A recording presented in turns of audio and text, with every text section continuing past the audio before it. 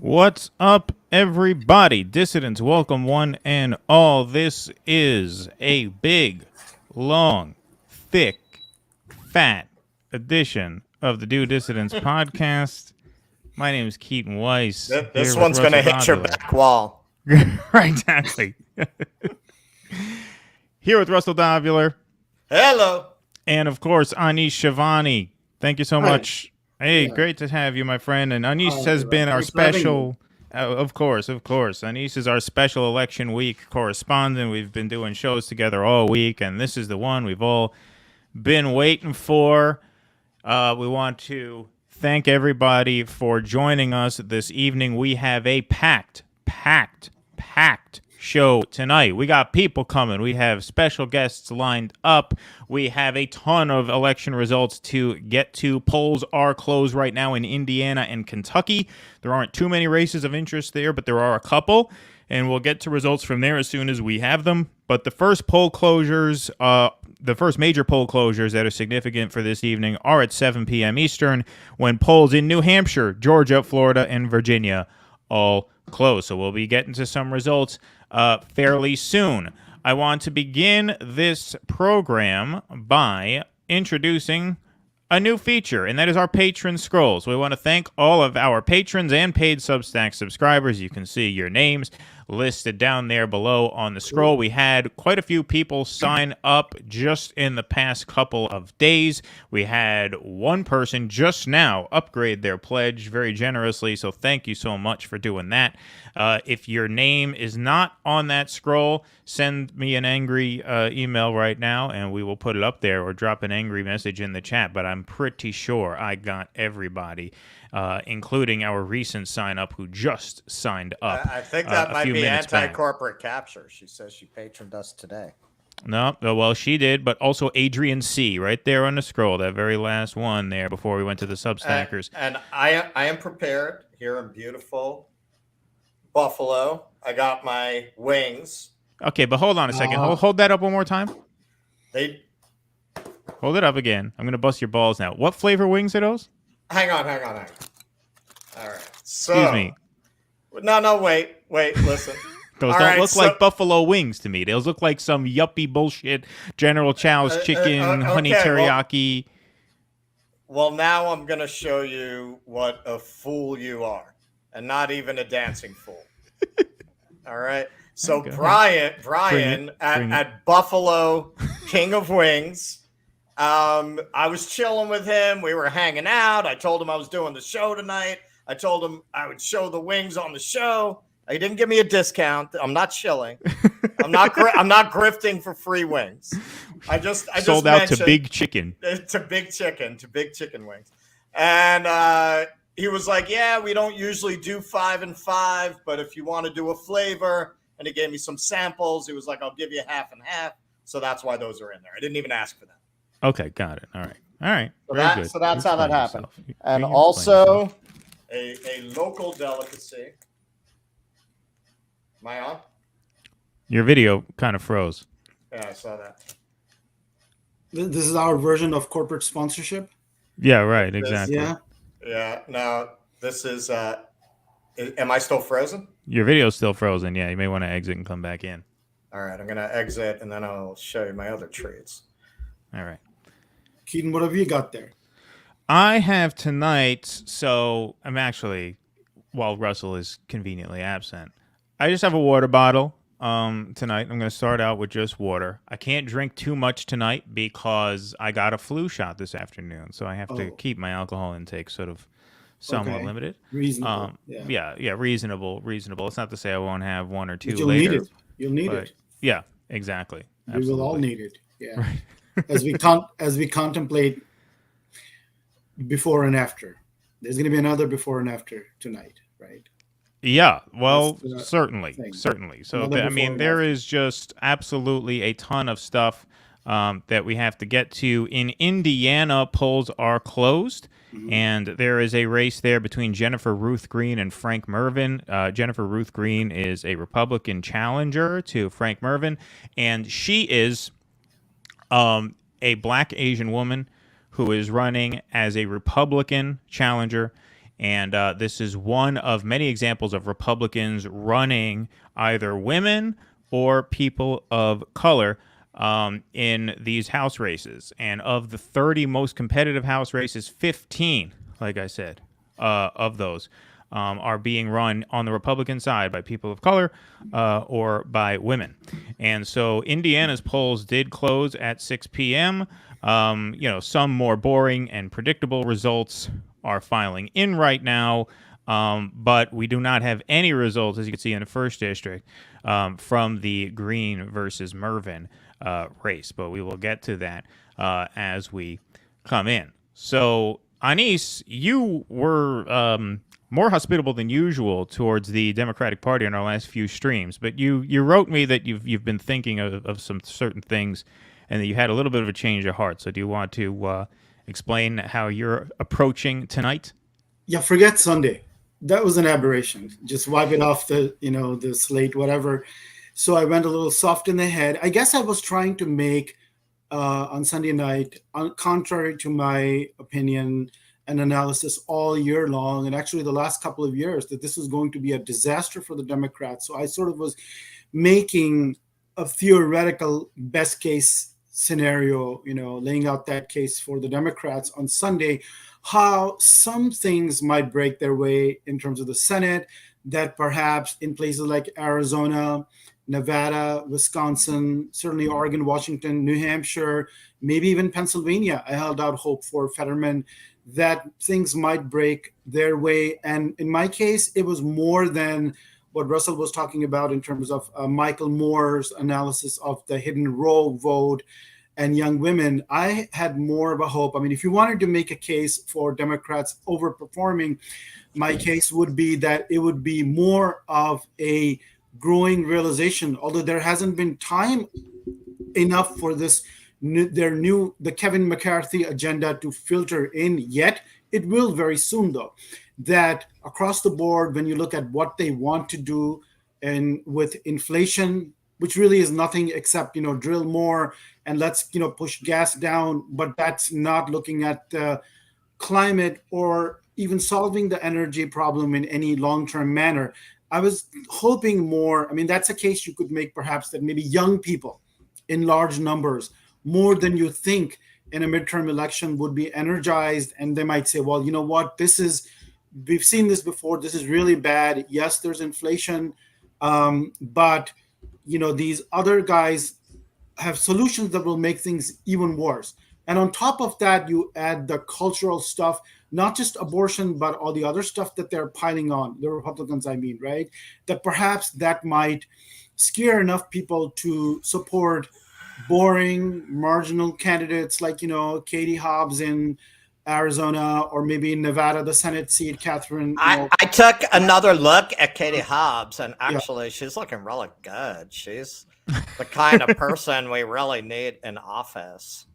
Well, that's the other case, the other side of the case. I mean, that's the more realistic scenario, is what Russell now that she has come to terms with her privilege, I'm really behind her. Is she really privileged though? She's a social worker, just standing up for Katie Hobbs. Isn't she a social worker background, right? I don't know if she came from privilege. I am a social worker who fires Black women without cause, but now I realize my privilege, and I'm not going to do that anymore. I see them, I hear them, and I will represent them. I'm going to do more listening and less talking. I'm going to do more listening Look, and less talking. My door is always open as Katie Hobbs, but if I'm Katie Hobbs and I'm telling you, you tell me how you would present Carrie Lake, the Trumpiest of all Trumpy candidates in this whole race, right? I mean, Carrie Lake is my opponent. What do you say as Katie Hobbs? Well, this is what I say, Anis. Look, yes. we've had over the history of our sad species, we've seen a lot of empires collapse, right? I mean, Persia, Greece, Rome, Holland, England, Spain, France, Turkey. Nobody has brought the kind of Las Vegas floor show panache to the event that we're bringing to it. I say, Carrie Lake, bring it on, man. Just bring it on, right? Put her in a can line with Marjorie Taylor Green, Donald Trump. Just bring them all in there. All right, speaking of Vegas floor show panache, let's get this out of the way because we're not going to have time to cover these once the polls start closing. It's going to be rapid fire. We got guests lined up starting at 8 o'clock. We have. So I'm gonna plug my Buffalo candy. Let me know in the chat if anyone's heard of this sponge candy. This is like their local thing. But this is 100-year-old candy shop they have here. You know, this guy's on payroll from somebody. Somebody's paying you tonight. Pretty soon, an hour, he's going to be pulling up boxes of cornflakes. Just enjoying some Kellogg's cornflakes tonight. Well, you know, do you know General Mills is located here? Yeah, it is. They make Cheerios here. Yeah, so yeah, that's right. Kellogg's wouldn't be right. It would have to be a General Mills. Yeah, Cheerios. It would have to be a big cereal. Some Honey Nut Cheerios. I'm with big cereal. Exactly. No, Anisha showcasing his food. Yeah, this is what I'm saying, man. This is a party. Tell us in the chat what food you lined up. You know, I'm not going to do pizza because it's difficult, man. I had some pizza here and it was a fucking war crime. Oh, there you go. He's got the melon. What is that? Melon? Yeah. That's too healthy, man. This is like it's all healthy stuff, man. This is like the Super Bowl for politics. I'm getting ready for the apocalypse in a better way than you are. Dieter McBusiness says the Bills are good, not good enough. Jets beat the Bills this weekend. It must have been a sad evening in Buffalo. It was. People here were upset. They were upset. All right, let's do a couple of segments quick before the polls start closing. Like this stream, everybody. Share this stream. Let's make this a real party. Subscribe to the channel. There's going to be a lot of first-time viewers in here tonight. So hit that subscribe button while you're here. Hit that like button. Let's make this a party. We are going to have a lot of guests and a lot of results when the polls start closing. Hang on a second. Beef fajitas and Modelo. All right. Well, you jumped the gun on me. Good. Excellent. Right. Very good. What I was going to say is, to everybody in the chat, first of all, patrons and paid Substackers, you have an invite link to call in. If you want to call in, the time to call in is probably going to be before 8 o'clock. You can call in after 8, but we will have guests, so it's going to be a little bit crazy in here. Also, when the polls start closing, this is going to be a very fast-paced show. So if you want to have your chats read, I advise you to make them super chats, because then we have to read them. I'm not saying we won't put any of your regular chats up on the screen, but we can't make any promises. So a super chat, however, comes with an incentive for us. So if you can hit us up with those, like I said, we are going to be on here for quite a while. We're going to be earning our money this evening. But speaking of Vegas floor shows, big announcement coming up. There you go. Cool Blues eating some apple pie. we got 2 40-ounce ice houses going, baby. Oh, wow. I was telling Anise while you were getting your tech straightened out, Russell, that I had a flu shot earlier today, so I can't drink as much as I want to, but I will have a little bit later on once we get our guests interviewed. Then we can really let it loose at about 11 o'clock Eastern. Anyway, once again, speaking of Vegas floor shows, a big announcement is forthcoming from the Vegas man himself, Donald J. Trump. On my birthday, too. You're saying it wrong. Special Donald J. Trump! He just threatened not Marco Rubio. That was 2016. He just threatened Ron DeSanctimonious with, I just read that he's going to reveal horrible information about him if he dares to run against him. And he said, I know more about Ron than anyone except his wife, who, by the way, is running his campaign.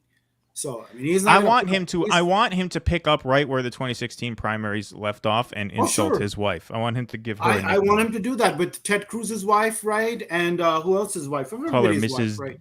DeFake Tits. Right. Yeah. Right. Yeah. A good nickname. Are they anyway, let's play this video here. No. Let's just hear this. He's teasing out an announcement because we're covering an election tonight, but it looks like there's another election right around the corner, like in 1 week from today. So let's play this. What the hell are you doing over there? Are we supposed to be hearing something right now? Are you beating the cat? What are you doing? What? Keaton? Yeah. It's not playing. What are you doing? It's not playing. We're not hearing any video. Oh, we're not hearing it? No. Mm-mm.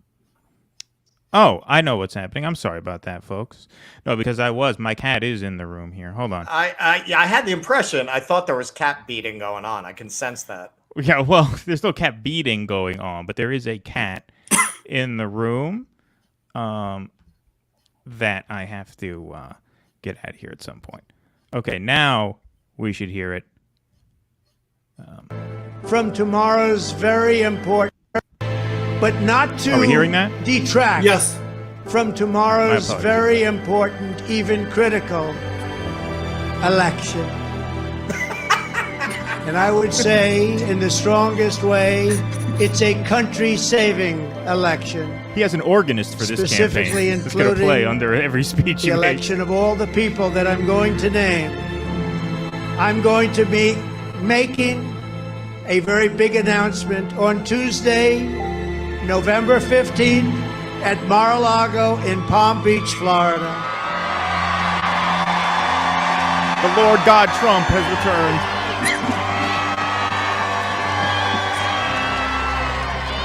Praise be to the Most High. 1 week from today, everybody. 1 week from today, we have another election. Well, how do you like that? I mean, this is a podcaster's dream. I want to thank Donald Trump because it's a podcaster's dream. There's usually a lull after one election. Right, yeah, You usually have to wait a little bit before another one starts. There's a drop in engagement. No. Not with Donnie Boy in charge. Well, he was thinking about doing it last night or today, but he's been convinced to hold off. He thinks he can hold off Ron DeSantis for a week more with all these threats about information that he's got on him. Well, look, Trump is a master at this kind of thing. He really did have it both ways because in a way he did announce last night. I mean, he said, I'm announcing next week. So that means he's announcing. Right. So he announced last night. He did it without doing it. Just how can like, you get a jump on him now, right? You can't get a jump on him now because he's already told you what he's going to do. Right, right. But he played it perfectly. People were like, should he announce before the midterms or after? And he kind of did both. It was like, David Chase, should I kill Tony Soprano or not? He did both. He wrote an open-ended ending, in which case it was pretty obvious that he got whacked, but they didn't make it, a sure thing. Right. In case some of his now we're talking. Now it's a party. Now it's a party. Sorry, Anise. We have some little bit of dissident capitalism to take care of here. Cool Blue 71. Thank you for the $4.99, my friend. He predicts Republicans win over new majorities with 240 House seats, 52 Senate pickups in Nevada and Georgia. Governors, the Democrats flip Massachusetts. That's an interesting prediction. I didn't have my eye on that race, to be honest with you. In Maryland, Republicans really counterflip Wisconsin, Oregon, Kansas, Nevada. All right. Thank you, sir, for going on the record there. That's very specific. I'm impressed. Colin Radix Carter, who's going to be on the show at 8 o'clock, and we are going to be on Colin's show tomorrow at 9 p.m. We're going on the Indie News Network tomorrow to do some midterm That is what we call in the biz coddling. Right, we are coddling each other. We're going to be coddling each other on camera soon, but thank you for the $2, my friend. Trump is entertaining. I'll give him that. Absolutely. Anise, go ahead. I didn't mean to cut you off. I'm going to get my cat out of here, and I'll be right back. No, that's okay. I was just going to say that the way Trump has played it is that in case his, candidates underperform, like J.D. Vance or Blake Masters, maybe Herschel Walker, he can always, now the Republican Party can't say, well, because you'd already declared for 2024, and that's why, they can't blame him for that underperformance. Instead, what he can say is, look, you know what? I stayed out of the race. I didn't mess with them.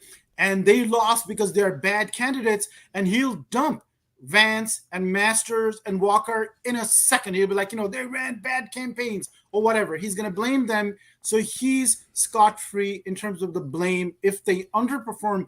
If they overperform, which I always thought was going to be, now that I've got my analyst cap back on, I'm thinking straight, again. You're thinking straight?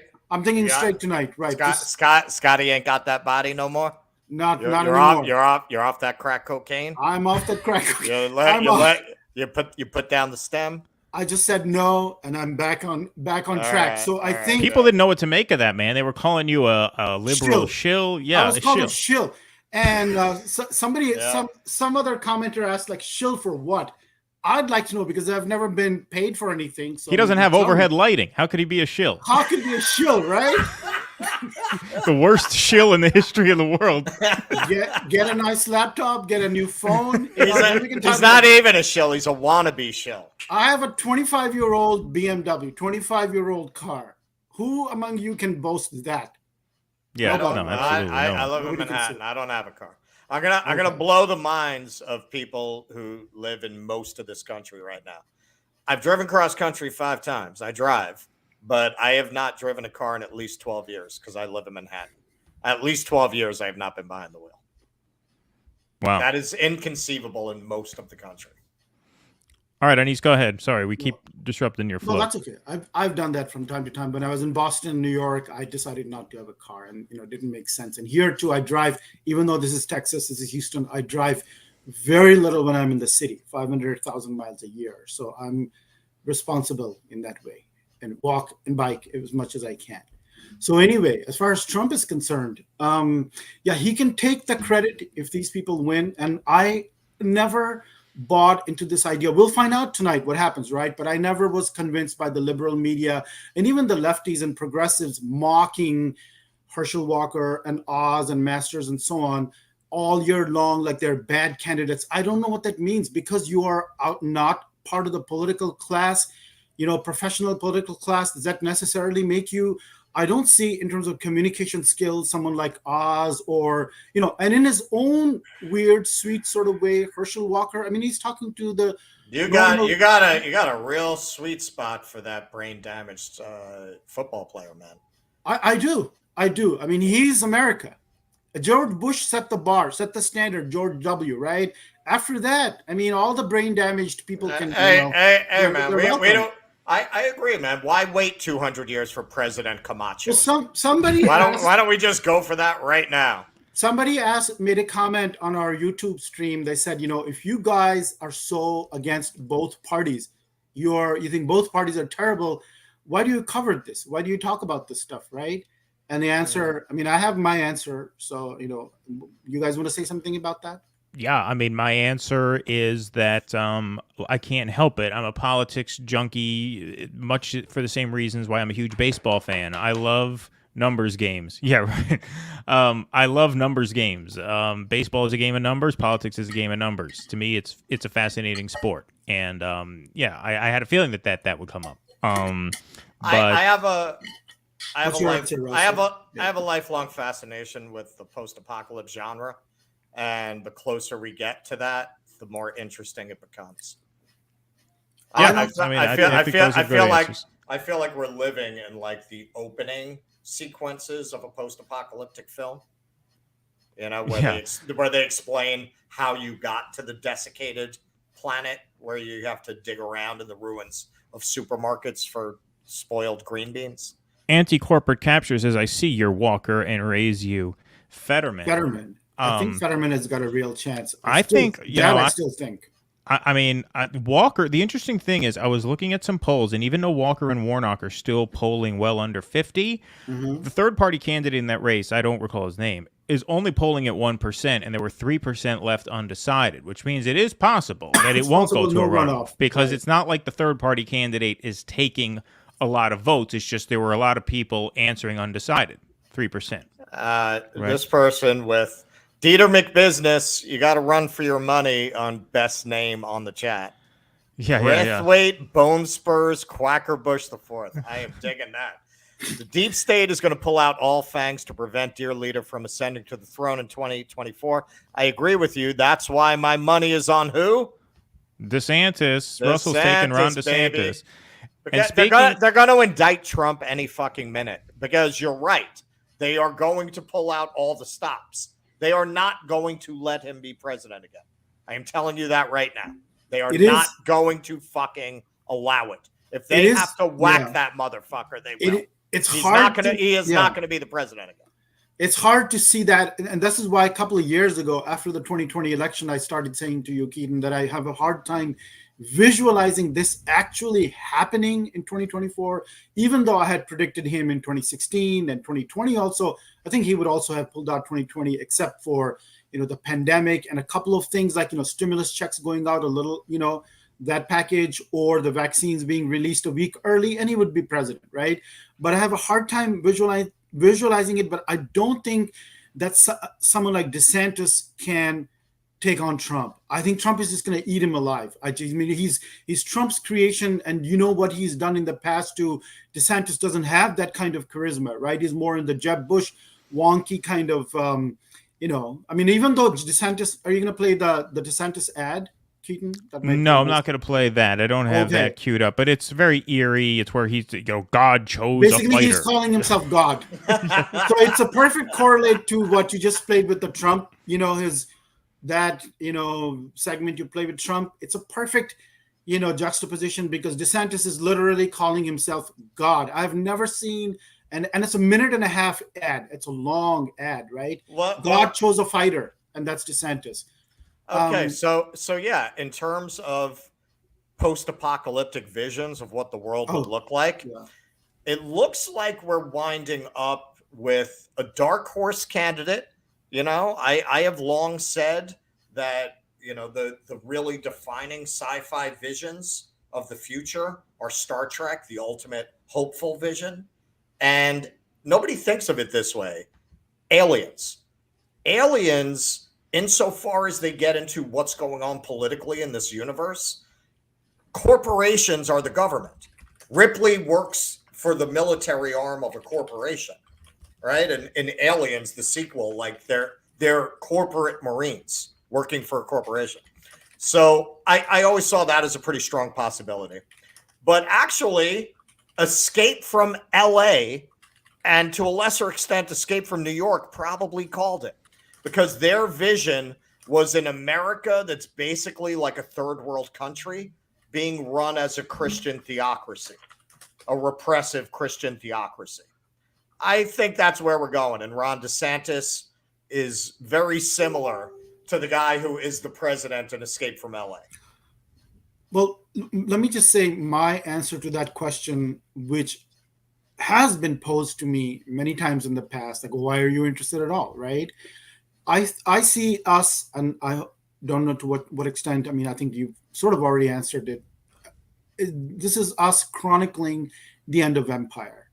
And it's a long unfolding process, and the pieces fit together, what happened in 2016 and 2020 and what's happening in this decade. It's not something that I awoke to now. I mean, it's something I've felt my whole life. If you can go back and look at my writing from 20 plus years ago, and it was the same basic pattern, what I was saying in terms of what would happen. It is happening now. Now we're absolutely in the thick of it in this decade.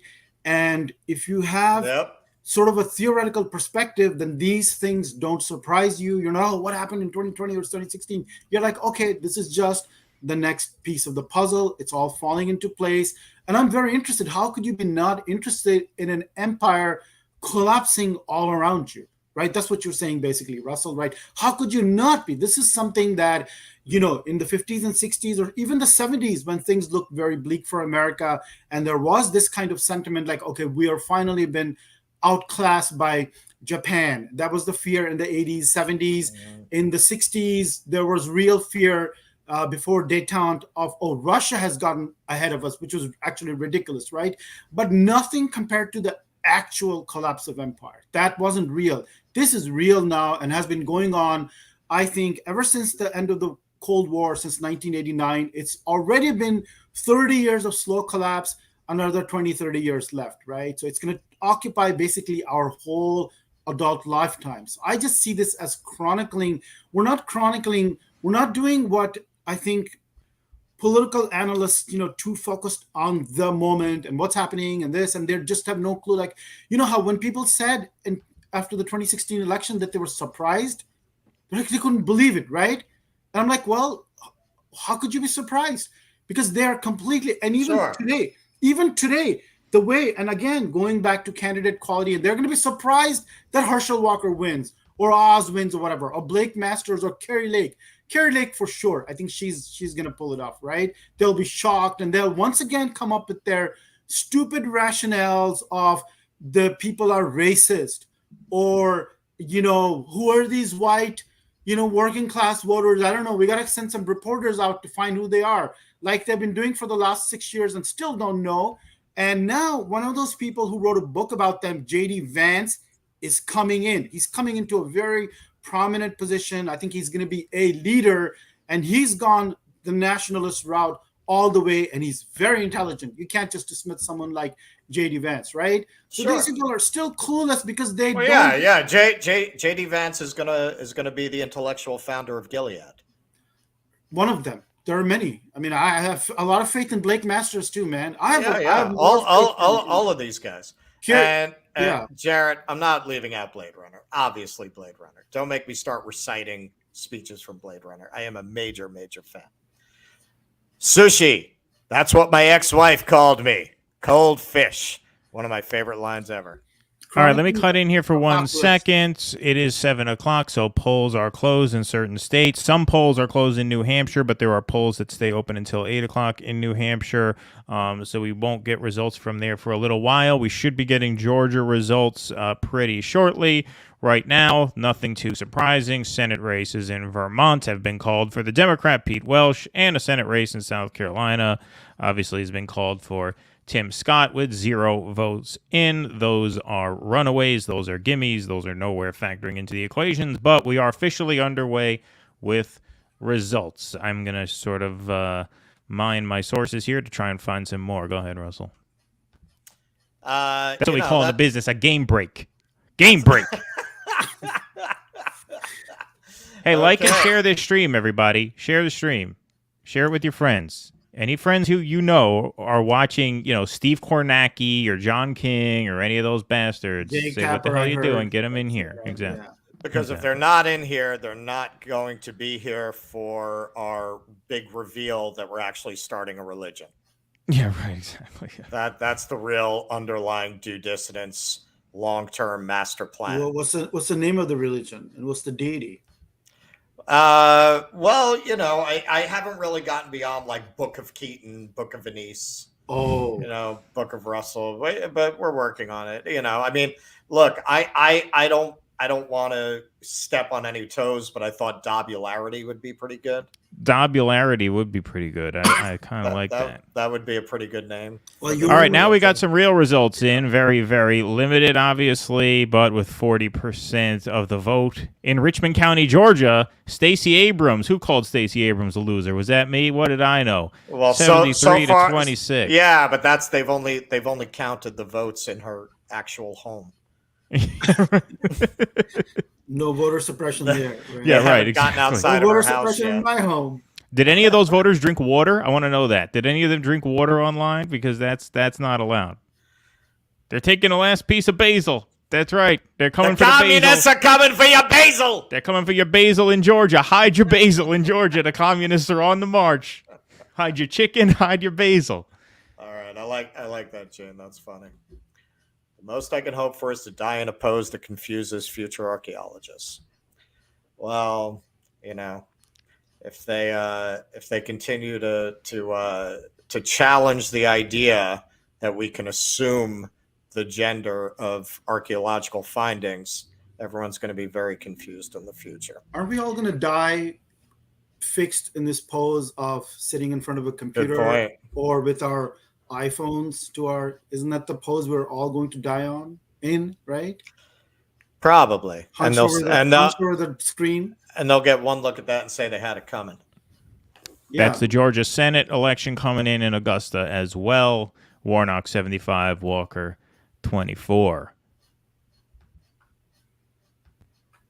Walker, same precincts as reported in the governor's race. Well, Michael Moore is sitting there saying, maybe I'm not going to lose all my credibility tonight. Yeah, right. Exactly. Yeah.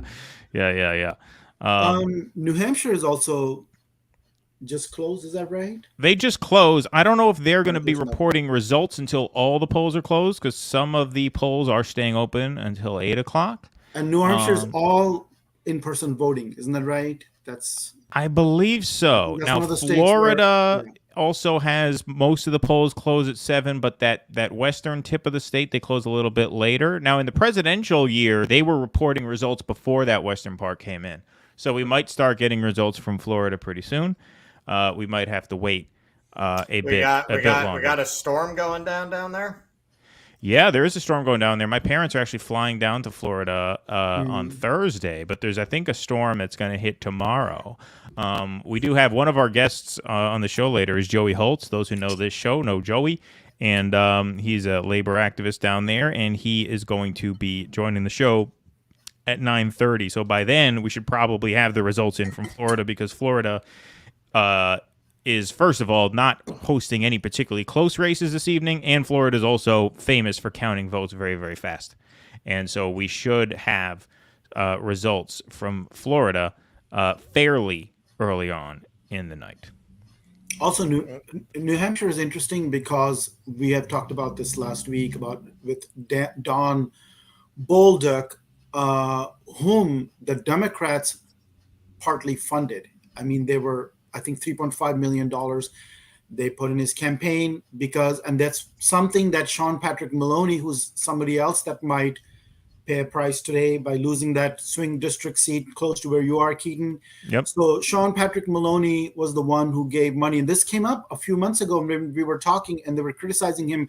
I think John Gibbs in Michigan, right, who was another extremist MAGA candidate, and they were pumping money into his campaign. And Sean Patrick Maloney was like, my job is to win, and this is and people and the media, even the liberal media, was criticizing him, saying, well, why are you funding these extremist MAGA candidates? Because they still believe that's how you, just like they thought with Trump, that you beat these candidates easier. And that was their philosophy with Don Bolduc, who has a real shot. I still think Maggie Hassan will win in the end, but it's dangerously close, and he's closed the gap, and he is a brigadier general, special ops guy. So that will be an early indication tonight. If Bolduc pulls it off in New Hampshire, that's going to bode very poorly for places like Wisconsin and Arizona, Oregon, Nevada, and so on, because that's a horrific upset. And they pumped money into his race, thinking that's the guy we can beat easier. Same with Doug Mastriano. We didn't talk about Mastriano. I guess people think that Shapiro in Pennsylvania, governor, is just going to win that, but who knows? That would be that would be a shock result. Right. That would be a huge shock. Yeah. That would be a huge shock. That's something that would be so shocking that nobody's even talking about this, right? Let me respond to Keith. Keaton, showing your age there. Florida's famous for counting its votes fast. I know what you're referencing there, and I remember that pretty well, even though I was only in 8th grade at the time. But in recent years, they have been counting them very fast, especially as early voting has expanded, because a lot of Floridians vote early because they're old, so they mail in and vote early, and those tend to get counted pretty quick. So in the last couple cycles, they've actually had results pretty fast. Like in 2020, we basically knew that Trump won Florida before our stream even started. We started the stream at like 9:15 that night. By then, Florida was pretty much in the bag. So we should be getting results from Florida fairly quickly. Florida is a new Brazil, right? Right. in terms of counting votes, or the new Italy. Because those are the models that the MAGA people hold. According to Tiffany Cross, who will no longer be offering such opinions on MSNBC, it's the nutsack of the United States, which should be castrated. Is that what you said? It's the nutsack of the United States? I think she said testicles. Okay, testicles makes a little more sense. A nutsack. I don't think she said nutsack, but they fired. Florida used to be that state. All right, here's what I mean. Let me just prove to everybody that I know what I'm talking about. I'm not talking out of my ass here. Florida already has 17% of its votes reported, 20% of votes in already in Florida. Val Demings 49-8 to Marco Rubio 49-3, but look at that. A lot of that is from Broward County. Broward County, very liberal county just north of Miami-Dade, 67% of votes in. As I was telling Keith, a lot of the old people live in Broward. They vote early, and all those votes come in just like that. And so, boom, you got 20% of results in Florida in. Demings now up by 0.5 point over Rubio, but one of the two main liberal strongholds, Broward, is already 2/3 in, and almost none of Let's Go Brandon country up here has come in yet. And actually, if we're looking at Miami-Dade, with 67% of the votes in, Marco Rubio up in Miami-Dade, that is an early indication of a red wave, because for the Republicans to be winning Miami-Dade County is shocking. Miami-Dade and Broward are the two Democrat strongholds. We've heard all year Latinos are swinging more to the GOP. 2/3 of the votes now from Miami-Dade are in, Rubio up. If Rubio holds that margin or even comes close to holding that margin, Miami-Dade County, Florida is going to be deep, deep, deep red, and that could be a sign of things to come elsewhere, because we've heard that the Latino vote could go as high as 40 to even 45% Republican this year. Right. And there's no way to win this county without significant Latino support. It looks like Rubio has that. And so that spells that spells doom, basically, for Val Demings if these numbers hold in Miami-Dade. Well, that could have implications for the South Texas House South seats. Texas, also of course, Nevada, Arizona. So this is one of the things we were talking about when we were covering the 2020 race, is Florida and the Latino vote, the Hispanic vote. And one of the big things to think about tonight is how the Latino and also the Asian American vote is swinging toward the Republicans, and that's a huge shift. And if that really happens even more in a couple of years, then the Democrats can't win anything. They just can't, right? I mean, depending on how pronounced this is, right? You mean the emerging demographic majority got lost on the way to being Democrats? Yes, exactly. That's not happening. That's right. Not they called that off.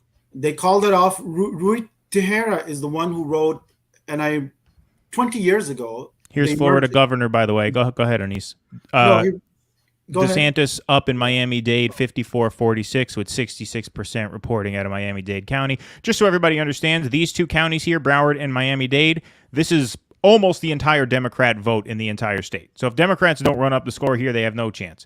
If they're losing Miami-Dade County, that's 100% in the bag, DeSantis and Rubio, and by a lot. I would say it's 100% landslide if Republicans win Miami-Dade County.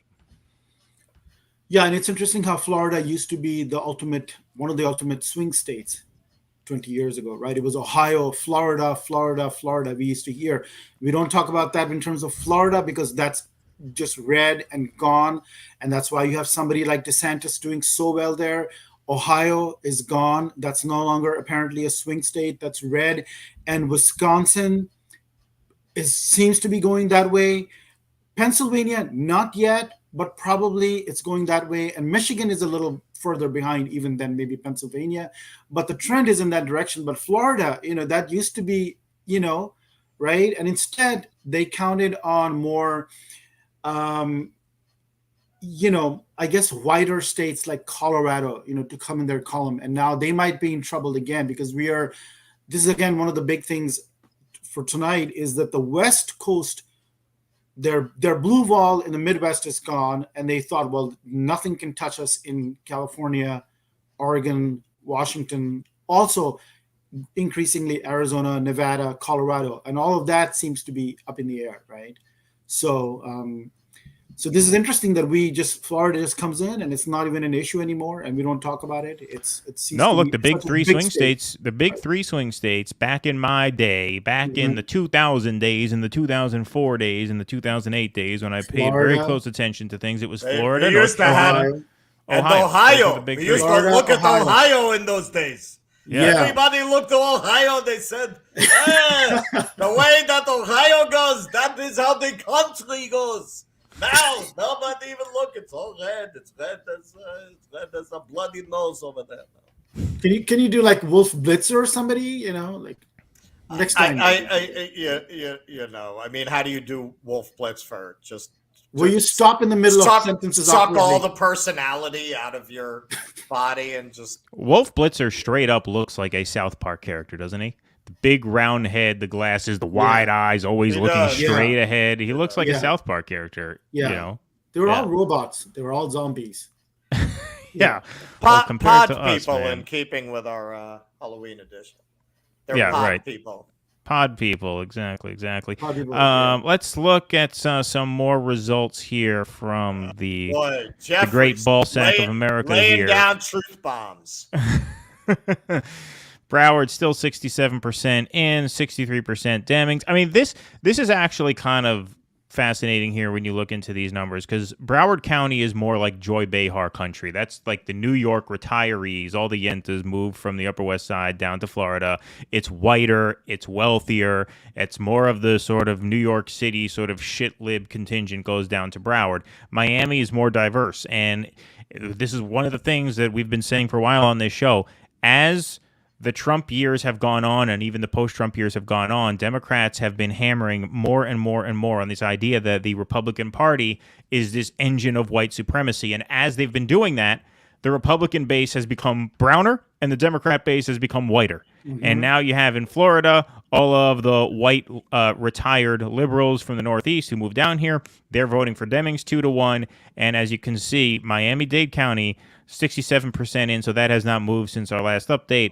At best, you could say Demings can hope for a tie out of Miami-Dade, which is nowhere near good enough. Yo, man, I just got to give a shout out. This is my wings man, Bryant.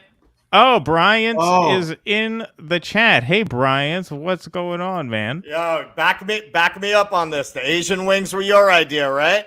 I gave Russell a little bit of shit about getting the Asian wings because, you know, he's bragging about being in Buffalo, getting buffalo wings, but he doesn't have the buffalo sauce on them, and he told me you recommended these. Well, thanks, man. We got all right, now I know you haven't Brian seen this show before, so subscribe. Russell's going to eat one. Now, fun fact, they don't call them buffalo wings here. They call them wings. They're in fucking Why Buffalo. Would they? Why would they call them Buffalo? To call them Buffalo wings. Now, my technique, hey, Russell, try this. When you have the thigh, don't eat it like that. Try putting it in your mouth the long way, biting down and pulling the bones out. That's how you get all the meat at once. What, are you trying to choke me to death for your 45%? No, I'm saying rather than nibble at the sides like it's a corn on the cob, put it in your mouth the long way. The long way. No, the other way. I'm not doing that. You know, I'm gonna choke on a fucking wing. I'm close-minded. Imagine you choke to death on a live stream. Exactly. These are excellent wings.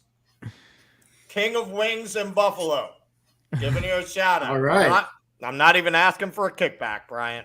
Thank you. These are Cricket. excellent. Russell wasn't doing an Ohio accent. He was doing an impression of a neurotic New York Democrat worried about how Ohio is going to vote. That's what he was doing there. That's exactly Yeah. His Ohio accent is more like a Fargo accent. Russell is such a New Yorker. There's only 3 places in America, according to Russell.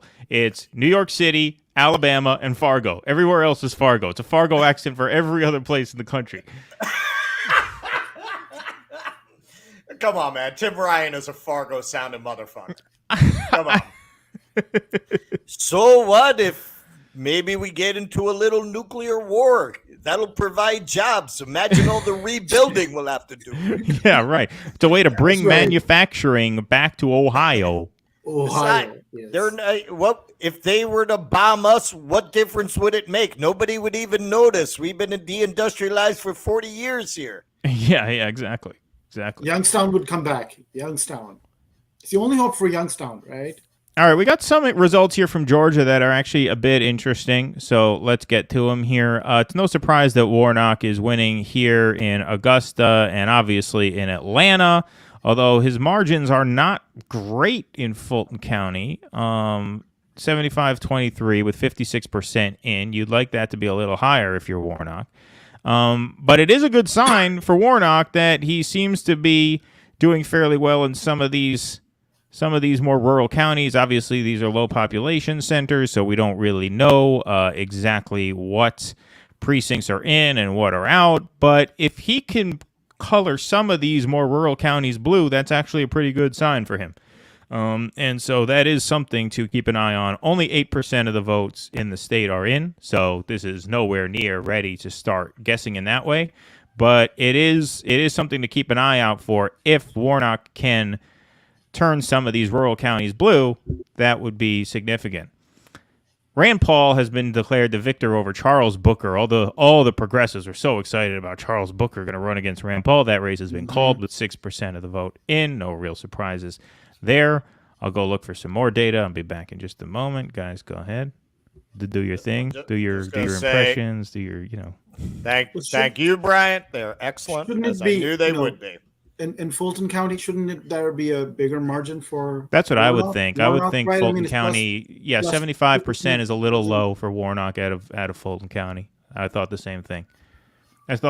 However, Yeah. you can make up for that if you get some wins in some of the rural areas, because rural Georgia is always deep red. And so if Warnock can make it close out there, he could afford to lose Atlanta by a little more than he wants. Obviously, only 8% of the vote in there, so there's no way to really know anything right now. But do keep an eye on those rural counties, because if those start coming in, if even a few of those start coming in blue, that could spell trouble for Herschel Walker.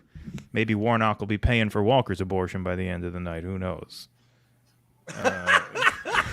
Well, I think I want to make the point that Trump is a gambler by nature, and he makes big bets. And I mean, in his business career, sometimes they didn't pay off, but in politics, he's been able to make them pay off more often. And when you pick candidates like Walker, I mean, it's a big risk, right? But it makes everybody else look more normal, including him, right? Because you pick, Carrie Lake, it just has to talk smoothly, and she has the same exact ideas. And then, so it moves everything, there's I don't know how articulated this calculation is, but it just shifts everything it makes the absurd look more normal for everybody. So I think on net, I always thought that this was a good move. Yeah, I know you probably don't agree with me. Well, the thing, I mean, look, like we said when we were doing our Senate preview, I don't recall who the primary contenders were. So I don't know what the alternatives were. Right. I mean, one of the things that Trump has done to the Republican Party is he's really compromised their bench, because party leadership is so afraid to cross him. It's tough to recruit candidates who are willing to go up against the Trump-backed candidates, right? So that automatically just kind of filters out a lot of would-be challengers to a guy like Herschel Walker, right? Because who wants to go up against Trump? So I don't remember Walker's competition, but I do remember Oz's, McCormick, the hedge fund guy, and not just the hedge fund guy, but one of the biggest of them all. I mean, he is like a massive hedge fund guy. And he had a Trump connection with his wife, McCormick did, in the Trump administration. And yet Trump went with Oz as the TV guy and someone more likely to bend with him. Do you think that McCormick would have had a better chance against Fetterman, or is it Oz?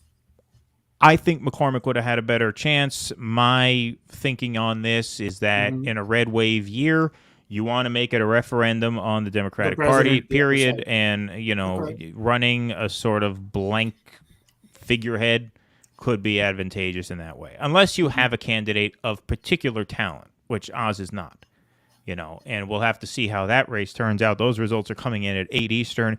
It's 7:24 now. In 6 minutes, the clock will strike 7:30, and polls will close in Ohio, West Virginia, and North Carolina. So we should be seeing some results from that Vance-Ryan race fairly shortly. So we will keep an eye on that. Once again, you could support the show, everybody, by going to patreon.com/DoDissidents. We had a decent number of new signups this week, quite a few. I'm going to put that Patreon scroll across the bottom of the screen here. We're going to start shouting out the patrons every time. We added all of our patrons here. Some of you guys on Substack, I only have your emails, and I didn't want to put your email address on the scroll. So if you're on Substack and you're a paid subscriber and you want to be on the shout-out scroll, just send us an email, dodissidents@gmail.com. Let us know your name, and we'll put you up there. But thank you guys very much, of course, for your support. And while I'm getting my plugs in, I do want to give Anis a chance, since he's been here all week with us, to get some of his plugs in. So, Anis, you want to talk about what books you have available? You have some recent political books that you came out with. So why don't you go ahead, get your business taken care of? Oh, sure. Yeah. Well, thanks. So there was I've been writing about this stuff for more than 20 years. And in the early 2000s, actually in the late 90s with Clinton and Monica Lewinsky and so on, that's when I really started anticipating where some of this stuff looked likely, to me, that it would go. Early 2000s, of course, was Bush, 9/11, the reaction to that. So I put together the essays I wrote over 20 years, all through the 2000s and 2010s. And that book is called Confronting American Fascism.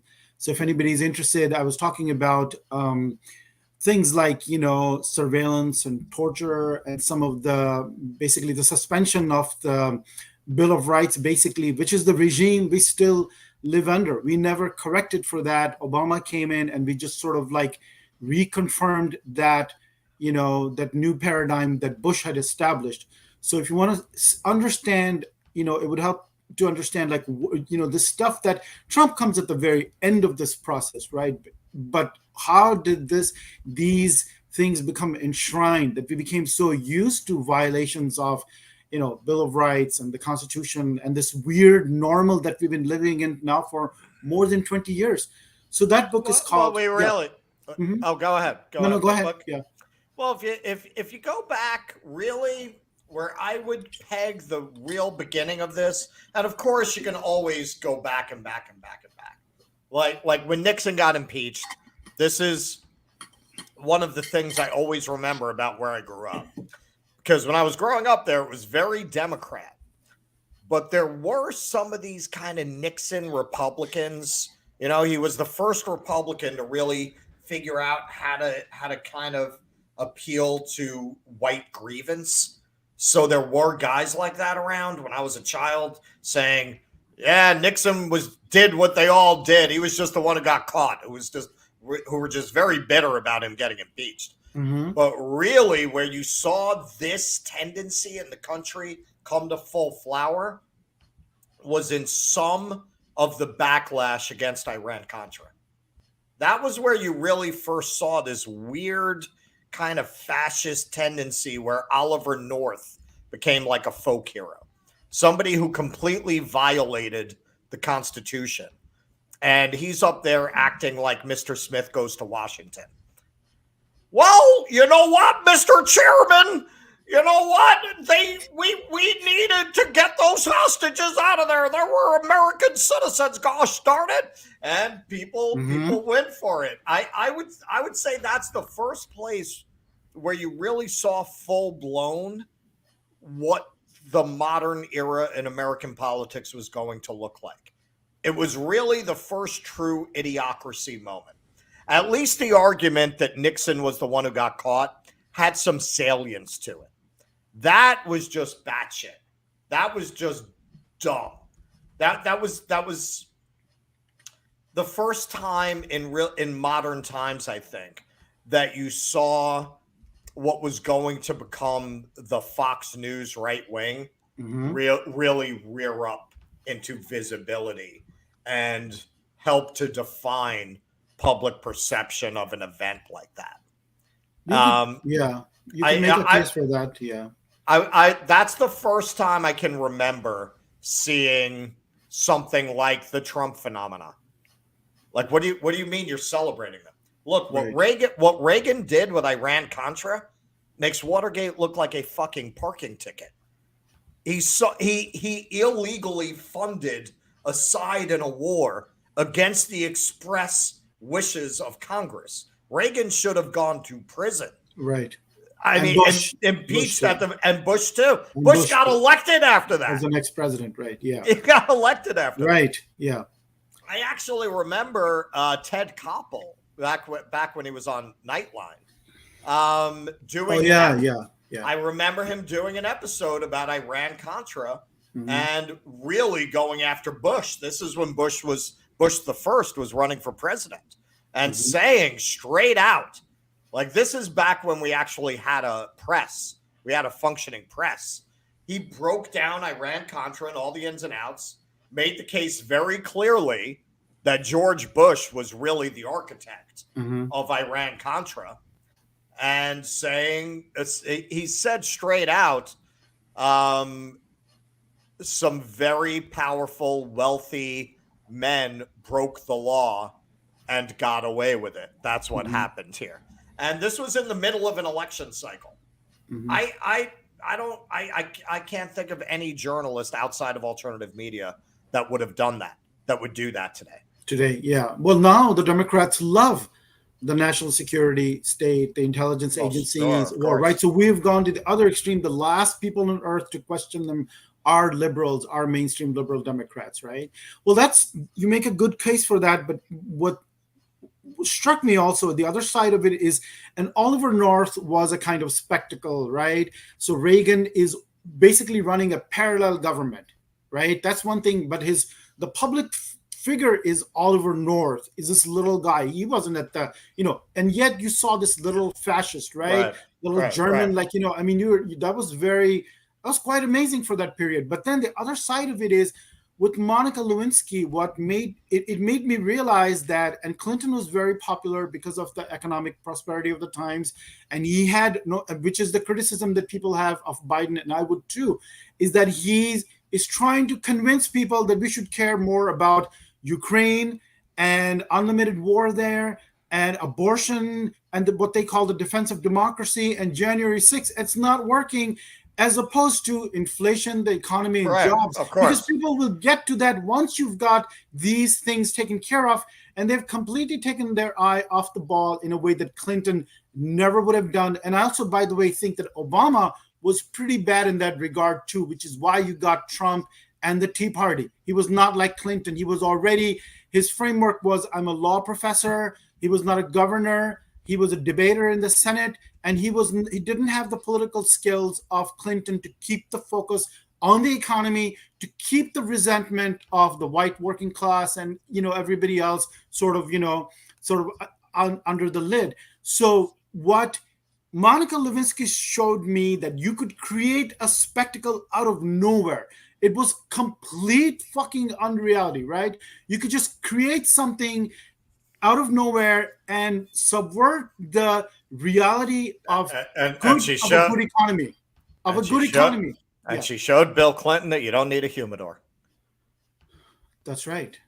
Yeah. But just the whole thing was really sad, right? Yeah, exactly. Yeah. So I met Monica Lewinsky. Oh, did you? Okay, so I'm gonna okay. This was one of my good stories. All right, okay. I'm going to tease that before you do it. I'm going to go to a brief game break here, and then we'll have some time for that. Don't worry. We will not skip over that. 70% of Miami-Dade in, 53-46. We have Florida coming in pretty fast here. 52% of the vote in, Rubio 53, Demings 46.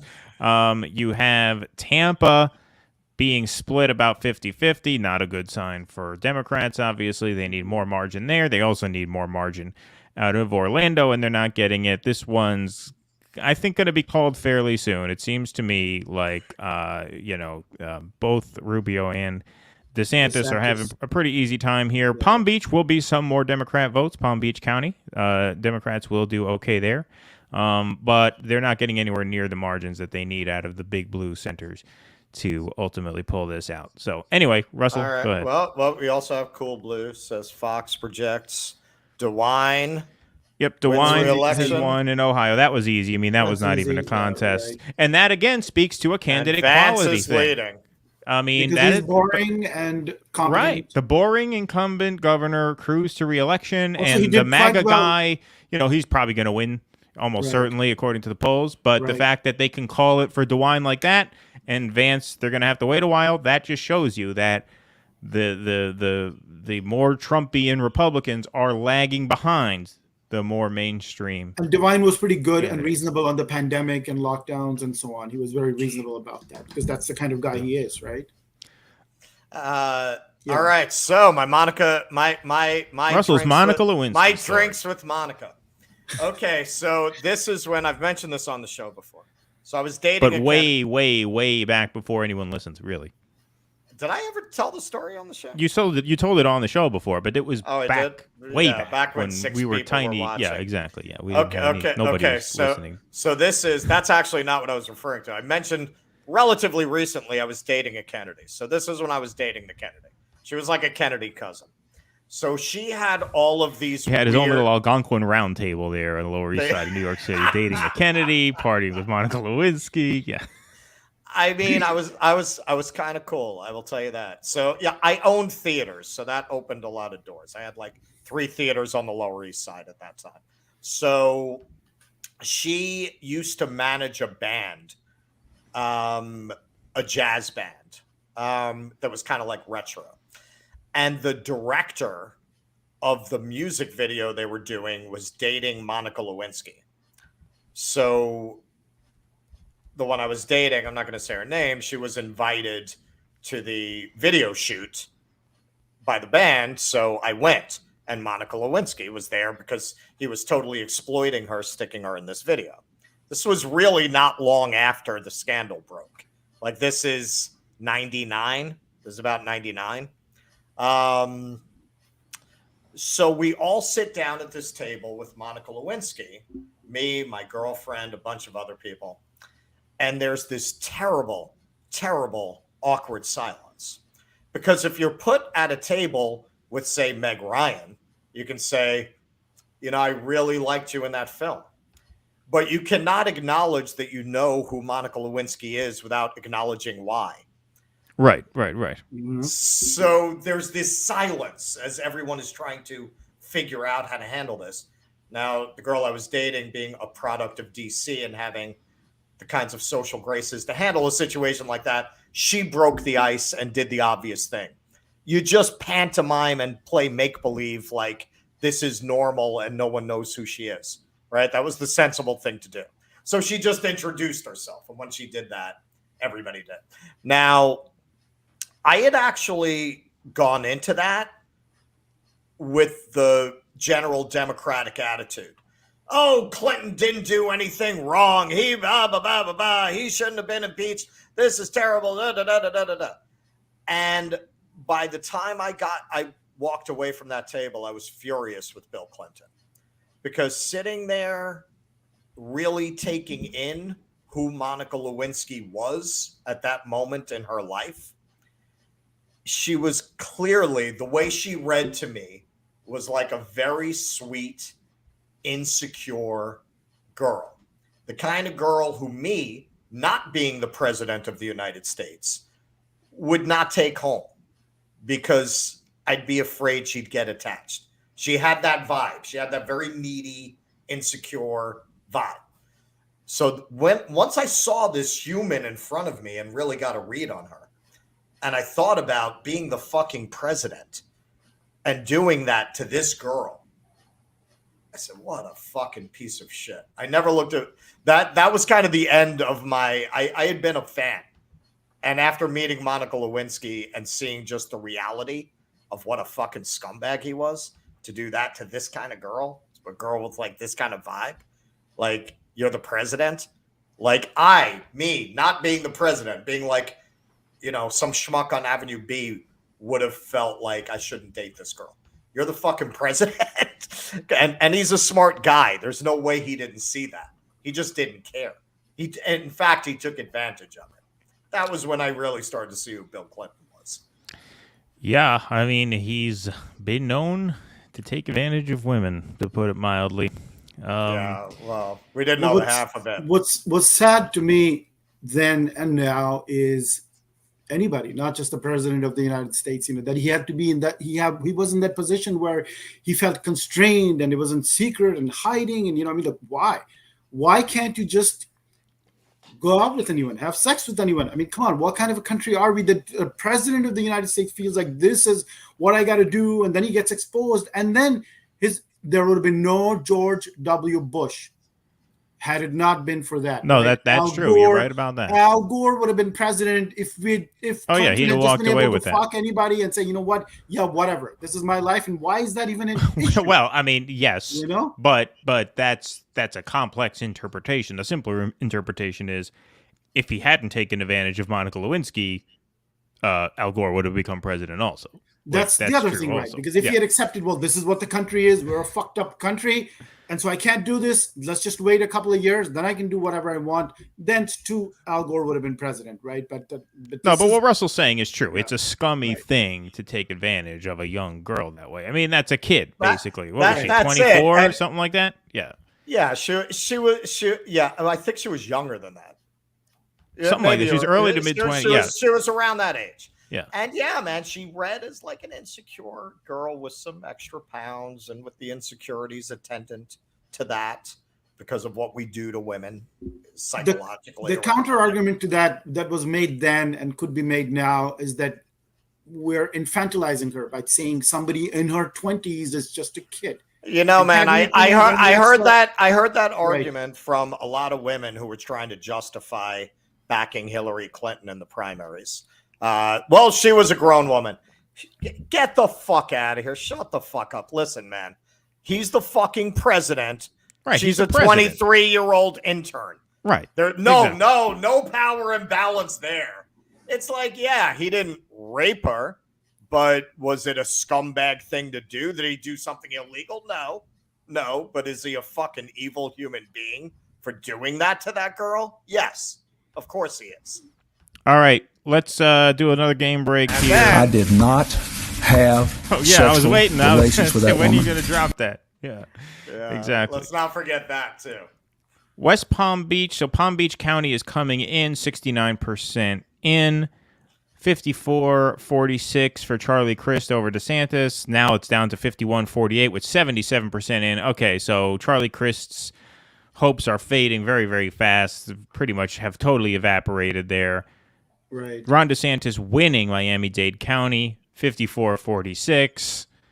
Broward, Charlie Crist. Like, Broward is the only one of these big three Democrat counties that's even remotely resembling normal in terms of Democratic performance and making it close.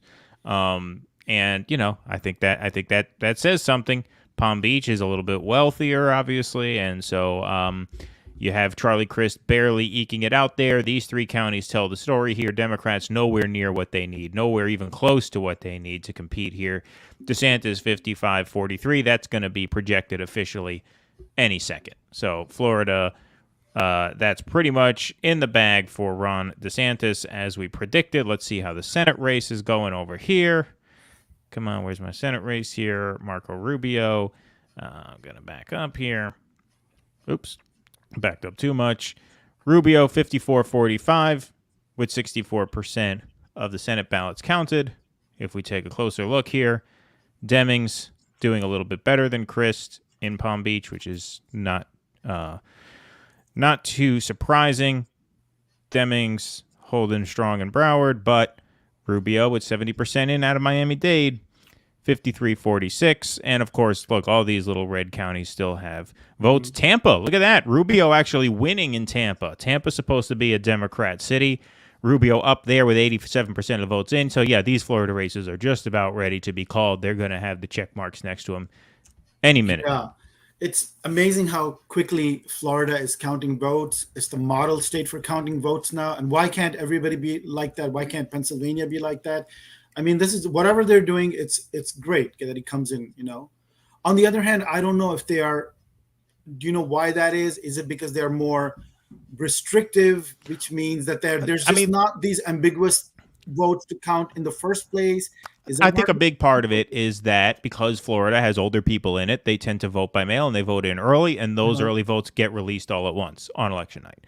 So they just have more numbers to just release on election night without the actual precincts having to count and submit. I think that's a big part of it. But yeah, Florida 64% in. Right. We're going to have official projections out of Florida very, very shortly. Let's take a look at Ohio. J.D. Vance versus Tim Ryan. Very, very early results here. 4%. Tim Ryan 69-31 with 4% in. That's because Columbus, one of the major cities in Ohio, obviously going to be a Democrat stronghold, coming in fairly strong for Tim Ryan.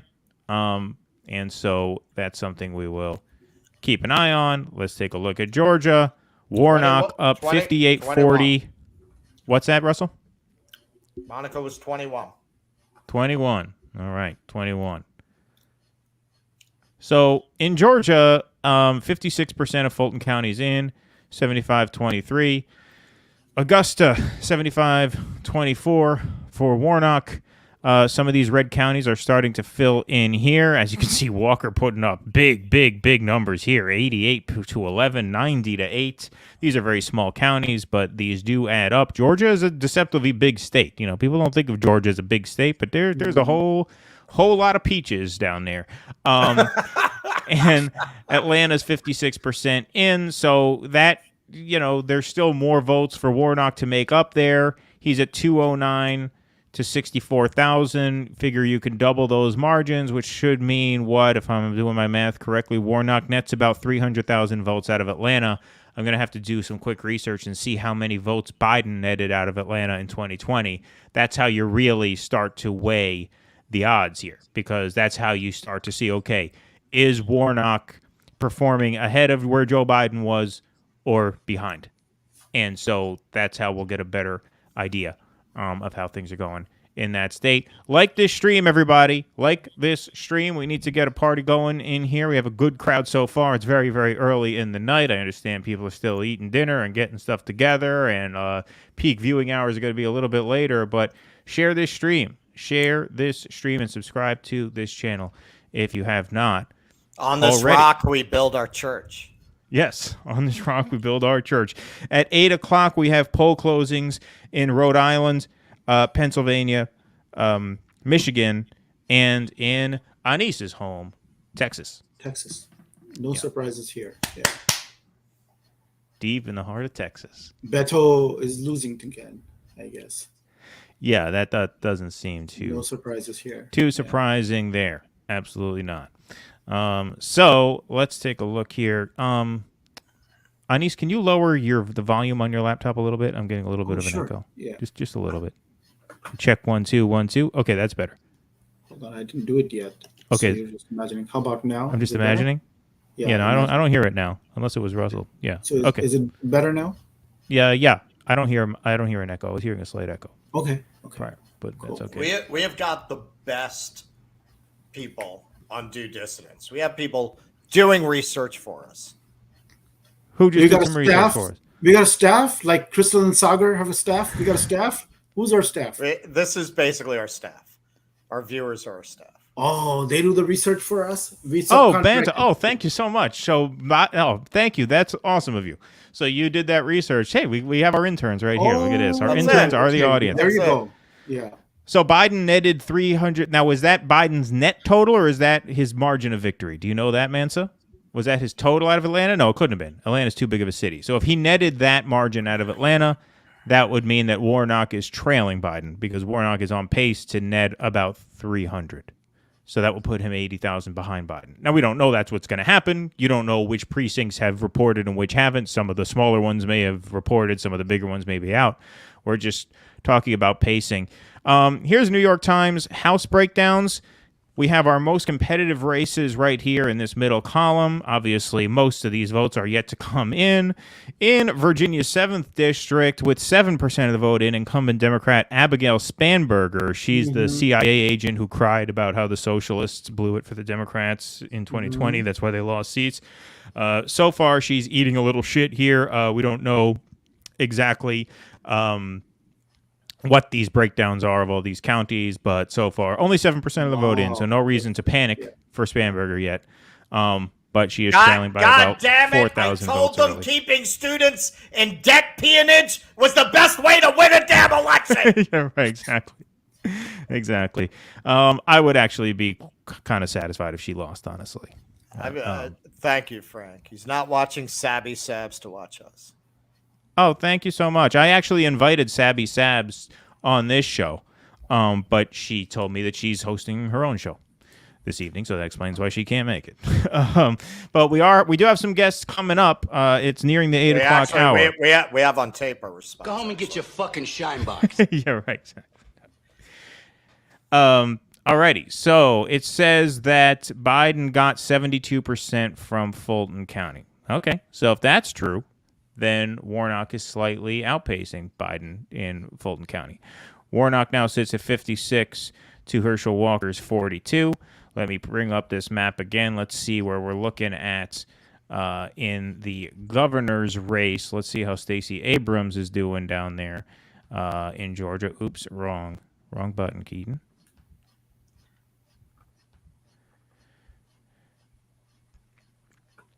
Abrams 53, Brian Kemp 46, 57% of Fulton County is in. This is where you're really looking at in Georgia. You're really looking at numbers from Fulton County. This is where Democrats have to run it up. As that vote comes in, there will be fewer Democrat votes elsewhere. But, I have to say, so far, so far, I am surprised at how strong both Abrams and Warnock are looking in some of these smaller counties. Obviously, these are low population counties with low percentages reporting, so there's no way to tell too much from this yet. But the fact that there's any blue at all out here is a better sign for Democrats than they probably expected going in. So there's some signs of hope in Georgia. For Democrats, I think Abrams' polling lead is just too large to overcome.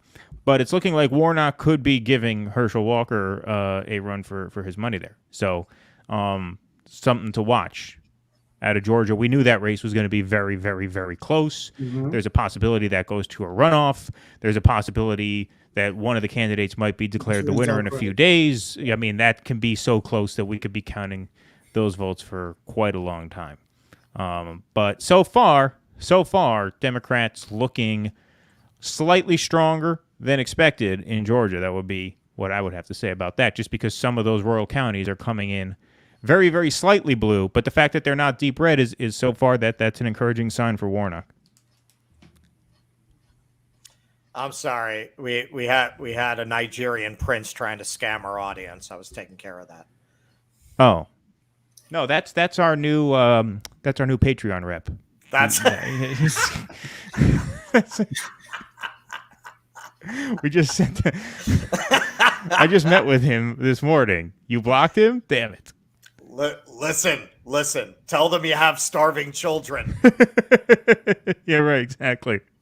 You know, appealing to the better angels of their nature just isn't working on our own behalf. So maybe if they think they're supporting starving kids.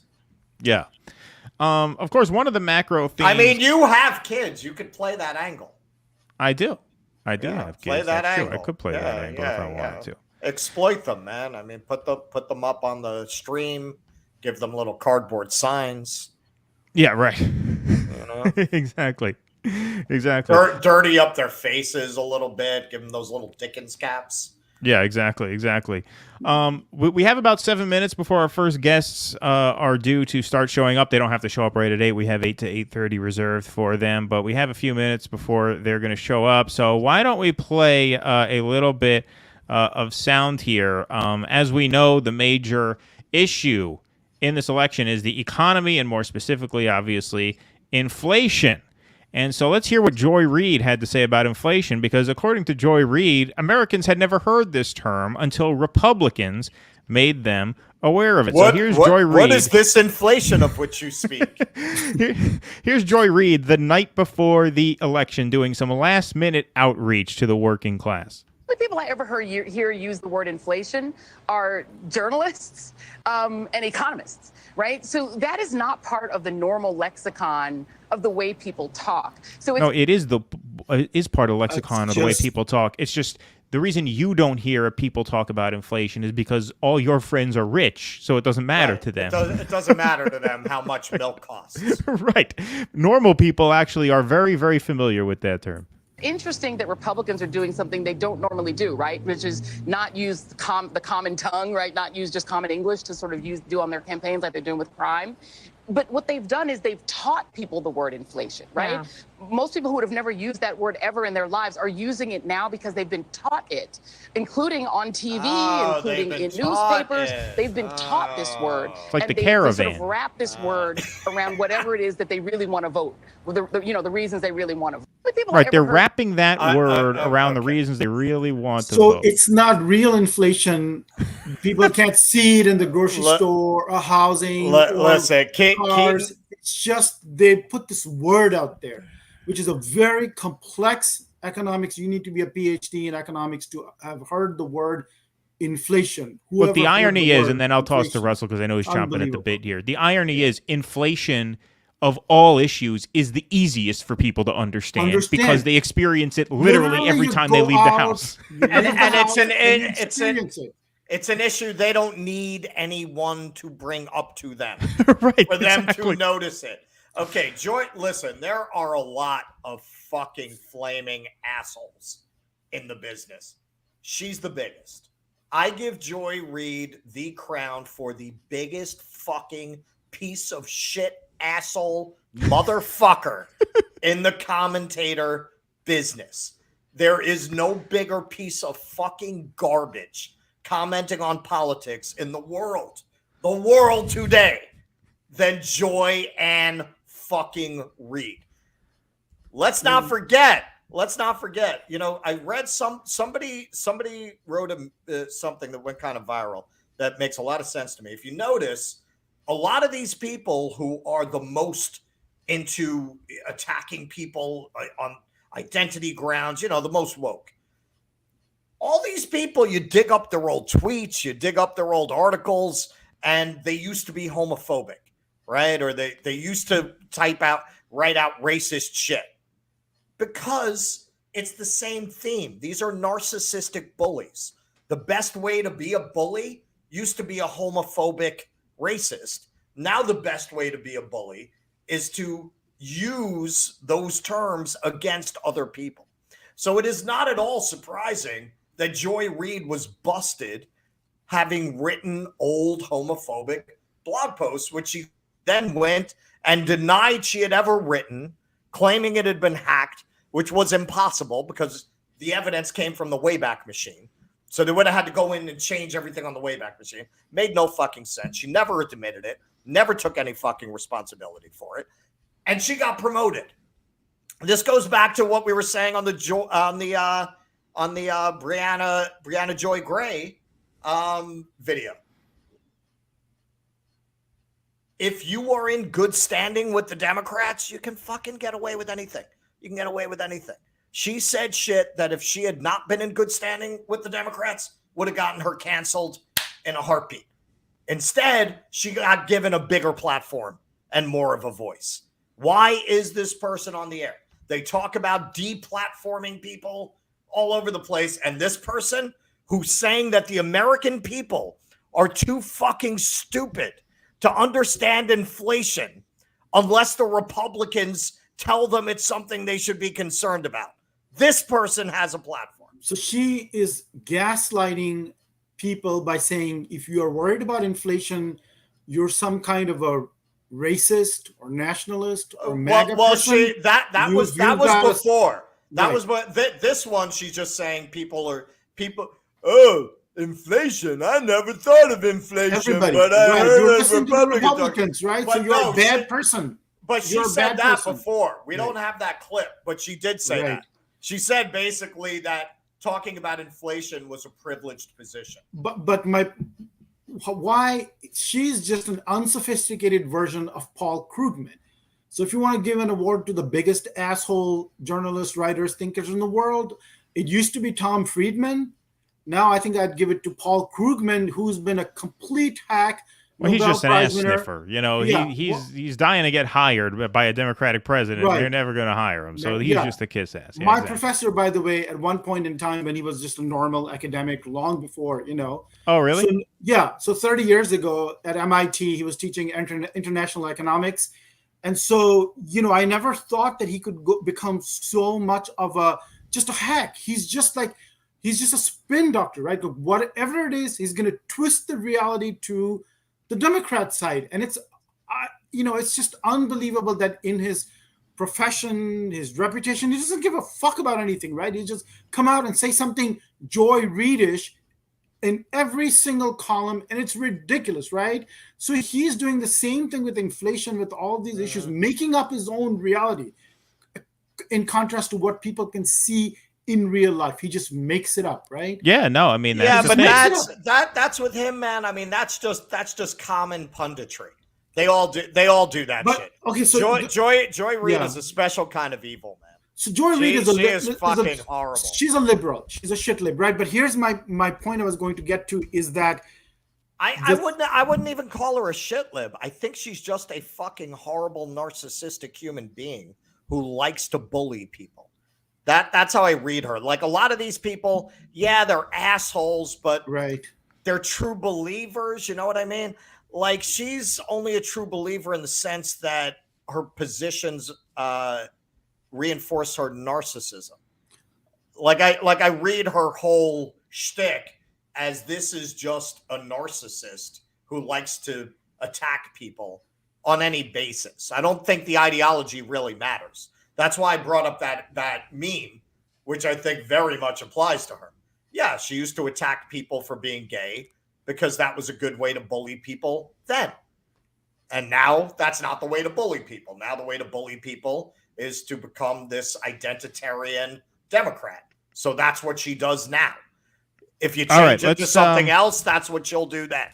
All right, let's get to our first guest of the evening here. We're going to admit two new friends of ours here, Reef Breland and Colin Radix Carter. They are the hosts of the Indie News Network. We are going to be your guest tomorrow night, guys, at 9 p.m. Eastern over on your channel. But it's great to meet you guys. Thank you so much for coming on this evening. Thanks for having us on. Thank you, guys.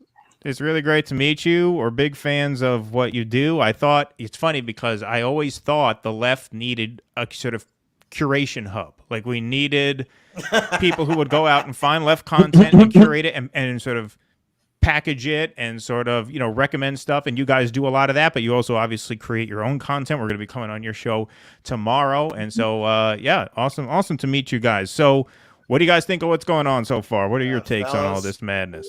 According to our intern, Florida reelects Marco Rubio. Well, that's because it's 8 o'clock, so the final polls are closed in Florida, so they couldn't make any formal projections until the last polls close. But I would imagine Ron DeSantis is right behind there. Yeah. Anyway, guys, take it away. Turnout was incredibly low. I guarantee you. I went to my polling location. There was nobody there. No one in line. Like even the polling people. Are you in Florida? Bored. Yeah, I'm right into Tallahassee. Okay. So the most rural you could possibly be in Florida, pretty much. But yeah, I could tell you that. I could have told you Christ wasn't going to win either. So really, but he was running such an inspiring campaign down there. Yeah. No one's paying attention to that though. Probably. That's now official. Ron DeSantis has been projected the winner. He has been reelected. Sorry, didn't mean to cut you off. You mean God has been reelected?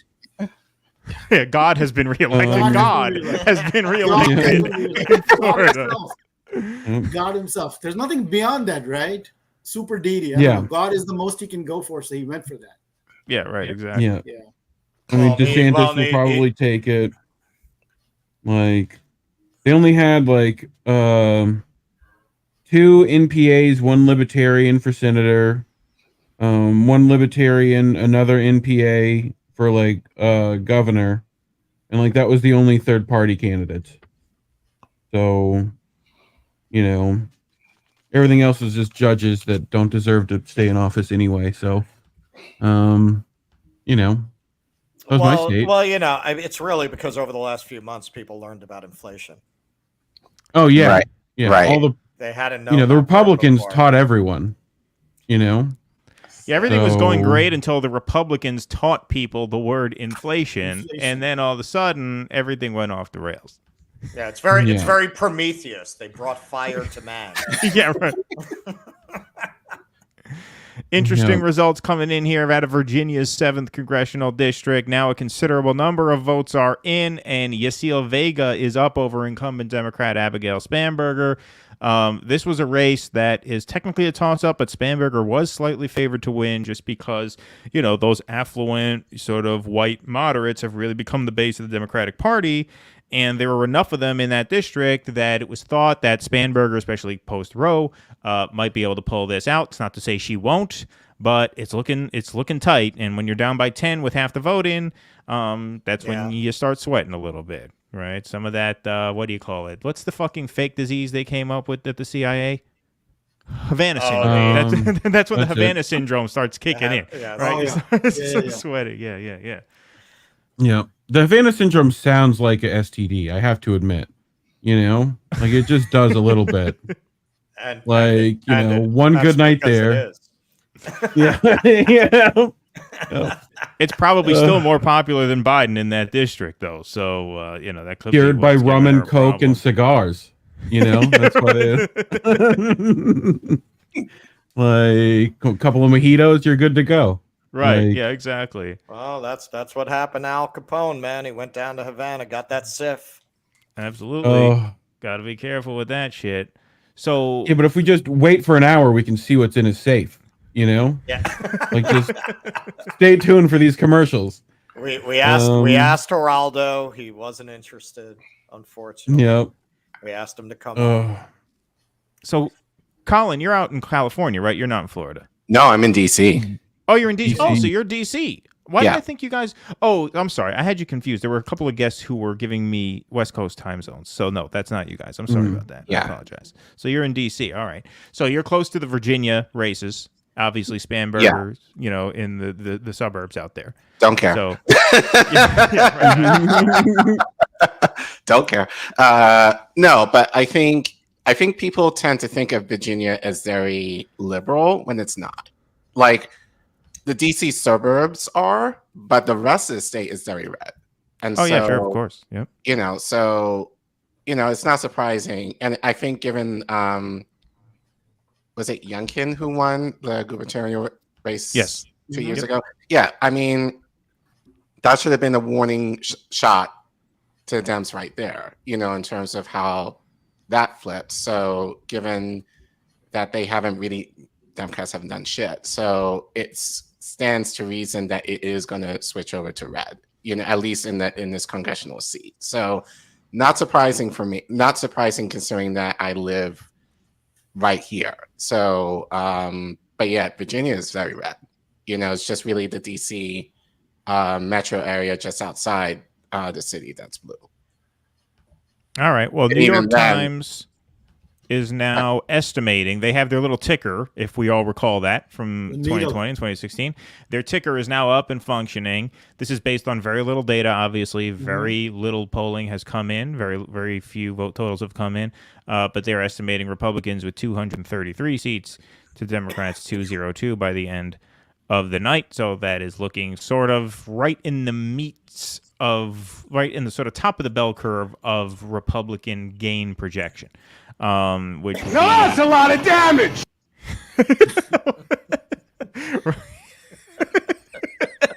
I like that one. Russell, I didn't even know that he loaded that one in. That was pretty good. No, that wasn't us. That was them. Oh, that was you guys. That was me. Oh, yeah, we can play dueling soundboards tonight. Look at these guys. That was good. You guys came prepared. That was good. You guys came prepared. I thought, because I know Russell loaded in a couple sound samples. No. Yeah. But, this was this was Reese's project over the weekend because we do have a soundboard, and I've been begging him to put in more clips. So he kind of went into like a stream of consciousness. I guess it was on Saturday where you were just going like, sound clip over sound clip over sound clip, like, you know. Right. So, but yeah, we've been working on our soundboard. So. All right. Yep. All right. Dueling soundboards. Dun dun dun dun dun dun dun dun. Yep. Please clap. Oh, did you guys take that one too? I think so. I think I grabbed that one. That's our outro to every video we do. Yeah. Nice. We solicit applause from the audience. We impose it on there, but that's good. Yeah. So you guys have Indie Left News and the Indie News Network. So how long have you guys been going on? Get a few plugs in. Let everybody know where they can find you. Well, just to clarify, yeah, Indie Left is an actual person. Yeah. Right. We call him Indie. Right. I get confusing because we're also the Indie News Network. Yep. So we all came together to start this little network with I forget how many members we have now exactly, but you know, too many in some respects. But we're each doing our thing. Indie News is one of the shows on the network. Tonight we'll have Jesse Jett airing his new album tonight on American Tradition, so that should be good. Tara Reid on Thursdays. You know, we have a lot of shows on the network, but you can find all the stuff at indienews.network. We have a link tree set up where you can find all the links to all the members and all the network channels, all that fun stuff. And our Patreons, you know, that's always important. I am once again asking for your financial support. We gotta steal that one. We gotta borrow that one. Wait, who was that? Hold on. Thank you, MC. It sounds familiar. Subscribe to the channel. Boyne Sanders. Oh, See, you forget so quickly, right? I mean, he's a history. Mhm. You know, I don't know who that is. So I'm looking at your Indie News Network, and I've got Instagram and Facebook and Substack. Do you have Yep. your own website? I mean, what else is, why don't I have that website popping up? IndieNews.network should be our link tree. You should be able to click Indie Left has the website.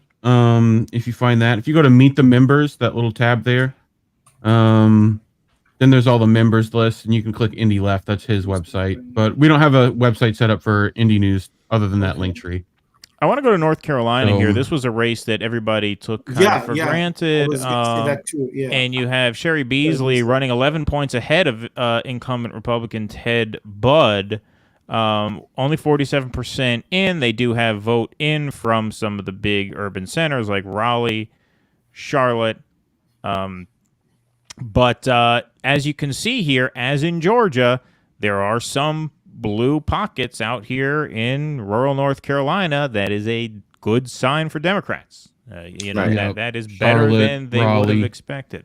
Yeah. Right. This is where yesterday I was reading that maybe Sherry Beasley might do better than, and people had sort of written off, with Ted Budd, the Trumpy guy, right? Isn't that one of Trump's people, Budd? Is he? I'm not sure. I would imagine. I think so. So anyway, he sounds like it. His name I've got very good people. I've got very good. I've always said, very good people. Very good people, right? Like Herschel Walker. I mean, his head is going to explode if Herschel Walker wins tonight, like outright without even a runoff. Trump is just going to explode today, right? That would be like, Look, man, if he doesn't do it, I'm going to write the Herschel Walker Sachs inflation ad for him. I am shocked and appalled that nobody's called that yet. Don't use your big people words. We all know the common people don't use that word. Inflation. Don't do that. Talking like a liberal elite over here. Inflation. God. Yes. Herschel This is Walker the most important democracy of our lifetime. The most important vote, Well, democracy is on the ballot tonight. It really is. I mean, hope isn't on the ballot, but democracy surely is. No, hope fled these lands long ago, my friend. Yes, exactly. Yeah. I think Sarah Palin did it because how she used to say, "How's that hope and changey thing working out for you? How's that working out for you?" I think she just killed. How's that hope and change? There goes it. I don't know why she has a Midwest accent from Alaska. Who's that? Oh no, because she was born in Idaho. She was born in That makes sense. Cool Blue, one step. Thank you so much, Cool Blue. You were one step ahead of me, but Right. the Republicans have flipped 3 House seats in Florida, and so they are knocking on the doorstep of officially winning the House, and so we will keep our eye on that. I want to go to Pennsylvania. Polls did close at 8 o'clock. They closed in Rhode Island, Pennsylvania, Michigan, and Texas. These aren't the complete lists of poll closings, by the way. These are just the most relevant to the races that we're following this evening, obviously. Nothing too surprising yet so far. Out of Philadelphia, Fetterman 92-6 with 12% reporting. And Pittsburgh, Fetterman 84-15 with 27% reporting. Out here in Cumberland County, Fetterman with 22% reporting, running up good margins there, and Oz doing well just north of there in Perry County. Obviously, still very, very few votes in Pennsylvania. Which is typically very red. What's that? Which is typically very red. Well, the area between Philadelphia and Pittsburgh is, of course, known to everybody as Pentucky, because the idea is Pennsylvania is Kentucky outside of those two major cities. Do I have wing sauce, or is Kevin suggesting I love democracy so much I blew it? What's that? Yeah. Do I have wing sauce? One of those. Yeah. I do. I have wing sauce. Yeah. Why does Fetterman look like Gru's weirder cousin? He's just awkward looking. He's big and weird. Yeah. Well, that's a selling point. That's his selling point. That's his persona. I mean, he deploys that to his advantage. The extreme height, and then this. It just looks weird, right? It looks really weird. Yeah. Yeah. But that's part of his persona. In Virginia's second district, we have another Democratic incumbent, Elaine Luria, fighting to stave off a challenge from Republican Jen Kiggins. I've never heard of either of them, but with 38% in, Republican is up there by double digits. And so if they flip those two seats in Virginia, the second and the seventh, that would be their House clincher right there. Right there. So the House could be projected for Republicans fairly early. Not that they're going to project it as soon as these races are called, because it's possible Democrats can pick up a couple seats, although that's unlikely. But it is possible. But I have a feeling they're going to call the House for the Republicans fairly early in the night. I would wager by 10 o'clock they'll probably have that called. Probably. Okay, crafty minions. Kevin asked that you compare turnout numbers to past years. Fly, our minions, fly. Right. Our staff is getting to work, is already on it, right? Yeah, we're already on it. They're working on it. Did we mention our due dissidence multi-level marketing scheme that you're all getting in on the ground floor of? Oh yeah, right, Nice. right. If I just get some more people to come on, and that's how it works. And then they get more people. Yeah. Do you have a garage to store our special due dissidence handmade soap and lotions products? Yeah. Yeah. All right. Well, good. We can talk. A little bit of Lululemon on the side. Yeah, that's what I said. Yeah, it'll be like the LuLaRoe of Patreon. Yeah. I hope you have a lot of relatives. Yeah, right. Yeah. Exactly. Big social networks. Everybody needs those. I hope I win the pink car. That's what I hope. Yeah, right. Exactly. You know what? I've been in this business a long time, and you're a winner. I can feel it. Yeah. I know him when I see him. I know it. I see. Pretty soon, you're going to need a second garage to store all our products. Right. Yeah. Exactly. Right. I'm looking at the needle here for the House. Nothing really changed here.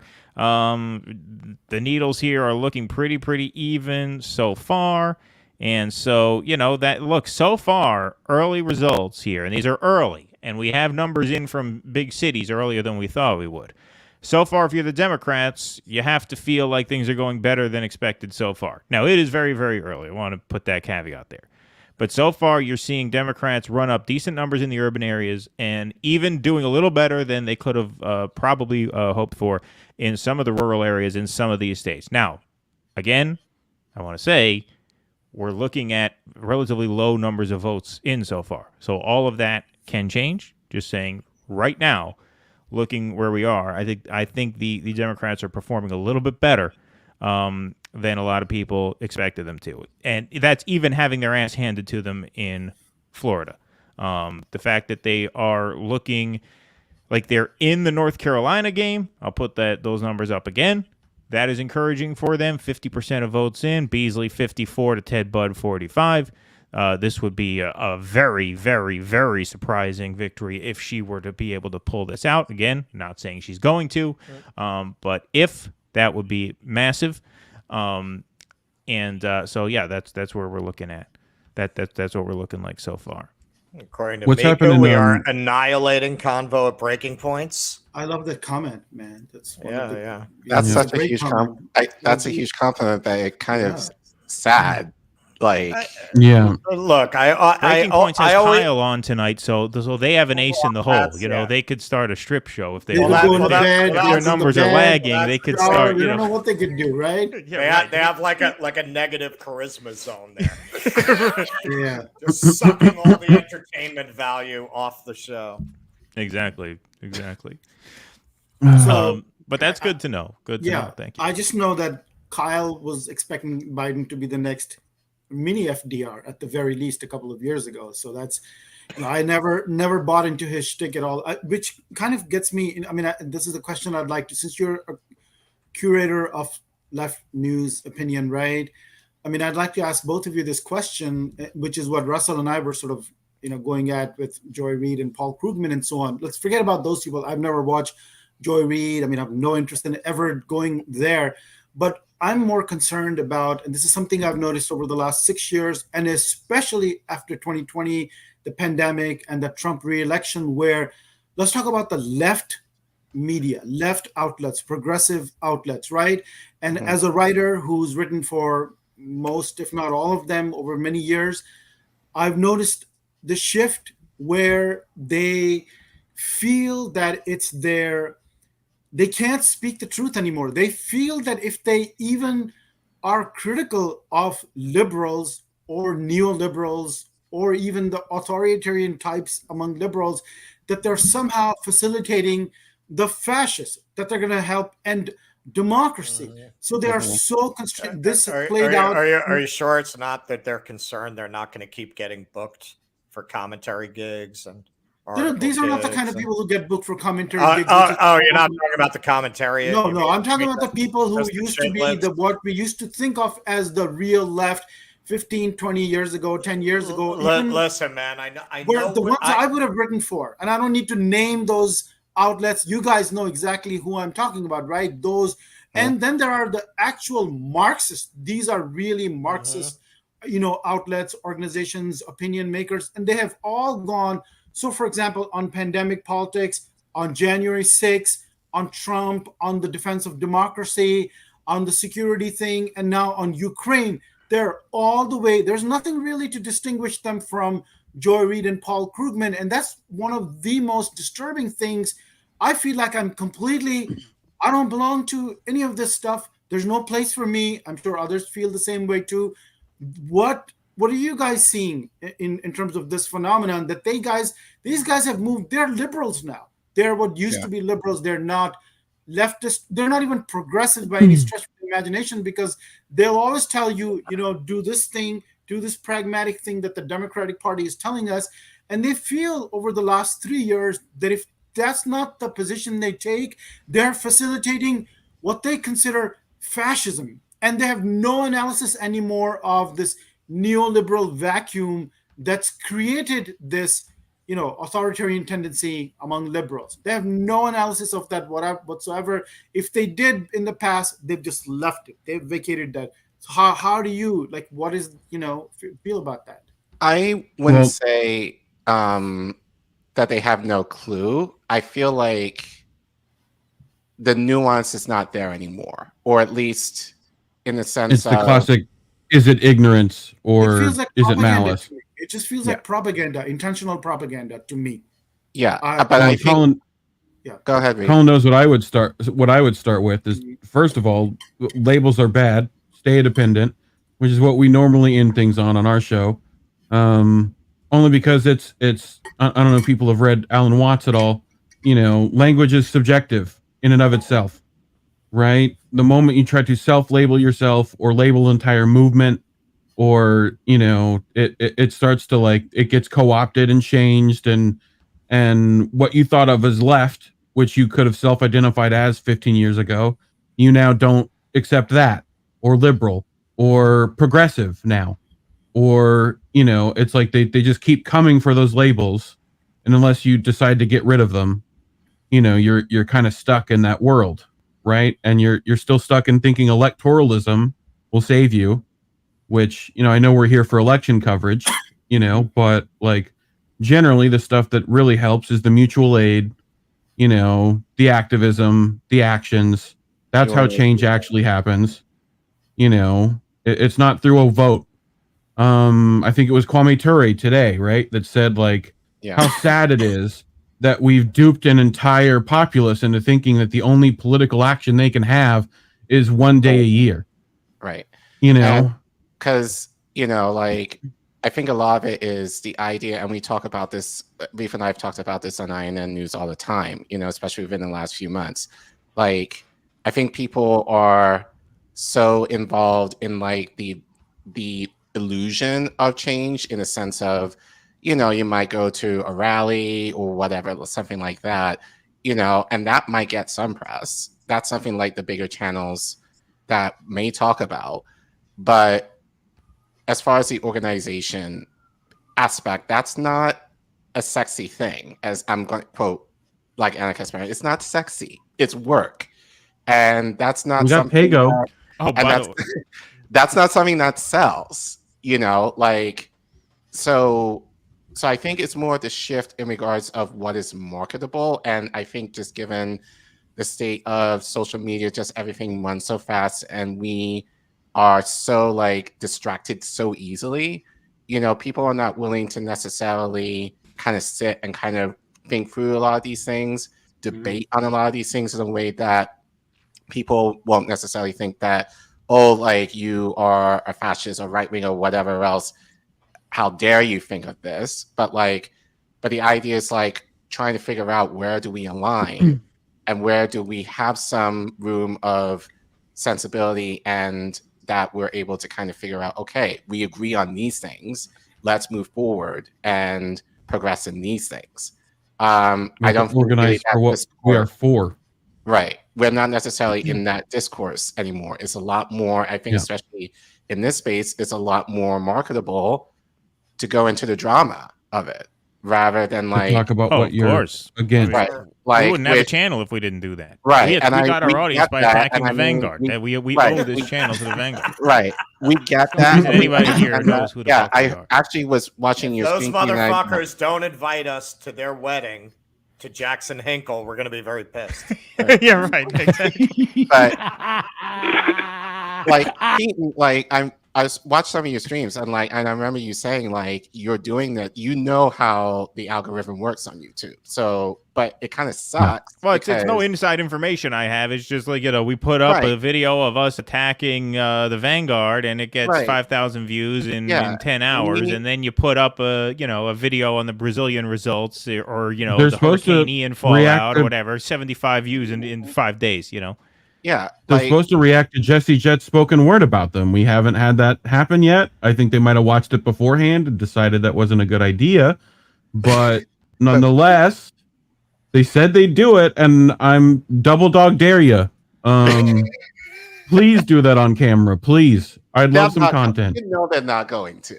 Like, I'll get the popcorn ready. I'm very much okay with that. You know, like I think that's the thing is like, it's okay to put a couple of nails in coffins, but like eventually you got to forget that person's under there, you know? Like, you know, you got to move on to better things. Like, we got to have acceptance, go through our 5 stages of grief, and then move on, you know? Absolutely. And I think that's a good place to leave it because we have some other guests that we got to rotate out, and it's 8:30. But thank you guys so much for joining. Reef Breland and Colin Radix Carter. You guys are awesome, man. You guys are fun. We're going to have a great time tomorrow night. Russell and I are going to be on with these guys tomorrow. Our soundboard drops. Please do. Do it up. Please do. Please do. You Cal. Yeah. That's what we got to say to breaking points. That's what we just our words to the breaking point stream. Exactly. Cable news is ripping us apart. Yeah, right. I mean, we're trying to build a new world. Yeah, right. We're trying to build a new world. Anise has the whole pitch memorized. We're trying to build a whole new world. We're trying to save the world. Please help us save the world by becoming a member at Breaking Points. The world. Go to Patreon. America. They're trying to. We need new lights.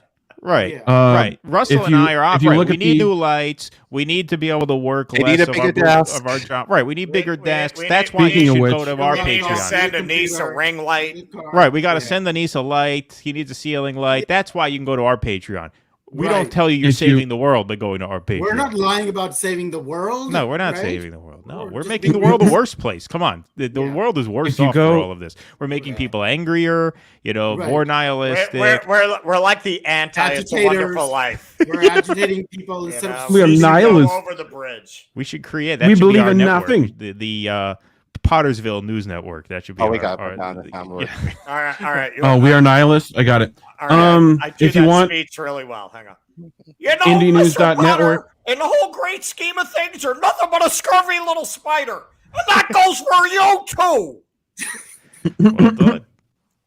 All right, guys. Thank you if you go to... Sorry, go ahead. Get your stuff. IndieNews.network. There's a Substack there, which we have a lovely article on Breaking Points if you want to go check that out. There's a couple of good ones in there. But yeah, IndieNews.network. You can find all the stuff there. Sub to all of it. Do what you need to. Give some money if you want. We appreciate that as always. Absolutely. But anyway, Appreciate coming on. All right, the people Thank will you. see us there tomorrow. We'll see you guys We'll see you tomorrow, tomorrow. 9 p.m. Eastern. Thank you guys so All much. right. It's great Yep. to meet you. Take care. You too. Alrighty. Take care. Thank you guys. Bye, fam. Bye-bye.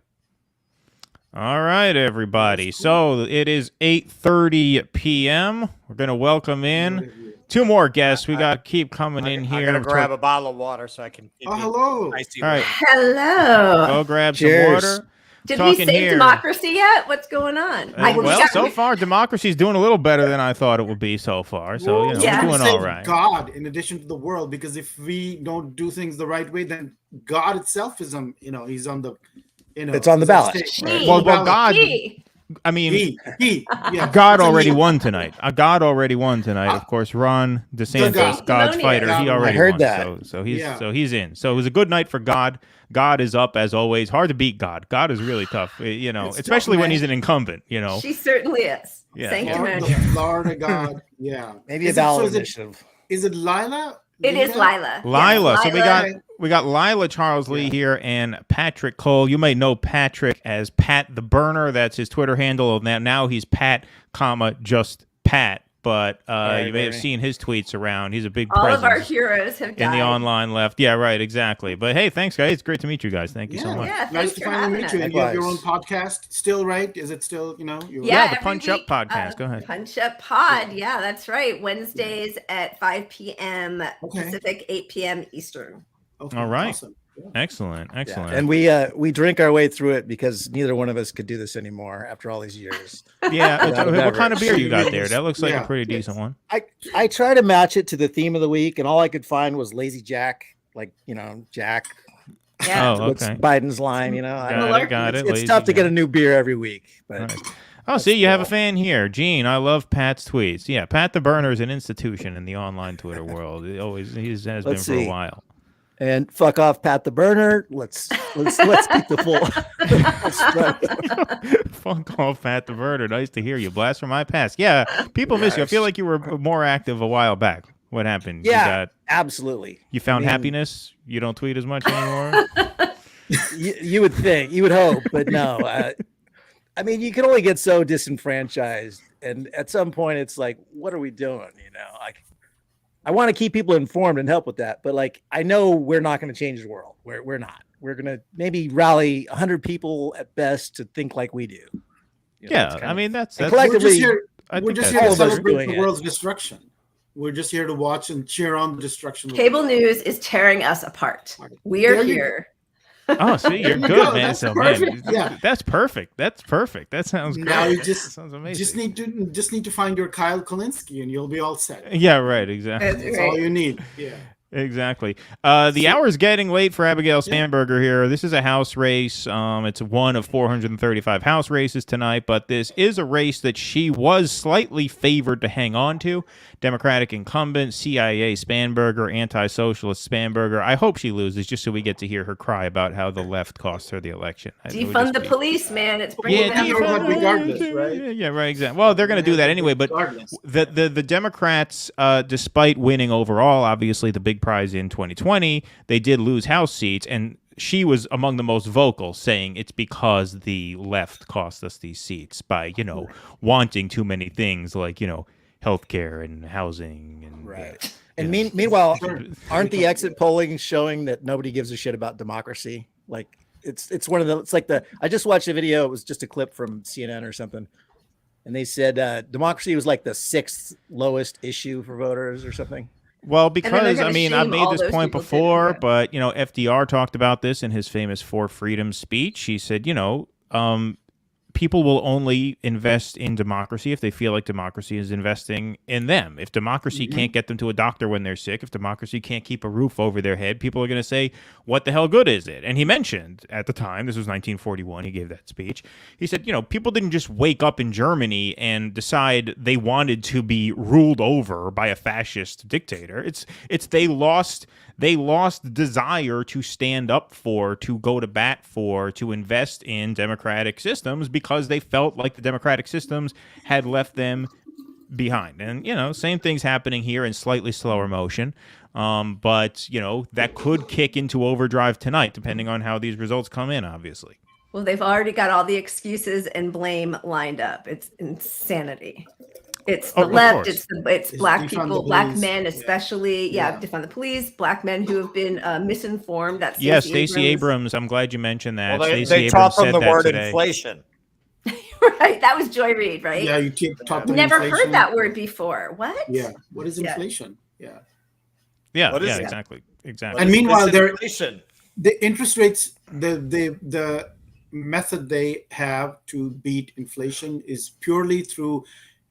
There's no explanation or understanding of or they don't want to share where did inflation come from, what are the ways you could go about. So it's just going to be this Fed-driven extreme recession that's coming up in 2023. And the people understand that because polls show that most people think we are already in a recession.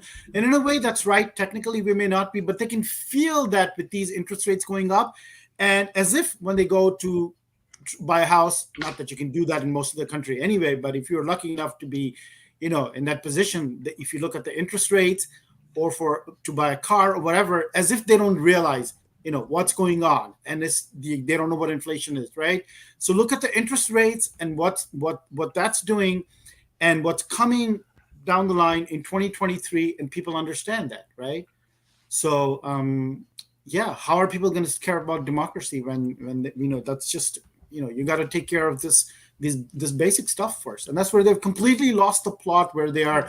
And it is true, they are so elitist that they think that people shouldn't care about what they actually care about. They're saying you should care about what we think you should care about. That's their arrogance. Yeah, and these slogans, or not slogans, but I see these memes like, oh well, if the price of gas matters to you more than democracy, Ukraine. Yeah, right. Just shaming voters for needing a roof over their head or healthcare or a living wage or anything. Right. Yeah. Yeah, no. Yeah. Sending money to Ukraine and virtue signaling. That's about the extent of it. Democracy that has failed you for 40 years is on the ballot, folks. Yeah, right. Vote for more of it. And get off Twitter. To teach Elon Musk a lesson. Just get off Twitter to show that you are, one of the right people. Touch grass. Yeah. I mean, I'm predicting a mass exodus from Twitter tomorrow because I think a lot of the libs are just staying on through the election to tell everybody vote blue, vote blue, vote blue, and then afterwards they're going to give up. Whoopi Goldberg already left. Yeah. It was too ignorant and hateful for her. Says the woman who said that the Holocaust wasn't about race. That the Nazis did not consider themselves a master race. Right. Twitter was just too hateful and too ignorant for her. So she I understand. After she made that announcement, they actually gained a few thousand new Twitter subscribers. Exactly. Maybe she's in on it. Maybe she's an Elon mole there.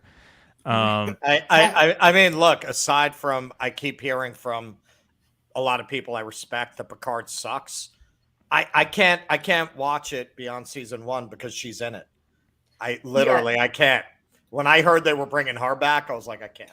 She makes my skin crawl. The way she treated Bernie, well, I'll never forgive her for that. Yeah.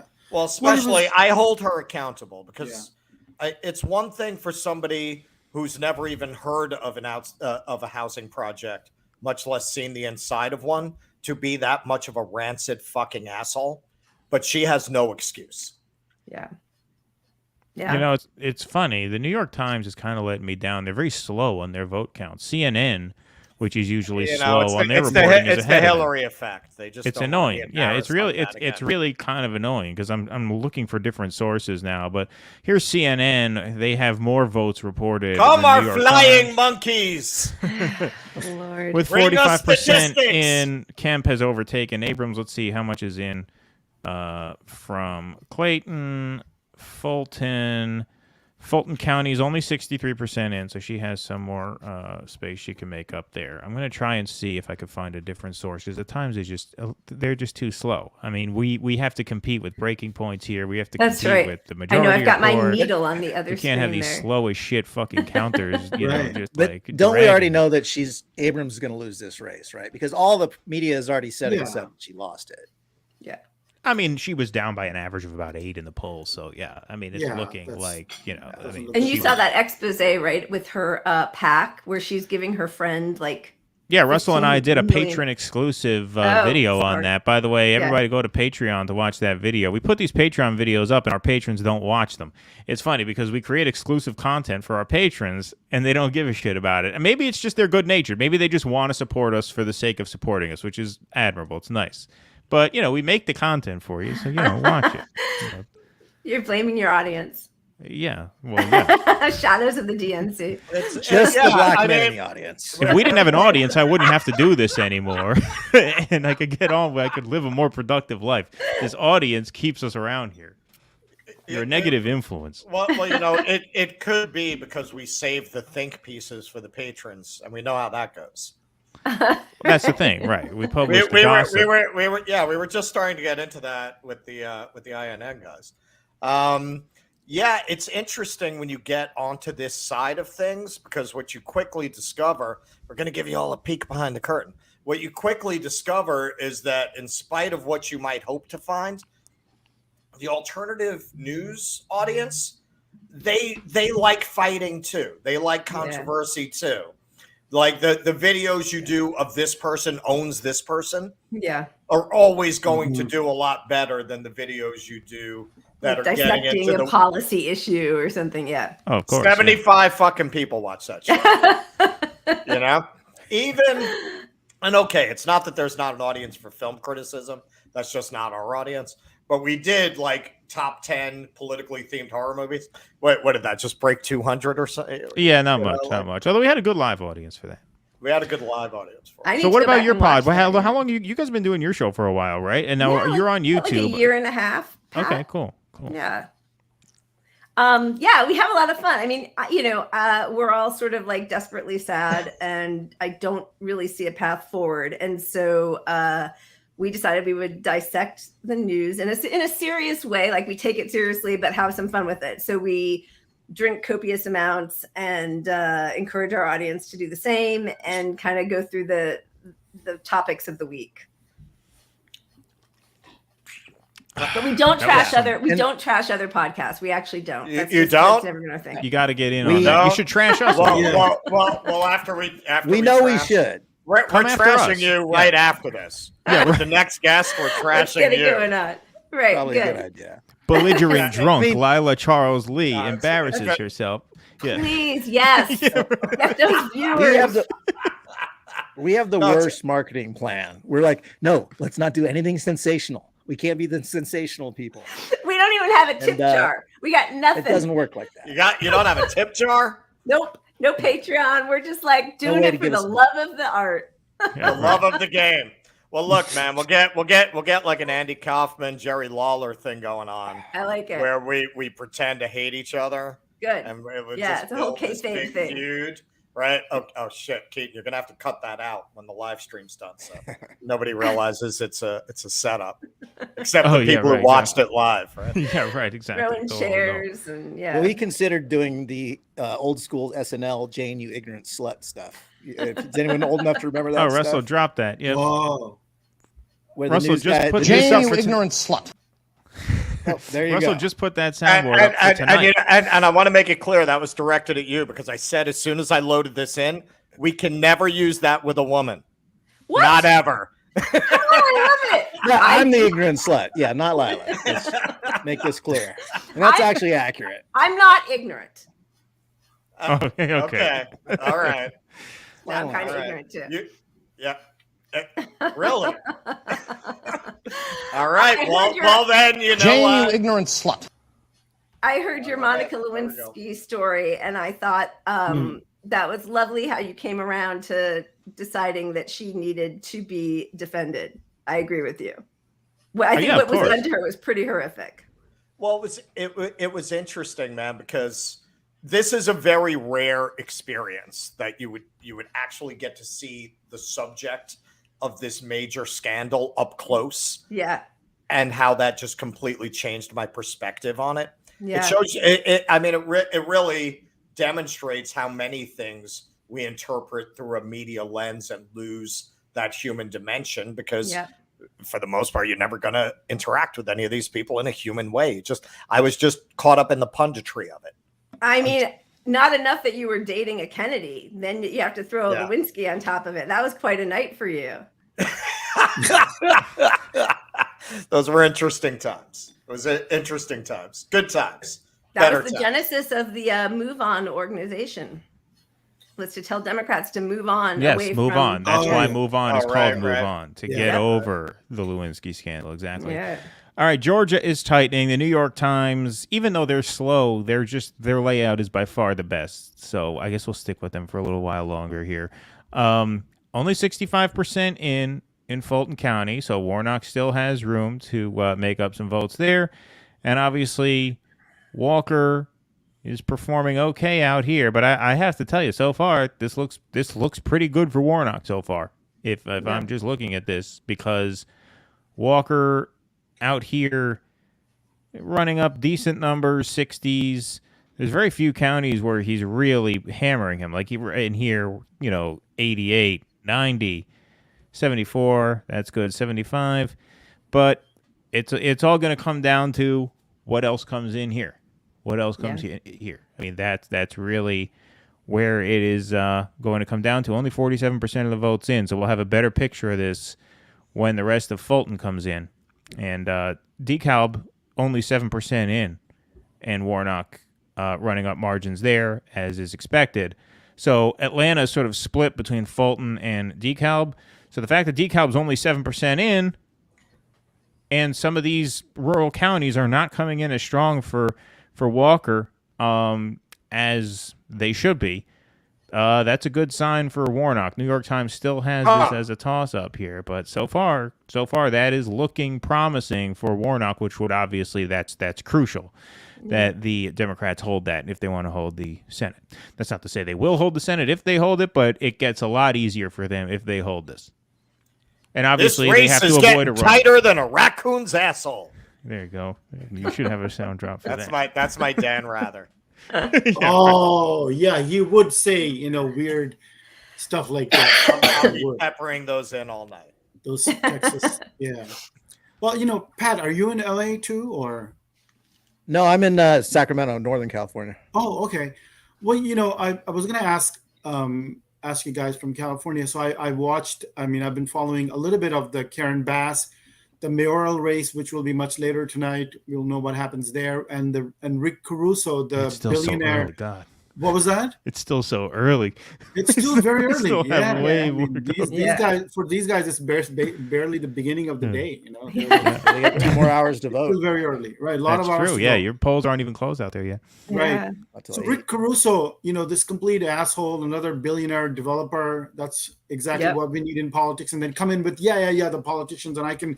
So the big question there with homelessness and encampments and housing affordability. And it's so, what Karen Bass is saying, like if you convert X number of motels, or you hear 10,000 units, well, compared to the extent of the problem, what is that, right? And then the Rick Caruso says, we're just going to get them off the streets and arrest them.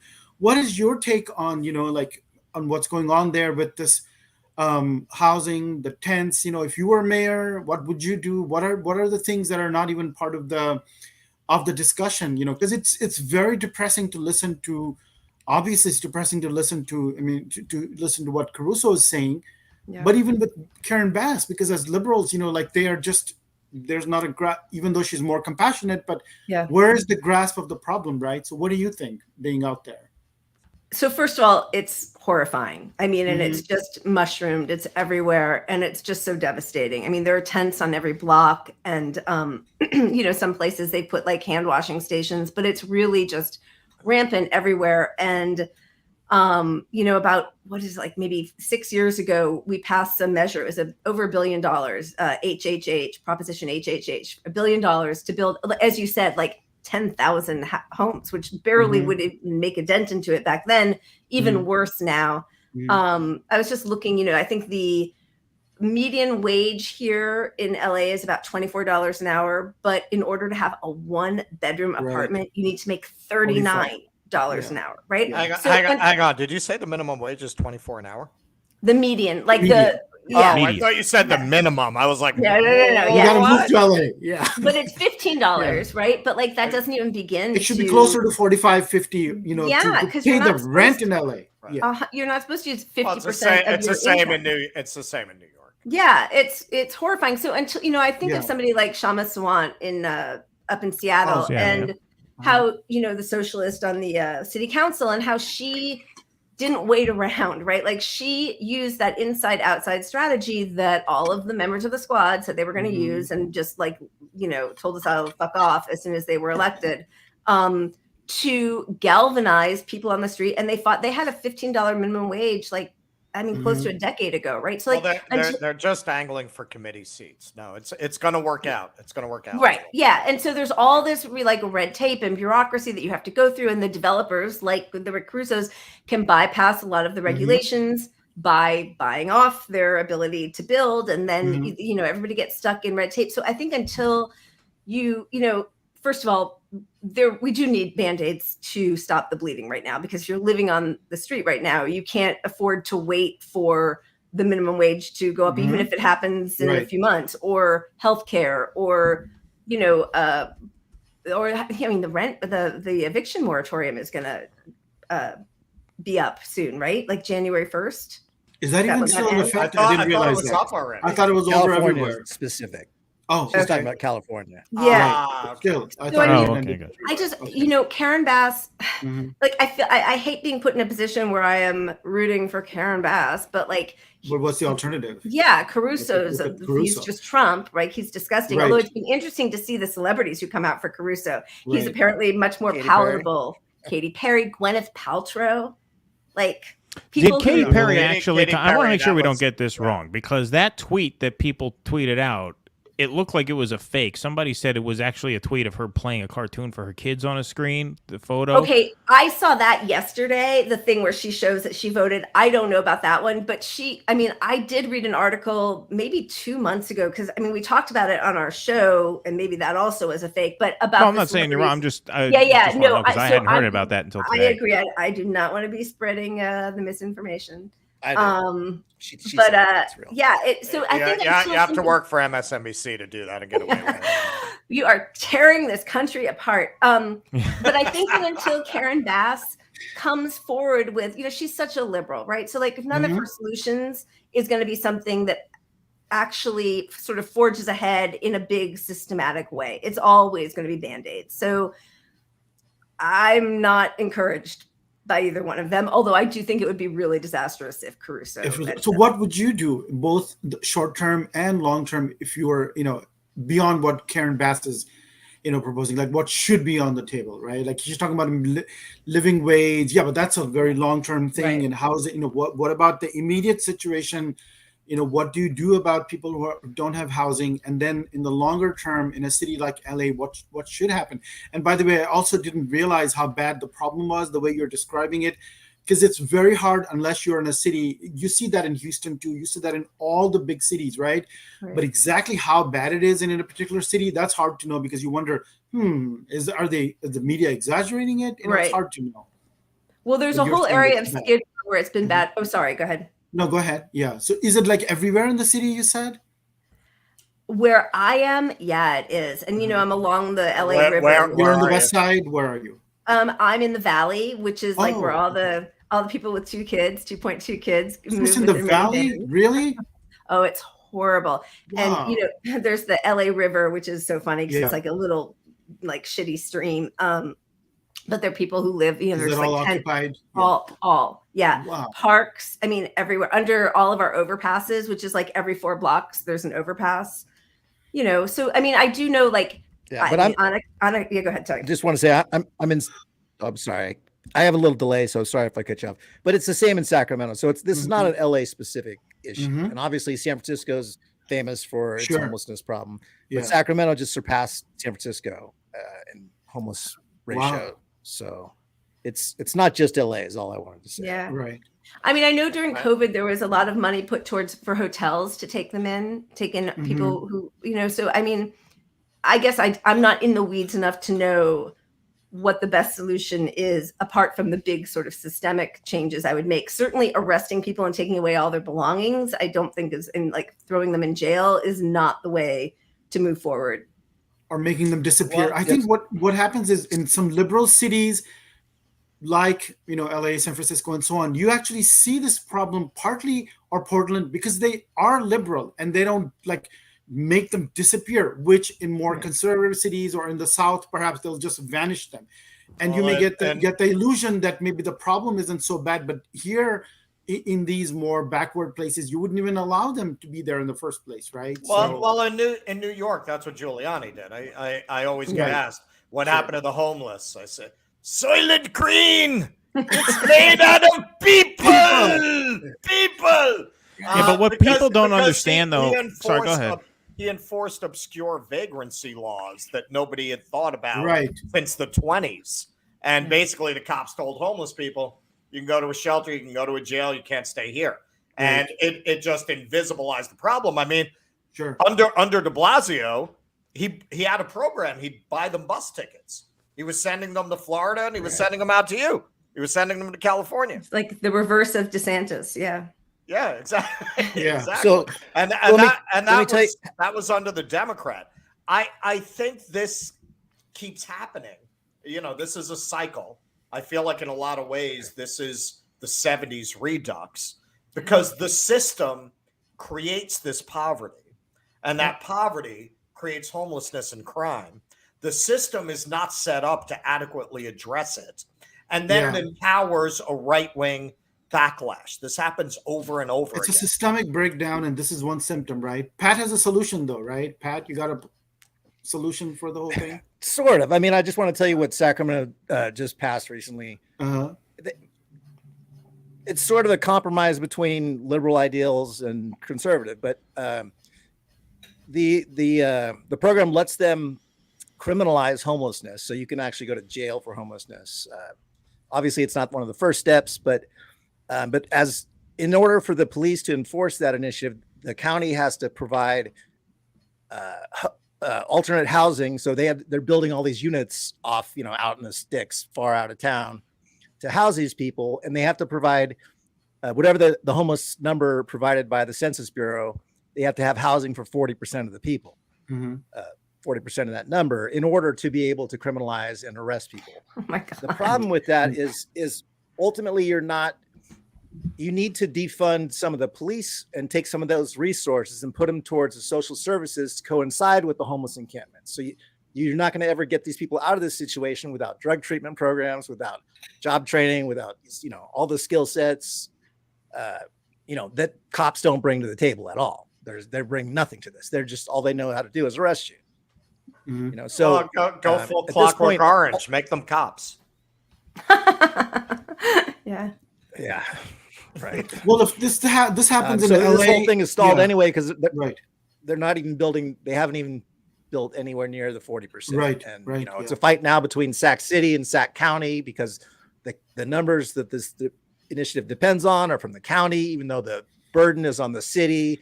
So it's just a typical bullshit. It's all tangled in politics forever. And sadly, I think that's where somebody like a Trump or a Caruso, who's a big businessman, who's like, I'll come in and I fix it because I know how to do that. I'm a CEO, right? And that becomes appealing to people. He's just going to take care of things, right? It's like the Elon Musk billionaire is going to save the climate. And that's not. And, meanwhile, like we have Jerome Powell, his plan is to force people unemployment and austerity, mass unemployment. Yeah. So it's just going to be worse. And that's part of the plan. I mean, I don't know why he's still there. He's a Trump appointee, but because that's what Democrats always do, is they keep the horrible George Bush and they keep these people on. Clinton did it too. Like, they like the worst people in the most crucial departments, or the CIA guy, or the Defense Department. They'll be like, we'll keep the Republican. Yeah. So that's what they always do. But it would be a very bad sign if this actually happens and Caruso wins. That means that the liberal elite in LA would have basically decided that this is the direction we're going now. It's going to be that's what happened in New York. That's Giuliani. It was exactly the Giuliani way. So that would be, I think it would be very significant if that actually happens. But where these Giuliani comparisons fail to me is that was the 90s, man. People had money. It's easy to clean up crime when people got money. Right. People don't have money now. So this model is not going to work the same way. Now, I'm not saying it would be a good thing if it did, Right. but it's Good not. point. Look, Good point. they're talking about the Dems in New York. They're talking about blaming losses if Kathy Hochul loses the governor's race this evening, which I don't think she will, but if she does, Right. if they lose some of the House races in the Hudson Valley, they're talking about blaming this on Eric Adams because he was supposed to solve crime and he didn't. Right. You can't solve crime without a living wage and universal health care. Those are what you need to solve crime. Without that, you're not solving crime. Nobody's going to do it. The Democrats who fret over this, the moderates who are paranoid and worried that somebody's going to break into their home, and the hard right people. Everyone has their head up their ass on this issue in slightly different ways, but everybody's wrong on this issue because the system is so constrained right now as far as what the possibilities are that crime is here to stay until standard of living increases, and that's not going to happen. You know what I found very instructive, and I'm not an expert on Canada, so maybe I just haven't seen enough. But I'm over here in Buffalo right now until tomorrow, and it's this deindustrialized city. So you have some sections that have kind of sort of gentrified, but you have whole sections that are just run down and houses falling down and just poverty and crime. And I rode across the Peace Bridge into Canada yesterday, and it's just, all very well maintained, not prosperous, but not falling down, no signs of poverty. It doesn't look poor. When you go, same region, two countries, right across the river. Similar history, I mean, yes, there was industry in this region that got deindustrialized. That had to have affected them too, but they have a functional society. They have a functional economy. That's what struck me. Like, I could be wrong. I've never seen neighborhoods in Canada like what I went to New Orleans a couple of months ago. Yeah, man, you have sections of New Orleans where literally they just gave up on paving the roads, where you just have like a couple of little chunks of tarmac from the road that used to be there. Oh my God. Like there are whole neighborhoods like that. I don't think you have anything like that in Canada. I could be wrong. If we have any Canadians on the stream and you want to disabuse me of that notion, let me know. But it was so interesting just going across the bridge and seeing, wow, this doesn't look anything like. I mean, look at what our government has allowed to have happen with over 1 million of our citizens dying from COVID, right? Like, they don't care. I think they're just thinning the herd. I just don't. I think that is so illustrative of their whole approach to climate change, to healthcare, to wages. So, like, they're indifference. just, yeah. Well, they're looking at the bubonic plague and they're like, hey, that's how you get a renaissance, baby. All right, Lila, Charles Lee, and Pat Cole, thank you guys so much for making time. Do you want to get your plugs in before we move on? We got some other guests we got to rotate in, but thank you guys so much. Thank you so much for having us. This was really fun. I love that our background is like the same as yours. Yeah, kind of similar.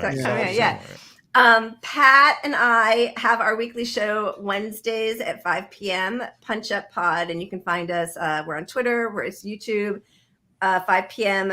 Pacific time. Bring your alcohol or your blunts or whatever it is you need to get through the day, and come join us. But thank you for having us tonight. Thank you so much. You know, it's funny that I didn't realize that backdrop is similar to ours. Maybe we'll do a segment, 2-Bit Dime Store Podcast Hacks. Lila, there it is. Rip off our backdrop. We got it. It's gonna happen. And then you can fire back at us, and we'll gin up an audience. You know, we just attack each other. Yeah, we're gonna start mock fights with everyone who did this live stream.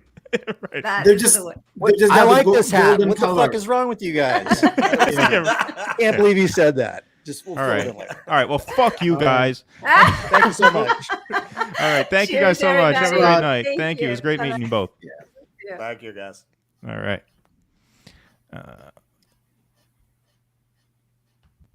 There we are. All right. So that was fun. Yeah. Yeah, that was cool. Talking about LA, it was fun. I'm shocked. I remember the homelessness in LA in the 80s and the way she's describing it now. because back then it was very contained. It wasn't like visible and everywhere, and you could completely avoid it. I think that's over the last 10 years, because last time I was there, it wasn't what I'm hearing it is now. You could go to Venice Beach and Santa Monica, and it wasn't.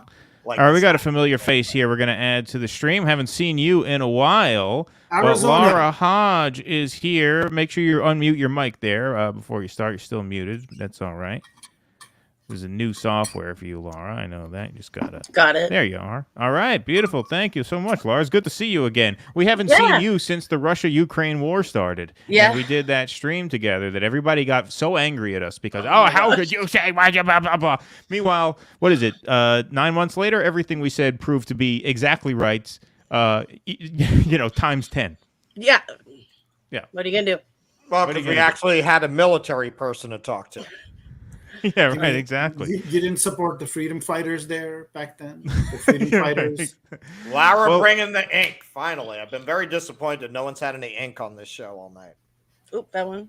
Oh, yeah, bringing the ink. That's right. Laura's ink. Coming at us from Arizona. Polls just closed in Arizona as well as New York. So you have that in common with us, Laura. We both live in states where polls just closed. Wisconsin and Colorado polls also closed at 9 Eastern, so we'll get some results soon. But you ran briefly as a Republican this time, inspired by our show as a progressive Republican for Congress. And because of life circumstances, you weren't able to devote as much time to signatures as you needed to. So you sort of suspended the campaign fairly early on. But you must have your finger on the pulse of Arizona politics at least a little bit. You're an Arizona mom. And so what's it looking like out there? We haven't seen results yet. I'm going to fish around for those in a few minutes. But tell us what it's looking like in Arizona, both for Senate and for the governor's race. I've mostly, at least today, not paid attention because I knew we were going to do this live tonight. So I haven't given myself any spoilers to what's going on tonight. That's good. We always discourage preparation.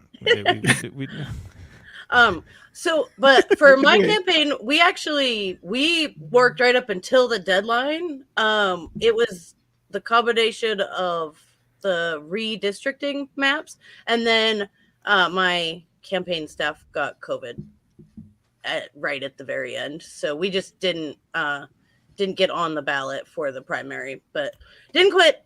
Worked till we couldn't. As far as what's going on here, our governor's race is truly terrifying. Mm-hmm. I don't even know what to say about that at the moment.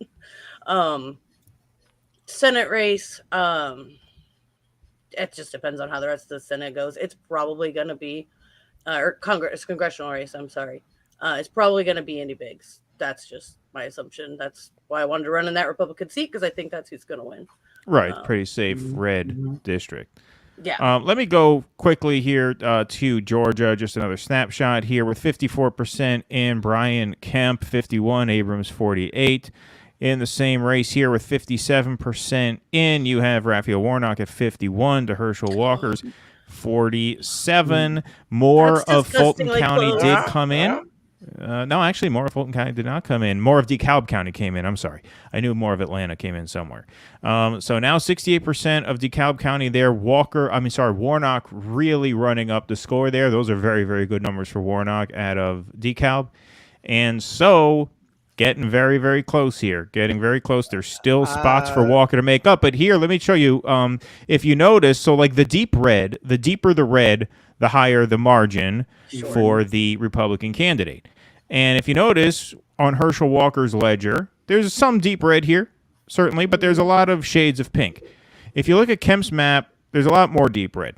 There's a lot more deep red. And this is where I say candidate quality is an issue, because you're having some split tickets going on, and that so far explains why Kemp is polling ahead of Walker. We should take a peek at Ohio. Are you saying Vance is losing?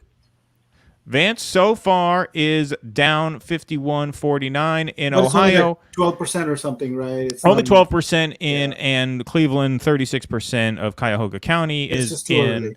And so you got Toledo in, Columbus, 33% in. But you do have Cleveland's coming in not as strong for Tim Ryan as you would have hoped if you're Tim Ryan. I think you want to be at around 80 out of there. But again, you're seeing are weak margins for these Republicans in some of these rural counties, and this speaks to candidate quality. It does. I mean, there's no doubt about it. I mean, DeWine, I'm going to pull up the governor's race in Ohio just so we can compare them. I'll do that in a second. But I'm sure, like I said, same thing in Ohio is going to be in Georgia. You're going to see a lot more deep red for DeWine than you're seeing for Vance. And, we talked about Donald Trump declaring his candidacy next week, as he seems poised to do. This is a big week for Trump in this way. This is a big night for Trump, because if Trump's weirdo candidates tank, that's going to be very bad for him. And very good for Lord Ron DeSantis, God's fighter. Sanctimonious. Right, Dr. Sanctimonious. At least use the right name, man. I mean, you have to, on the past, if you're going to be accurate. No, but you're right that this, in fact, if it turns out that these 4 or 5 people underperform, or actually even more, if you start looking at New Hampshire and some of these other people, and maybe even Kerry Lake and Oregon, right? If this does not break Trump's way, then this creates a huge problem for him. How does he talk his way out of that? So it's all right. So here we're going to put these side by side. Now the race has already been called for DeWine, but look at the difference here. So I'm going to put these two maps on the screen. I'm going to put one and then the other. All right. So if we look at the race here, this is the Senate race between Vance and Ryan. You see all this pink here, right? Which means mild Republican wins, right? If I go and I show you the DeWine map, look at that. Deep red all over the state. You go to the Vance map, a lot of pink. That's the difference. That's called candidate quality. But he's also the incumbent, right? I mean, well, sure. But it's also a candidate quality issue. Right. I mean, if you had a Glenn Youngkin type, he'd have had this called already. You know.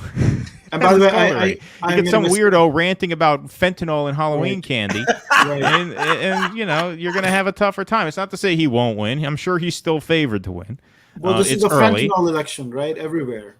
Yeah, by the way, it's 42% in Ohio. It's not, so that's a lot already. In regards to my Oregon call, we got MC here, has been from Portland all their life. Feels like crying every time they leave their apartment and look around. Well, that we're going to get to later. Later tonight. But Laura, you talked a little bit about around midnight, right? Probably. Although no, Oregon, the polls close at 8 p.m. in Oregon, so they'll be closed at 10 o'clock. So we'll be getting results at 10. Oh, okay. All right. I mean, sorry, no, not 8. I'm sorry. They close. 11, no, you were right. You were right. But I was wrong. They close at 7. They close at 10 Eastern. So they close at 7.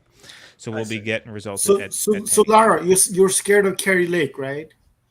Terrified. Yeah. She's unbelievable.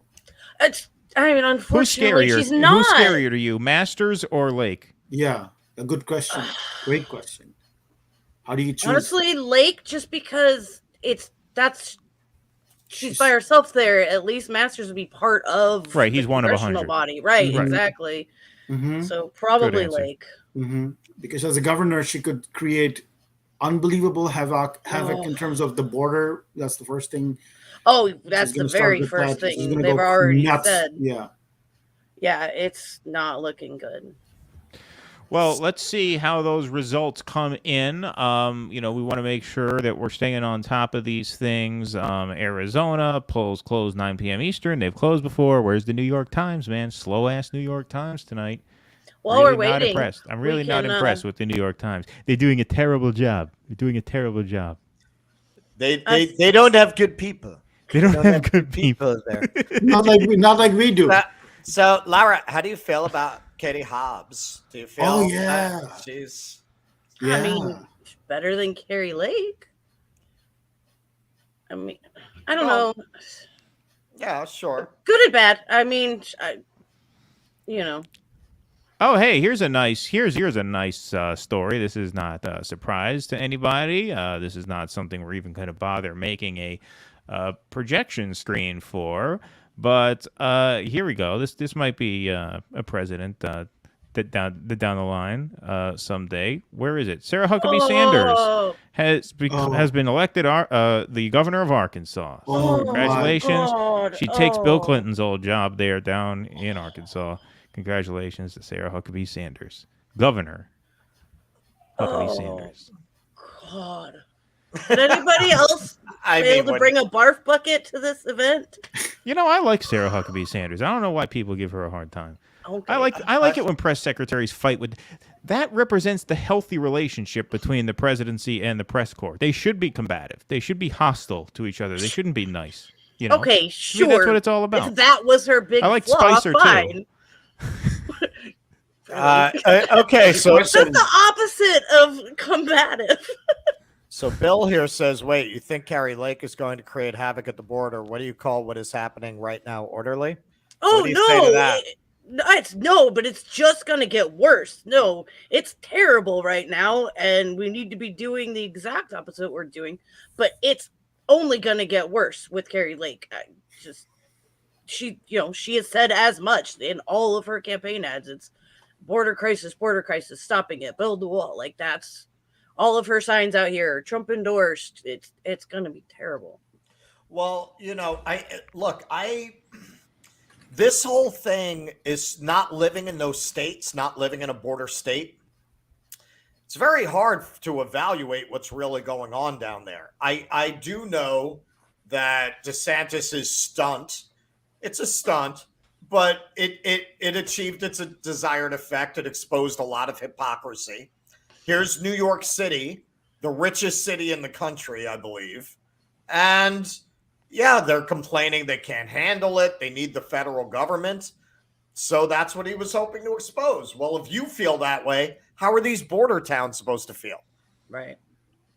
So maybe you can speak to that. I don't know, because I only hear the whole country, unless you live down in those states. You only get it filtered through a partisan perspective. I don't know what to believe about what's going on down there. That's the same here, unless you're like, I mean, for the casual, person watching the news, living here, it doesn't feel any different. Where Phoenix is a little ways from the border, but it's not something any of my friends, coworkers, associates are talking about here. But it is what you hear on the political ads. I'm not saying that there's not a problem at the border. I'm just saying it's just as filtered through the media to the everyday person as it is anywhere else. Right. Okay. Unless you're actually in those towns. Unless you're specifically looking, like if you're digging and doing your own, I want to know what's going on. Then yeah, you're going to find info, and what you're going to find isn't pretty. That's for sure. It's there, but it's just, carefully omitted in the everyday, conversation. Right. Significant development here. Ted Budd has overtaken Sherry Beasley in the North Carolina Senate race with 69% of the votes in. Raleigh's only 54% in. There's more vote for Beasley there. Charlotte only 57 in. There's more vote for Beasley there. But obviously, there's more vote out for Budd in some of these rural areas. One of the things, though, that I'm going to note, and this could affect overall popular vote numbers, generic ballot numbers. You're seeing Democrats surprisingly competitive in Brandon country. Let's go Brandonville. Like some of these rural pockets out here with not many people in them, these tend to be solid red, and Democrats are holding their own in some of these places. And so what you could still have is Republicans winning some of these Senate races, but by lower margins than we thought, which obviously that does not affect the Senate count. So ultimately a win is a win here. Yeah. But so far Democrats are showing strength in some of these rural areas more than I thought they would. Wasn't it Lincoln who said all the people will need abortion services at some point? Yeah. Well, so far, I mean, we're not saying Michael Moore was right so far, but they are showing some strength in those areas. There's no doubt about that. We're still waiting on results. Laura, from your hometown. And Laura, if you want to hang out a little bit later, because we have Joey Holtz coming on next, and I know you and Joey are pals, so I would not be so cruel as to separate you, so you could stay with us, while he's on. God damn it! If abortion had been illegal, I would have had to marry that little Becky slut. God damn it! I don't want my son growing up in that kind of world.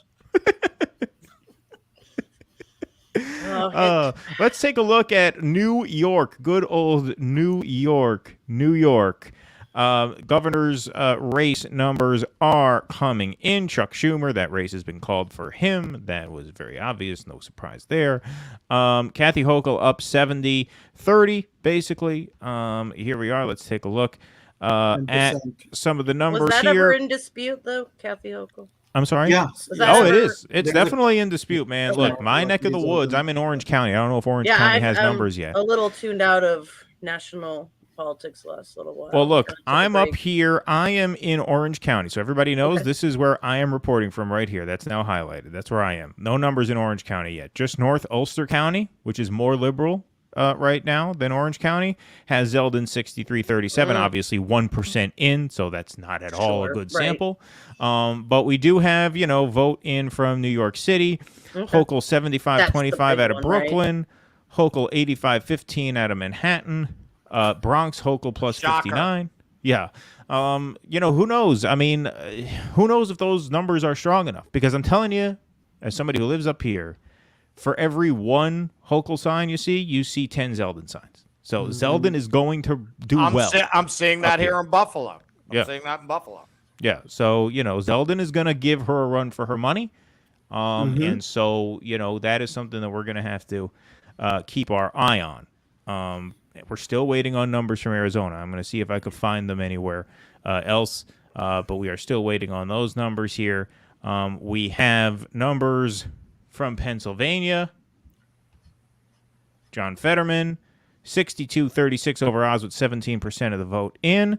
Now, this is a situation where it's a little bit different because Fetterman has been popular statewide, including in some of these rural areas. So these blue areas up here don't surprise me quite as much. Obviously, only 22% of vote in here. We're not talking about a lot of votes. This could all change, right?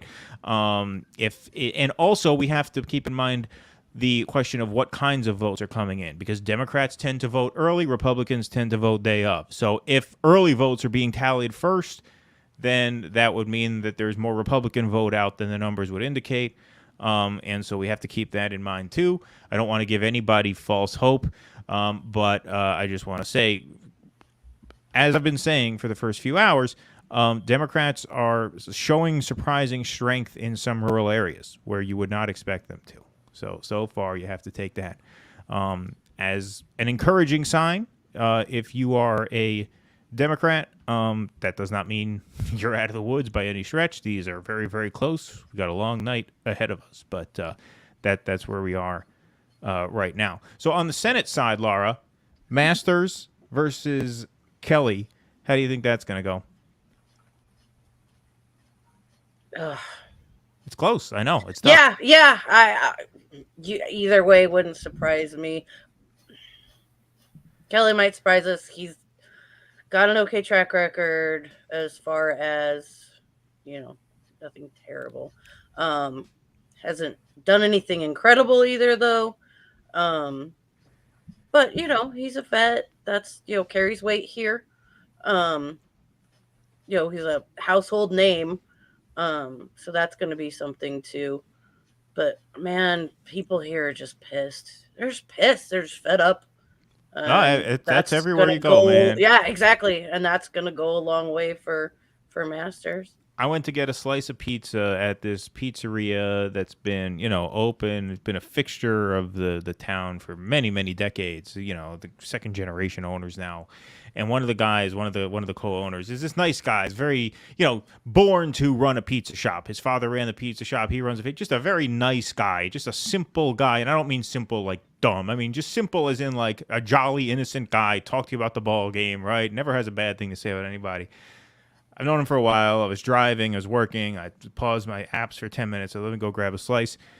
Hey, all right, can I have 2 slices to go? Sure, no problem, kid. I run into the bathroom. I come out of the bathroom, and he's mid rant because I guess the place just opened. It was like 11 a.m. right? So I get out. It's 11 a.m. and I guess somebody didn't show up for work. Was what set him off. He says, "Fucking goddamn, no one fucking shows up to fucking work anymore. Every fucking thing you buy now is a fucking fortune." He says, "My kid came home from college. My kid came home to visit from college from Pennsylvania. It cost them $150 each way. They want to tax us on top of that. They could suck my dick." He screams that out in the middle of the pizzeria.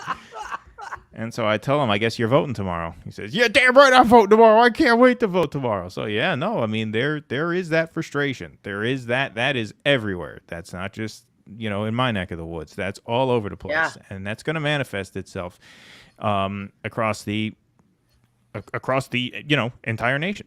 Yeah. And so we'll have to keep our eye out.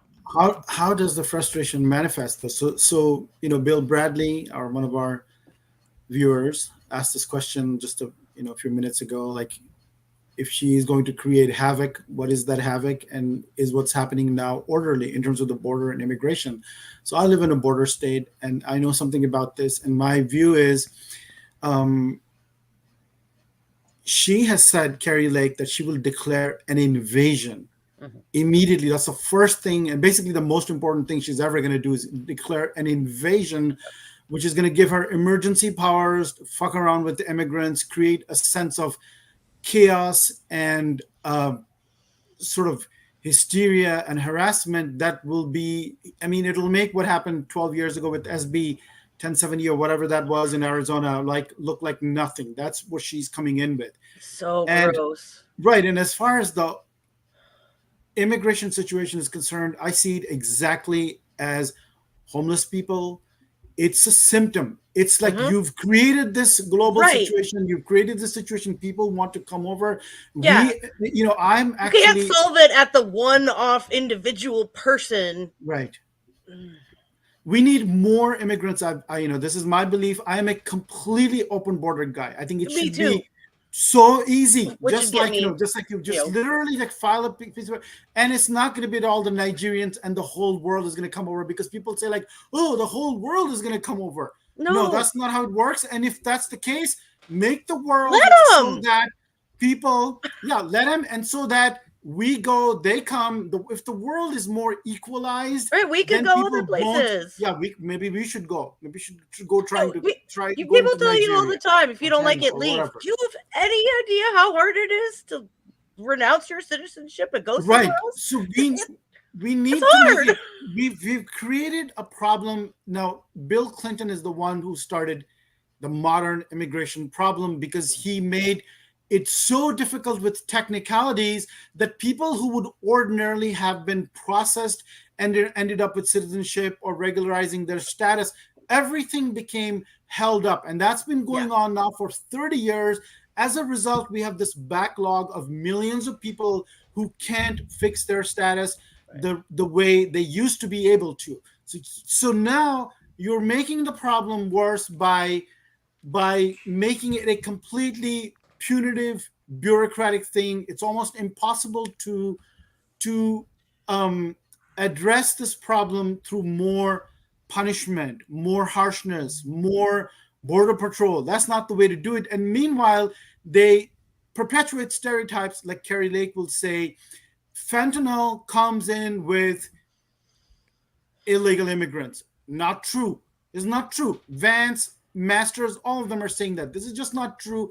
It comes in, even if you think fentanyl is such as this existential civilizational problem, it's going to take down our civilization because it's killing all our white kids. It's coming in mostly through regular traffic across the southwestern border. It's not coming in through. So that's just one example where they want to demonize immigrants. Absolutely. If you've got 1 million immigrants coming over, fine. We need 25, 30 million. Let them all come. This is one reason why, by the way, we have one reason for inflation is that we lost the gravy train of cheap Chinese goods after globalization, and cheap labor too, right? Yeah. So cheap Chinese goods after globalization. We had a free ride for 30 years. But Trump started his trade war, and then pandemic happened, right? And in general, too, China is becoming more high wage. So we've lost that there's sort of this lid on inflation that's going. That's one reason we don't want to talk about that. Number two is we need more labor. We need builders. Even the housing crisis, right? It really started in the mid 2000s with the immigration crackdown, where we had fewer immigrants to build the housing and also to buy the housing. So that contributed in a very large way to the housing crisis, and it's happening again now. We need far more labor, and we need it. And it's making the cost of that labor go up because now you have to pay, middle class. So for me, immigration is a problem like drugs to do those prostitution. Jobs. It's not a real problem. It's a made up problem. It is complete.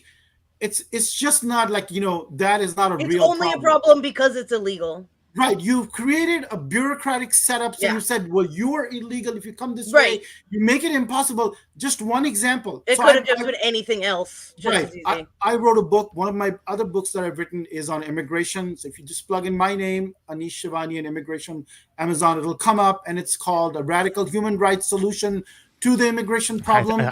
So this is I thought your mugshot would come up. Oh, my mugshot will come up. Oh no, the book will come up. That will come up, after 2024. Not yet. Yeah. Look, we're having a lot going on in the chat here. So, what are we talking about, folks? Are we talking about open borders here? Like, what are we saying? For me, yes. However you want to. I don't agree with that. Well, all right, let's take a little game break here. We have in the state of Ohio, J.D. Vance has overtaken Tim Ryan. However, this is largely a function of some of these rural areas filling in. Cleveland is still only 38% in, so that still leaves Ryan with some room. Columbus only 33% in, so that still leaves Ryan with some room. So this is looking closer.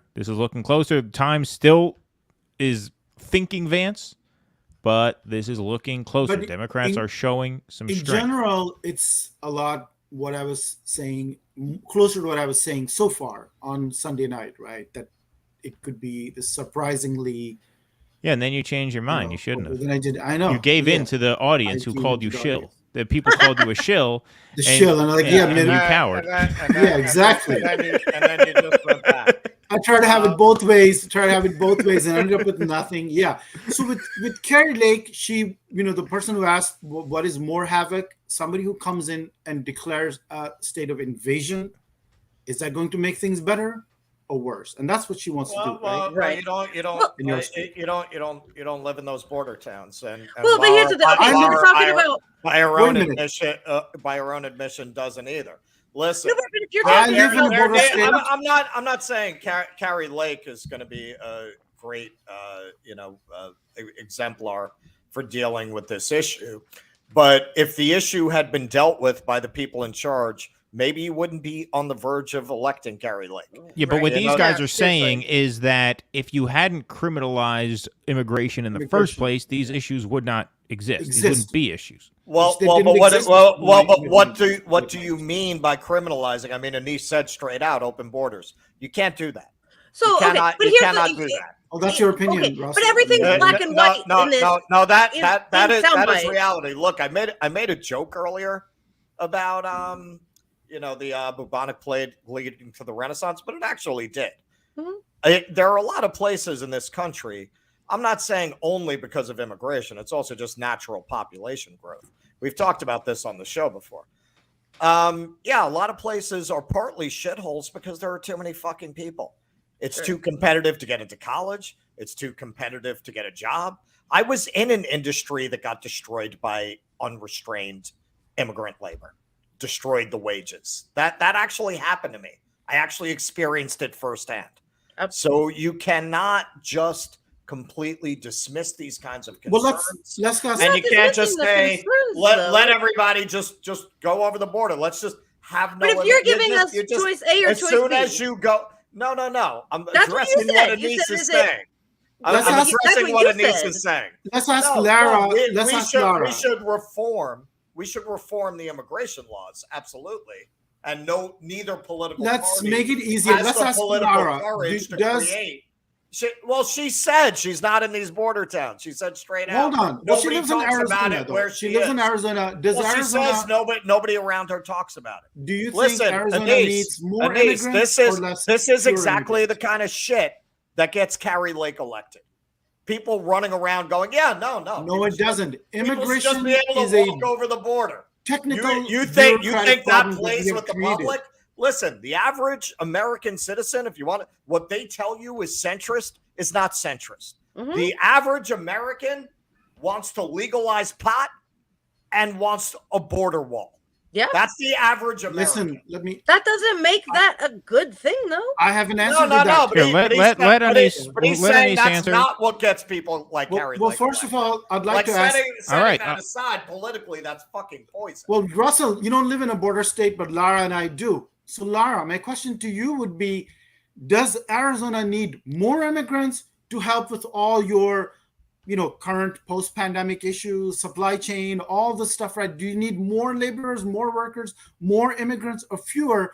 And the answer to Russell, I forgot what my answer is going to be. It made me forget. Yeah. He can do that to you. He's like a boxer. Yeah. He just keeps punching, and then you forget what you're going to say. I got to be careful. I got a mental concussion. So if you're asking for a really specific snapshot in time, like today, I would say maybe not today, just because the actual labor demand has actually kind of slowed for the first time in a little while. But broadly speaking, generally, yes, we need more immigrants in general for things like labor, not just that, and they don't always stay in the border cities. But I want to go back to a point just to make sure I was clear. If the choice is Carrie Lake style border patrol or make the borders go away, then I'm for make the borders go away. I'm not a make the borders go away as a way more nuanced opinion. You're more in that direction. Those are the choices. The Carrie Lake direction. Then that's my choice versus Carrie. Right. Yeah. I remember what I was going to say in response to Russell is that despite the hysteria that multiple administrations had created over immigration in the 90s, all through the Bush years, after 9/11, immigrants, all through the 2000s, all through the 2010s, 67, 2/3 of Americans supported more immigrants and regularizing people who were already here. And that was consistent over 20, 30 years.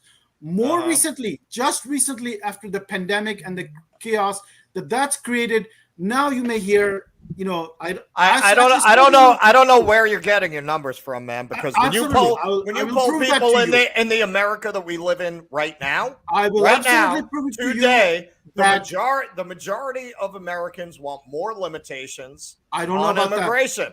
The majority, not that they want to completely eliminate immigration, but they want more limitations on immigration. Where are you getting this from? That the majority of people show me your because I've dug into the numbers and also not talking to people. We got a break here. Specifically, we brought this up on the show before. I know for a fact. I'll stake my life. Give me 1 second here. I just have to do this here. Hold on 1 second. I don't mean to cut you guys off. This is significant here. Virginia's 2nd District. 55-45 Kiggins over incumbent Democrat Luria. The New York Times is not calling this, but they are now saying it is very likely that Kiggins will win. This will be a Republican pickup. This will be their 4th out of 5 that they would need to win the House, assuming they don't lose any, right? Assuming there are no Democrat flips. So that's important there. All right, Anis, go ahead. Sorry. No, I know for a fact that it is true that 2/3 of Americans throughout the Bush era and the Obama and the deportations and let him finish. Wanted more immigrants, wanted to regularize people who were here without status, and that was consistent, and nothing that the Bush people could do, that 9/11, that Clinton. All right, so do you want me to give you the numbers that just blow everything you're saying right now away? Okay, so August 8th, 2022, Gallup poll. 38% wanted. Yeah. Okay. So 27% say immigration should be increased. 31% prefer that it be kept at the current level. 38% want it decreased. Okay, so that doesn't sound like a majority of Americans who want an increase in immigration. So if you put the two together, stay the same or increase, that's a clear majority, isn't it? That's not a majority who want to increase immigration. Yeah, but putting the two together, it's swingable in both directions. Yeah, I mean, both of you guys could argue that, because you could argue that the people who want to maintain current levels, that's pro status quo. So you can kind of count that in both camps, right? Yeah, and I think I mean also with these kinds of things, it depends on specifically which questions you ask. Because that was I also know 2022 though. He was talking about the last several decades. Well, that's what I responded. I said, well, if you talk about the America we're living in right now, today, as opposed to, I'm not arguing that maybe. But look, there's no question. Look, there's no question that the system being what it is right now. Under this system, there will be draconian border enforcement, because in a system of austerity, there are limited resources, and people have the perception that they have to take what's theirs and that it's zero sum. And the reason they have this, by the way, is because the promise of an ever-increasing pie, right, this promise of capitalism that, no, it's not zero sum. We're going to keep increasing the size of the pizza. Somehow. Right. That's not happening. And so people have it in their heads that they have to take what's theirs, and that means draconian border enforcement, no matter who the president is. No matter who the president is. Now, listen. Well, you know where a majority do feel this way? Arizona. Well, in Arizona, 78% say illegal immigration is bad for America. Mm-hmm. Yep, they do.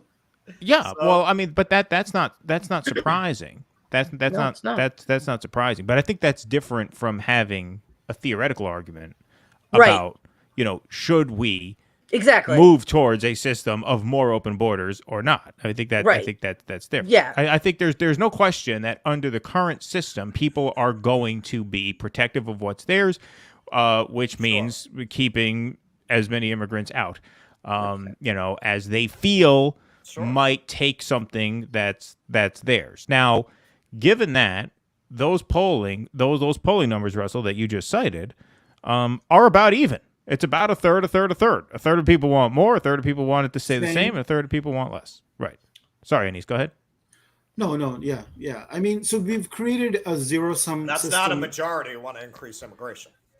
But it doesn't suggest that it is it's not an overwhelming majority of people. It's not that an overwhelming majority of people are embracing this sort of, MAGA approach. I would agree with that. I think a lot of those numbers are skewed by the people in Martha's Vineyard to very quickly move the immigrants on out of their towns. I think that's true. I think that's where a lot of that comes from, and that's what was so genius about DeSantis's troll of those communities. But I think there's no escaping the fact that these attitudes towards immigration are a product of an austerity-based economic system.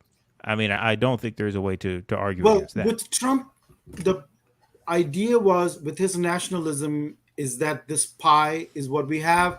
We're not going to grow it, which was the Clinton idea. We're not going to, and regardless of what you may think about his style of globalization, we're not necessarily going to, expand it and grow it for everybody. This is what we've got to work with. So we need good jobs for white people, our people, or what Hillary Clinton used to call Americans, hardworking Americans, right? So that's you shrink this through trade, through migration, as opposed to having an optimistic view of the future and say everybody's welcome. Let's build a more prosperous, open, free society. We're not doing that. And the pandemic made things much more complicated. Trump did, right?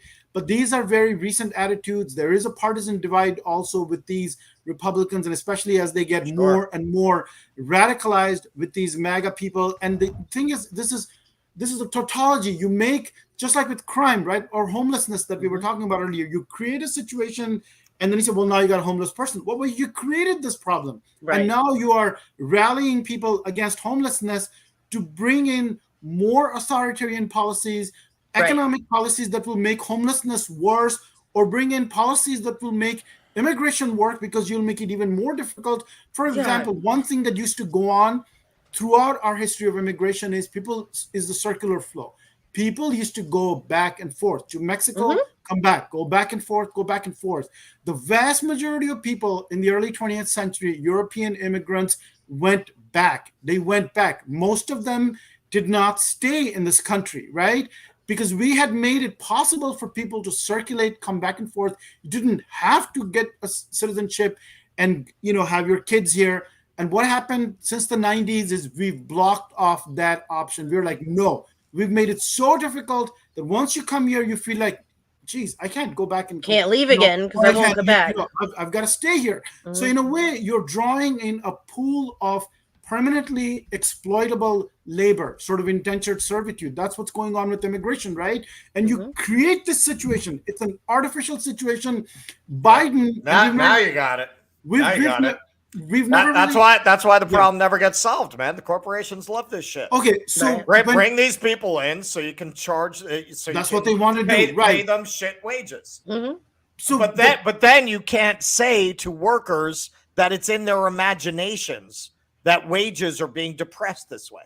You can't turn around and tell them they're just ignorant nativists for saying that. That all the studies in the last 30, 40 years showed that if there was this factor of immigrant labor depressing wages, it was very small, like negligibly small. And it's just like the very bottom end of the pay scale, right? Like the very bottom. And that was questionable because studies. Right, it's the bottom of the wage scale. The people who have the most. But that's questionable. But it's concerned about making even less. Those are still the jobs that are going unfilled now. Like those are jobs people who live here don't want and aren't willing to do for less than $17, $18, $19 an hour. They're going unfilled now, not getting done for more money. They're just not look, at this point, there's a huge You mean they won't do it for a fair unless you pay them a fair wage? Yes. Okay, and the problem is? So the people don't want to pay a fair wage, so they're using immigrants. That's what you're saying. So we want to keep bringing immigrants so that the employers don't have to pay a fair wage because Americans won't work. I think you guys are having two different arguments here. I think so. Because I think, I mean, and maybe I'm wrong. All right, so let me know if I am.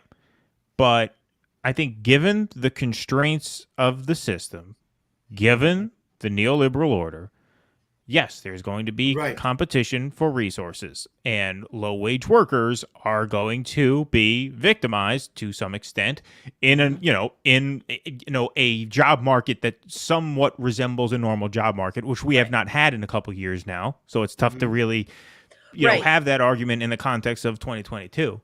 But yes, there's going to be competition for low-wage jobs, and immigrants might depress wages or depress opportunities. Period. Right. However, I think the argument for increased immigration has to sort of come as part of a larger argument about just systemic reforms more broadly.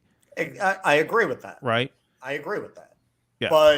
But this argument that you get from liberals, what? No, there's no problem, man. We should just have everyone come over. No, that's not fucking up anyone's wages. Well, no, that's a ridiculous argument. Of course, that's a ridiculous argument. Not fucking up anyone's communities. Well, that's the direction this conversation was going in. That's why I jumped in.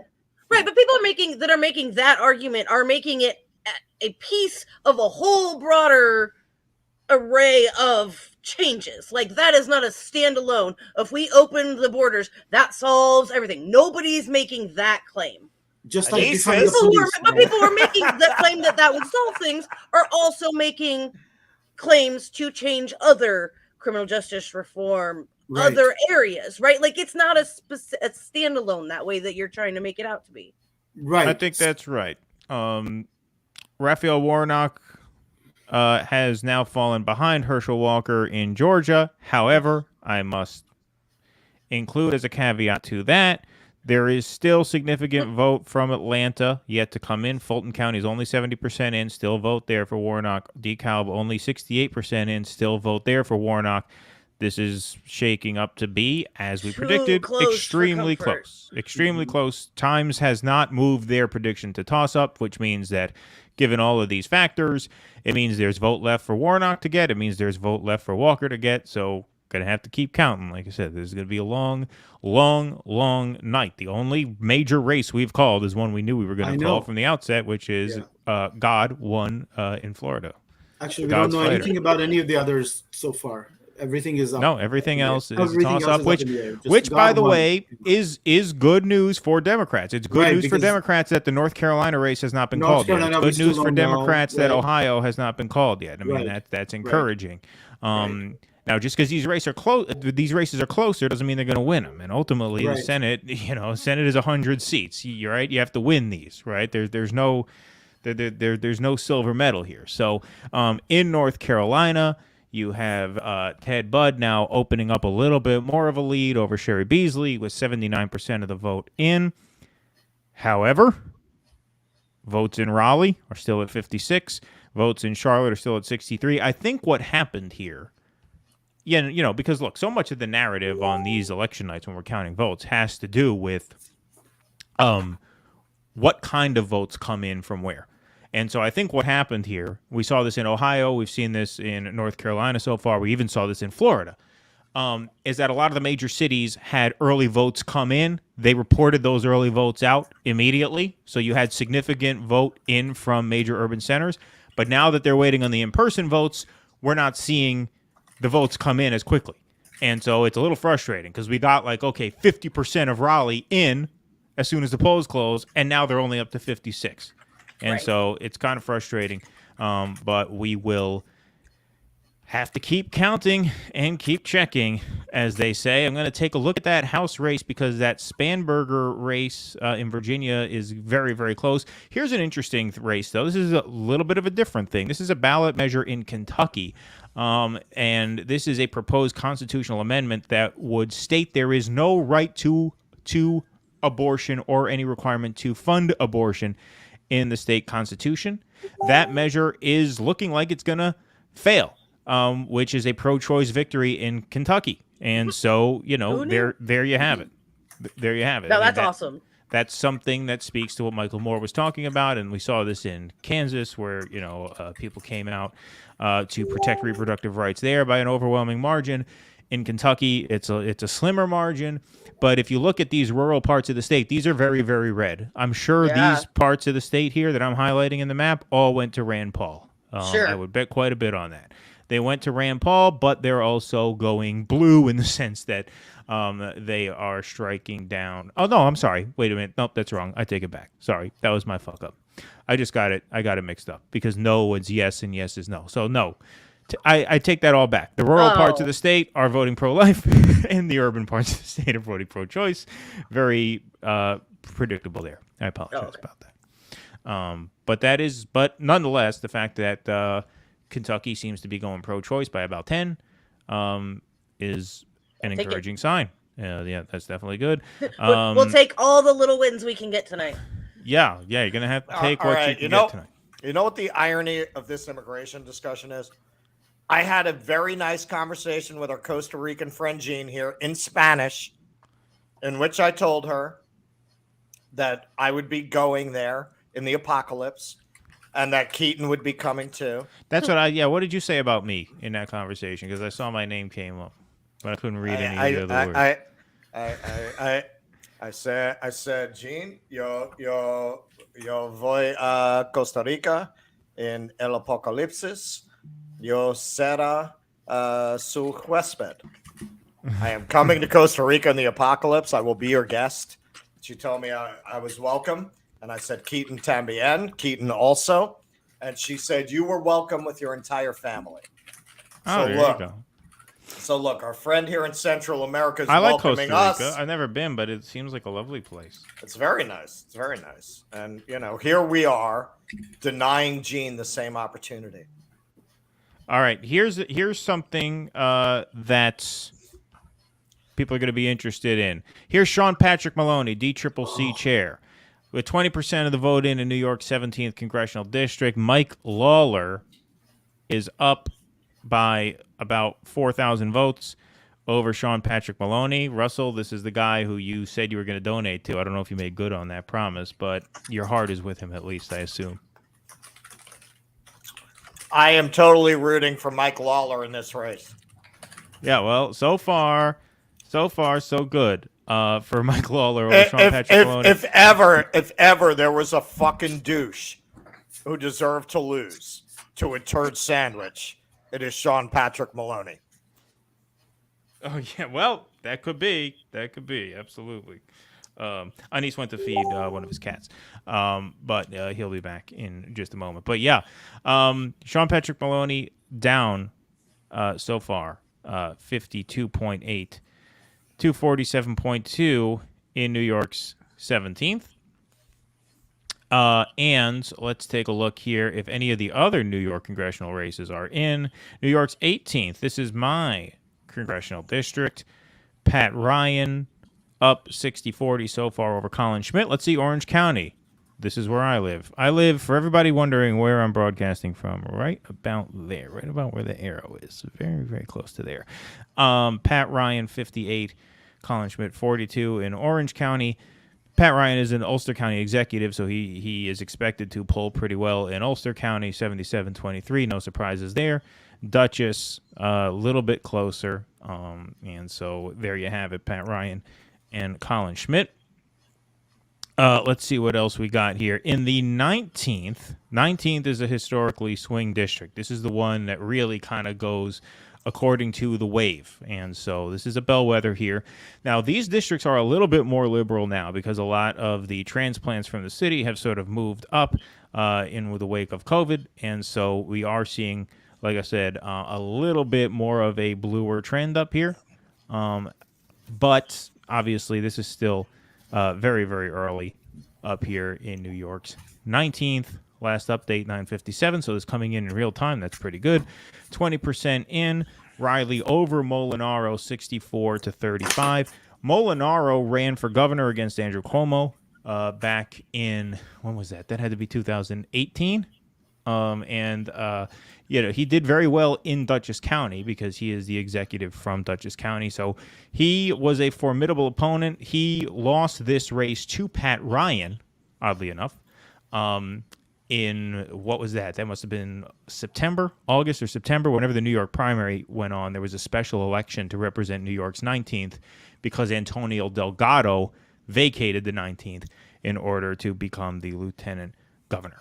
And so the reason this is all very complicated, by the way, is because Sean Patrick Maloney vacated his own district, and so far he is losing. That would be great if the other two Democrats won and he lost. Like if the Democrats held the 17th and the 18th, and he became, all right, that would be perfect. He became the odd man out if he was the only one who lost. That would be some karmic justice right there. Yeah, exactly. I mean, you would have to love that. Georgia Senate. Walker Warnock, very, very tight. Very, very close there. Extremely tight there. What is it? 9:58. So we have coming up. All right. David Tarr should be coming up. Where's American wing. Wasp? It's too early for the last wing. Oh, yeah. You're keeping those wings coming. Yeah, man. These wings are awesome. I finally got good buffalo wings. See, now I'm going to tell you where not to go. Okay, so the Anchor Bar is the place that invented buffalo wings, and it fucking sucks, man. It sucks. It's like Tavern on the Green where they know the tourists are going to come, so they don't have to have good food. It's like that. It's like some of the worst wings I've ever had. We're at the most famous place to get wings in Buffalo. You found the Sbarro of Buffalo. That's exactly what it is. Yeah, exactly. All righty. Well, I gotta. How do I do this? Why is this giving me a problem here? There we go. Perfect. All right. Well, Laura, we have some other guests that we got to bring in, so I'm gonna have to bid you farewell. But thank you so much for making time for us. Not gonna let me hang out with Joey? Well, Joey didn't come on. Joey never showed up. All right, if Joey shows up, then I'll send you a message and you can log back on. Perfect. Yeah, exactly. But we got a couple more guests we got to get to, and they have specific times. And so if Joey shows up after 11, I'll let you know, and you can come back on. Or you can just come back on. Frank says, socialísimo es del diablo. No, capitalísimo es del diablo, mi amigo. All right, Laura. Well, good luck there in Arizona. We didn't get any results because they're having some problem with the machines in Maricopa, they were saying. That might be why there's nothing coming out of Arizona yet. All right. Well, if you want me to jump back on later, shoot me a message. Sure, absolutely. Right. Sure thing. Yeah, still zero. Later, Zero guys. from Arizona. The polls have been closed for an hour. We have zero. Great. Cool. Wonderful. Brilliant. All right. Good night. All right. Good night, Laura. Good Thank night, you so Laura. much. Good seeing you again. All right, moving right along, everybody. Here's Dieter McBusiness, American Wasp. What's up, man? How are you guys? Can you hear me okay? Yeah, I can hear you great. Actually, you're a little loud. If you could back off the mic a little bit. I'll just stay really chill. Russ has that effect on me. Actually, he keeps me very calm. That's why I tune into you guys so much. Oh, is that right? Oh, great. I love his energy. It's time for your wasp ass to make up for your crimes against our people. Oh, that's actually the purpose of my show. It's one big redemption. That's right. Where's the fuck? We didn't even see any money from you today. Huh? Come on, man. Where's that trust fund cash? He muted his mic for a second. You muted your mic. Yeah, sorry about that. It's my headset gets bonkers sometimes.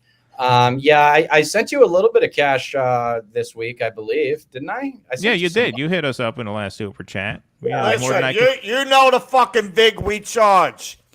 You've been short the last 3 weeks, you motherfucker.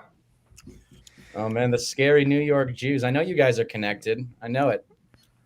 Oh, what's that? You're a little confused. Yeah, maybe it can make you less confused. Where are you from? Are you West Coast, East Coast? Where are you from?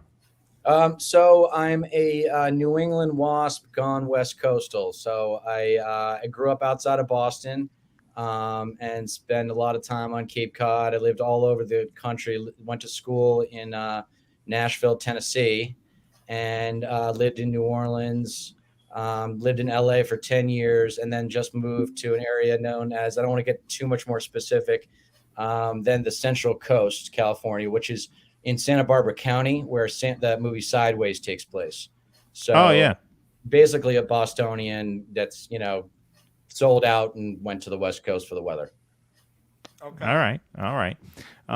Well, let me just do another quick game break. I want to go to North Carolina. We're going based on now because there's no final projections coming in because these races are all looking very tight. North Carolina has now moved this into very likely Republican. So they are close to projecting this for Ted Budd. Polls had Budd up by about 7. Looks like Beasley's within 4. We'll have to see how the final numbers shake out. It seems like there's still more votes for Beasley to make up. Probably not enough to win, but maybe enough to make it a little closer. Although if you look out here, votes are still coming in for Budd as well. 95, 95, 95. Up here, 95. All right, so you got a lot of the rural counties are mostly in. But out here, a lot of the rural counties are mostly in. But I think New York Times must be looking at some stuff that perhaps we're not looking at because this doesn't seem very likely, Bud, at this point to me. They're still 16% out. It seems like there's still a lot of vote to come in from Raleigh and Charlotte, but they're saying Bud is very likely. They're projecting he will win, not projecting finally, but they're estimating he will win by about 4.7, which is about 2 points under where he was polling. So that does suggest Democrats overperforming there slightly, probably not enough to win, but that's interesting.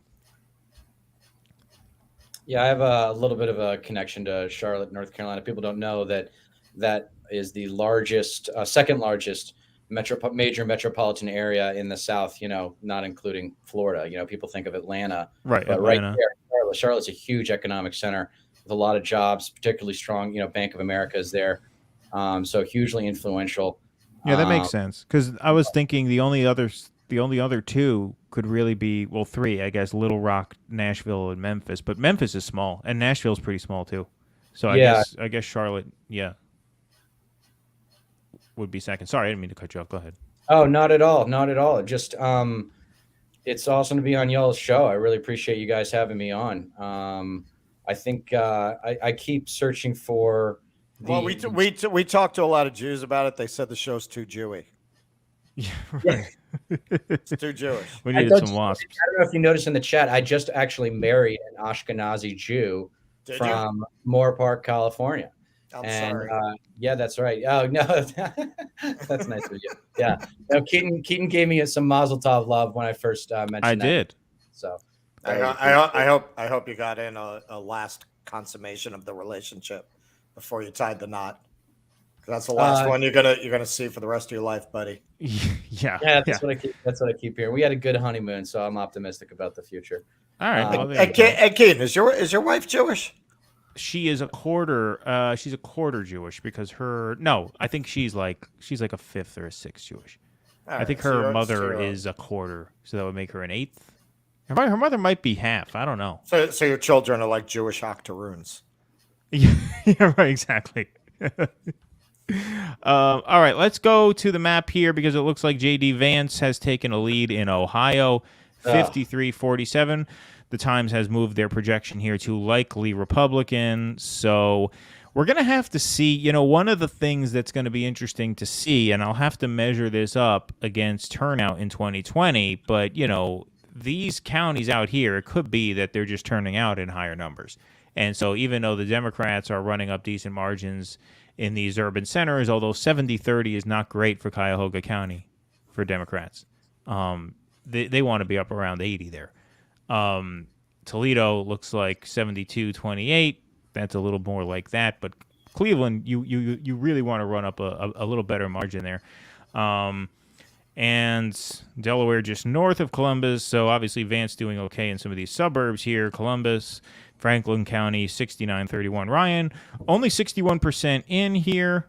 Only 51% here, Cuyahoga. So there's room for Ryan. I mean, there's definitely room for Ryan. But he's got to make up 6 points with only 32% outstanding. So that's not going to be so easy. So real talk, I actually will admit to being something of a Tim Ryan fan when he first came on the scene, because I actually, as much as I disagreed with him, I kind of liked Chris Matthews' delivery. I thought he was entertaining, and he would cover a lot of ground in his shows. And Tim Ryan was one of his favorite guys. And I was like, oh, who is this dude? He talks about, health problems, and he's into mindfulness, and he's like kind of got like this progressive tone to him. And then you learn more about him. You learn he's not really all terribly progressive. But I mean, I still like, even though my opinion of him is diminished, I was really hopeful about Tim Ryan maybe getting over this, get beaten J.D. Vance. I thought he did really well in the debates. But it shows you guys said it, and I wish it weren't true, but the debates just aren't as consequential as they used to be, and maybe not as much as they should be.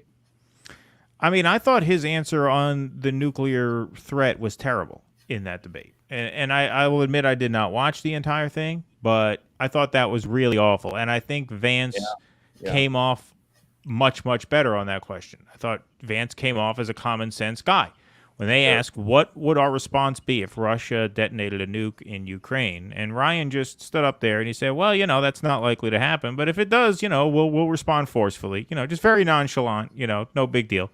And Vance came back with an answer that I think everybody just sort of kind of connects with on a human level, because behind all the chest pounding, right, and the rah, rah, rah, and all the jingoism, all the militarism, there's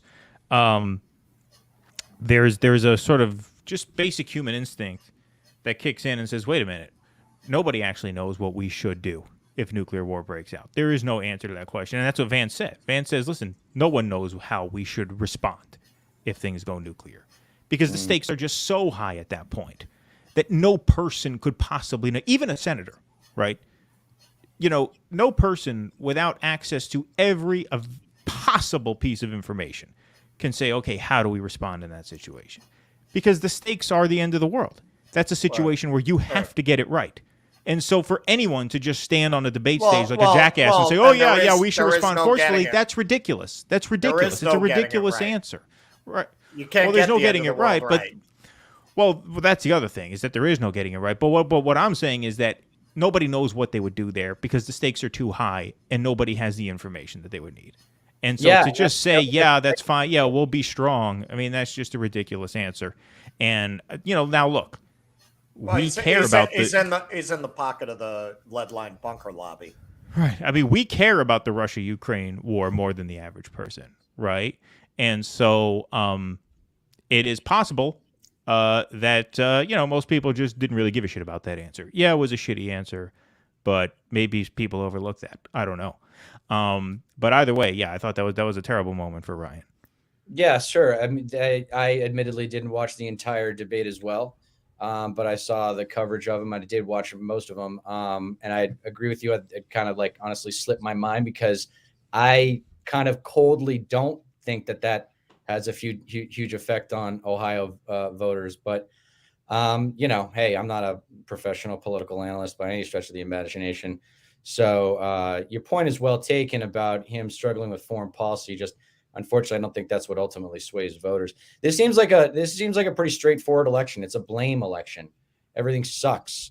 Everybody wants someone to blame, and it's just whoever's in power is going to get the blame. If it were a tight power lines in D.C. and they had the presidency and they had 50-50 in the Senate and a hairline edge in the House, then got a few things done or whatever, they'd still probably lose power. I mean, this is the midterms, and maybe if there is a positive, if there is a silver lining, the popularity of these midterms is a sign that people are starting to care a little bit more and realize that politics matter and that we need to actually solve some problems on a large scale.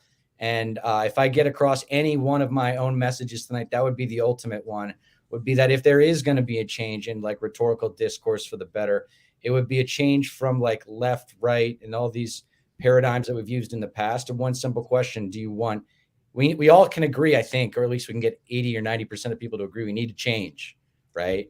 Yeah. So, do you want incremental change, or do you want big change? Because if you know how big the problems are, you know that the solutions have to be pretty goddamn big too. And I don't think that has been part of the rhetorical gamesmanship on the left at all, or at least not as much as it should. Because they don't practice. No, I mean they're completely paralyzed. Sorry, go ahead. They're not into big change. They would be lying. They would be explicitly lying if they said they were into big structural change, right?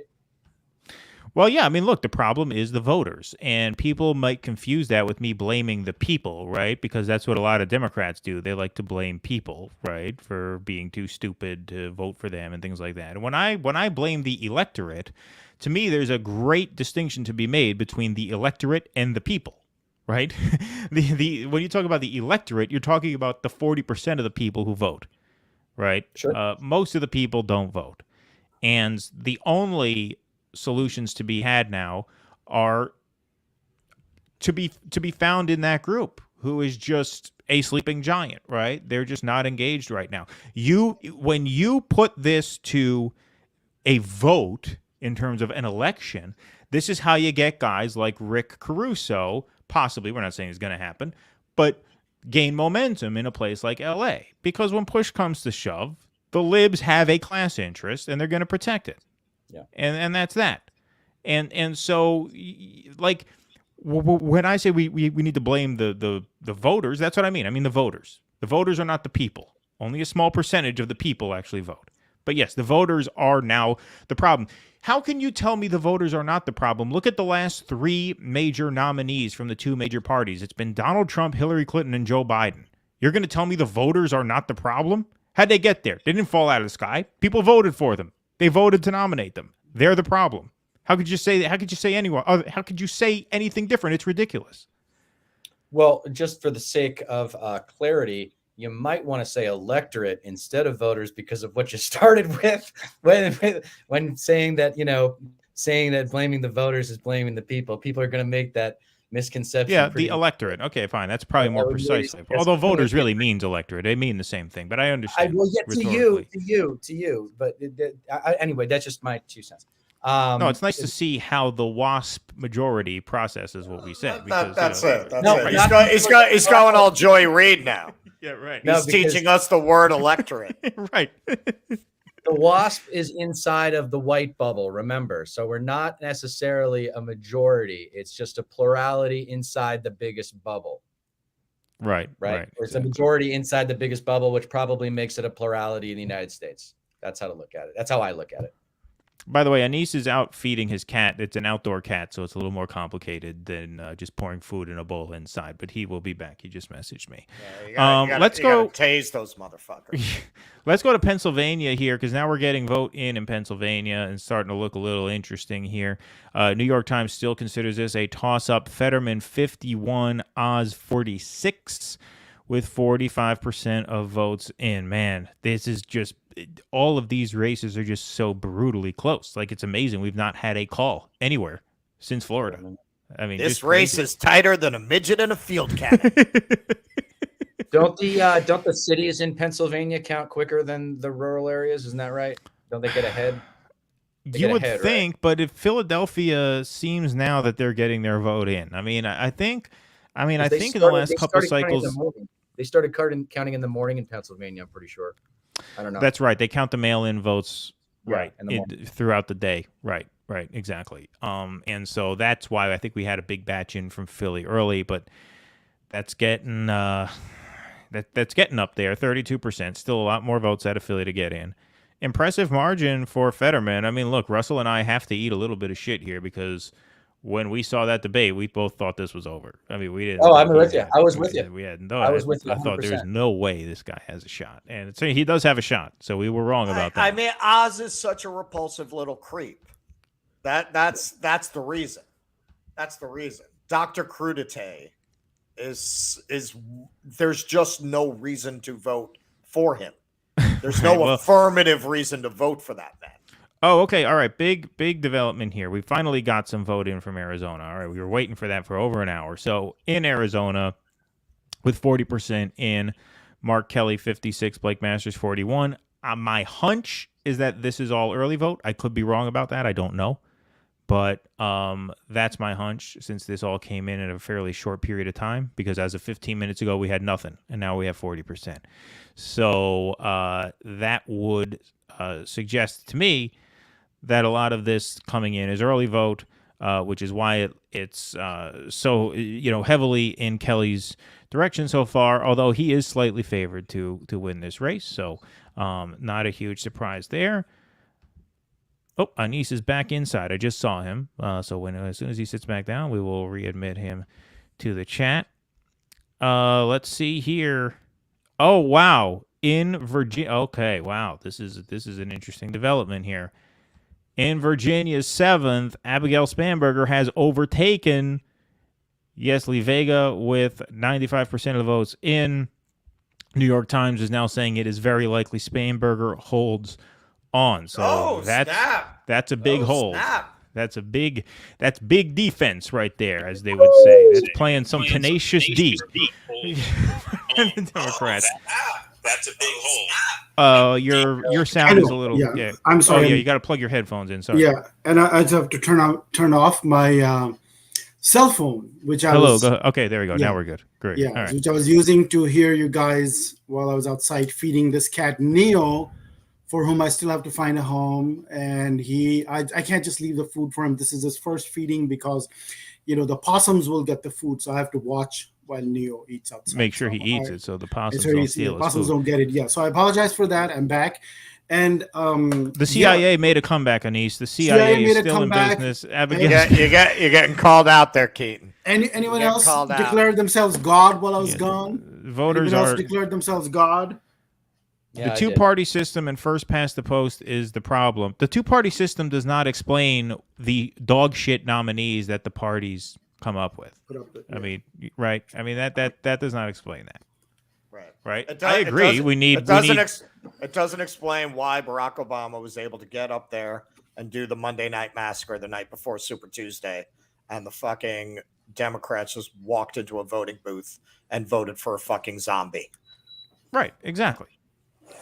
Now, if you want to say that he was able to do that because of a constrictive system, that's fine, but that's part of what I'm saying. Part of what I'm saying is you need to expand the electorate to include less shitty people, because right now the electorate sucks balls, right? And I see, notice, Dieter, I use the word electorate, not voters. So I took your advice. See how quick I learn? Yeah. I'm a fast learner. Hi, Dieter. Yeah. Hey, how are you, Anis? Nice to see you. Good. So I listened to some of what you said about Ryan, and the more you hear about him, because at first the progressives are sort of building him up as the solution to the Trump white working class voter problem in Midwestern states, and it's a little bit more, complicated than they would like to present it. And I think the more you learn about Tim Ryan, the less that's my feeling, the less you like him. That was my attitude. And then the whole nuclear thing was like, okay, well, this is what I'm going to do. If he, instead of saying, why are you even asking that? Why is anybody asking that question? Which is what any person up until recently would have said in American politics. They would have said, this is unthinkable. This is not a thinkable thing. Instead of all the, the news media people ask you, just like, well, when are you going to arrest the homeless people? The question is always about, when are you going to take the most drastic possible action? Right. When are you going to kick Saddam Hussein's ass? What are you going to do if Putin starts a nuclear war? Are we going to have a bigger bomb? What's your plan for that? Right. So that was really ridiculous, but that's, what you need to do. If that's what you need to do to win Ohio back, fuck Ohio. I don't think I want. Yeah, I just big news here. Sorry to cut you off. Not a surprise here, but Nicole Maliotakis has unseated Max Rose in the wonderful borough of Staten Island, and this was pretty much easy to see coming here. But since Max Rose had previously held the seat, there was thought that perhaps he had a shot, but no, Maliotakis has won that seat in Staten Island. All right. Anis muted himself again. Okay. Anis, you just got to turn your mic back on. All right. Well, Mika's upset that we blame the voters. So I'm going to bring you back, Mika. Joe Biden won't let you down.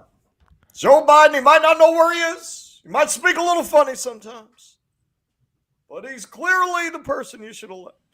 And what did they do? They all just marched right into a fucking voting booth and nominated a guy who ran around talking about calling voters dog-faced pony soldiers, threatening them to push-ups. He challenged one guy to go out in the fucking parking lot. Yeah, I mean, those are voters who vote for these people. Like, these people are voted for. Yeah, that's and it. so right. So yes, Well, they are voters. I'm not blaming the people. I'm blaming the people who vote.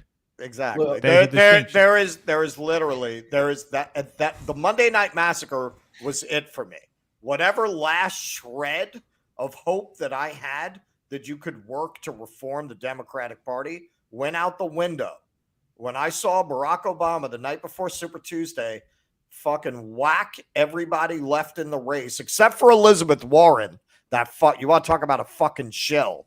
Tell me she didn't stay in on their direction. She's the only one who stays in there to eat away at Sanders's vote. But look, the fucking establishment is going to establishment.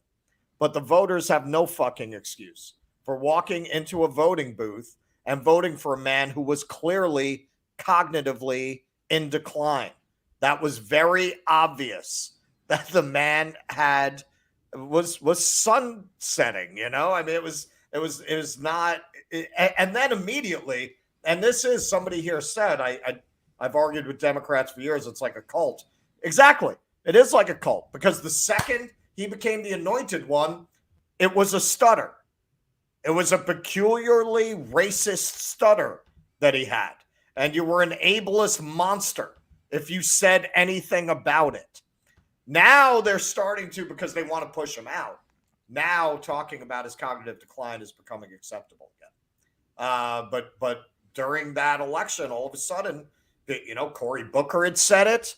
Fucking who's the little twerp who called him out on stage for it?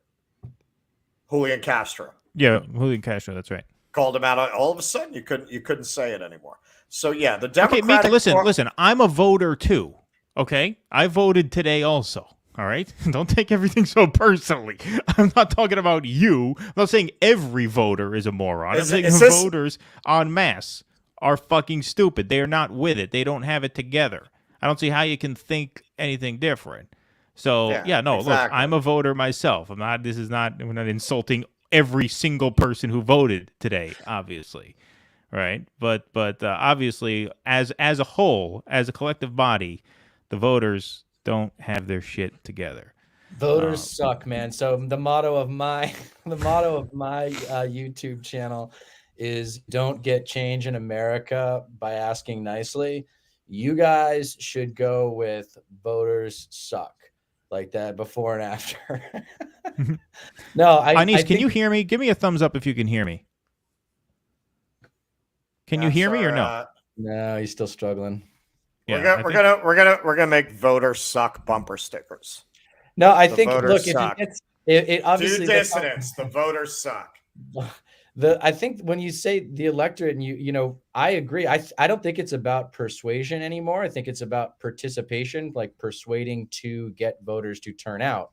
Because when turnout wins, usually change wins. And change is what we need now more than anything, is just what I always keep coming back to. So I don't know if how you can spin, you know, the problem is the voters into. Oh, there he is. Sorry, Dieter, I didn't mean to cut you off. But go ahead. It's fine. But if you could spin what you're saying, I mean, I just want to take the next step because, like, I didn't think it's funny, but I want to say, like, how do you spin what you're saying? The voters suck into a get out the vote message, right? Is that's what you're trying to do, or what you would like to see happen? No, I'm just saying, as a matter of objective analysis, the voters suck. They suck. They suck. That's why the country sucks. I mean, if you want to solve a problem, you have to start with an accurate premise. I'm not gonna give anybody false hope that there is a solution here. I'm just telling you my assessment of it is that they suck. Why did he do that? He was just So we have no choices, Mika. They had a choice between Joe Biden with a aide walking around with a cup to catch his fucking drool, and Bernie Sanders. And all it took was Barack Obama, who fucked the electorate. You happy, you fucking lost motherfucker? Fuck the electorate 10 fucking ways to Sunday. No, I want to hear that more. All he had to do was say, vote Joe. And they went and voted Joe. They had a choice. So at that point, you got to say the voters are trash. Those voters are trash. I want to hear that truth about what went down to isolate and mitigate Bernie and get him out of the way. I want to hear that told for generations, because we got to learn from it. Because it wouldn't have worked. Yeah, it wouldn't have worked if those voters weren't trash. Because look, say what you will about the Republicans. The party lined up against Trump. Fox News, people forget now, they were very against Trump. The Republican voters said, go get your fucking shine box. And they voted for him anyway. They told him to go fuck themselves. You cannot do that with Democrats, because Democrats are a party of hall monitors who do what they're told. They're a party of people who want to bring the teacher an apple and get a pat on the head. Anis, can you hear us? Yeah, I'm fine now. Sorry. All right. Excellent. Well, we have another guest who's lined up here for 10:30, but you got a couple minutes left, Dieter. Did you have anything else on your mind before we bid you farewell? No, just keep up the good work. I just to give you guys, your audience, a little bit more information about me and my channel. It's basically kind of a pseudo lecture series. I've only done 2 episodes. I'm actually publishing my 3rd tomorrow. Deconstructing conservatism from the inside out. By life circumstances, I am a born expert on the right-wing military, right-wing corporate America, and right-wing religious wings of all of American conservatism. So I break down how those interact to make this kind of devolution, right? That, Russ, that's kind of why I was particularly interested in y'all's show, was your angle. And the reason why you hooked me was when you called me out for the 1970s domestic terrorism that I had forgotten about. And that made me aware that I need to do my own homework, but I get more specific with what I'm actually trying to do. And at the end of the day, I'm actually trying to humanize the process by which Reaganism became Trumplicanism through my own personal experience. But at the end of the day, my thesis is, in a world that is defined by change, resistance to change is stupid.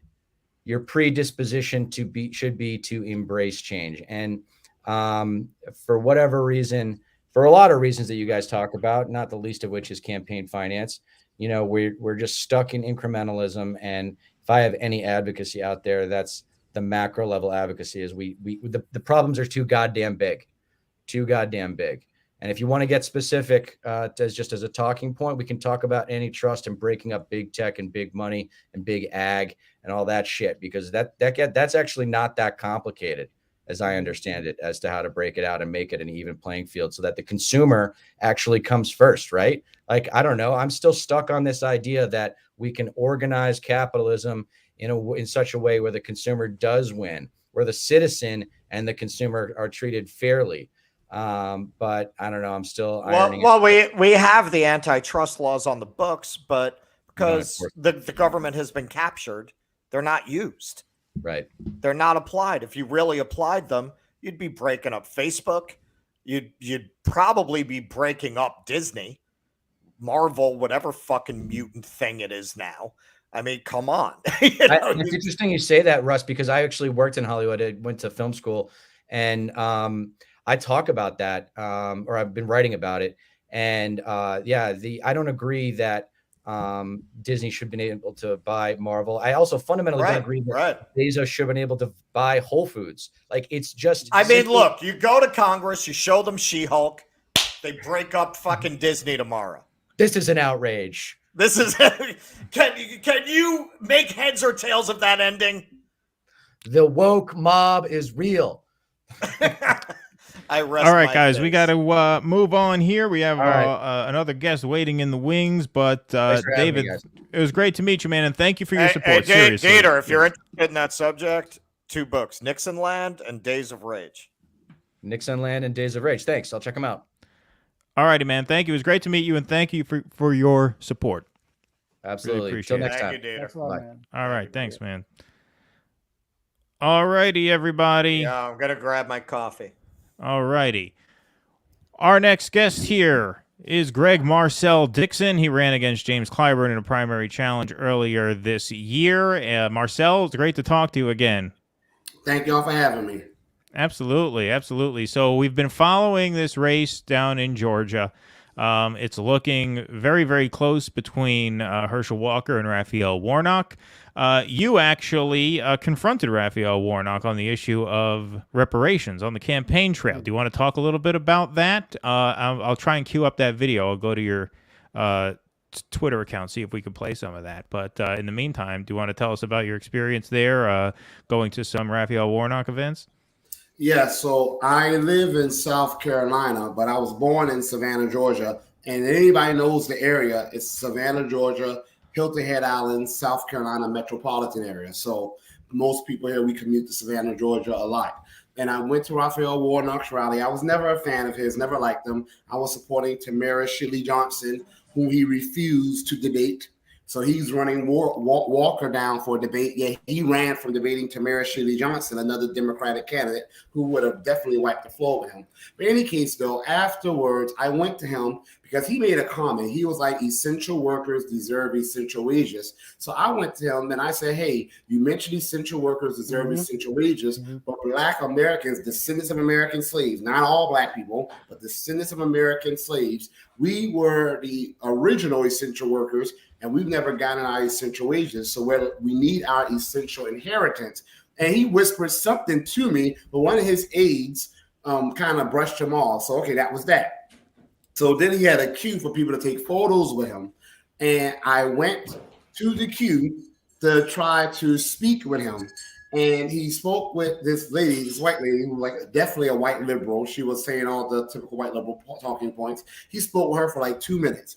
I went to him, I said, well, hey, I would like to talk to you about reparations and other policies specifically for Black American voters. He was like, nope, not doing this with you. Turned his back on me again. Now, I don't care if people listening agree with reparations or not. That's not the point. But the point to me is the disrespect. The Democrats only exist because of Black voters. And then they're talking about Stacey Abrams, how she needs Black men to come through so she can win this election. If that's the thing, the Democrats always say, Black women, we need you. And then they'll throw Black men in there like, where the kids need to fall in line. Yet when a Black man asks you a question, he's treated with such disrespect. So I went to get my mega on, and I pretty much called out Warnock and the mayor of Savannah, Georgia, who's an absolutely despicable sellout raccoon. And I called him. I said, Savannah, Georgia is 60% Black. Awesome. Yeah. His name is Van Johnson. I said, Savannah, Georgia is 60% Black. I said, but Black Americans are 70% of those who are homeless, 60% of those in poverty, the highest victims of gun violence. We live in the most gentrified neighborhoods, most likely to lose our homes, lowest level of home ownership. And I went through all the details.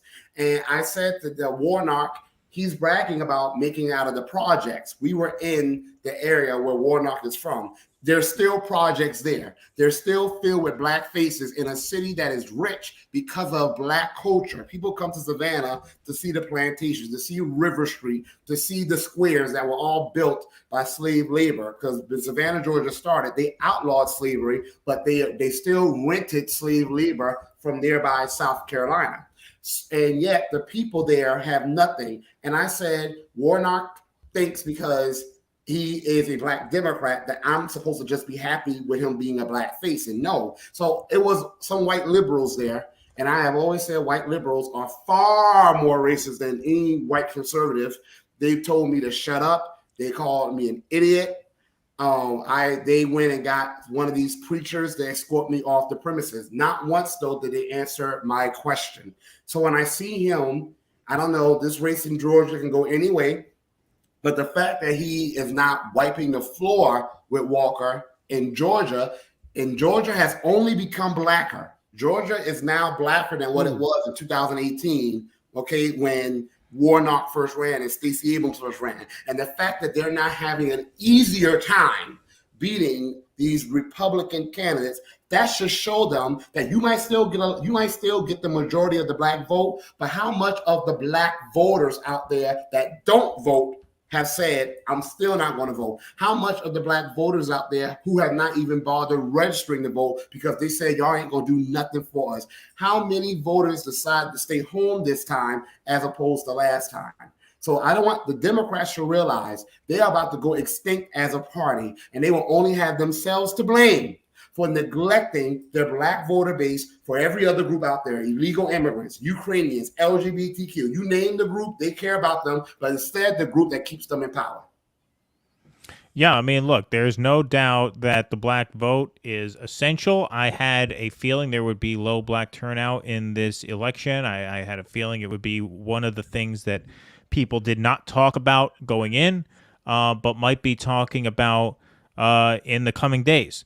And as we can see here, we will go to the screen here in Georgia. We'll just pull up these results. Extremely close. I mean, extremely close between Walker and Warnock. However, on the governor's side, it's looking far less close. I expect this will be called for Brian Kemp fairly shortly. I think the only reason it hasn't been called yet is I think they're still waiting on some of the final returns from Atlanta, Fulton County, and DeKalb County. Those are both only 63% in.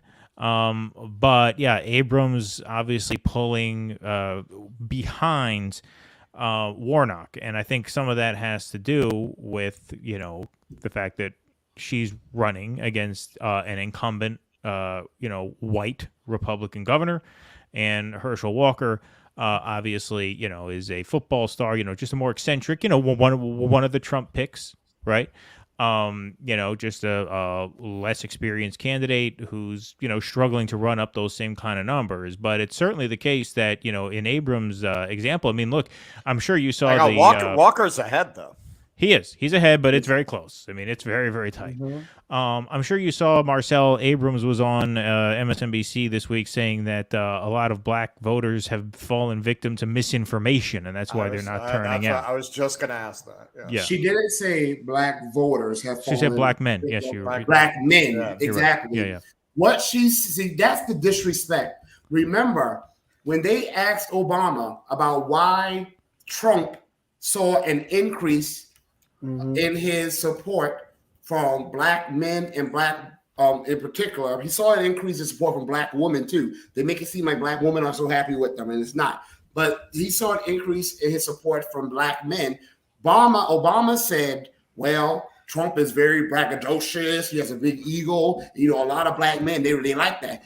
How insulting. Well, now Stacey Abrams is doubling down on this insulting and this degrading of black men, saying that we are falling victim to misinformation. These people really think that black men were brainless. They think we're stupid. They don't think we're driven by policy. They don't talk about the fact that immigration, legal and illegal, hurts black men more than any other group in the United States of America. Republican data shows that.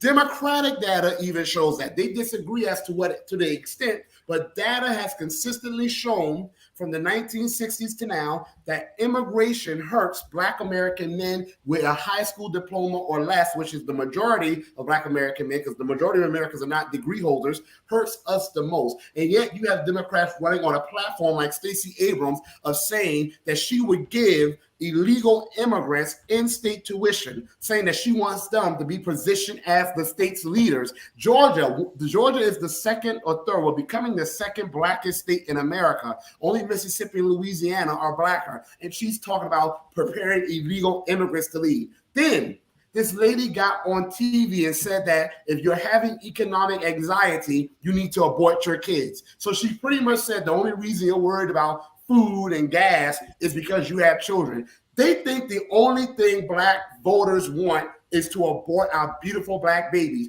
That is so insulting to me. You should be talking about the causes of the high level of abortion. In Georgia, 65% of the abortions are black women. Do you know how many beautiful black kids we could have had? How many more beautiful black children will be alive right now if the Democrats, for whom we've been voting for 60 years, would have done policies to address black poverty, to address black land theft, to address failing schools in majority black neighborhoods, to address medical anti-black American racism. I'm not saying there hasn't been any candidates that have tried. You have Laura Underwood that have tried. You have, believe it or not, Tim Scott, who's a Republican. He actually has been talking about black land theft more than Clyburn ever has. But my thing is, what type of policy is it to say to black people, kill your babies and you won't have to worry about the economy? That is insane. And then she released a platform called her Black Man Agenda, and she must really think we're stupid. Don't take all a rising tide, lift all boats type policies and slap black men to the top of it and think we can't tell that those policies you put there are not specific to black men. Okay, so I'm not necessarily going to say I'm a fan of Kemp, but I can tell you what I know from the ground. A lot of black voters, we're way more socially conservative than a lot of people, the Democrats, like to believe we are. A lot of black voters, especially in the South, are not gung-ho on abortion, okay? Especially if you get to the church-going group. They actually condemn abortion strongly. They may feel that the government shouldn't take that right from someone, but supporting it is not something a lot of black voters believe in. Illegal immigration, I made tens of thousands of phone calls during my candidacy. As y'all know, when you phone big, most people don't answer. But the ones that did answer, a lot of black voters, especially older black voters, guess what the issue they cited most to me was, outside of bad schools, crime, and home ownership? Illegal immigration. It was one of the main topics that older black voters, especially older black women, brought up a lot. They talked about their grandkids not being able to get jobs that black men used to do, brick masonry, roofing, heating and air, construction. They talked about how they've had a hard time finding a job. And there's data that was done in Washington, D.C., Chicago, and Durham, North Carolina. The Pew Research Center did a big investigation, and over 60% of Black Americans cited that they felt illegal immigration had made their employment opportunities far more limited. You don't hear the Democrats talking about that. So I brought it up once on the show. People jumped all over me saying my statistics must be wrong. The group in society that is most against even legal immigration, are Black men. It's about 82%. We were just having this conversation tonight because who's the most affected in terms of their jobs and in terms of the economics of it? You know, to run around and just say this has no impact on workers is ridiculous. And what I say to people, you look at what's going on with Ukraine. I was looking at one of Herschel Walker's. I was in a restaurant and they had the news playing. And Herschel Walker, who I'm not a fan of, but he said something that was interesting. He said that our government has sent $60 billion in a matter of months to Ukraine. He didn't go far enough. He doesn't talk about how much money our government spends on a day-to-day basis. In 2018, the Center for American Workers, I believe that's their name, they did a study estimating that over $8 million per day is what our federal government spends on illegal immigration. That's billions of dollars every year. We're not talking about the Afghani refugees. We're not talking about all the aid we send to nations that hate us. We're not talking about how they are funding Planned Parenthood abortions. All this money that's going to people who are not Americans. When I run on reparations, I'm running on a platform of justice for everyone. And I feel that if you are a person who works and you are working 2 jobs and you're barely getting by still, that's an injustice to you. I feel that if your child, if you are living in a neighborhood, white, black, whatever, and the schools in your neighborhood are in disrepair, and they're troubled, and yet you have to take your money and pay for a private school because you feel that's the only way for your child to get a quality education, that's an injustice to you.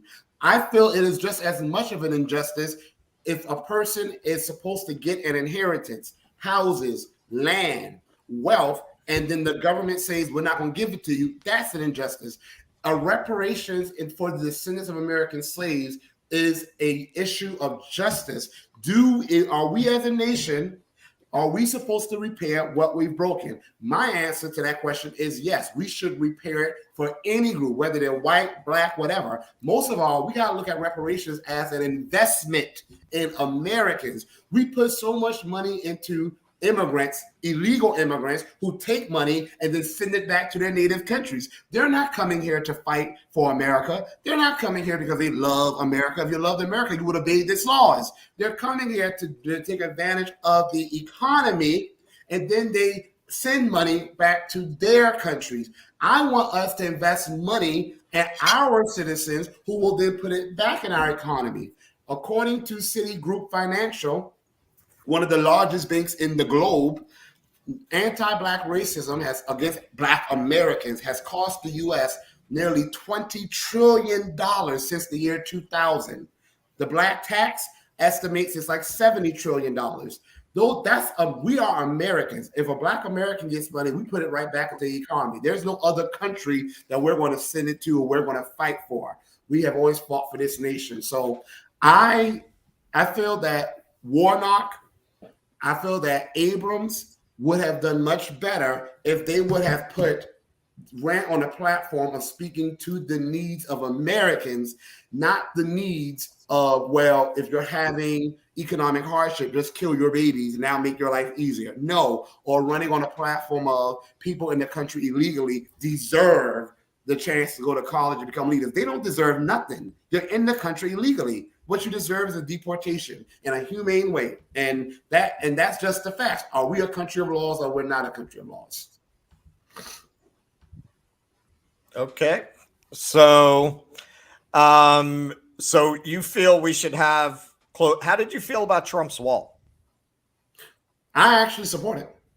I support the wall. Now a wall to me, in this case, I feel that we have the Dominican Republic that right now is building a wall between themselves and Haiti. Okay. We have other nations that have a checkpoint on the border. I feel a wall is a checkpoint that you can control who comes in and who goes out. A wall is not the only solution, though, to our immigration crises. One thing we have to do is we have to have more immigration judges and more immigration lawyers so we can quickly hear these cases where people are petitioning the government for asylum, and we can quickly reject them unless they are literally fleeing natural disasters or warfare. A lot of times people are coming to our nation not because they are fleeing disasters or warfare, they're fleeing economic hardship. But you have Americans right here who have economic hardship, okay? We need to also go after employers. That's where the real problem lies. Employers who are hiring people in the country illegally. That's incentivizing people to come here illegally, and they are also disinvesting from actual American citizens. You have American citizens who will do any type of job because most jobs are done by actual American citizens. You have American citizens that will do any type of job if they're paid a fair wage. When any type of company has an option of importing cheap labor, they are disinvesting from Americans, which leads to a lower quality of life for all of us. Number 3, we have to mandate E-Verify.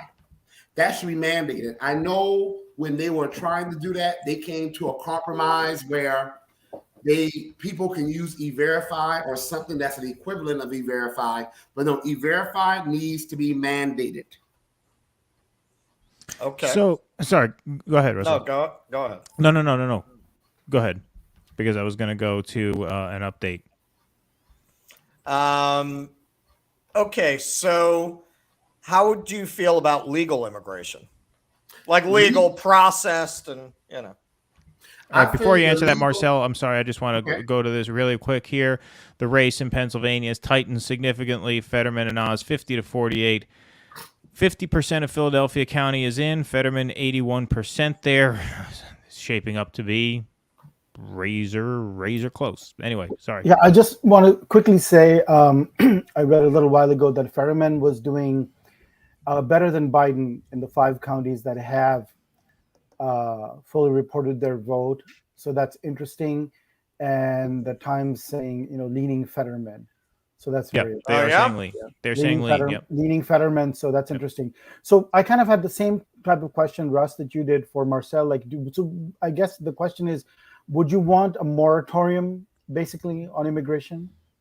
Legal immigration needs to be based on the needs of the nation. If there are certain fields where we have a critical shortage, which, by the way, Republican, conservative-leaning organizations and Democratic, liberal-leaning organizations have already made it clear that the labor shortage is really a myth that a lot of corporations like to perpetuate so they can import cheaper labor. However, if there is indeed a labor shortage and we really need to have it filled, then I am for us giving people who could come here legally the opportunity to do so based on the needs of the nation. Outside of that, we do need to have a moratorium on legal immigration. If a person falls in love with an immigrant and they marry, I support that. If a person is in here legally, I support them being able to bring their spouses, their children, if they have them.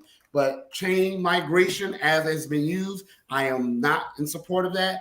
And legal migration should be, I used to cite a particular number. I don't cite a number anymore. I say it's based on the needs of the country. But before we say we need this many legal immigrants to do this type of work, we need to make damn sure that that corporation has done their due diligence to make sure that actual Americans get a chance to do that job. Because again, we have millions upon millions upon millions of Americans that are without sustainable employment. And it is an insult to those Americans to import an immigrant into the country instead of giving them the opportunity to do that. We need to be training Americans to fill in our needs in the labor market, and we have enough of them to do so. Yeah, I mean, how much of this debate about immigration do you think is a result of just like we were talking about this a couple hours back? How much do you think this is just a result of just the lack of possibility of broader reform of capitalist economics of wages. Like we don't have a $15 minimum wage. We can't seem to get a $15 minimum wage. That's off the table.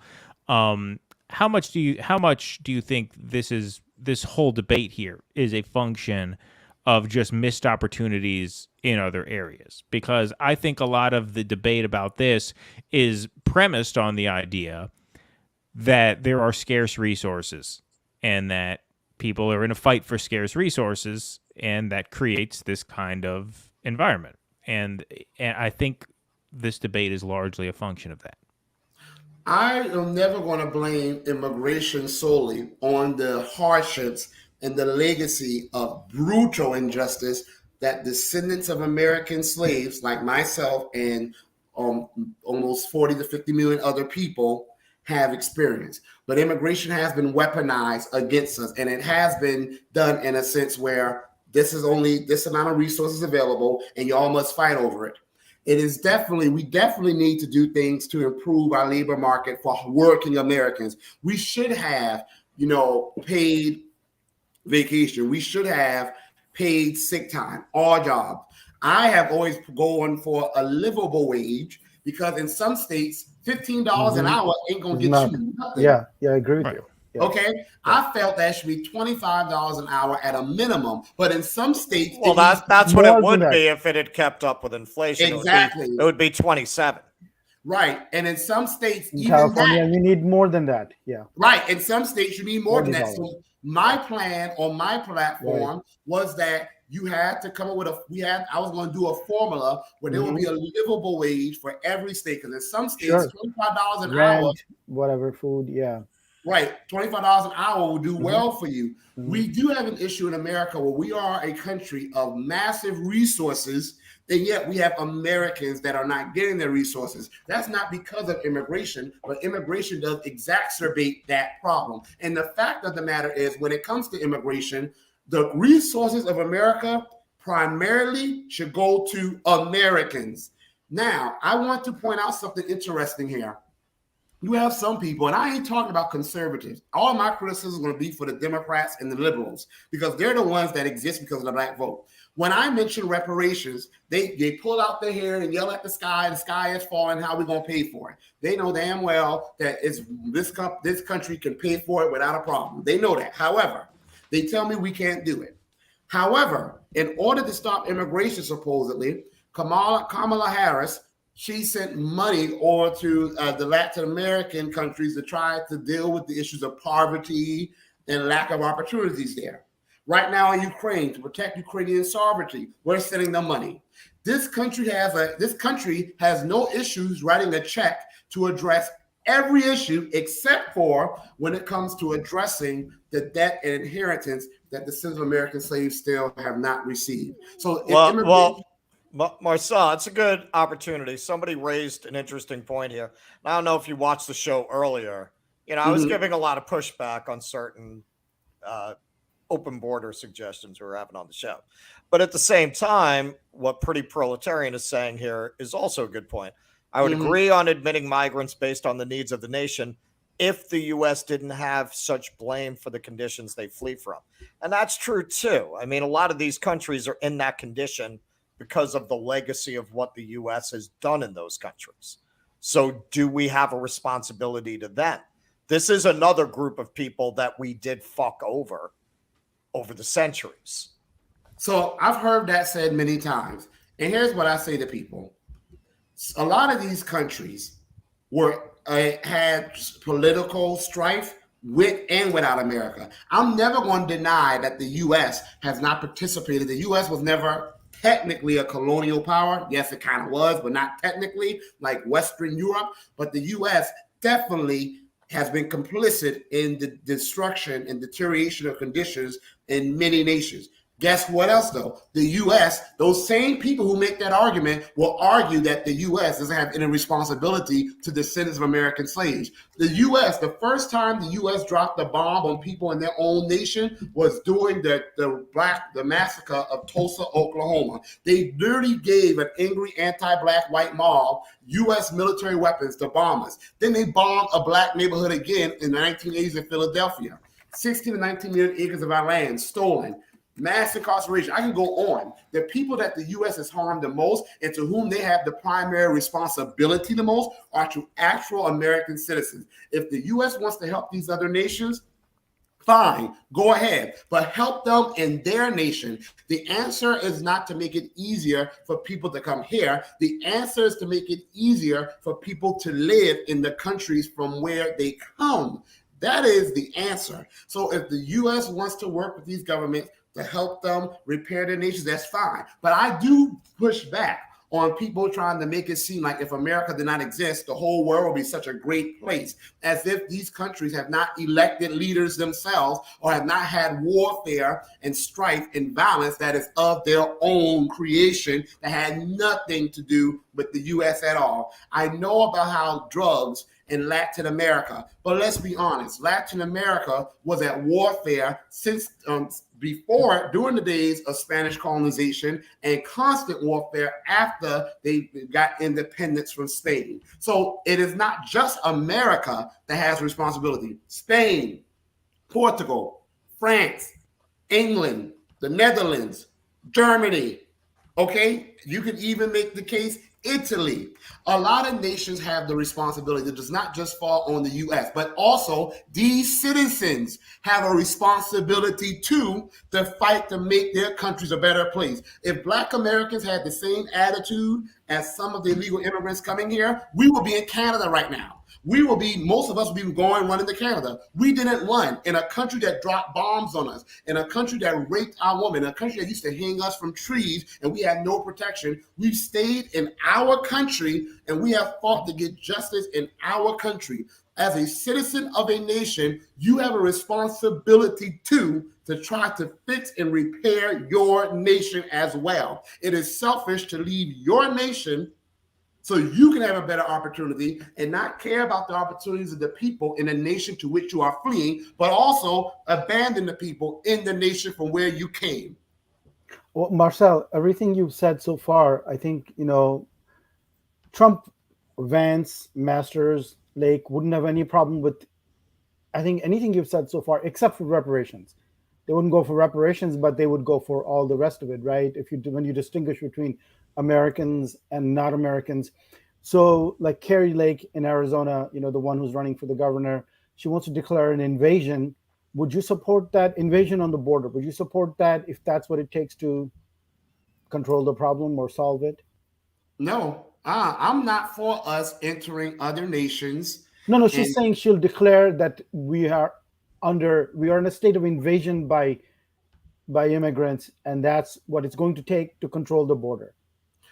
Declare a state of invasion. We definitely need to secure the border, and I will definitely support diverting military resources to the border so we can stem this invasion. That's exactly what it is. When you have 5 million people that have entered the nation illegally in a matter of 2 years, if Russians right now, were entering the Ukraine, 5 million of them in 2 years, we will be sending weapons and money to Ukraine. Oh, wait a minute. We're doing that already. So when Russians enter Ukraine, we say it's war.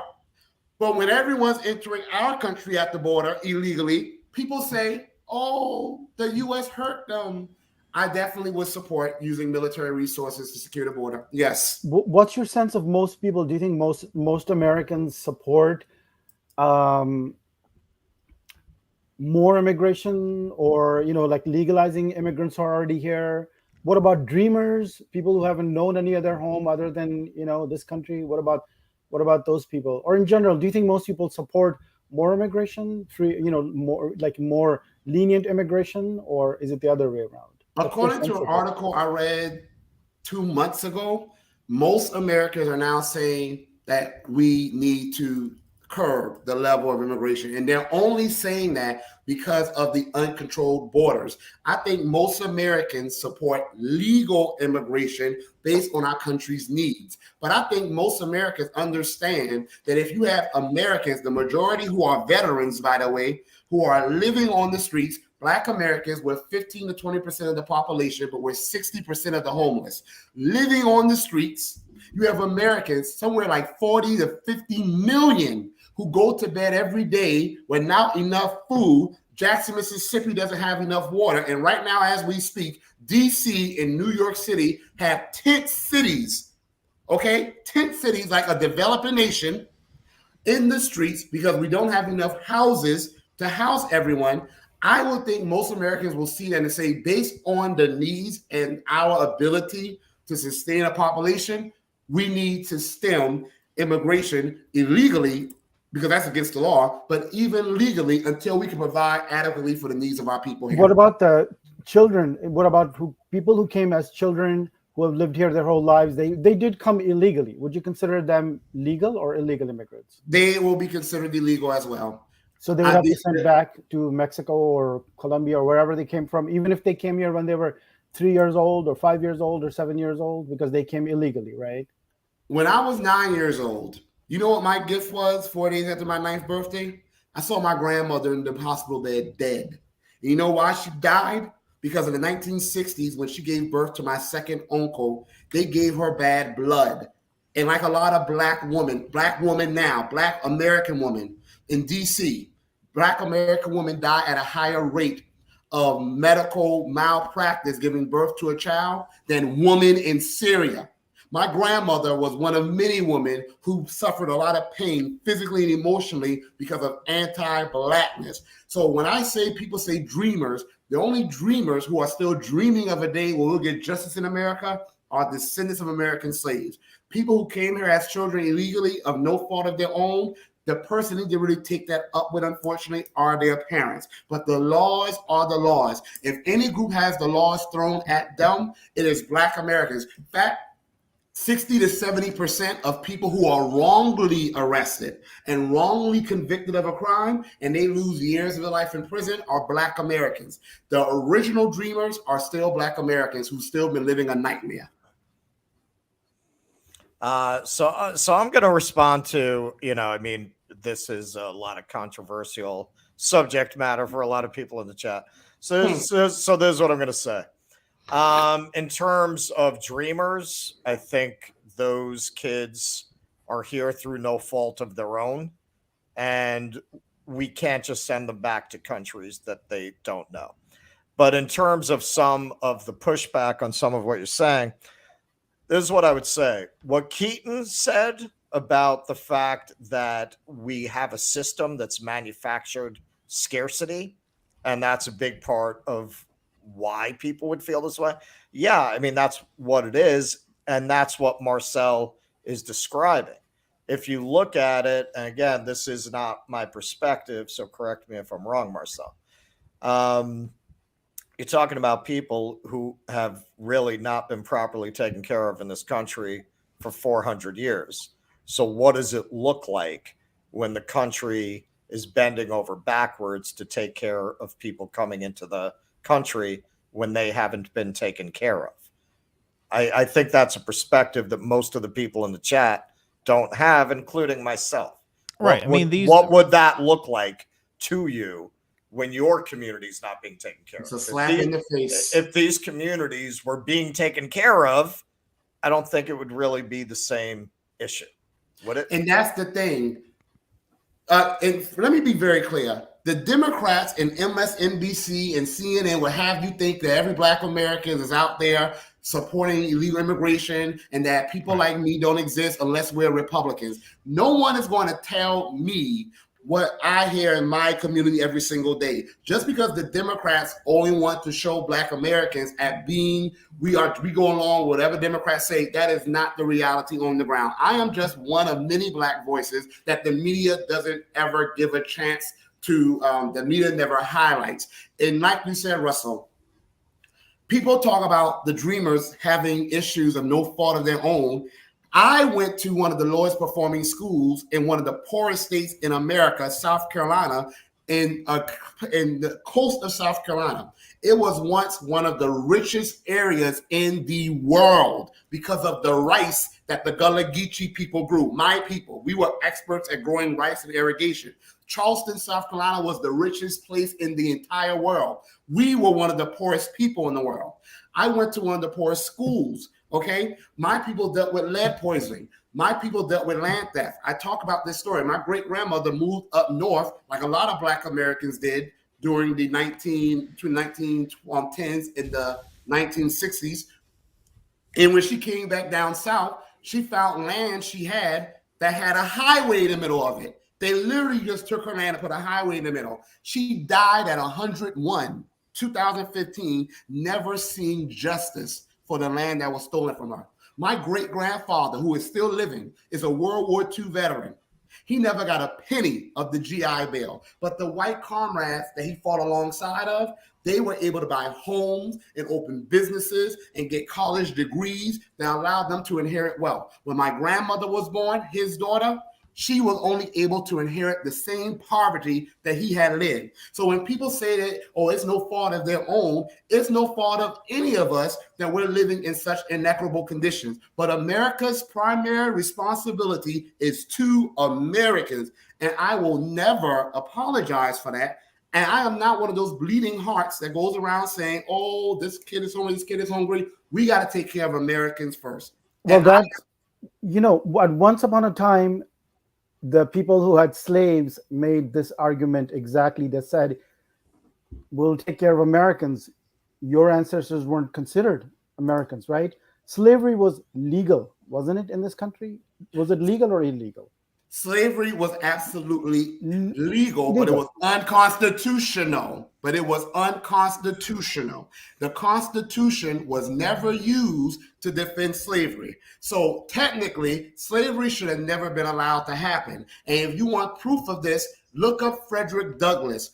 When the abolitionists wanted to try to use an argument to go against slavery, Frederick Douglass said, use the Constitution. The Constitution is the most anti-slavery document you can possibly use. Frederick Douglass said, use the Declaration of Independence. The Constitution was never used to defend slavery. That is why and I'm in South Carolina. I'm in the state that started the Confederacy, of course.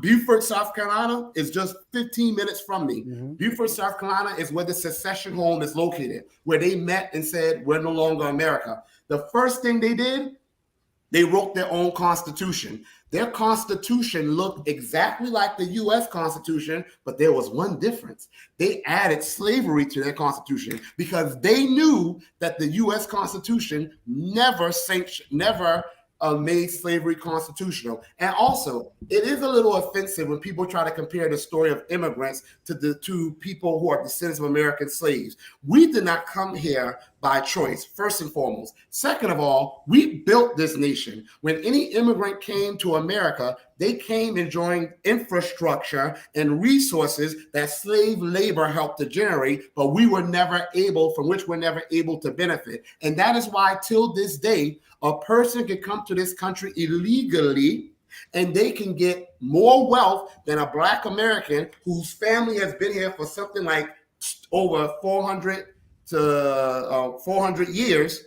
They will have more wealth than us in a matter of 2 to 5 years. But it's just a matter of length of time, right? Aren't the new immigrants also building this country, building infrastructure, building the country, building the human resources, building science, technology, firms, companies? Isn't that, aren't they also building it? They just haven't had 400 years here, but give them, that much time. Okay. And they'll build the country. Yes, they build. And I encourage them to build in their nations so that their people can be able to survive in their nations. People make the argument that people are fleeing poverty. That would be nice if just recently we hadn't destroyed the country of Iraq. And basically we went after all 50 Muslim countries half a century ago with the first oil crisis and so on. And so we destroyed those countries systematically, one after the other. We started actually earlier with Iran, but let's say Iraq, Libya. These were oil-rich, prosperous, secular, liberal countries where women had a lot of opportunity. Iraq is a great example. We've destroyed that country. Now we have created refugees, poor people. They didn't know poverty of the kind that they know now, right? So that would be nice. Your theory, Afghanistan, we entered 50 years ago in the early 70s when they wanted to go communist. And we said, well, we're going to just destroy you. And we kept at them, fought a Cold War, proxy war. We're still, the Republicans still don't want, they're upset at Trump that he exited Afghanistan. They want to keep fighting that war forever. So that would be nice if we weren't still destroying countries. We're doing that through other means now, through misuse of globalization, NAFTA, trade agreements. We impoverish countries. Mexico is a good example. We had this burst of immigrants from Mexico in the 90s after it had slowed down after NAFTA, when you impoverish their countryside through our policies. So it's not like this has stopped. We're still doing it. And that's the only reason why we got nice cars and, like these beautiful freeways in LA or whatever. This is because we are still, even today, exploiting all these countries, destroying them, when necessary, going in to bomb them, keeping them enslaved.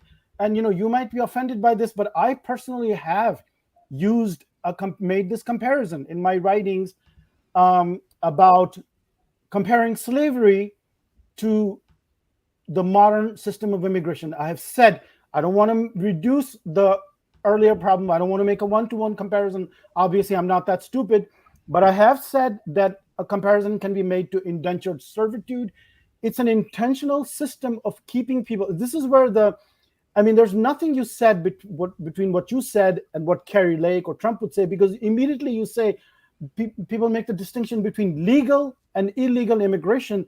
And the distinction is false because it's an ambiguous system. The lines are blurred. There's no clarity between what is legal and illegal. And any person who's involved in any way with immigration, whether they're a lawyer, an immigrant, or somebody who knows an immigrant that went through the process, they know that those lines are kept intentionally blurred. So it's really not possible to say legal versus illegal. It's very, very difficult to say that. And I wanted to say one thing,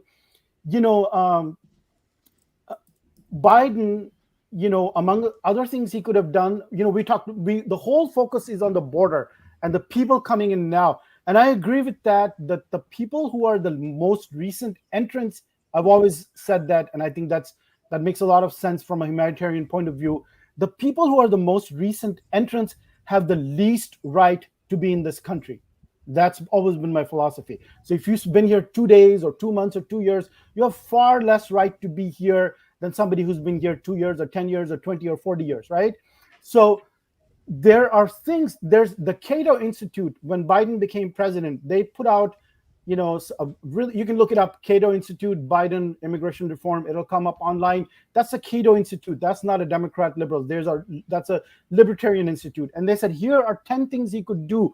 Those are all technocratic things that he could do by executive action to clear up the vast backlog of these 5-10 million people who are stuck in the system. Just literally technical fixes and say, you know what, this bullshit thing we did, this technical thing, let's fix that. It would clear up the backlog. Then now you're dealing with dreamers. That's a different thing. Now you're dealing with people on the border, crossing the border, who I agree have the least right to be here, simply because I think it's understood in ethics that the more you are in a place, the more you have a right to be in a place. One example is of a technical fix is there's something on the law, on the books, that says it's called registry. And that's one of the things that was proposed to Biden when he became president.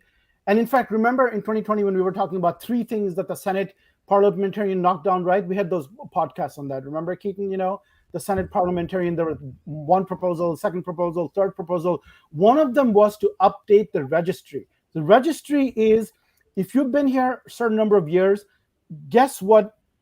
The registry now, the cutoff point is 1972. So you'd have to be like 80, 90, 100 years old now to qualify for that. And it hasn't been updated in decades and decades. So maybe at some point in the 70s, they said, oh, if you've been here since the 1972, fine. Whatever else you did, you've been here long enough, 5, 10, 15, 20 years, 30 years, 40 years, fine. You can just stay here now. That's what every reasonable country, every civilized country in the world follows. It does have a comparison to slavery too, because you could say, well, we brought in a slave against their will. Now we're just going to ship them back after they've been here, I don't know, being slaves for 20, 30 years.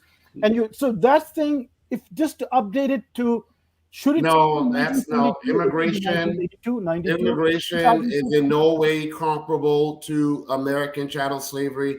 It is insulting, and it's because though an immigrant comes here by choice, U.S. imperialism. If U.S. imperialism is so problematic, the solution, I guess, is for people to leave their countries and come and join the imperialistic country, or is the solution to fight to get the imperialistic nation out of your nation? You stay in your country and you fight. You don't come to benefit from the imperialistic nation. You should be standing up to fight against the imperialistic nation. I agree with you.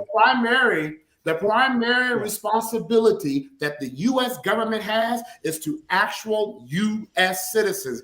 We are spending, and this is just illegal immigrants that are being housed in U.S. federal detention centers, billions of dollars every year, house, feed, and clothe people while actual Americans are not being well provided for. And when an immigrant arrives to this nation, legally or illegally, they are building upon the foundation that was done by the descendants of American slaves, from which we benefit the least.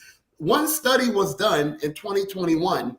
I forgot the article. I forgot who did the research, but they found out that infrastructure built by enslaved labor still brings in trillions of dollars in America till this day. I live 25 minutes from the port of Savannah, Georgia, the third busiest port in the United States of America. The port of Charleston is like an hour from me. The ninth busiest port in the United States of America. Guess what they both have in common outside of being ports? They were built by slave labor. Railroads. 10,000 miles of railroad in the U.S. South that we still use today, built by slave labor. New York City, Wall Street, which is the financial capital of the world, guess who the original bonds were, the original stocks were? The bodies of enslaved people. We're the people that built them. So for America, for people to have all this passion and for our responsibility to all these other people of other nations and people who come here illegally, and yet to overlook the fact that America's primary responsibility is to actual American citizens, especially the ones that were brought here against their will, but built the nation. And by the way, we didn't just build the nation by getting a shovel and digging a hole. We also built the nation using our intellectual prowess. Washington, D.C. was built off of the memory of Benjamin Banneker after the blueprint was destroyed in a fire. Lewis Latimer, an actual child of slaves, he actually was one of the first people in the world to install electrical grids in America, in the U.S., and in Canada. And yet, Black Americans are the most likely to be without a home, without any access to electricity. This government owes a debt and responsibility to American citizens. If America has responsibility to other nations, it is to help those nations prosper so that their citizens can stay in their nation without having to come to ours. But also, the people in those nations have a responsibility to try to improve their nations as well. If I'm in a how house, do you do that when you're bombing Saddam Hussein and destroying the country? And I'm in a house and my roof is leaking, I don't just run and go move in someone else's house. I have to, if somebody comes to try to rob my house, I can call the police. But guess what? Until those police officers get there, I'm going to defend my house. Okay? Black Americans, we've been bombed. Right now, Jackson, Mississippi doesn't have clean water. Charleston, South Carolina has the most toxic water in America. Flint, Michigan still doesn't have clean water. Right now, as we speak, you have Black Americans are 30% of the people who go to bed without food every single day.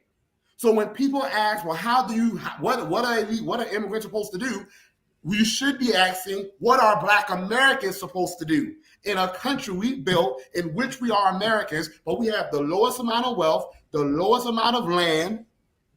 We are the most homeless, and our wealth is heading towards zero. 20% of our families already have a negative net worth. And I have to have people tell me we owe a debt to people who are in other nations. No, we owe a debt to people who are Americans of this nation. And if you come here illegally, I don't care if you've been here for 50 years or you've been here for 5 minutes, you are still in this nation illegally and you don't have a right to stay. No moral philosopher.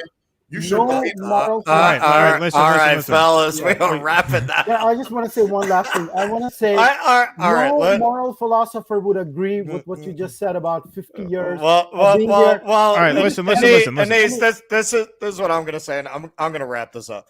I listen to a very wide range of views. And I am going to tell you right now, and I feel like, you know, and don't get me wrong, the chat was pretty evenly divided on what their opinions were. I'm very proud to have a debate like that on the show because I can't think of another show that has debates like this. They won't even get into this subject. I will tell you, because I do listen to a wide range of views, what Marcel is saying here, this is not an uncommon view in Marcel's community. This is not the first time I've heard this. And I think a lot of people, you know, they want to hear what they want to hear, and they want to project onto communities they're not members of that they all think a certain way or have a certain opinion. And a lot of that belief is wrong. Especially, as I said, if you look at the polling on the opinions of African-American men on immigration, this is the mainstream opinion that you are hearing. And when you sit there and you think for a second, what does it look like when you're coming from a community experiencing what Marcel is describing? What does that look like to you? So I think it's, like I said, it's not uniform. It's about half and half. But for the people on the other half, I would say consider what that looks like if you are from that community. Now, you can debate what the solutions might be, but I don't think you can really say that that's something that I can't comprehend, because I'm telling you, they might not show you that on TV. They're not even going to show you that on other alternative stations. Like I said, I don't know anyone outside of us who have debates like that. But that's a more mainstream view than a lot of what you're going to see I on just CNN. also want to say one word as an immigrant. I want to answer your question. I'm an immigrant myself, Russ, you're not. I just want to say one thing, this whole distinction between Americans and non-Americans. That is the most offensive thing that somebody could say, Americans versus non-Americans, because that is anti-human, that is anti-humanist, that goes against everything that I stand for.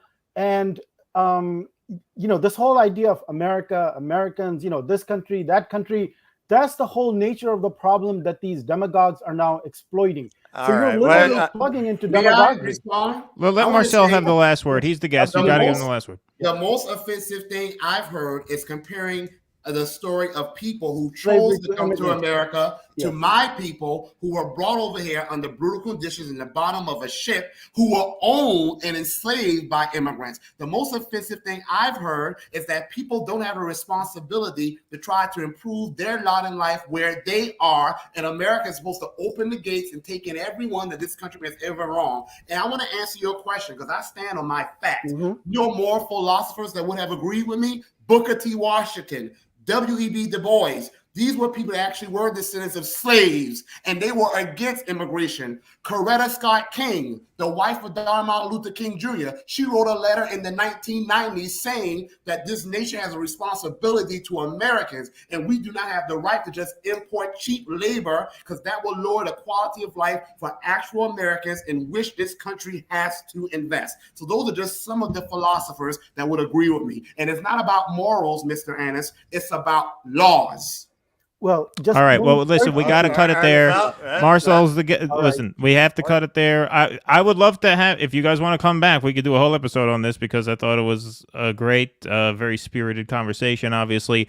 But we have election returns to get to, and now they're actually coming in very, very fast, and so we have to do that. But Marcel, thank you so much for making the time for us, man. I really appreciate it. Thank you, Marcel. Take care. Thank you, Marcel. Thank you. So what happened? Any other gods in the meantime? We haven't followed, right? We lost track of J.D. Vance. Is he a god yet? Well, here, this will lift everybody's spirits for people who took that Vance won, actually. hard. Mike Lawler is up by 10 points over Sean Patrick Maloney, and the New York Times is now estimating that he is positioned to win, which means the DCCC chair. This is like the DCCC chair is looking as though he is in a position to lose this race. So after he put three seats in jeopardy, did this craven bullshit move got Mondaire Jones, wasn't it? One of the progressives out of the, basically because he couldn't win when he had to move. So he caused so much chaos. And I'm so happy that this guy lost. And that just, is just poetic justice. Well, he didn't lose yet. Yeah. I mean, the New York Times is saying it's leaning. Right? It's leaning. Yeah. But if we look at here, let's take a look at New York's 18th. This is my district. My district, of course, has Pat Ryan running against Colin Schmidt. This is the 18th. This is the district that Maloney formerly represented. Pat Ryan, 50.2 to Colin Schmidt, 49.8. Extremely close. Times is estimating that Ryan is likely to win that race. That's and hilarious. if we look, pardon me, at the 19th, where's the 19th? Where'd the 19th go? Oh, here. The Republican, Mark Molinaro, is currently leading Josh Riley. He is very likely to win now, so this would be another Republican flip. So now we're starting to see some of these Republican House, some of these House races go to the Republicans here. In Arizona's second, another incumbent Democrat leaning Republican now. So now you can see the House starting to take a shape, looking like a red. Not a wave. I won't say a wave, but it's starting to look a little bit redder. South Texas. Did you look at South Texas? I haven't seen the South Texas races yet. Let me see if I can pull that up. Because there's 3 of them. Actually, even Cuellar looks like he's going to be okay, but Cuellar looks like he's going to win. Yeah, Maya that's Flores very likely. The one that's has caused a lot of discussion. By the way, I mean, I'll put the Myra Flores numbers up right now. So this is Texas's 31st. You're saying Vance did win. That's been officially projected. That does not surprise me. Yes. Okay. Oh, so Myra Flores. New York Times didn't have any results in here yet, but it didn't have results showing there. We but got it did some on the Maloney losing money. Myra Flores, Texas District 34, 69%. Thank you, Sean. 53-44. Sean Frazier says Maloney. We also got another super chat. James Vander Zanden back up there said, thank you for the stream. Thank you for watching, my friend. I don't know if there we go. Got to put that up, of course. Thank you so much, sir. And Jeffrey gave us a super sticker, $5. Thank you so much, Jeffrey. We appreciate that very much. Yeah, we're really getting some numbers coming in right now. And so there's a lot of numbers that we have to start getting to. But it does look like right now things are beginning to really, really tighten. I mean, really tighten. Let's go back to Georgia right here. Georgia is this now race is tighter than Catherine the Great on a thoroughbred. A dead heat. Dead heat, 49-49. Chase Oliver there, the Libertarian, is taking 2 points. And so this could be headed to a runoff because of that. Because it's hard to imagine how either of these two candidates opens up a 2-point lead with 86% of the vote in. And they'd have to open up a significant lead to get over 50 at this point. Because you're at 49, 49, and 2 with 86% reporting. Fulton County is almost all in. DeKalb County still has some more to go, so we will see. We will see. But rest of the state seems to be filling in. But, Georgia is a huge state. I mean, it's a huge state. So every little nook and cranny counts in a race this close, and it really is that close. It's that close. In Wisconsin, I want to go there because we haven't talked about Wisconsin yet. The Wisconsin Senate race has Ron Johnson up 51-49 with 73% in. Let's look at Madison. Madison, Dane County. This is a very, very, very progressive area right here. 77-23, over 95% in. So that's looking like that's about all Barnes is going to get from there. Milwaukee only 64% in, but if you look, Milwaukee County, Barnes is not running up as big a score as he would need to. 34% going for Ron Johnson in Milwaukee. That's a lot. That's a big number for a Republican in that city. So there you have that. Those are a couple of game breaker updates there. Pennsylvania, I have a feeling it looks good for Fetterman. I mean, without doing the... Well, the New York Times has likely Democrat. Yeah. They're saying it's likely Fetterman will win at this point. That would be absolutely massive for the Democrats, obviously, because that would be a Democrat pickup, which means the Republicans would then have to win too. So Fetterman 81-18 in Philly, with still only 65% of the vote in. You need more votes coming in from Philadelphia County before you can get a really good handle on that. But Oz just not running. I mean, this is the story of the night so far to me. And it's not that the Democrats are doing particularly well. They're not. But you're not seeing as massive a red wave as some people predicted, precisely because these counties out here, and this is not just a Pennsylvania thing, this is a Georgia thing, this is even a Florida thing where the Republicans won pretty big. It's a North Carolina thing where they seem to have won. I don't know if that's been officially called yet. I bet it has. These red areas are not coming in as red as Republicans would have wanted.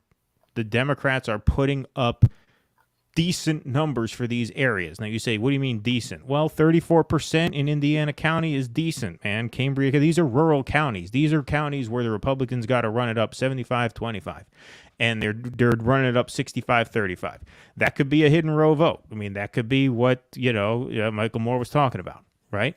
So, I mean, to me, that's the story of this election so far, is hidden Democratic votes in areas where you would not expect them. I think that's playing a very big factor here. North Carolina, Ted Budd, 51-47, with over 95% of votes in. That has not been officially called by the Times yet. I'm sure other outlets have called it already because it's looking pretty impossible for Beasley to come back there. But still, Wake she came County, pretty close, and that was one of Trump's guys. Budd, yeah, she came close. She came within 5. Yeah. Raleigh is over 95% in. Charlotte, 92% in. So that's about all you're going to get from those two areas. That's where a lot of Democratic votes are coming. Obviously, Charlotte, 227,000 votes for Beasley there. Raleigh, 272. Looks like there's not many more to get. Times has that very likely. Budd, I think that's probably other outlets who are more aggressive in their predictions have probably called that, I would bet. But again, that is a Republican hold. So, the bottom line is, if Fetterman pulls out Pennsylvania, the Republicans have to flip too. Then you have to start looking Nevada, Arizona. It goes out west, where the night's just getting started, gentlemen. And you know what? Out west. What is Fetterman up by 2? He's up by 2. There's only 80% in, so that's still close. That's but still likely close. Democrats. So that's based on the analysis. Yeah, exactly. And detailed analysis, right? And also, one of the things we thought would be an early signal was New Hampshire. If Don Bolduc, the Trumpy guy, had a chance, and Times is saying very likely Democrat because it's 54% in and 55-43, but just the fact that they're saying very likely Democrat, not just like leaning or likely, very likely Democrat. So that was a place, New Hampshire, where they were hoping, to steal something. Wisconsin. Yeah, Bolduc really fell apart. It looks like. Yeah, he did. He didn't, because, he was surging. He was surging in polls. The polls had him within a point. Right, he'd come very close. Yeah. What I was saying, I guess it's coming close to what I was saying on Sunday night, which was making the best case for a Democratic overperformance. It seems generally like, that's what, and Arizona too. I don't know about the details. It's still toss up, but it is 50% and Kelly is way ahead, but we don't know that yet. But still, it's like, that's going to be very close. Wisconsin is still close. I think anything could happen in Wisconsin, by the way, in both the races. Senate and the governor too. I think anything is possible there. So, all right, let's look at the Oregon governor's race. Polls are closed in Oregon. Tina Kotek and Christine Drazen locked in a very close race. It's Kotek by a point so far. So far, my prediction, and I think Anish joined me in this, is that Johnson would not crack 10% in the final count. That a lot of these third-party voters were going to pick a side, and that slightly more of them would go to Kotek than to Drazen, and that would be the difference. I don't want to take a premature victory lap, but it looks like so far, in the first half of counting, that's holding true. Let's see how much Portland come on, is in. that's nothing, man. It's 1.1. Well, I told you it would be close. Like I said, I'm not taking a victory lap. Don't worry. What was that? I can't see you right now because I'm looking at the stat. What are you eating? Wings again? Nah, man, I'm eating that like sponge candy. Okay. Oh, I was about to say those wings are probably not safe to eat at this point because they've been unrefrigerated now for 6 hours. No, I if you're still eating unrefrigerated chicken after 6 hours. Arizona. Nah, Hobbs, man, I finished that before we decided to solve immigration. Yeah, exactly. Right. Good night, Gene. Thank you so much for joining us. Pura vida. Pura vida, Gene. Arizona, Hobbs versus Lake. I know Russ doesn't like Hobbs, but I mean, with almost 50% reported, she's up. So I still have a feeling that, well, we don't know. I mean, but Oregon, I think I'm pretty, Oregon. What did Hobbs offer you? What did she offer you? Who's paying you to say these things? I'm a shill. Now you know who I'm shill. I'm a shill for immigrants. We know that tonight. Yes, definitely. I'm a shill for immigration. I'm a shill for. What else am I a shill for? Probably a lot of things. Hobbs. Cats. You are a shill for Katie Hobbs. Katie Hobbs, I am. And Tony Evers, decent public servants. What else can I say? She, by the way, was the Secretary of State. I mean, Hobbs. So that just puts her so much in the crosshairs, because if the whole thing is about election, certification and everything, and she was the Secretary of State, who's now, wants to be governor. It just shows you how, the pressures were just doubled and tripled on her, as opposed to, being something else before she wants to be governor. Well, look, if she really crosses her heart and hopes to die, that she's not going to fire any more black women for complaining about being underpaid, then maybe I'll change my mind. You can't say that anymore against Katie Hobbs. She's paying me to tell you not to say that about her again. That's firing the black person. You can't say that anymore. She's a good person, man. I mean, as far as this is the look. I know this is when you're gonna get more shill comments. This is the neoliberal system. This is the Democratic Party. These are the voters. Under these constraints, you can't get any. How can they go any farther than what Tony Evers is or Katie Hobbs? This is the most that they can do, right? It is a tautology, but that's where they are. They can't go beyond this, right? I mean, that's not a very hopeful vision, Berenice. It's better than declaring invasion on the border, right? Better than declaring invasion. In a very pretty proletarian 199. Thank you so much. Yeah. Solidarity. Yeah, didn't we miss some super chats way back because we just totally? I think I got to him. You got to him? All right. I think I got to him. I'll take a look.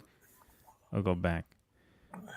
Although I think Pretty Proletarian had the best comment during that whole debate between Anise and Marcel. Which is that we're all fighting for scraps. And yes, that would be my view from 30,000 feet. That's what happens. I agree. This is what happens when you have a capitalist system and a nationalist culture. That's what happens. And again, you have to think about the historical model with the white indentured servitude, that class of people versus black slaves, and how they're pit against each other. And that's still I understand what you're saying, man, but you went a little farther. No, I don't think I have, because this is exactly. You don't think you went a little farther. You insulted him a little bit. You got a little out of order yourself. Yeah, I knew Russell was going there. There you go. Okay, so I don't have that weapon, right? No. I thought. Look, I thought it was a fair. It was a fair debate. I thought it was a fair debate. I don't look. You have people. Look, this is part of why this is really one of the big problems. Now, I don't like to talk about how we need better education and more education. I'm very anti-establishment to the core. I don't really believe that people learn much in school. I think stupid people are the ones who learn at school. Smart people don't learn at school. Smart people are bored at school. Stupid people are the ones who learn at school. Right? We learn on our own. Exactly. But people do not understand in this country the horrors of the black experience, of the slave experience. When Marcel says they were tied down on ships, you know how a lot of slaves died on those ships? They say, we like to say, we read in the history books, the slaves, some of them died on the way over. The reason a lot of these slaves died on the way over is because they were chained down to their back and they were left without food or water for days, and they went to vomit, but they couldn't lift their heads high enough to get the vomit out of the system, so they would choke on it. I mean, this is what people don't get. Like, you have a system that, and if you drive through the South, there has been no reconstruction. We've never rebounded from, Civil War. That legacy is just alive and well, and there's just real pain in that experience, and it's very unfortunate that it manifests itself in these kinds of ways. I was actually doing research on the election results while that debate was happening, so not that I wasn't paying attention, but I was, formulas, writing down data and stuff. But that's where that comes from. I think it comes from a place of pain, a very justifiable pain. And, I think statistically, this is what I'm saying. Like, I think a lot of people in the chat, and like I said, it was about evenly divided. It wasn't like overwhelmingly. Where's the chat you're looking at? On Facebook? On the right side of the, well, he can pull it up, right? What's that?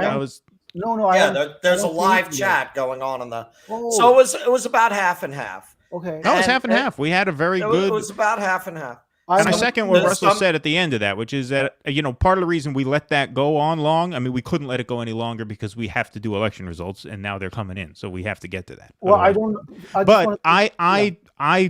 I agree with Russell 100% when he said that he was proud to host a debate like that, because you won't find a debate like that on any other channel. Right. No, you won't. And I do look at a. So hit us up at motherfucking Patreon. How about that? Richie's making sure I can eat. Richie Rosencrantz. I invited Richie on tonight, but he said he doesn't follow New York politics anymore. Oh, Richie's great, man. Richie is great. Richie, if you want to come on, you can come on. Here, I'll send you a link in Facebook, and if you want to come on, come on. No pressure, obviously, but I'm going to send you a link now anyway. I want to talk. Whether you like it or not, I'm going to send it. Celebrate Sean Patrick Maloney on air today, if he wants to do that. Yeah. The group most against even legal immigration are black men. 82% think legal immigration should be more limited. And last time I said this, people asked me to produce the receipts, and I did. And is that good or bad? Like that's a real statistic. I'm not pulling that out of my ass. So to Anisha's point, I think it's bad, but I think representing the view of that community, Marcel, right, or the talking head you're going to hear on CNN. So now you're hearing what that community actually hears. It actually has to say, and what's really funny is and the do-gooder white liberals who are offended by it, that's a wake-up call. You want to hear your personal truth. You want to hear their personal truth until you don't like it. Until it causes cognitive dissonance for you, because you're supposed to be in this world. I'm not saying our liberals are really on that, our listeners are really on that page, but with a lot of the liberals, they want to believe that they live in a world where there's this white heteronormative patriarchy and everybody else, and it's not really like that. They don't like to be reminded that it's not this unipolar group of non-white people all fighting this white power structure, that people are a little more fucking complicated than that. It's not that simple. All right. Well, we have big news here that really is, this is really one of the most egregious pieces of polling error that we've seen in a very long time. And that is the New Hampshire Senate race has been called for Maggie Hassan. Not even close, and so they were not saying, even close. No, not even close. It wasn't Where close. was that? Where was that polling coming from? They Where the hell was that, man? Dead heat and 1%, and I even saw Bolduc ahead on the Real Clear Politics average toward the very end. So the thing about polling, which is going to be a big thing tonight, is the reason why I sort of downplayed all the Republican and red wave thing on Sunday night, and I was going against my own earlier prediction saying, I think the Democrats will do better than we expect, is because there was almost this hysterical thing on conservative sides, RCP and so on, which it seemed to me this time they were going the other direction, where a lot of the polling firms that were proven wrong in past cycles have sort of dropped out of the business. I also read that there was less polling this time, especially like in the Midwest, than there has ever been in the midterms. I read that. I don't know the details about that. And the third thing is that is true. Yeah. Is that right? Okay. And then there were a lot of very Republican sounding, like, Trafalgar or whatever. And when you hear American greatness and so on, so you feel like, oh, I don't know about that. So the Republicans, I think, were trying to create almost a self-fulfilling, like hysterical, like this is a massive wave kind of thing. And they started doing that a couple of weeks ago, which can become to some extent self-fulfilling when you say, well, this is such a huge wave. There's no point even showing up, right? It's just a done deal. So I felt there may be a little bit of that. And then you have to look at, I think you still have to kind of look at the dynamics of a state. Like Oregon is still Oregon. Despite Portland homelessness, right? It's still Oregon.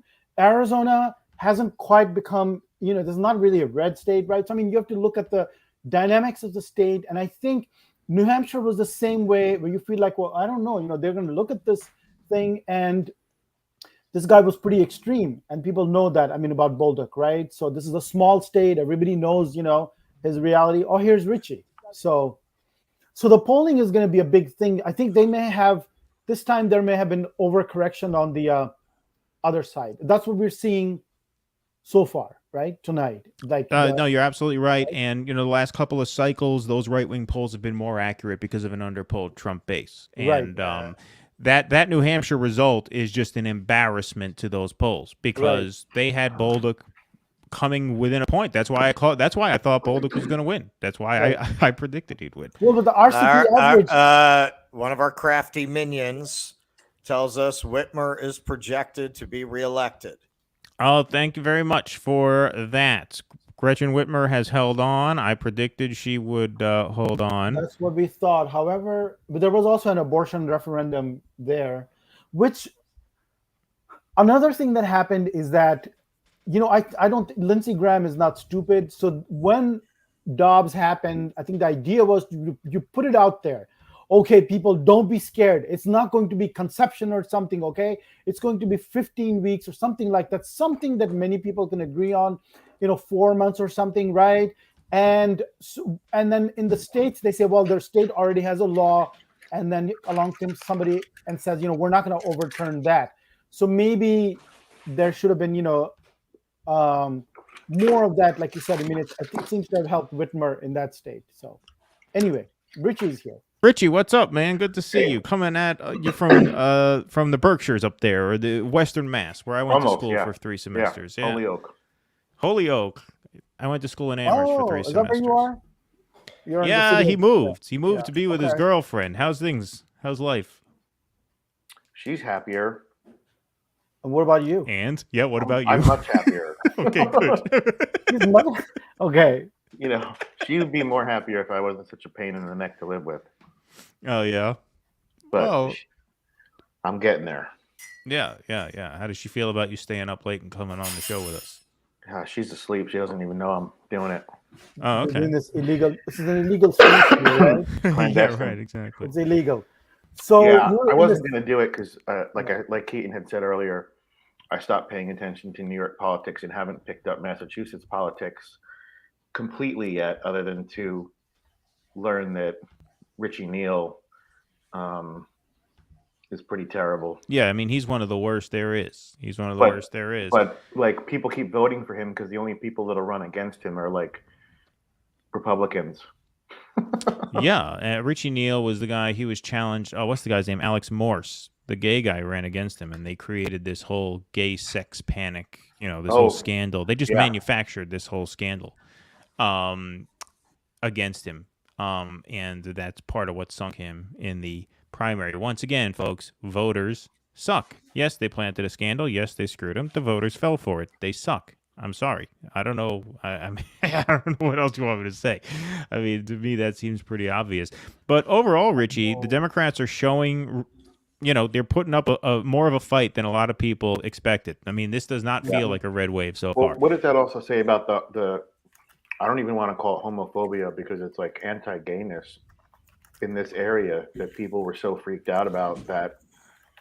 Oh, yeah. Yeah. Well, look, that's a very, people are very progressive on social issues up there. But, look, you want to talk about, you want the real answer to that? The real answer to that speaks to a lot of what we were talking about, Marcel. Springfield, Massachusetts is a very black city.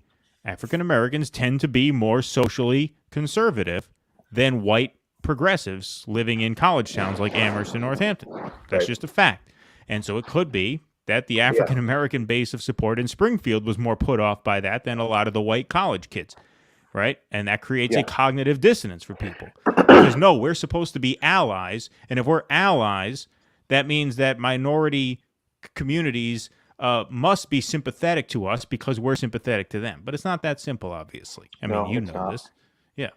You're an activist in a majority minority city for years. I mean, your hometown, Newburgh, my hometown, it's a majority minority city, you know. Right. And I don't know how many of the 5 college crowd of students is registered to vote here.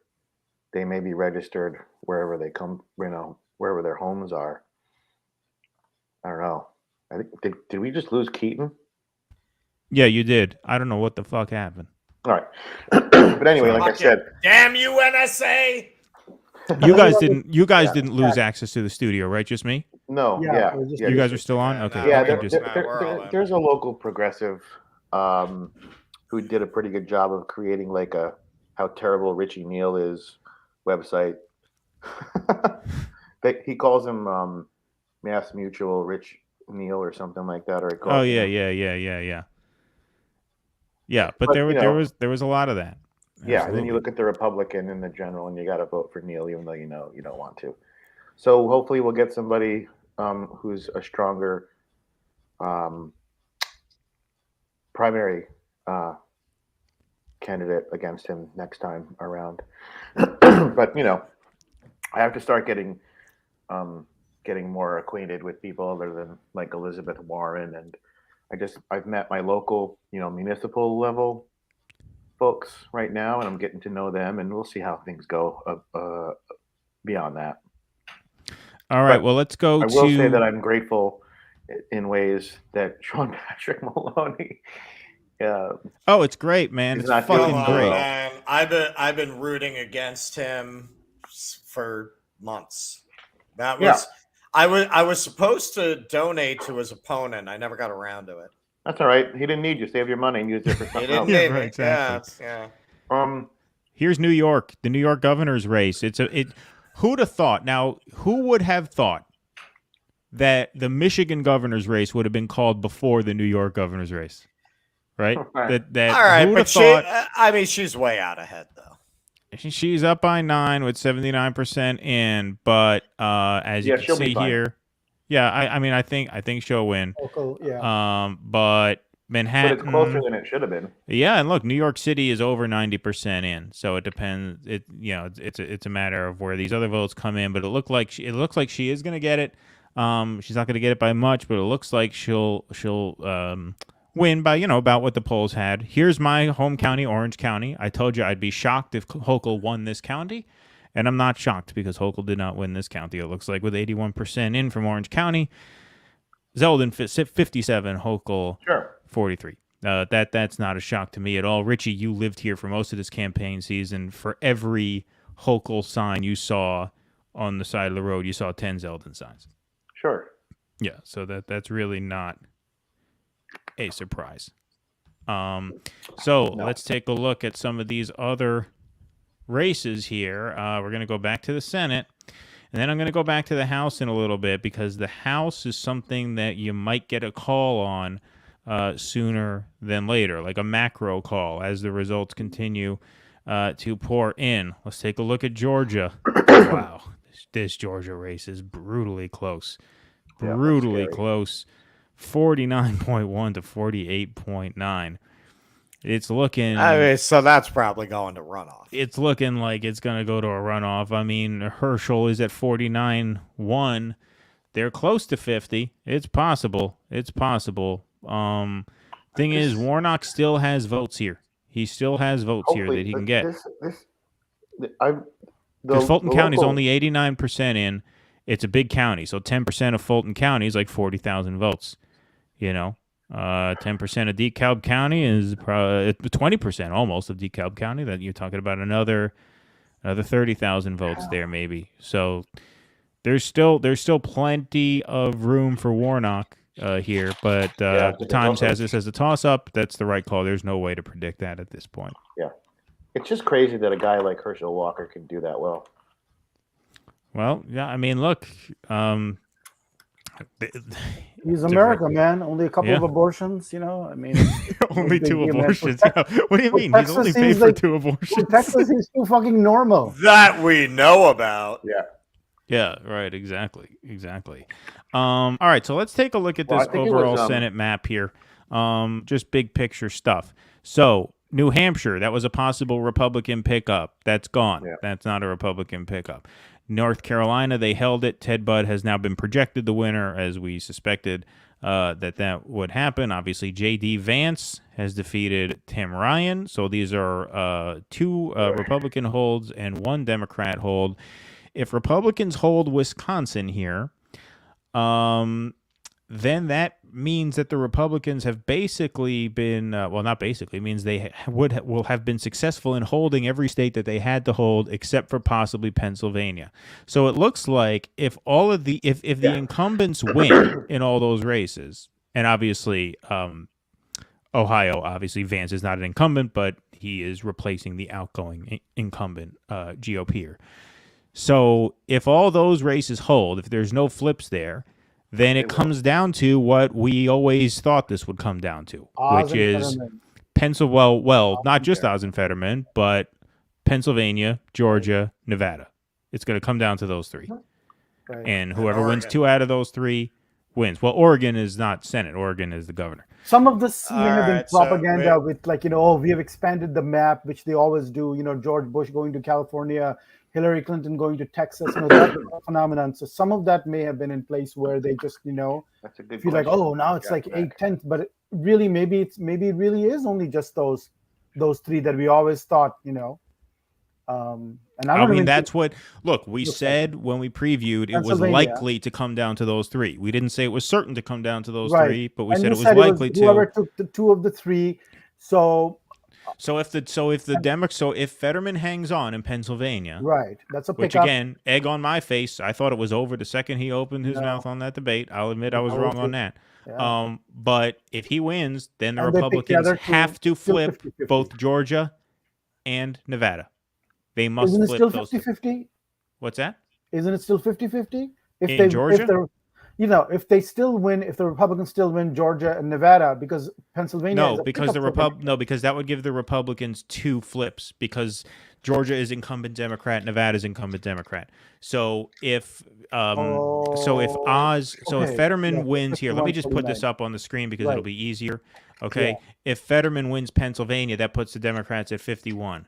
But then if Walker wins Georgia, that puts Democrats back at 50. And then if Laxalt wins Nevada, that puts the Republicans at 51. No, I think given the way the night is going so far, I would say that Catherine Cortez Masto as an incumbent, maybe she holds on. Very, very possible. Maybe. Very it could come down to a runoff with Walker Warnock for the whole, Senate. I think we're going to wake up with Republicans at 51, but. You think so? That's what you think? I agree. All right, let's take Jack Mack's what are your question thoughts here. on why it was so close? All right, listen, we have 2 New Yorkers on the panel, so I'm going to let you handle this. I'm going to go get some more water. I'll be right back. Okay. All right, do your thing, man. Okay. Well, we talked about this the other day. New York is a red state with a blue city, like a lot of states. New York elected Pataki twice. New York gave the gift of Giuliani and Bloomberg to the nation.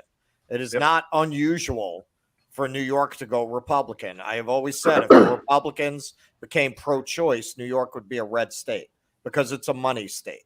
It's about money. It's about Wall Street. It's the home of the neoliberals. These are the ultimate, people who they're happy with Steve Schmidt. They're happy with Hillary Clinton. There's no difference between the two for New Yorkers. They'd vote for either one of those people, and they vouchsafe their whole worldview. So there's nothing like shocking about I'm surprised he didn't do better, actually. I thought he would do better. So did I. Yeah. And Kathy Hochul, she inherited the job because her boss diddled women, so she has no base. She has no support, really. Right. So the combination of those things, like I said, I think he did a lot weaker than I expected him to do. Yeah. So that's my take.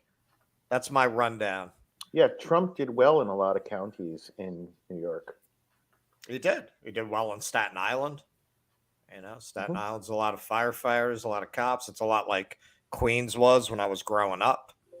But today Queens is a lot different. But back then it was a lot like Staten Island still is. Yeah. Yeah, it's a very red state. You know, up here in Buffalo, man, Zeldin signs everywhere. Actually, I'd like to see what the results are up here. I'm kind of curious now. Yeah. I thought that was going to be tighter. I did not think he was going to win because he's pro-life, man. After that Roe decision, I don't even know if before the Roe decision a pro-life Republican could get elected in New York. I really do believe that is the single issue that keeps New York from being a Republican state. It might be. So that it's a deal breaker for New York statewide. If there is one single issue, it's that one. Right. That's one you can't get away with. You want to bring back the cash bail. Yeah, that's all good. You want to give enormous tax cuts to rich people. Fine. But you start fucking with abortion rights. That's too wacky, man. Or, if somebody were running on, they want to repeal gay marriage or something, like those hot button cultural issues are a third rail in New York State. You can't really have those positions. Right. If you had, and win a state. If you had a pro-choice, pro-gay marriage Republican, they would get a lot of, are you saying? Well, we had it. We had Pataki. We had Giuliani. Exactly. We had Bloomberg. Even today, they would get a lot of votes. Oh yeah, they would get all the Republican votes, and then they would get some people in the 5 boroughs going, all right, if you did those two things and presented a decent fiscal policy. You know what New Yorkers are politically? They're Rockefeller Republicans. That's what they really are. Yeah. And a Rockefeller Republican today is a Democrat. That's what the Democratic Party is. They're Rockefeller Republicans. So that's why when once in a while you get a Republican who runs in the Rockefeller Republican tradition, they got a shot here because that's the ideology of the state. But once you start getting wacky, once you start getting anti-gay or anti-choice, it's a deal breaker here. It's the only deal breaker. The money, brutalizing black people with the police, they don't give a fuck about that. No. They care about those issues specifically. All right, I'm back. What crazy shit did he say while I was gone? Didn't seem crazy. It didn't sound crazy to me. He took the words right out of my mouth. I told them to call the police. You're keeping us all hostage in your basement. Yeah, right, exactly.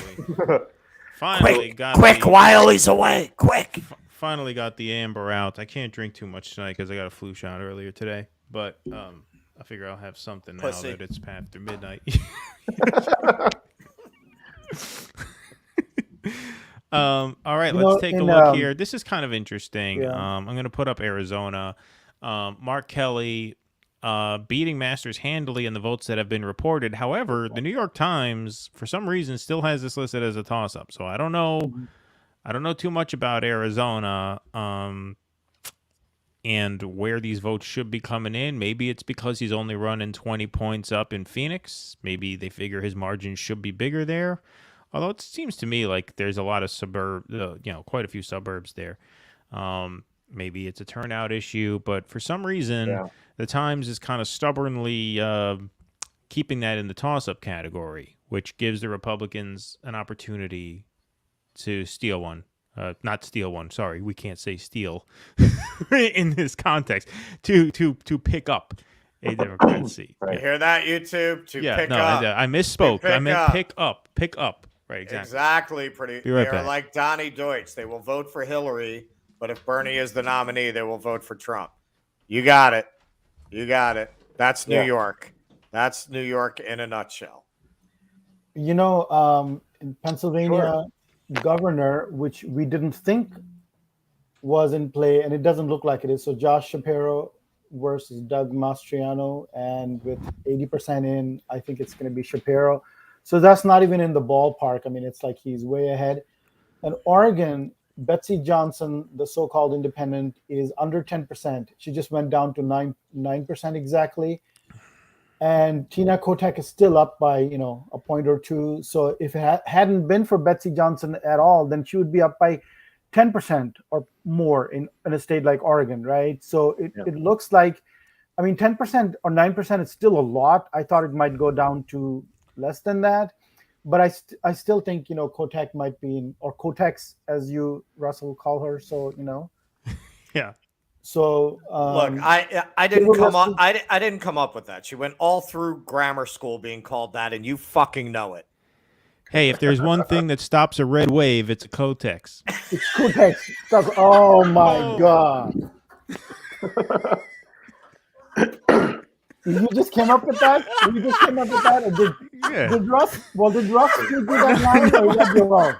That sounds like Russ. That's mine. I came up with that. Russ. That is not you, Keith. No, that's mine. That's 100%. You can tell it's mine. That was 100%, Keith. Did Russell give me that line? No, he did not. If I had been drinking coffee, we would have had a legit Stanford and Son spit take right there, man. That was good. All right, so Nicole makes up for all the. Nicole says something about my face makes up for before. all the negative vibes. Yeah, exactly. Didn't mean to offend you. You did not offend me, Nicole. But let's just say you did. How much would it be worth it to you to assuage my offense? Yeah, right.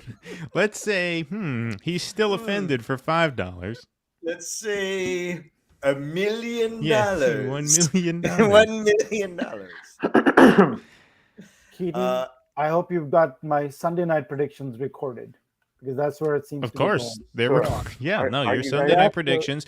Your predictions so far were that Hassan would hold on. Yeah. Oh, you know what we haven't looked at I think Anise, that crazy fuck, actually. That's when I was called a shill. So I think it was the most accurate. When you put on your shill hat, you become. I always go with your first instincts, Anise. Always Frank go with your says first this instinct. is our best episode thus far. Well, thank you, Frank. I appreciate the good feedback. I think it is. I think it's been a very good show. I think it's gone very well so far. This is something we haven't checked in on yet. The Wisconsin governor's race: Tony Evers versus Tim Michaels, 50-49. That's close. It's very close. Yeah, very, very close. But look, what's happening here is that the Democrats are keeping things close enough where they can get enough breaks, because the Senate map, this is not a Senate race, obviously, but just generally speaking, the Senate map favored Democrats this year. There were more states that were favorable to them. And so keeping it close has been big. And look, what explains this so far, and like I said, anything could still happen. Nevada, we've gotten jack shit. I don't know what's going on there, but we haven't gotten any votes for 0%. Yeah. Are they not going to report until? Who the fuck knows? Who knows? I don't know. Nevada, the polls closed at. I think the polls closed at 10 Eastern. Yeah, they polled at 10, and there's still nothing. So I don't understand that. But maybe they don't want to mess around, and they're not going to report until they get. I don't know. I have no clue. Are they counting paper ballots over there? I don't know. I'm not seeing any data for it at all. 0%. Yeah. 0%. So anyway, did we look at Wisconsin? Yeah, we looked at Wisconsin governor. I just did. Governor, yeah. So here, I'll put the Senate back up. It's very interesting, Yeah, 46, 46. Rich asshole. Michael's in Wisconsin. What about Wisconsin Senate? So Johnson has now overtaken Barnes 52-48 with 80% in. It's looking like, to me, that margin out of Milwaukee is just not what you would need to win as a Democrat there. It's a little too low. Look like it, yeah. Yeah, you need like 75-80 out of Milwaukee. But still, he's already coming closer. There's a governor's race, though, isn't there? There is. We just checked in. Yeah. How close is it? 59, 50, very close. 50-49, with like 80% or something. Okay. It's really close. It's brutal. I mean, sorry, go ahead, Anis. Go ahead. No, I just was going to say that they had written off Mandela Barnes for a while. I mean, that wasn't even part of the. Yeah. So the fact that he's coming so close, that again is another instance of overperforming on the part of the Democratic lieutenant governor. Mason Stone says, this is great coverage. Glad you tuned in. We're glad you tuned in too. Please like this stream and subscribe to this channel, everybody. We need you to like and subscribe. Very, very important while you're here. Somebody said Gretchen Whitmer projected, but the Times hasn't, projected her, and it's pretty close still. So I don't know. Yeah, I'll take a look at that. I'll see what outlet what outlet may have predicted this. Frank says he thought Evers had this. No, it looked like it was very tight. It looked very tight. It's interesting. I'm actually curious. I haven't just scrolled Twitter to see what people are thinking because so far, I think if you're a Democrat, you have to sign for what you're seeing. You know what I mean? Like, I think you have to think this could have gone a lot worse. Now, unfortunately for them, it still looks like they're going to. Yeah. I think it could have gone a lot worse. I mean, New Hampshire could have imploded. You could have had a disaster in Georgia where it's already been called for Walker. You could have had, the Michigan governor's race go sideways. You could have Arizona looking a lot worse. And so you have to be happy with that.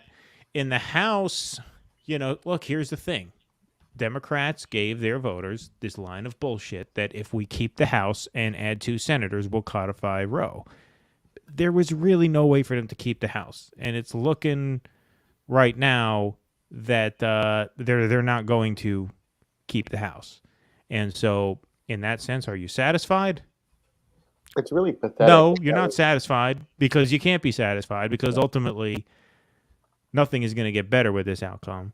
But on the other hand, this is not a red wave. This is not a massive shellacking that a lot of people thought that the Democrats were going to get. It just doesn't look like that right now. As Joe Rogan put it, the elevator doors opening in The Shining.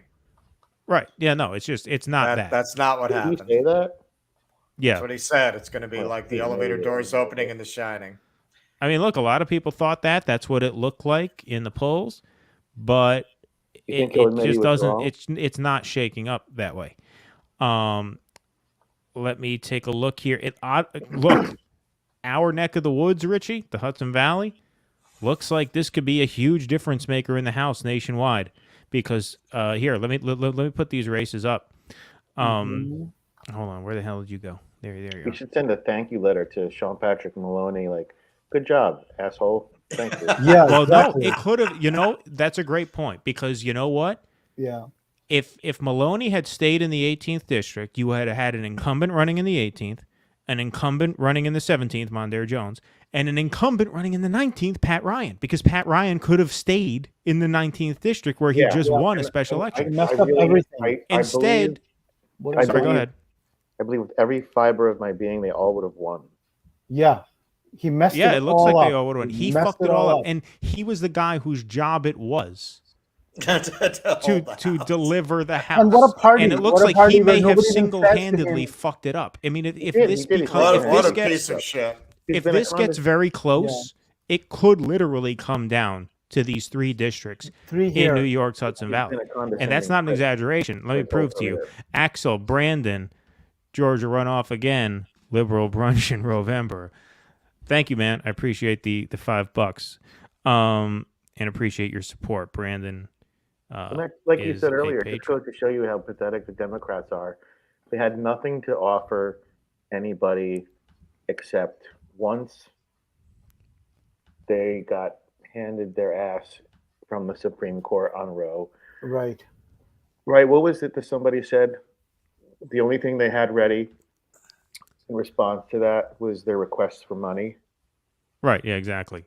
All right. So here, Richie, you'll get a kick out of this. So this is the 18th. This is formerly Maloney's district. Pat Ryan. Look how well that piece of garbage Colin Schmidt is doing. Yeah, he's a fucking whack job, man. That guy really is a wacko. He's one of the crazies. But Pat Ryan, 50.4 to Schmidt, 49.6. Razor thin, 2,000 votes we're talking about here out of 260,000. But Ryan is winning. It's still a toss-up. But look at these other races. I mean, Richie, you will really get a kick out of this as someone who's, from this neck of the woods. So here is the 19th. Now, this is the district where Ryan is currently serving, but Ryan is not running. Josh Riley is running. This looks like it's going red. Now, if this is a Republican pickup, by the way, because Pat Ryan, the Democrat, won the special election a couple months ago. So this will be a Republican pickup. This would bring them one step closer to winning the House, which it has not been called that they're going to win the House yet. But it looks now, according to the New York Times, Molinaro very likely to win. This is a Republican pickup.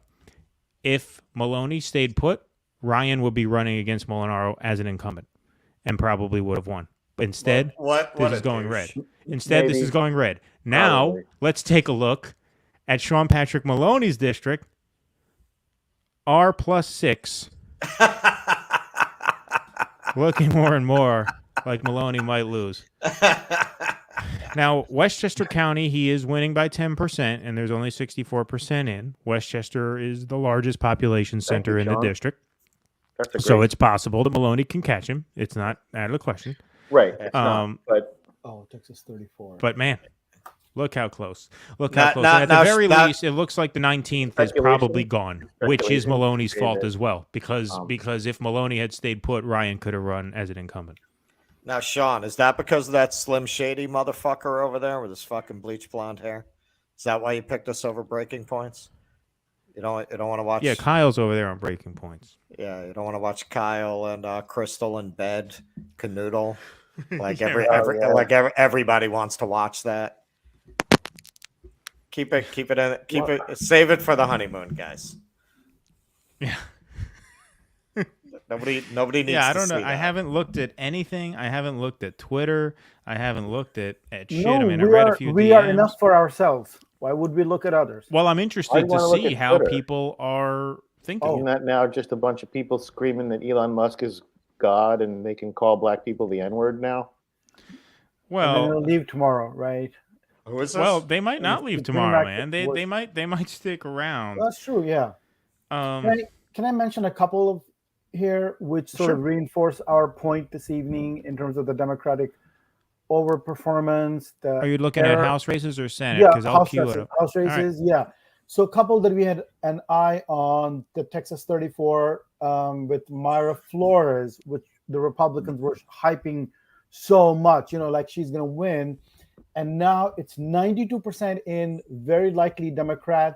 And the goddamn New York the Democrat whom Myra Flores has said, he's defending an immigrant criminal or whatever, they were just going after him for that.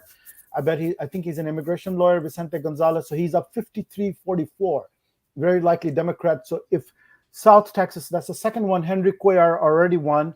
And there was one other in South Texas. I don't know what's happening with that one.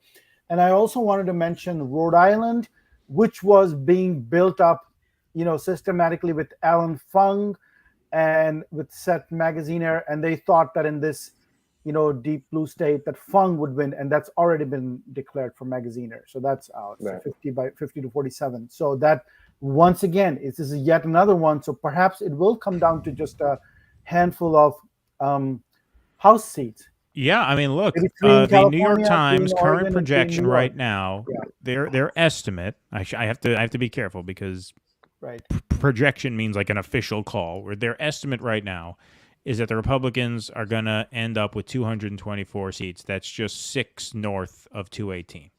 So that would mean the Republicans would have gained about 14 or 15 when all is said and done. On the lowest, I was going to say the other day 26. I said, but I think on the lower side, about 15 too, which would be really underestimating them. About 15 also seemed, but when people were talking about 40, which 40 seats today would be like 60 back in the 90s or 2000s, right? Because now with more redistricting, you can't get but even 40, which is what Newt Gingrich was saying, like 40 plus, that just seemed to me like, that would have to be like in that case, then Maggie Hassan and all these people have fallen. That would be like a massive wave. So, well, let me tell you something. I mean, I'm going to make Russell happy right now. But you know who's having a very, very good night tonight? Ron DeSantis. Because this underperformance by the Republicans lowers Donald Trump's stock tremendously. Tremendously, because he recruited these Senate candidates and they're not bringing it home. right? I mean, and that And like I said, I don't want to get ahead of people, Right. but the Republicans can still win. We have no results out of Nevada yet. But even if Laxalt wins, Laxalt is not a Trumper. I mean, you made the case on East that he is very extreme in several ways, but he's not of the Trump Peter Thiel school. Vance won. Walker struggling. And Oz may not win. Oz struggling. Win, yeah. You know, if Trump's candidates falter here, that raises Ron DeSantis's stock price and lowers Trump's. It just does because the idea coming out of this is the idea that I had going into this, which is if the Republicans stuck to the Glenn Youngkin model, they'd have run the table. Yep. And they did. Yep. And that's Trump why made a struggling. huge gamble. He Yeah, that's a gambled good with point, everything, with these candidates, right? And he thought, like, you know, I mean, that was a huge gamble. Somebody here saying on the chat, you know, go Dr. Oz. The Senate needs a Muslim American. So I think I would have been fine with him before he went all Trumpy. And now he's against immigration, legal, illegal, everything. And there was a report in the Times about Muslim American leaders in Pennsylvania. And once upon a time when Oz was sort of a liberal, you know, certainly wasn't this kind of conservative, he would call himself a Sufi because one side of his mother, well, one parent is secular, one is more, I think is more like, you know, practicing Muslim or at least Sufi. And he said, well, I'm a Sufi. I go to that side. He certainly didn't say I'm not a Muslim or anything like that. I mean, he was quite, you know, okay with that.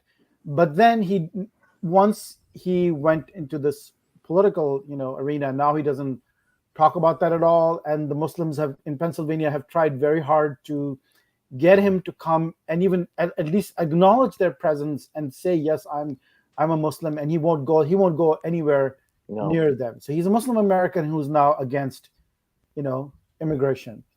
There's that.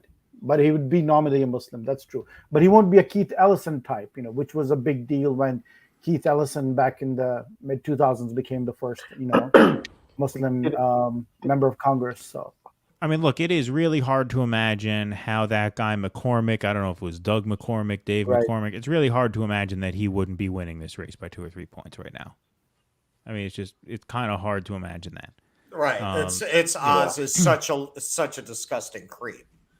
And also, hey, look, Roe, man, Roe, Michael Moore was right up to a point. It's definitely helped Democrats more than the polls showed that it would. There is more of a hidden Roe vote than there is a hidden MAGA vote. Yeah, I think you could pretty definitively say that. I'm still MAGA people need their abortions too, man. I'm still gonna say that it's much more than Roe. The hidden vote is not.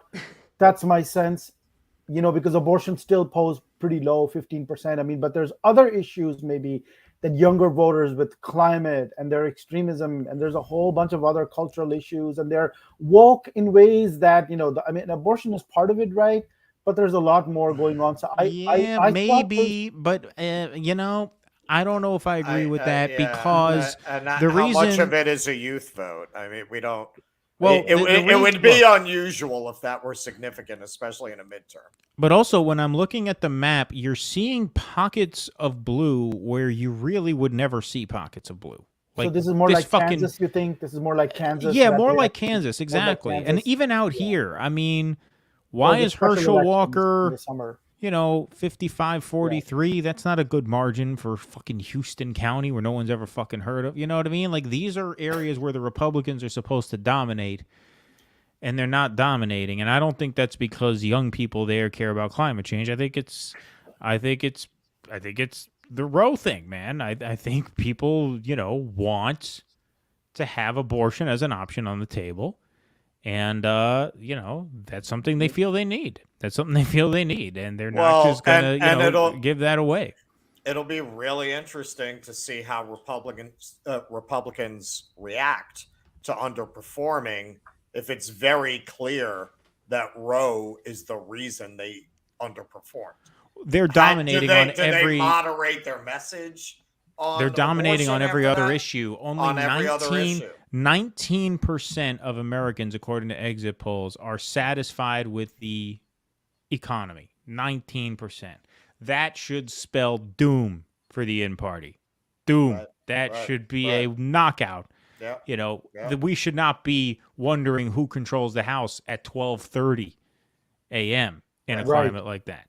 Yeah. That should be and, no questions asked. And also, look, I mean, the Republicans have run a campaign where they decided we don't need to get into specifics. And maybe people aren't as stupid as advertised. Like maybe they do realize, well, these guys don't have a plan for it anyway.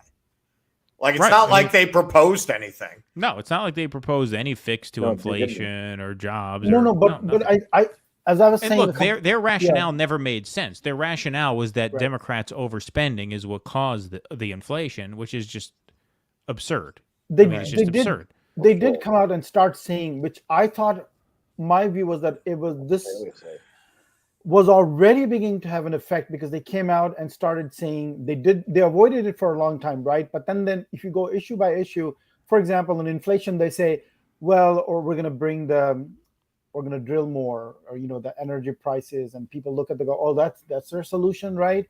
So well, Fetterman, I mean, the one thing he was able to say clearly was that he's for fracking.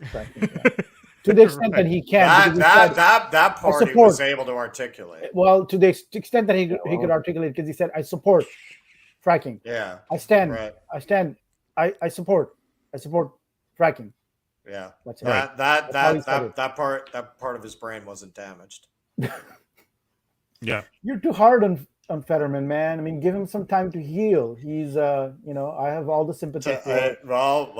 He has more time to heal. He'll be for fracking in national parks. I want him to heal as a senator. One can only hope. You're right. I mean, the debates that you think, the great debates that go on in the Senate, will stimulate his brain to heal faster. That's what I'm hoping. I'm keeping an eye out. It's not the way to bet. I'm keeping an eye out for some. But is the House economy races actually here. Go ahead. doing better than 80% of the people think it is? I mean, that's a good question. It's you a use very, very certain strange time. It's a very strange time because only employment, right? Like if you, on the other hand, the shortage of economy is labor, based on the right? employment. you have labor shortages. Labor shortage, you so that's- have supply issues, which are driving inflation. Credit card debt is back up, but you pass at Applebee's on a Friday night, 7:00, it's fucking packed. So people are spending money. You know what I mean? Like it's not like a depression. So it's very, very tough to figure. And employment numbers are okay, right? Yeah.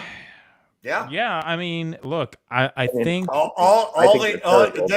that's why the stock market keeps going down and down and down and down, because they keep hoping the employment numbers are gonna come in cold, and they keep coming in hot. So every time that happens, they're like, "Fuck, Powell's gonna raise the fucking interest rates again. God damn it!" Right. Yo, man, what? Yo, it's almost party time. Mike Lawler, 53, 46, 84%, and the Times have now moved this towards leaning Lawler. It is now likely Lawler, likely Republican. I that hope a is bunch of people drive to Sean Patrick Maloney's campaign headquarters and just stand outside and scream, or his house, and just scream that song. Hey, and look at this, man. Look at this. Mark Molinaro very likely to win. That's a pickup that should not have been a pickup were it not for Maloney. And look how Josh Riley is. But Pat exactly. Ryan, they could have had an incumbent running that race, Pat Ryan. Yeah, who also had a name and some background, because he's been the Ulster County executive for a while now. Exactly. He had clout in that area. He disavowed Peter Thiel. There was a piece that got run on Pat Ryan by the Intercept that was apparently not that accurate. he has a spying on Americans background, but. Oh, congratulations, Sheena Braskin, $15 minimum wage. That's great. It's more than New York. That's what we say. New York is a Rockefeller Republican state. We're at 1180. right? Yeah. Ballot Yeah, and it needs initiatives, to be voter 30. ID passed. The minimum wage is going to be raised to 15 in Nebraska. We haven't thanked our patrons in a while, have we? Let's put our patron scroll back Thank up. our patrons. Go ahead, man. Oh yeah, they don't need their jobs. You can put their names up as subscribers. Yeah, well, that's why I only put the last initial, not the last name. Fair enough. I know it doesn't. You guys don't get into on the show and the some of the state level stuff, but there were a lot of elections in Massachusetts for certain state things. So we'll see how that goes. Ballot initiatives that are similar to that. You know, making sure that undocumented folks can get driver's licenses. And we had a fair share deal where multimillionaires have to pay 4% on their second, third, and fourth million that they make. Oh, that's good. It seemed like it got enough, and the money is supposed to go to the education and transit. So it seems to be popular enough. But those initiatives, hopefully, it'll spread. I don't know if other states are voting on that kind of thing, but. All right, significant development here. This is probably heading to a runoff, but Warnock has taken the lead against Herschel Walker in Georgia. Atlanta still has 7% in Fulton County and 6% to come in DeKalb County. And that's up from last time. Last time we checked in, those were in the 80s. Now those are in the 90s. That explains why Warnock took the lead there. That is significant, though. It's absolutely crazy when a guy's own son comes out against him and he still does this well. That's it's true. Like, what are people in Georgia smoking? Where they think that it's just ideology, right? I mean, it's like Republicans are going to vote for a Republican no matter what the hell that thing is. Yeah, well, no, sure. I mean, it's the same with Democrats. Yeah, I guess I have more hope for Dems because my politics are to the left of most Democrats, so I'm hoping that people closer to me will get their act together. But that's not going to happen. I mean, what was that story about Warnock's church evicting some of the tenants from some of its buildings? I mean, he seems like a sleazebag too. You know, seems like just a sleazebag fucking storefront preacher. You know, the kind of guy with a gold ring who picks up the phone and says, "Hey, you're $34 behind on your rent. And you have to leave." You know what I mean? He seems like a fucking asshole. Also, New York Democratic politics are certainly not right without their fair share of fraudulent preacher type guys, right? No, that's absolutely true. Well, look, this is another thing. It's the same. That's an old tradition, man. It's the same thing. It's the same thing, man. It's Joel Osteen's. Joel Osteen's come in all colors, right? That's not just a white thing, you know. I mean, there's a God racket, as we all know, and a lot of people are in it. All right. Arizona still 58. I don't know what the hell's going on out west here. I don't know what's going on out here, but 51% in. Kelly still at 58-40. The New York Times moved it from toss-up to lean Democrat. Leaning Democrat, right. And also but no more votes have come in. So I don't know what's going on. Why is it taking so long to get Arizona in and Nevada still zero? I mean, why? How can Nevada still be zero? That's crazy. Hang on, we don't have anything on the Hobbs Lake race. Let's take a look. Fetterman, by the way, the New York Times is now saying very likely Democrat. That's very likely Democrat. Yeah, and also Kelly, you know, hang on, with what percentage in? If Blake Masters, I mean, if Oz doesn't win, I don't think Blake Masters wins either. I don't know. I mean, look, these things are so close they can break either way. Yeah, but like, you know, Oz seemed to have a much better chance than Blake Masters, right? And if Warnock doesn't win, you know, without a runoff, then it seems less likely that Blake Masters is going to pull that. And maybe even Nevada, you know, with Lexall. Maybe Nevada too. Well, that's the thing. We have no numbers in from there. None. Right. Just a little update from our interns. All right. So medical marijuana did not pass in Nebraska, but it did pass in Maryland today. All right. No, not medical, just legal pot. Pot is legal in Maryland now. Good for Maryland. All right. Good for Maryland. Absolutely. Smoke them if you got them. Smoke them if you got them. So now, hang on. That Hobbs Lake race, Hobbs was way out ahead there, right? With like 44% in. Yeah. Now, do any of us know enough about that state to read that map? Really? No. Here, why don't I message Laura, see if she wants to come back on? I don't. You know, if Carrie Lake doesn't win, I think that spells trouble for Trump. Looks like she's probably right. Right now, Hobbs was way out ahead. That was like 10 points ahead, or like 9. I mean, she's not active anymore. I don't want to wake her up. She's got kids. What votes have come in? But I mean, if Lake does not win Arizona, that's a huge sign of trouble for Trump. Absolutely. That is the Trumpiest of all the Trump candidates. Not even like Oz. She just says it in a lovely anchor's voice, very smooth, but she's the Trumpiest of them all, and her message is the most extreme. I mean, she goes to all the things like, invasion of the border. She does all that stuff without any qualms whatsoever. And if she doesn't win, and Hobbs, an uninteresting, boring person, according to Russ, I like her more. If she still wins, and that would actually be a rebuke to Trump, because he's I like her better now that she's learned to listen more and talk less to people of color. I mean, the less she talks with the voice like that, the better. You just got to open the door and then not say anything, right? Just at least open the door to everybody. Right.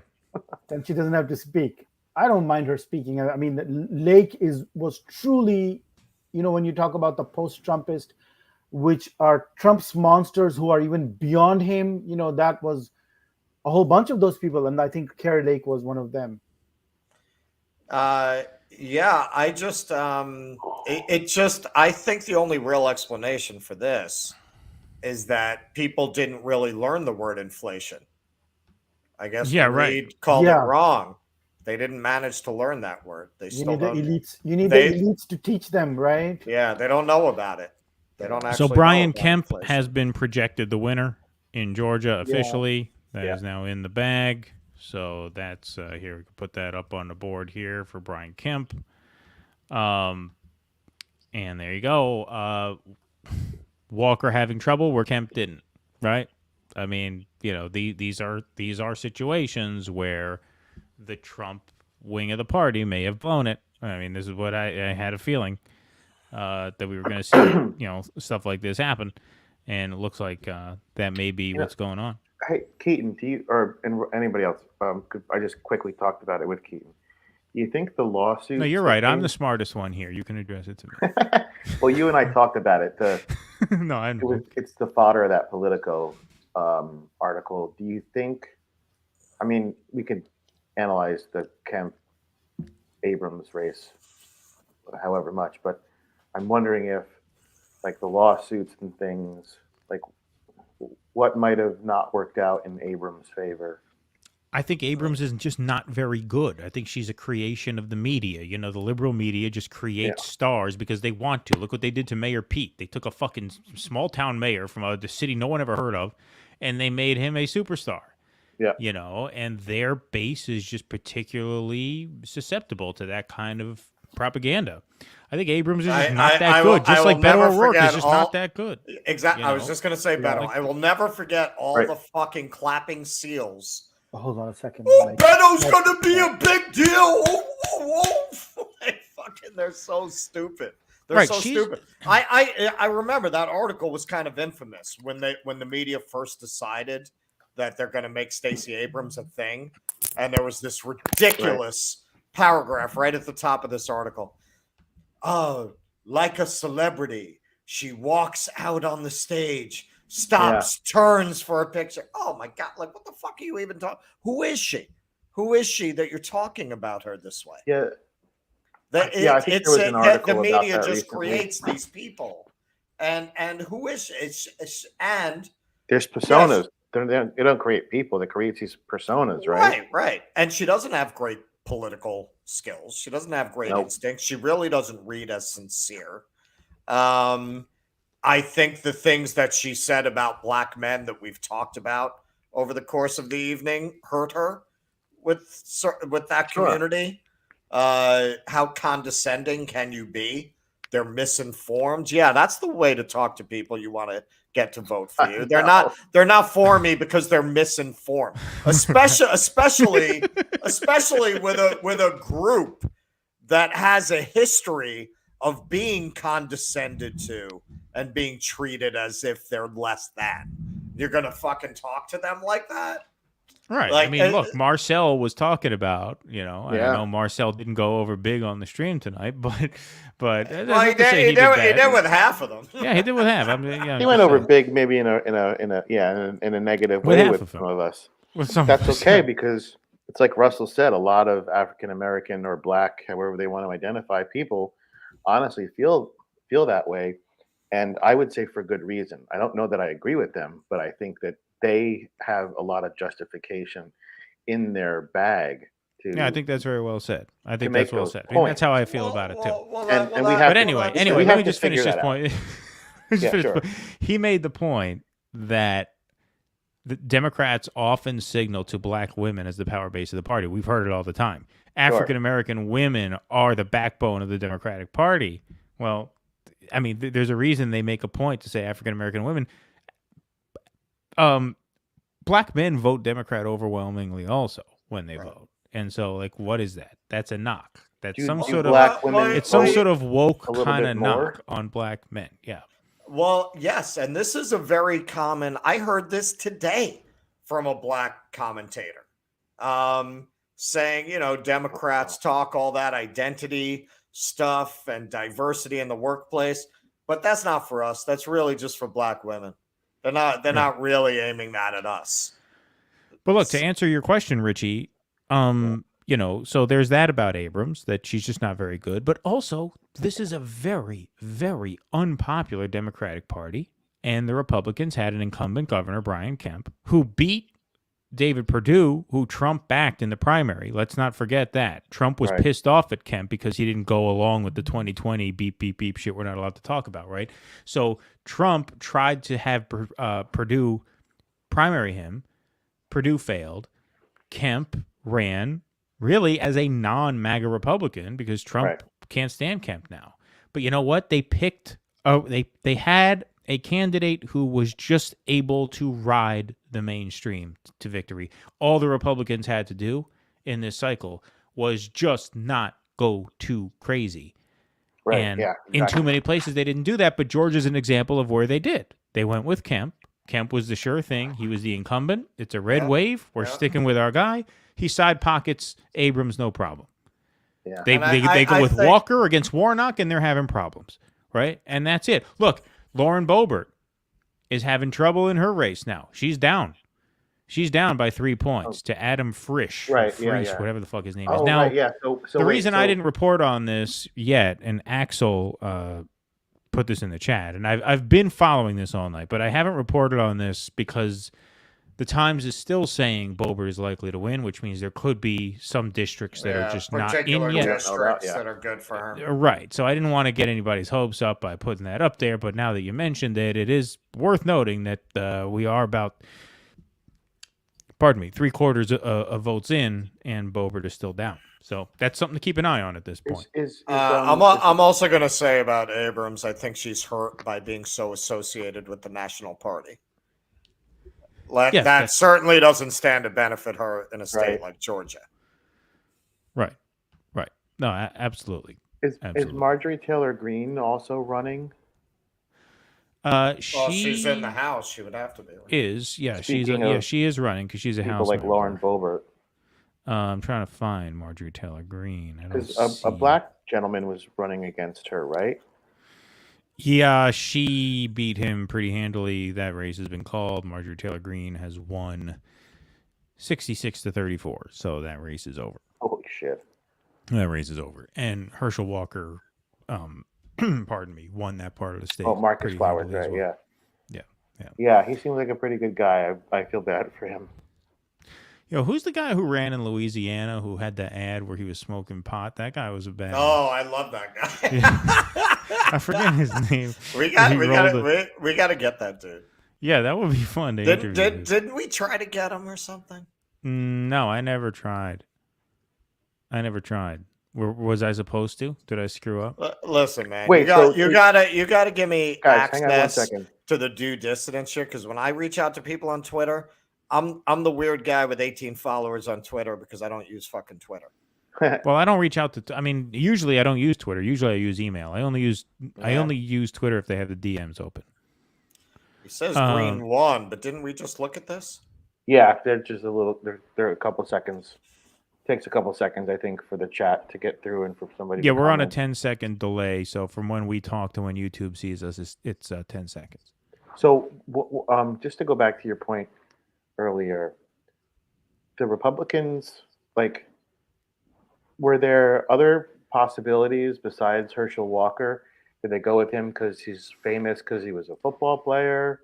And because I don't remember what that primary field was like. This came up on the show before, and I never bothered to look into it. But yeah, I don't know what the primary field was. Because you're right, like, and it's close. So if they had picked someone who was a little more sensible, but it's Trump, man. Trump wanted Walker because he likes celebrities, he likes stars, and the thing about Trump is, he underestimates his own talent. I mean, the irony is that, part of Trump's appeal in 2016 and even in 2020 was that he's not a politician, he's a businessman. He's a good businessman, but he's not a politician. Well, it turns out he's a pretty fucking terrible businessman, but actually a very talented politician. Like, he's actually the opposite. He's a shit businessman, but he's very, very talented. In terms of the performance element of he has a certain not the actual governing part of it. No, a politician, a campaigner, right? Too. He was a branding. Right, he was a good Ronald McDonald. He was a mascot, really. He was good. He was good at pretending he was running a good business. Right, and that's a good point, Richie, because he was a mascot for his businesses, just the way he's kind of a mascot for this MAGA movement. Right, and he was great at being a fake billionaire on TV. Right. He played a successful businessman. But he's good. He's a good performer. Gary Chambers, that's the Louisiana guy who rolled the blunt on the screen. Yes, Gary Chambers. But no, I mean, look, he is good at that. Like, he is good at being a front man for a product. Not all these guys are good at that. Oz is not good. Walker is not particularly good, right? Blake Masters is not good. Like, they don't have that X factor that he has. Trump is his own thing, right? You can't replicate that in state after state after state.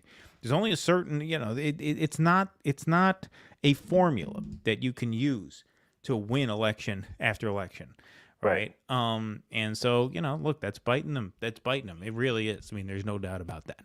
Because no matter what here, New Hampshire is now done. It looks like Pennsylvania is going to come for Fetterman, according to the New York Times. Politically, the biggest mistake Trump ever made was letting his ego get in the way of recognizing that he needed Steve Bannon. Right. I agree. He needed somebody to give an intellectual framework to this movement so that these candidates would actually be pushing a platform, a cohesive platform, and not just be running on some vague resentment, right? Some vague grievance. Bannon actually had a vision. And if he had kept Bannon as his rove, he probably would have been smart enough not to go with a lot of these candidates. Right. All right, let's take a look at Nevada. Finally, we have some numbers in from Nevada, less than 1%. I have no idea what's going on here, but less than 1% in. This is not a surprise here. Laxalt 59-34. This is way up in rural Nevada. Almost all the Democratic votes in Nevada. It's meaningless right now. Yeah.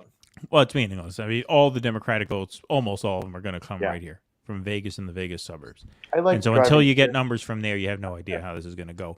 But now this becomes a must-win for Republicans, and then it looks like Georgia is going to be a must-win for Republicans as well, and it looks like that's going to go to a runoff. So right now, it's looking like the Senate picture at the end of the night is going to be 50 Republican, 49 Democrat, heading into a Georgia runoff, which is the most dramatic finish really, because now that sets the stage better than I thought it for would Senate control comes down to Georgia in 1 month, right? I mean, that's as dramatic a finish as you could have hoped for if So let's say drama that. is your Okay, thing. let's roll with that for a second.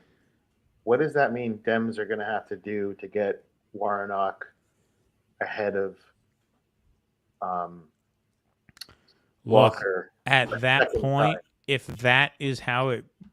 that's how the cookie crumbles here, then that's going to be a nasty race. Oh man. Yeah. Well, because there's no way to predict how that's going to go because both parties are going to pour an unbelievable amount of money into that state. And you don't really know how that's going to go at that point. Look, Chase Oliver, the libertarian, he's polling now at 2%. Conventional wisdom says most of his support would go to Walker in a runoff because libertarians tend to be more right-leaning. And so you'd have to give Walker the slight edge, but it's impossible to say because, like I said, the amount of money that's going to pour into that race. When would the runoff happen? When would it happen? December 6th to be 1 month. Okay. 1 month. Now, look, Walker's at 49.4. So, I mean, sorry, Warnock's at 49.4. So if they get enough votes out of Atlanta, if he can squeak by at 50.1, you know, that could put him away. Then at that point, it's over. So it's possible that Warnock can put him away tonight. Oh, John Amelett, we have a Georgia correspondent. Oh, you have John to Emily lives in Georgia. All right. Georgia. I do like it when conservatives have to pound their fists on their tables because of libertarians. Yeah. Well, it's their Green Party. It's their Green Party. That's fascinating. I mean, that's really fascinating, and it looks like that's what's going to happen because if Fetterman wins Pennsylvania and Laxalt wins Nevada, which we don't know at this point, and actually what Anise said is true, if polls are what they seem to be, then that might be a very, very close race in Nevada also. It's tough to say. Yeah, I thought it would be really close. tough I to thought, what is his name? The Republican? Laxalt. I thought he would squeak by. That's what the polls say. But the polls, I mean, look, it's not that the polls have been. I didn't even look at the polls. I just, based on whatever else I mean, look. There, Shane promised $2,000 checks. Worked last time. Yeah, right. Just promise $2,000. Yeah, just say that again. It's right. It's true, right? People. Well, yeah, just go back to that. Just promise money. Do it every time. Yeah, right. Do it every time. Look, if we take a view from 30,000 feet here, Ohio, Vance +6. That's basically what the polls said. North Carolina, Bud +4. Polls had him at, I think, +6 or 7, but that's not too far off. Here, Republicans actually outperform polls in the Rubio race. If we're looking at Wisconsin, it looks like Johnson by 2 or 3. That's what the polls said. So, really, what about Evers? I'll go to that 1 second. But the only place where the polls were egregiously wrong was here, New Hampshire. I mean, the polls had that at Hassan +0.8, and it's Hassan +10. So that's the only place where the polls have really been that far off, right? Ohio more or less matches up. You know, and so it seems to me like the story of the night here so far is that the hidden row vote has slightly outperformed the hidden MAGA vote, and that's why Democrats have done slightly better. Okay, here we go. Okay, so Nevada just poured a ton of votes in, so this gets really interesting now. That might be major breaking news if that's true. So here's Nevada, 41% of votes in. Cortez Masto, 55. Adam Laxalt, 42. 59% of votes in from Clark County. This obviously was just a massive dump of votes that they counted all at once and just put out. And so that's their machines reporting, right? Yeah. Yeah. Now this could have been early vote that they just processed all at once. We don't know. That's. I mean, you can't say anything from that, though, right? I mean, no, you can't. Most of the state isn't counted. Well, I'm gonna have what we would. The only thing to know from there, and I'll find it out, is how Biden did in Clark County. All right. So .com says Fetterman's projected to win. Okay. Hey, Anise, how long have you been back for? Sorry, did I miss you there? Oh, that's okay. Yeah, sorry, I had to go feed my cats and take care of them again. And Little was crying, so Neo is fed. Oh yeah, we don't want that. Everything is good in Catland. Very interesting discussion. Yeah.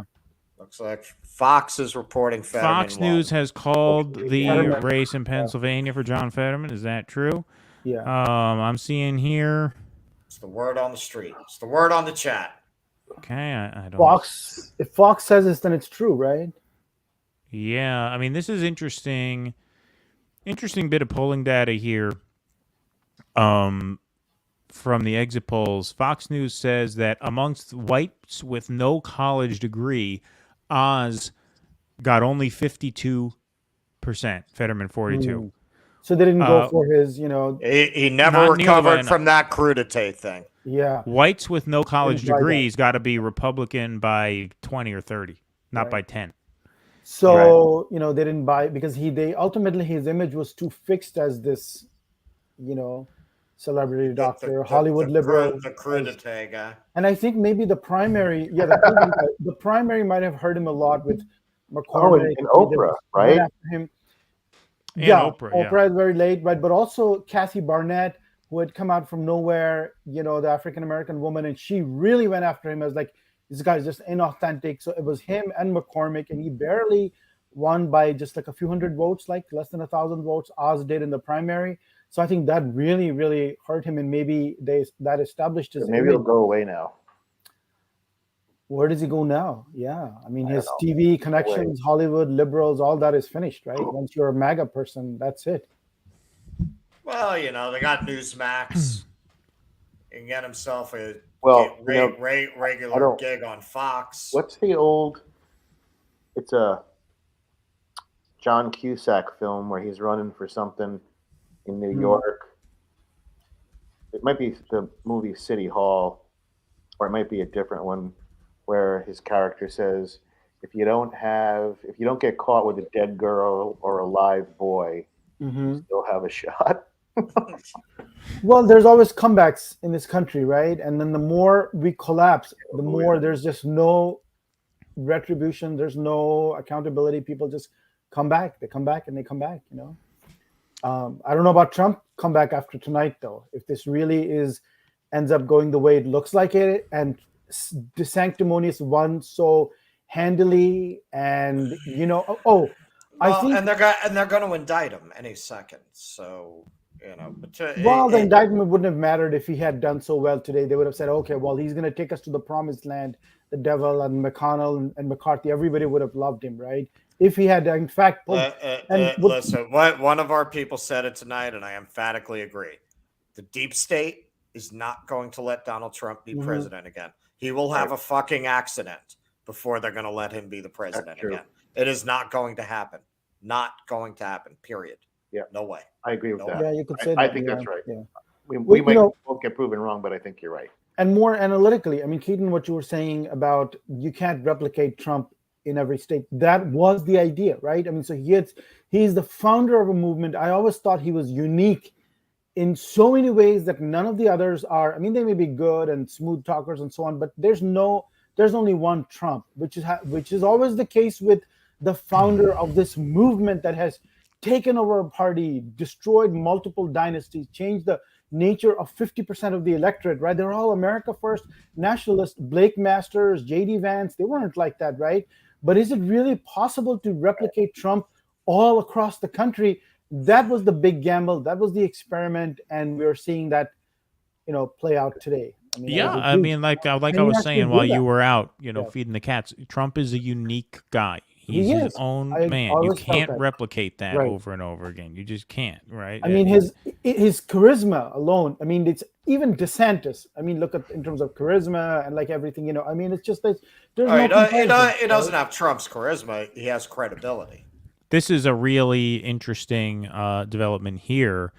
Steve Chabot, an incumbent Republican, seems poised to lose to a Democratic challenger, which is something that we did not think we were going to see tonight.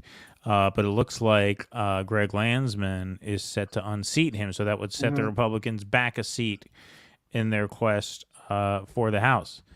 And so, like I said, New York Times still has that was in Ohio. Ohio's first. Right.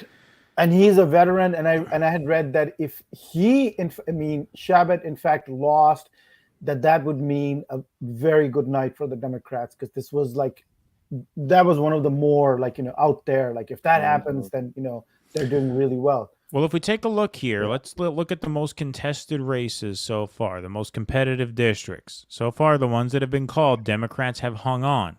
Now, in a couple of these were very close. CIA Spanberger almost lost, but she held on. She did? Oh, no. Alan Fung Yeah. almost overtook Magaziner, but he did not. He lost. So Democrats have been able to hold seats. Myra Flores here. in Texas. Here's another one. I mean, the fact that Myra Flores is... Yeah, she lost by 9. I mean, she was the look. We get on the Democrats because we are left wing, and so we are sort of more interested in critiquing. Maya Flores lost. Right. No. It looks. I think she. Let's see. Yeah, look. I mean, we're more interested in it. Look, like critiquing the Democrats in liberal media is more interesting to us. But this is where the country is, right? But what I was going to say is Republican media does this too, where they gas up their base. We're gonna take this, right? Yeah. Like, Beto's gonna beat Greg Abbott. Same thing here. Myra Flores against Vicente Gonzalez. I think some of this she's down by 8 points with 94, and that was never really a race. That was a Fox News thing, right? Creation, yeah. Some of this is getting a little ridiculous. I notice if you go to that, which I do. I mean, I go to Town Hall and Breitbart, and RCP also is one crazy Republican and one sort of moderate Democrat. This is how they do it. And also looking at the RCP polls, the polls, I mean, that's fine. That's the average. But what is the average made of? And that seemed to me more heavily weighted this time toward these, Republican favoring, pollsters. So I thought, well, okay, I don't know. And it was sort of a stampede on that side, right? And they were saying, this is it. This is a done deal. And they're trying to create a reality which may not perhaps have been there so much. So that's what it looks like. Yeah. 34. Yeah. All right. So if we look at Clark County, Nevada, in 2020, Biden won Clark County, Nevada 53.6 to 44.3. All right. And so if we look with 60% reporting, Catherine Cortez Masto is winning 55-42. So she's keeping about even pace with Biden. That's a good sign for her. Right. All right. Now, let's see what happens up here. There's a lot that can happen up here, but there's very few people up here. Nevada is basically Clark County. I think 75% of the state population lives in this county. I think it's that, yeah. Yeah. So have you guys ever driven out there? It's nice out there. Yeah, I've driven around this country many times. I love America. I remember coming up out of... I mean, I hate America, but I love the geography of America. Yeah. Yeah. We got a long way to go before we're what it's claimed about us, but it's a beautiful place. It's just that the people are shit. Beautiful place? Which place? America. Oh, the whole country. It's a beautiful country. Some of the people. Yeah. Too many immigrants. I know, man. That's my problem. That's my problem with it. Richie missed the whole thing, right? He doesn't know what the hell's going on here. No, he didn't miss it. He was watching. He wasn't here talking, but he was watching. Yeah. Oh, you were watching that? Very few red men, all these white men. Yeah. Yeah, exactly right. They've overrun the. They've too many overrun European the immigrants. Oh, see, he flipped it. That was very clever. Once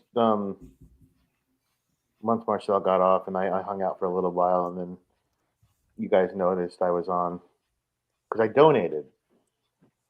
Yes, you did. Thank you. Did you? You did. You donated $2. Oh, all right. Cool. Can you hear us? Richard? Yeah. Are you there? Okay. Yeah, no, he was here watching that. Yes. More money. Speaking of which, cough it up, motherfuckers.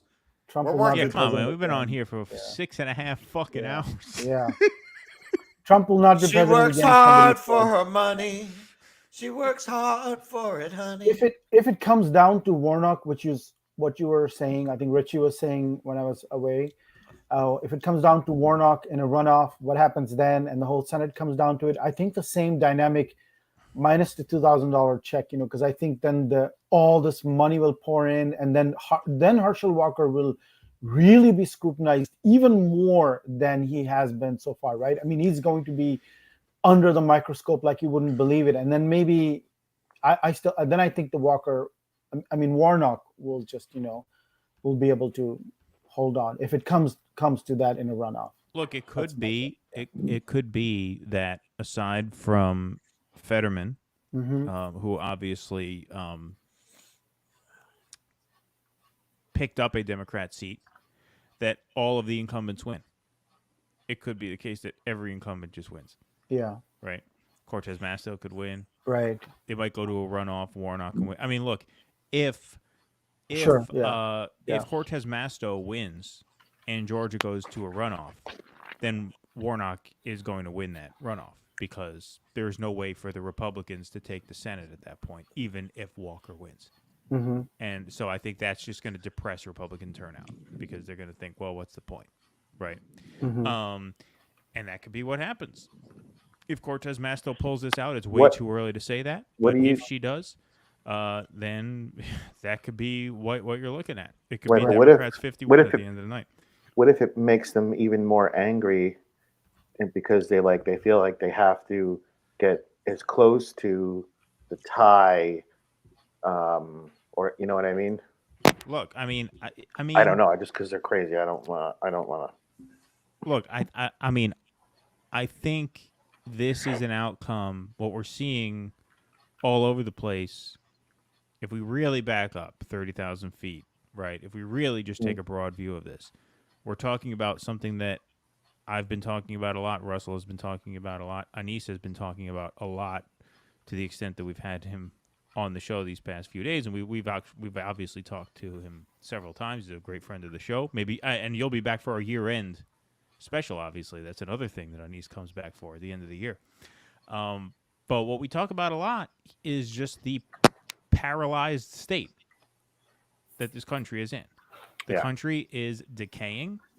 It's going one way, the wrong way, and yet there is no political will to change anything.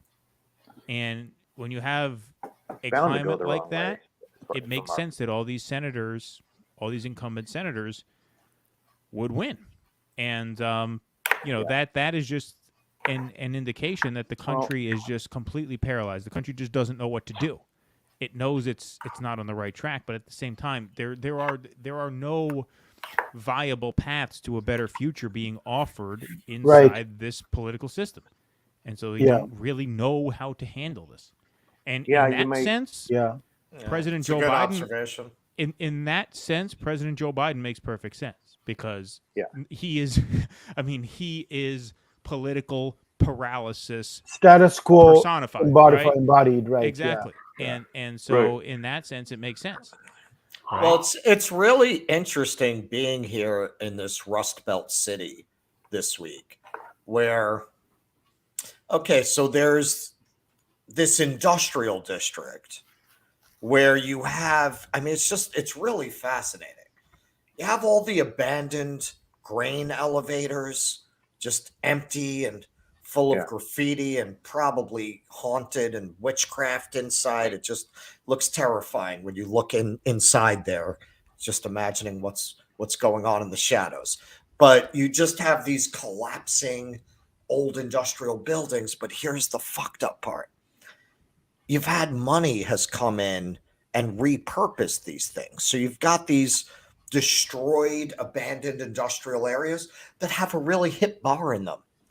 Right, with really hip, moneyed patrons, and that to me is very symbolic of where the country has gone. Yeah, it's a great point. Yeah, there's this small number of people who are partying in the ruins of the country, literally partying in the ruins. Excellent. Now you drive right outside, and got people just living in poverty with falling down houses. Yeah. And I don't have to tell you that's mostly African American. That's and so then true. and then you drive right back over and they're literally partying in the repurposed former industrial structures. That's and Holyoke. this, goddamn it, I wish you had articulated that about 5.5 hours ago, because there was Mika there and a few others who gave me a hard time for beating up on the voters. Well, what Russell just articulated is basically, he did a much better job of it than what I was. The problem is the voters. The people living in squalor are not voting. The douchebags partying in the hip cocktail bar in the ruins, they're the ones who are voting. That's why you have nothing changing. That's why Applebee's is crowded every night while everything fucking sucks. Because you have the at this point I have that, and the fact that Americans have no taste. Well, the Occupy Wall Street mantra of the 99% versus the 1%. This is a point I have made in the past. That's really wrong. I mean, it's a good rallying cry. It makes sense, right? I'm not trying to piss on Occupy. I was very, very supportive of that movement. I hung out at the encampments quite a bit. But this really is about the 63% versus the 37%. 63% of Americans cannot afford a $500 emergency bill when it lands on their table. 37% can. And it's the 37% who are voting, by and large. Obviously not mathematically to a decimal point, but that's by and large the divide in the country. And that's what you see. Yes, Russell's 100% right. All right. I don't know how well y'all will be able to see that, but that's what they did. It's like the ruins of the industrial area, and they put up like the Ferris wheel, and there's a little craft beer place there. Mm-hmm. They're filling. You have a sizable minority of the population doing well enough to keep us out of a depression. But then you have this other class of people who just are completely disengaged. And there is no way for them to engage in the democratic process that will yield any positive result for them. Right. I mean, this is what Anis has talked about a lot, you know. All right. And here's the people partying in the ruins. Yeah, no, I get it. Believe me. Hey, And- we've all been to Bushwick. You know, You know what I mean? right. It is kind of like that. Yeah. And there's like right up the road from there's the abandoned grain elevators. Yeah, that's happening all throughout the Hudson Valley. Yes. All throughout the Rust Belt of in New Newburgh, York. right in our hometown. Newburgh, Kingston. You got all these posh brunch restaurants on Liberty Street. You know what I mean? I mean, look, $24 a plate. You can't. You know, people are afraid to park around the corner because they're afraid the car's going to get broken into because there's just miserable poverty all around, and yet you have people partying inside these places. Yeah. Yeah. This is what I don't understand, though. This I honestly can't figure out.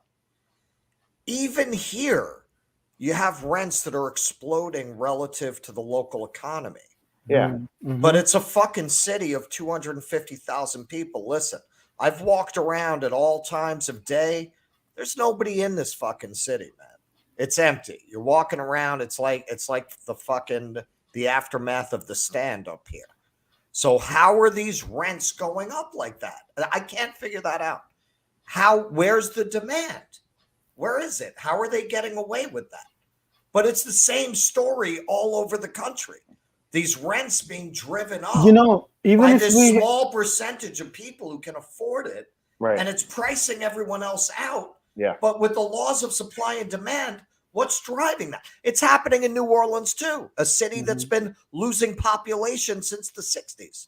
How? I can't figure that out. I don't get it. because Somebody the system is set up in such a way that it doesn't matter if it's recession, up, down, you're just not going to catch a break. It's not like rents are going to become, even if you have the Great Depression times 10, it's never going to be like, oh, you know what? But in a place like this, how is lack of population not putting downward pressure on rents? Because only a few people, they've financialized real estate to the point where these ups and downs, even the housing market is going to, the house prices are going to come down a little bit because of the, Fed-driven, interest-driven recession, but they've protected their investment to a large extent. This is not going to be like after the, 2007, the subprime crisis, because real estate is financialized. It's like the stock market. These people, private equity, I mean, they've made it an asset just like the stock market. This is not like a common good that every American has a right to housing and being able to rent a proper, and you work hard and then you can put a down payment in a house. It's no longer like that anywhere in the country. And it started with the big cities. Obviously, 30 years ago, it started with LA, New York, San Francisco. Then it went to the hipper cities or gentrifying cities. Now it's everywhere. You go into these little pockets, like middle of nowhere, and the same problem: rent, housing prices, right?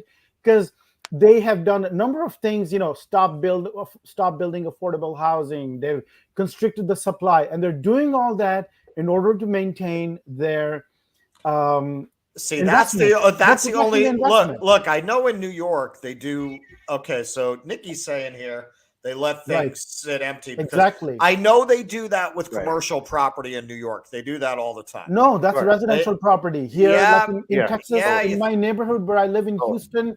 That's the only thing that could explain it. So it's owned by passive investors. Where I live is one of the nicest parts of the city. It's just this is the cultural district, museum area, everything. And literally you go down the street, these new condos, the luxury housing and everything, so much of it is just sitting empty for years and years, because this is passive investment. And especially after the Great Recession and during, when Obama came, that's when it really started changing. And I think they figured out, we're not going to ever let this happen again. We're not going to get real estate really go down again. Because if that happens, the common person enters the market. Then they start making plays, and some people get rich, and they go, oh, this is great, I can do this. No, this is no longer for normal people, right? They've just taken it out of your grasp. And it's no longer an asset that a middle-class American can aspire to and say, you know what, this is something I can, just like education. Higher education is exactly the same process. I would ask you the question, why is higher education so expensive? When I went to college, right, we don't have to go through the details. What was the case with, the University of California or the Ivy League, and what's the situation now? Not to mention community college, which used to be free. Why is that? And Biden can talk all he wants about is 10,000 or even 50,000 debt, Right. forgiveness. But why does higher education cost that much, right? I mean, there's a bunch of that's one point you can't argue with. It doesn't solve the problem. In a few years, going back, the debt amount would be, I think that it's been calculated that in 4 years, the debt will go right back to where it was. Be right back where it was. So you're not solving the problem, and nobody has the courage, like in the Democratic Party, because these are the donors, to go to private equity and investors in Wall Street and say, yeah, you know what?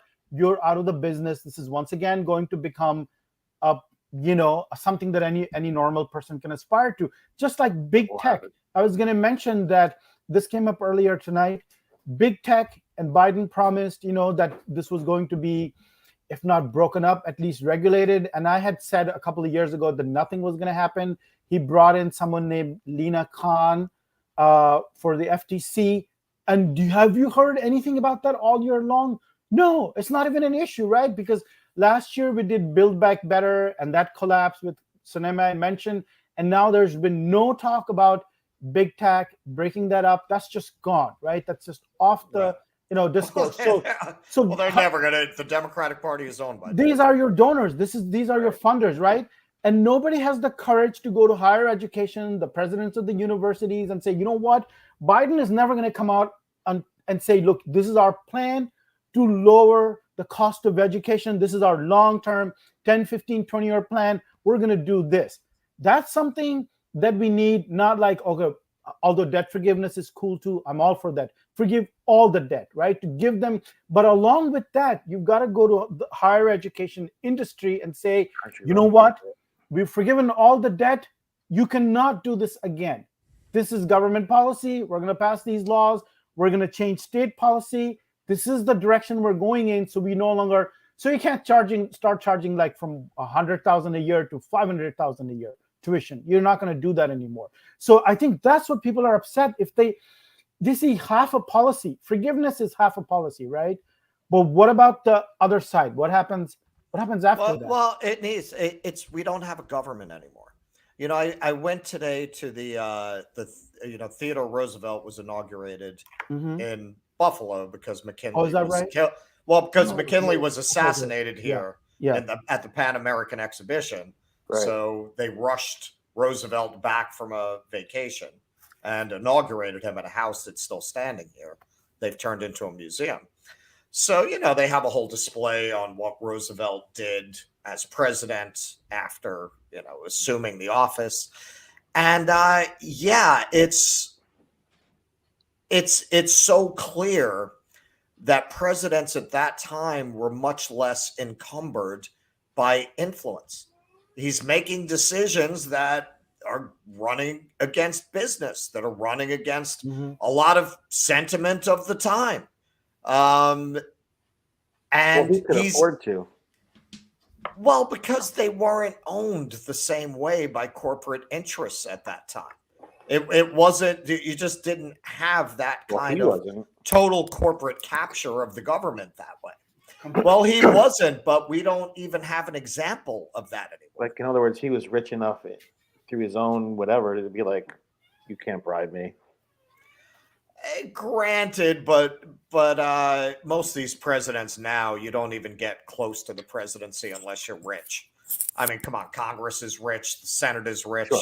I mean, who's going into that office who isn't by any average American standard?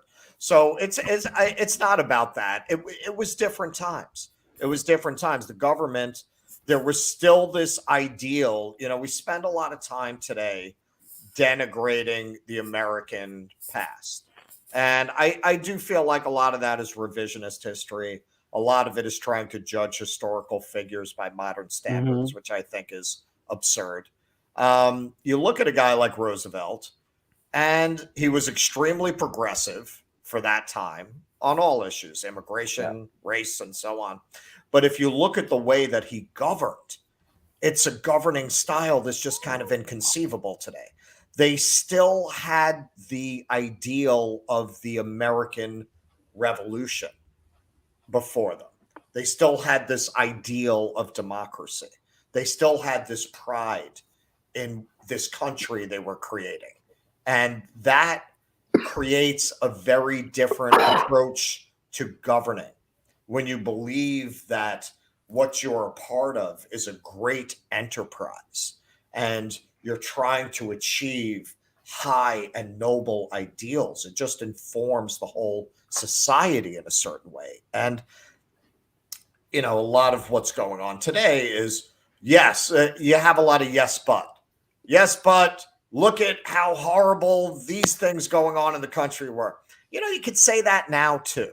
Sure. You know, like that's, it's neither here nor there. So you could argue a lot of things are worse now than they were then, even in terms of justice. So that is really the problem confronting us. We don't really have a government. It doesn't really matter who you elect. If you had a Theodore Roosevelt, and the government still allowed for a Theodore Roosevelt, a lot of these things just wouldn't be happening.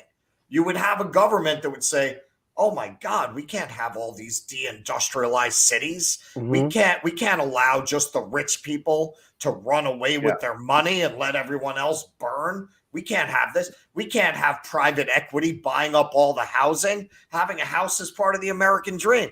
They would be mobilizing to fix the problems. But when the government is owned by the people who benefit from the status quo, no relief is forthcoming.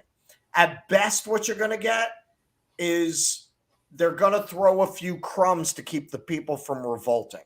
Yeah. And that's it. Yep. You know, I think that was very, very well said. Go ahead. I got some results I'm going to bring soon, but keep going. What Russell is talking about in terms of no government and the ruins, I mean, if you think of Build Back Better, that was supposed to be building back from the ruins, because at least there was an acknowledgement that the pandemic had really exposed the ruins. And we were talking earlier about homelessness in LA, you know, with Lila, right? So this is another symptom of that.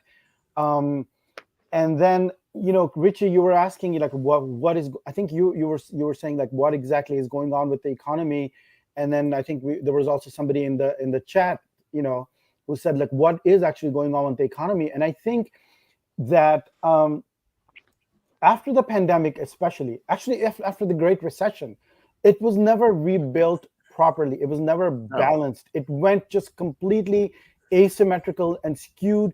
And I mentioned this to Keaton, I would suggest for people to go and look at, when Bernie lost, right? They did the, Kathy Hochul won. Okay. She won, but close? It's amazing. It's really amazing because how close did Zeldin come? I'll show you right now. He came very close, man. It's weird how Republicans underperformed in a lot of places, but Zeldin is at 47.5 and Hochul 52.5. Like he came very, very close. Look at all for that. Republican. Dark blue and wow. Look, Erie County, where you are now, 50.1 to 49.9. I mean, he tied her there. He ran. Hochul. What's that dark blue in the sort of central west? Tompkins. Is that Binghamton College maybe. down there? No, that might be Ithaca. That might be it's not Binghamton. It's probably Ithaca. It could be Ithaca, out there. But if we look at, let's see how she did in New York City, because she didn't even do that well in Queens. Brooklyn plus 43, Manhattan plus 64. Yeah, so I mean, look, she didn't get great margins out of Manhattan or Brooklyn. Or Queens only plus 26. So Zeldin gave her a run for her money there. I mean, we're talking not that he was going to win, but he needed to eat into her margins there, and he did. He came within 5 points of her. I mean, that was very, very close. Anyway, you were thinking 3-4 points or something like that. That's what I was thinking. Yeah, but that's still pretty amazing. The neighborhood. Yeah, so it's surprising that in some of the red states, the results are more favorable to the Democrats than this, because this is too close. So right. I mean, so far, and not that it's going to end this way, but so far, you got Katie Hobbs running 12 points ahead of Kari Lake in Arizona. Right. And meanwhile, Zeldin's within 5 of Hochul in New York. Who'd have figured that? I think tonight, if Kari Lake doesn't win, that's going to be, to me, the single biggest, stab or shock. That's a more big than Masters or Oz, because he can always say like, that's not good or whatever. They messed it up. I don't know how he can say that with Kari Lake, that she's not a good candidate or that she made any kind of mistake. Like, what is she going to say about her? There's just nothing to say. Well, CNN has already put out an article saying that Trump is committed suicide. DeSantis's stock has risen. Yeah. Now, look, it is Florida, so you have to take the Latino numbers with a bit of a grain of salt, because Florida has a lot of the Cubans and a lot of the, refugees from communism, that Marcel would send back. But anyway, is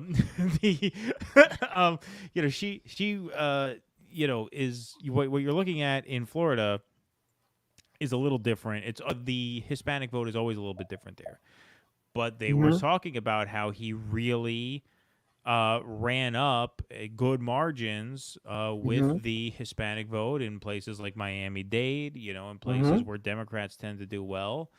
He cruised to victory on a night when a lot of Republicans are not cruising to victory. A lot of Trump Republicans are not cruising to victory, and so if this comes out an underwhelming performance for the Republican Party, that could one way to translate that is that Trump is yesterday, and that they need to move. That's what the liberal media will do. Listen, this is. Well, it's not just the liberal media. I mean, look, it's not just the liberal media. Sure, these results speak for themselves. Yeah. And the Republicans are nothing if not Machiavellian. I mean, they want power. They don't fuck around in that. Right. Yeah. I think they realize. DeSantis says the more, because this was really a referendum.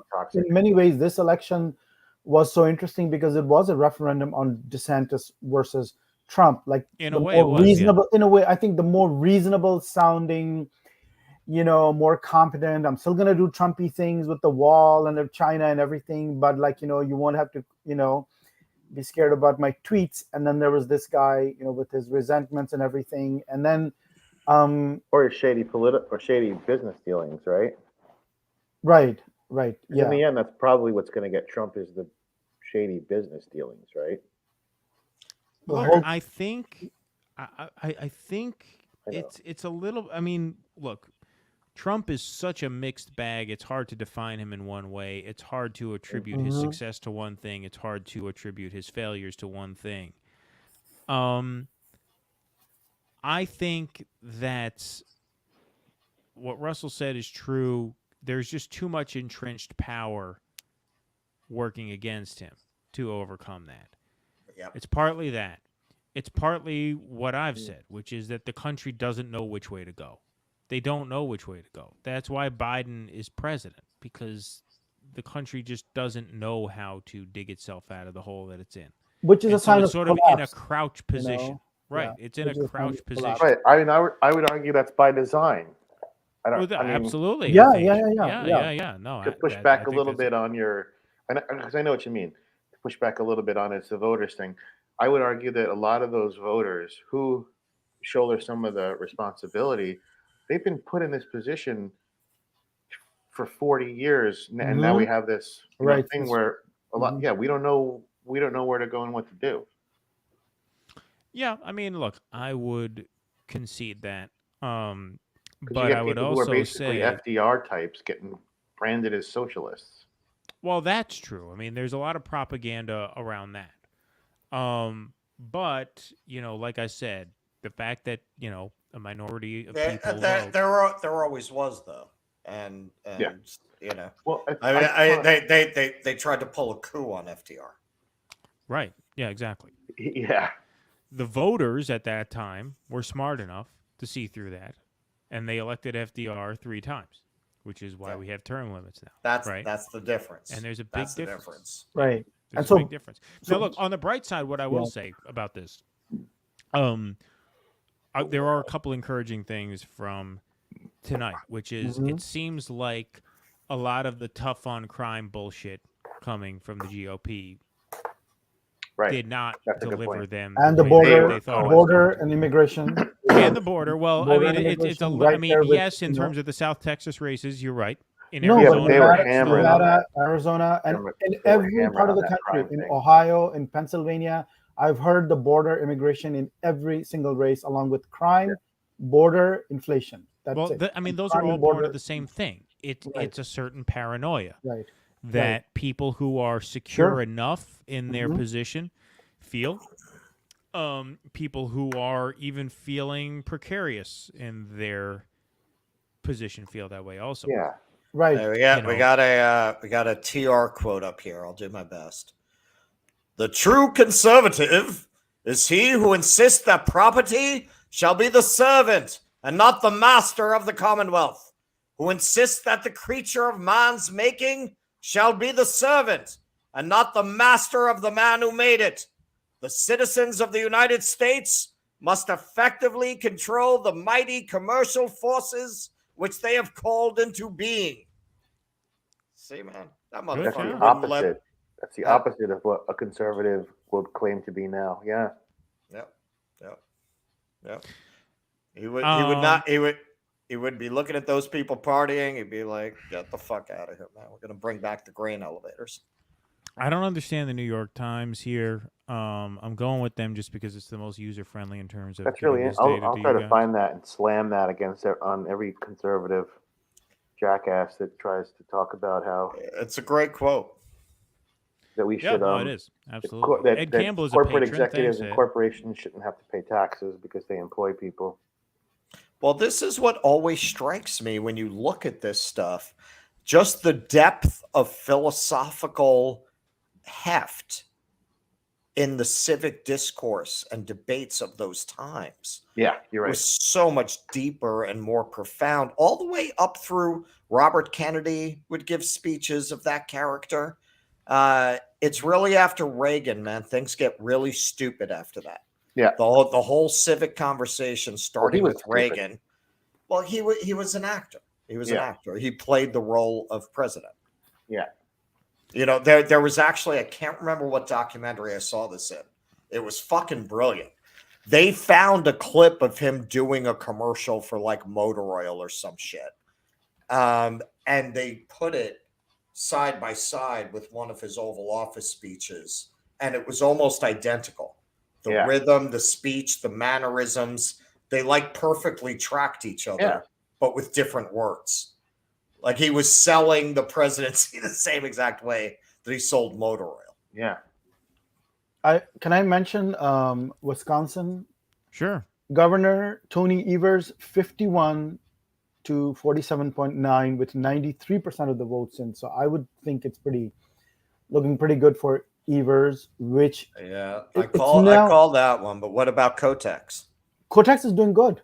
She's still up a little bit. Yeah, She's still up. Those votes are coming in very, very slowly. In fact, all the votes are starting to come in very slowly now. Right. Like, we're not getting much progress on any of these counts. It's so I think it's beginning to look like among the different scenarios that this is like the House was always going to go with 10, 15, 20 seats, whatever. I mean, this is a midterm, right?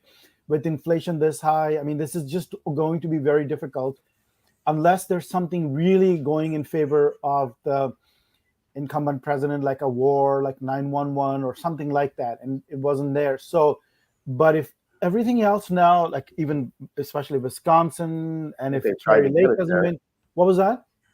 Sorry, I think they tried to make a war or a 9/11 to work in their favor, and maybe they got just enough of it. No, but it did work. Bush was incredibly popular in 2002, and he. No, I think Richie's talking about Ukraine, right? Oh, the Ukraine war. Oh, yeah. No, that's not. You got to attack Americans first, man. Americans, not Americans. Those are not Americans. Get some Americans, and then we'll. Yeah, it was the only thing they had. They're like, well, it's the only thing we can get. Right. No, that's too far. First, the the Russians have to do something here. Then we can go over there to keep them out of here. That logic works with Americans. You can't just say this is way too abstract about. Well, they tried to play that card, NATO, right? Europe. Fighting them over there so we can't fight. Somebody said that. Ukraine? Schiff They or said about somebody? Ukraine? Yeah, I think. Really? I think. I didn't know. Yeah. I think Adam Schiff said that. Oh, wow. Yeah, somebody said something about. Yeah, no, I know. I know what you're talking about, Richie. Okay. Yeah, you're right. And I was like, wait, what? Like what? The Russians are going to come over here? Yeah. Well, they already like are. that. It wasn't exactly that, but it was close. I remember. Well, I think we're about due for another Red Dawn remake. Yeah, right. Right. Exactly. So, I think we could say that among the different scenarios, this is about the most favorable, especially if it's held under 15 seats, Republicans, and maybe they just barely win, which means that there's not, this just takes away the whole force of the next 2 years. It sort of saves Biden's presidency. Biden's presidency could have been effectively over today in the other extreme scenario, right? Look, if they lose the House, it still kind of is.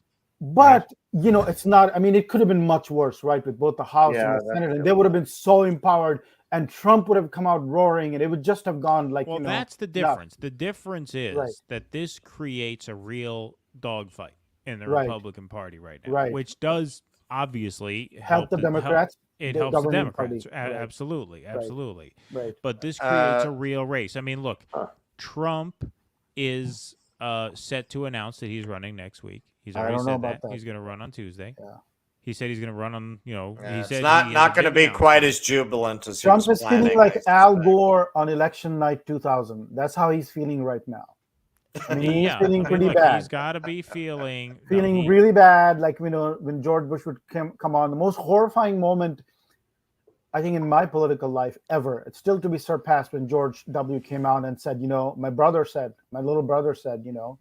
Florida's in the bag or whatever. We got Florida. My little brother said, and he was sitting there so self-assured and, just because he knew what was up and we didn't. And he literally said, like, my little brother said, Florida is ours, So just do whatever the fuck you want to do. I don't care. The fix was in. The fix is in. So this is really, really significant for the next 2 years. And this is not one of those two middle. It doesn't so far look like one of the two middle scenarios. It looks more like the other thing, on the Democrat side. So apparently, Wisconsin Dunn County had an advisory referendum on national health insurance, according to Drew 2U. It's a conservative county, and the ballot measure looks like it's going to pass 51 to 49. Yeah, the idea that working class people don't want free health insurance is bullshit that they throw out there to say, yeah, no, that's how you lose elections, sure, by offering people health care and education. Yeah, people hate that. Yeah, yeah. Ed Campbell is an oil field worker from Wyoming. Ed called in from one of his oil rigs one time. I don't know if you. Oh, remember that, that's Russell, yeah. I Yeah, remember he that. called in that Oh time. yeah, man. Oh, all right. Welcome back.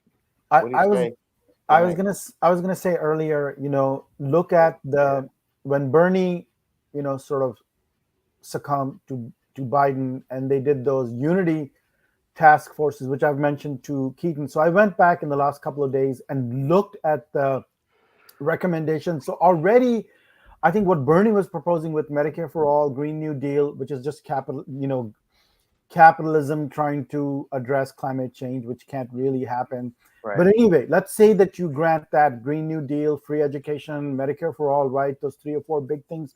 That already was a huge compromise with the reality, because that should have been done 30 years ago. But okay, so we've got those things. I would be happy with that.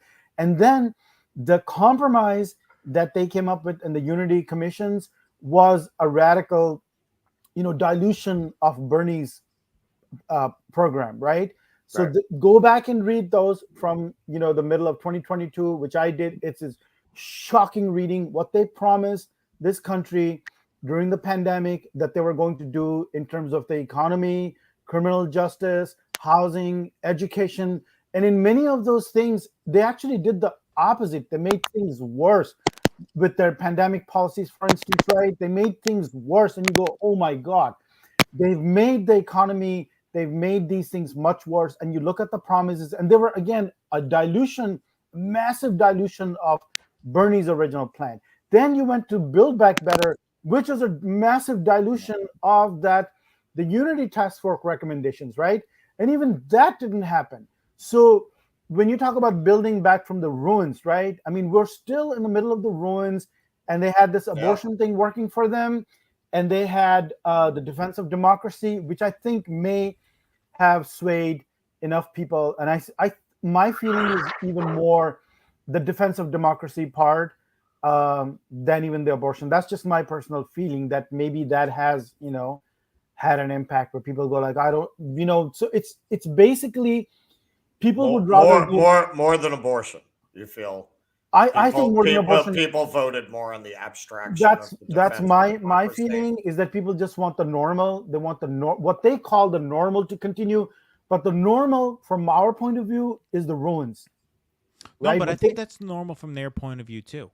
I mean, I think that's the normal from a lot of people's point of view. Now, you're absolutely right that amongst the voters, the voters tend to be wealthier. They tend to be more secure in their position than the non-voters. By definition, so yes, to an extent, I think you're right. However, I do think look, according to CNN exit polls, I mean, this is astounding. Like these are truly this is going to be the most studied midterm ever, because of just how this panned out.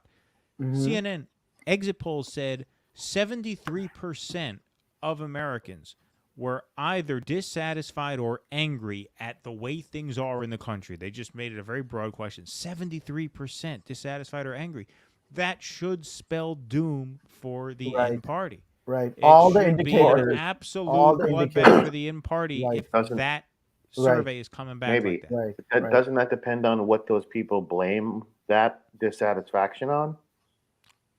To an extent, but you would think. I would read this again. The abortion thing. That's the ball game, man. I don't believe you'd get results like this if the Supreme Court hadn't made that decision. No, you wouldn't. No way. And so bottom line, like that's the ball game. Right. But that aside, the Republicans are not offering any solutions. Like I don't think the voters are as dumb as advertised. Like they know, okay, so we're hanging by a thread here economically. So we're going to put the Republicans into what? Cut taxes for the rich. cut Social Security, cut Medicaid. Right. That's what I'm saying, that I think enough already got out. Just in the last week or two, they didn't make their plan obvious in the summer because Mitch McConnell was too smart for that. He was like, no, we don't want to do the contract with America. And then Rick Scott came out with this bullshit 10-point plan or whatever, the commitment to, fuck with America. And they're like, no, we don't even want to talk about that. But in the last couple of weeks, enough has come out where you see, and then when you hear them every time, inflation, what are you going to do? Nothing. It's all about the border, crime, fentanyl. They're killing with our people, and every solution for every problem is to shut down the border and to drill for gas. They thought they could win on that, and hey, we thought they would. So I'm not going to pretend we saw it coming. I'm surprised by this result. Anything new in those couple of? Yeah, so Georgia, 49-4 for Warnock, 48-6 for Walker. At this point in the night is usually when the counting slows to a crawl. Yeah. And you're probably not going to have calls. So we'll probably stay on for another 40 minutes to make it an even 8 hours. And I guess we should probably wrap it around that time, if that's okay. Yeah, with I don't everybody. think I'm going to last that long. I got a flight tomorrow. Yeah, so that'll be it. We'll put in our 8-hour shift. And obviously, Richie, you don't have to hang if you don't want. But look, the story is what tells the story is these blue counties out here in Redsville. Like, these counties should not have gone blue. These should not have been light pink for Walker. These should have been deep red, like up here. And if you had those outcomes in those rural counties, Walker would have won. And it had Walker, and look, if Walker won this race, then the Republicans would have 2 chances to take the Senate out here. Like, here's the thing. Republicans underperformed here. They still have a chance to win the Senate. Like, they still have a chance, because Arizona, and this is very bizarre here. I don't get where the New York Times is coming from here. 53% of votes in. I think these must be early votes or something, because this has not moved in hours. 57-41. New York Times still lists this as a toss-up. I'm not sure why.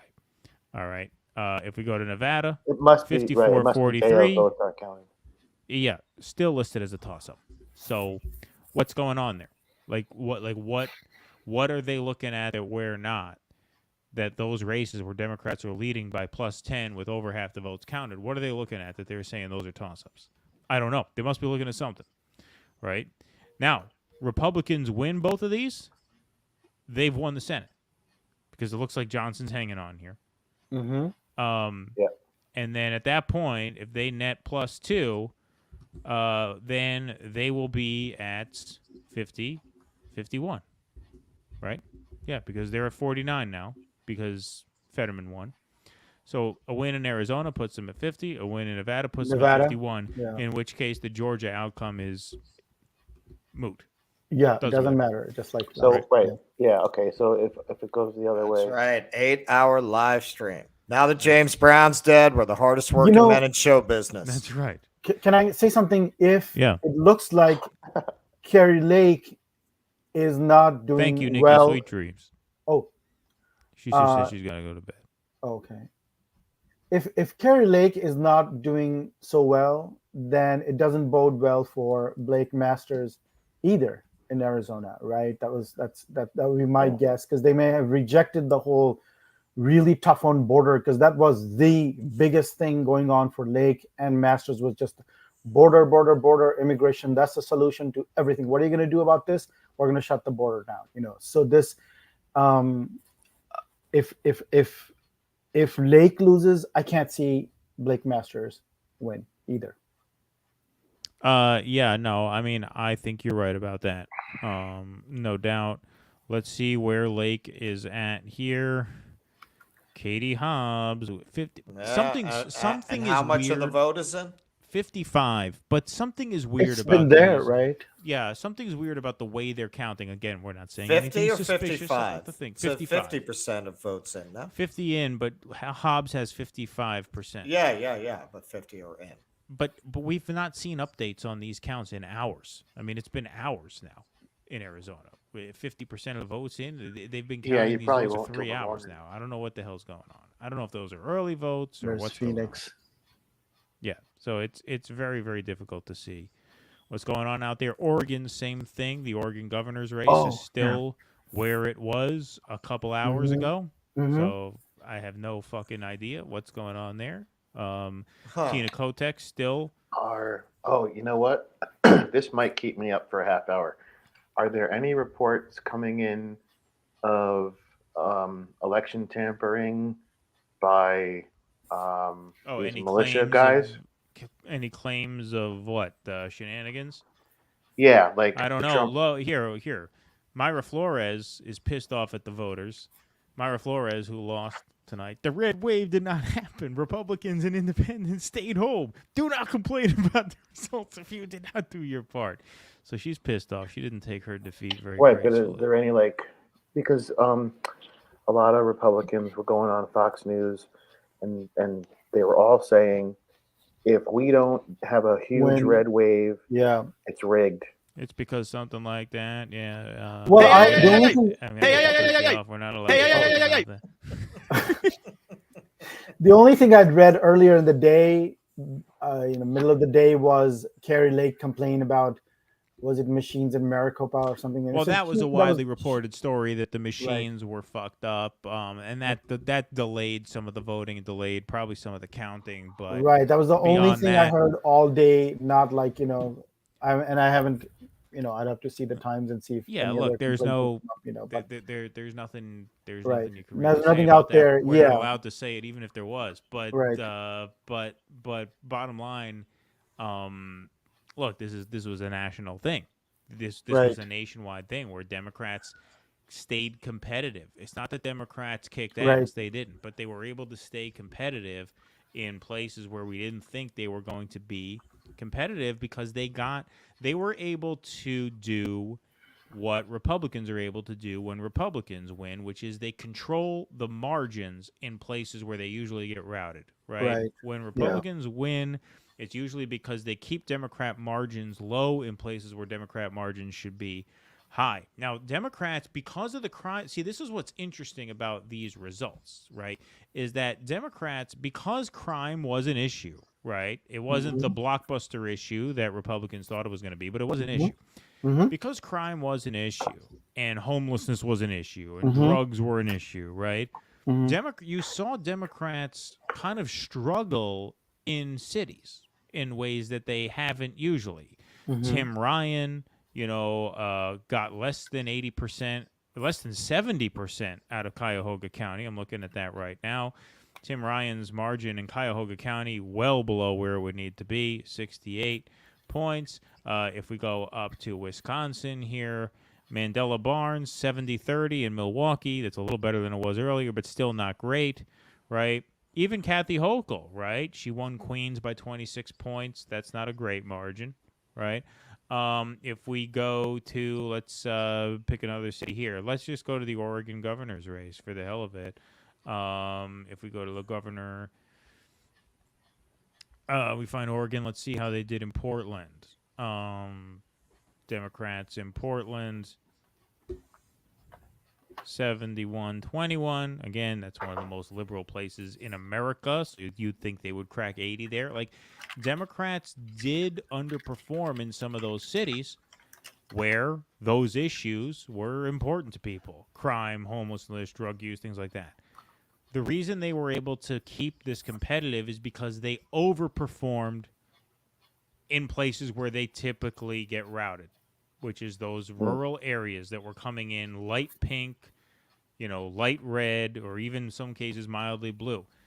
And that is a hidden women's vote or a hidden pro-abortion vote. They usually get routed in those districts 70-30, 75-25, 80-20 or more. And they were able to keep a lot of those districts close enough to put them over the top in close races.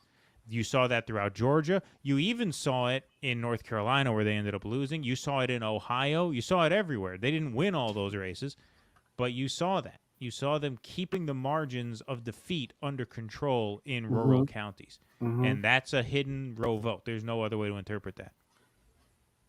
Varun Sharma threw us some of those pounds while they're still worth something. Thank you for those pounds. Before the currency collapses.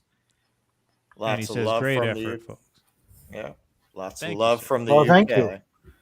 Appreciate it. And it's you're getting ready for work in the UK, right? It's 7 a.m. Yeah. Holy shit, I am an antichrist. I am an anarchist. So if you were in the UK, I love that, man. You could have gone to bed the night before because we started at 6:30, which would have been 11:30 UK time, and you could have woken up and we're still on. We're still on. Yeah. Yeah. Stream. Depending on how many hours you sleep, right? But if it's less than 8, then you're. If it's less than 8, if you slept for 7 hours, which is normal, we're still on. Yeah. Yeah. Because America, we work harder than anywhere else in the world, exactly. man. We're Americans. Best. We're the best. Americans, non-Americans. Never forget. Right. Now go home and get your fucking shine box. There you go. So who did that, Russell? No, that was Keaton. That was Keaton that time. Yo, those guys at the Indie News Network had some great sound drops. That first one was fucking great. Yeah, those motherfuckers, they stole ours. They stole our Jeb Bush one. Yeah. So this comment about the lawsuits in Georgia, Pennsylvania, I don't even think that that's going to happen this time, because I think that my sense already is, and we don't know the reaction tomorrow, and you'll have to listen to everybody, but I think the wind has gone out of their sails and they're just completely deflated, the Republicans, is my guess. So you need to feel empowered enough to bring on those lawsuits and start fighting, which I think was the case in 2020, right? With all the closeness, and this time, an incumbent president is expected to win. This time, I think it feels to me, without having gone to, I don't know what the opinion already is, what the reaction is, but I don't think it's going to, I mean, maybe even if they try, I don't think this is going to be such a big deal. What do you guys think? What do you think, Keaton? No, I don't think so. Look, I mean, I think this, like I said, it's really the most interesting midterms in decades, in the sense that I think that it kind of resets things. Whereas both parties after this they have to have a very challenging task ahead of them when it comes to the future. Like, both parties have to kind of find their footing here and find where to go. Whereas we thought on the way in that Republicans were going to ride these MAGA candidates to victory. Trump was going to declare, he would blow Ron DeSantis out of the water, and, you'd have a race in 24, which technically was always going to be kind of close, because Trump is not the candidate that's going to win in a landslide in any kind of year. He's just kind of too polarizing. But they would have a sense of direction, and the Democrats would be lost. Coming out of this, the Democrats are still in rough shape, because they still have a very unpopular president. They will have still lost the House in all likelihood. I mean, it's hard to imagine a situation where they win the House. The Republicans have already flipped almost everything they need to win. It looks like a few more seats are going to file in their favor. So you're going to have a Democratic Party that's in tough shape. I mean, they did not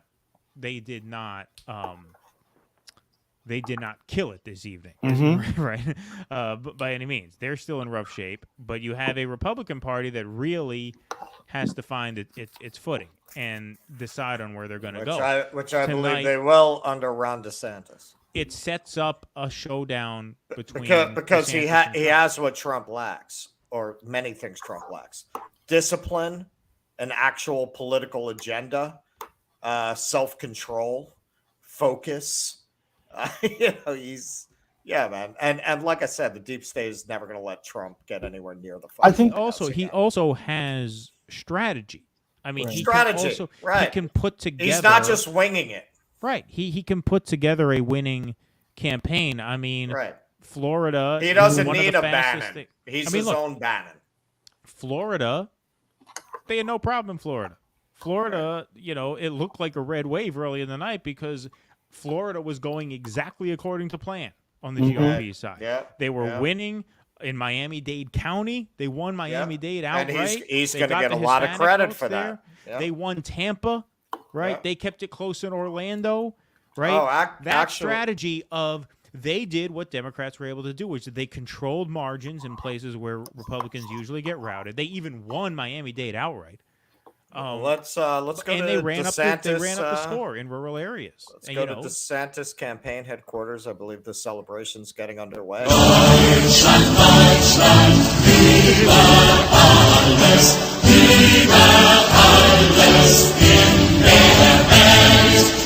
So they're happy over there. Oh, look. Meanwhile, at Abrams campaign headquarters. It is said that the people are revolting. You said it. They stink on ice. Yeah, right. Very different things going on in the two campaigns. Yeah, no, listen, I mean, here, let me put the Florida map up, because the Florida map, and I'm gonna put the governor's race up.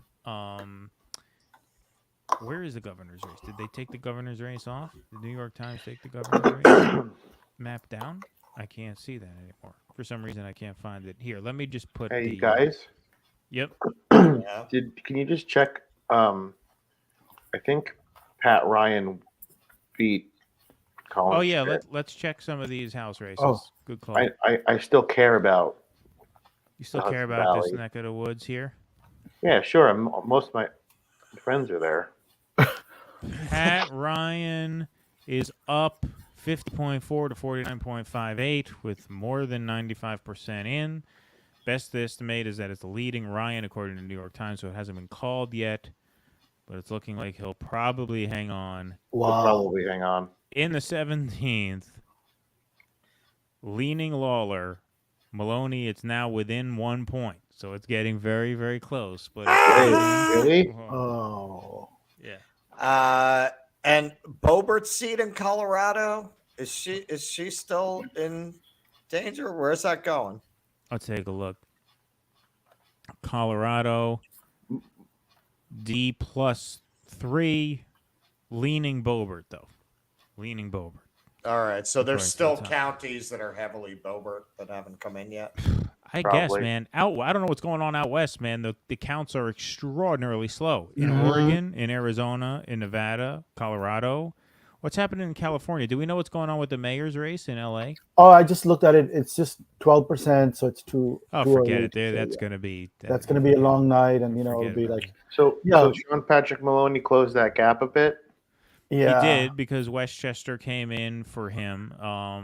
That's still leaning Republican, but he has closed it. New York 19th, Molinaro. Okay. They're going to call that for Molinaro. Yeah. Pretty soon, I think. All right, so we lose two and keep one. What's that? So out of those three, it's looking like we Democrats are going to lose too. Looks like. Yeah. Yeah. Which again, if the Republicans now New York Times is estimating 225 for the Republicans. So, without that, it will be 223. I mean, you're getting to a point where, that's looking super embarrassing. And now look, they could. I mean, this I don't think they're winning. I don't think they're winning the 19th. And we knew Molinaro was going to be tough to beat because Molinaro was very popular around here, and that was a good candidate choice on their side. Yeah. But Pat Ryan could have beat him because Pat Ryan already did beat him. Right. Right. And so Sean Patrick Maloney really fucked that up. Now what I'm really curious as it did. I'm very curious because he's, in good standing with the establishment. Do they actually talk about this in the media? Right. Do they actually blame him? Or do they just pretend this never happened? Here's a question I have for you guys. If he loses... I mean, they have to cover that. If the DCCC chair fucking loses, they have to cover it. But what's he gonna do? Whatever fucking favorable regulations he passed for fucking corporations that jacked him off behind a fucking parking garage. Yeah, they're gonna give him a fucking nice consulting gig. Yeah, sure. Okay, he'll have a nice board seat or some shit. Yeah, all right. So here's how this looks right now. Politico has 192 for the Republicans, 166 for the Democrats. Republican hopes of a House romp dim, though majority remains in sight. Elissa Slotkin, incumbent centrist Democrat, she looks like she is in danger of losing that race. Not sure yet. Here we go. Williams versus Cannell. Yeah, so, I mean, look, there's a lot outstanding. We have to look at some of the seats out here. In California, obviously, there could be some flips to be had out there. But yeah, look, overall, I think DeSantis is a very big winner here because and look, that's going to be very interesting. It's going to be interesting in the next week to see what the response is to Trump's campaign announcement, right? Because I mean, we like you said, Anise, we thought if he makes that announcement. I mean, I don't think he'll backtrack at this point. Well, he just said it was going to be something big on 15th. He could just be wishing me happy birthday because that's my birthday. I don't know. I mean, I'm modest enough to imagine that it could just be that. Like Melania is getting new tits. Could be the big announcement. Could be anything. The big announcement could be wait till next year. There's going to be a big announcement, right? He can change his mind at any point. We can agree that it doesn't look like a wave, like a red wave, right? There's no red wave here. There's no red wave. That's one thing. Number two, it looks like the country went for keeping things as they are, which is very interesting with the inflation. What I had thought was, well, if the Republicans take both the House and the Senate, then what happens next year is that you got a hobbled presidency with the inflation slowly going down as there is a recession, because that's the Fed strategy, right? And then how do the Democrats play that? How long does that last? Who takes credit? Who takes blame? What could the Republicans really do except create chaos in the House and the Senate? But now all those equations are changed because let's say that they keep the Democrats keep the Senate, right? And the House margins are very small. So that just changes the whole dynamic. It's not like people are going to say, oh, we gave the Republicans both houses and what do they do about inflation? Now it's once again sort of a more confusing thing, more of a status quo thing. That's why I said it's going to be nothing gets done. Nothing gets done, right? But and that's why I said this is really like a reset. It's like a reset because both A parties pause. come out of this with no clear direction on how to win power and how to wield power. Like there is no roadmap for either party here, right? You can't call this a good night for Democrats. It was a relief for Democrats in the sense that they didn't get annihilated the way a lot of people thought they would, but it still was not good.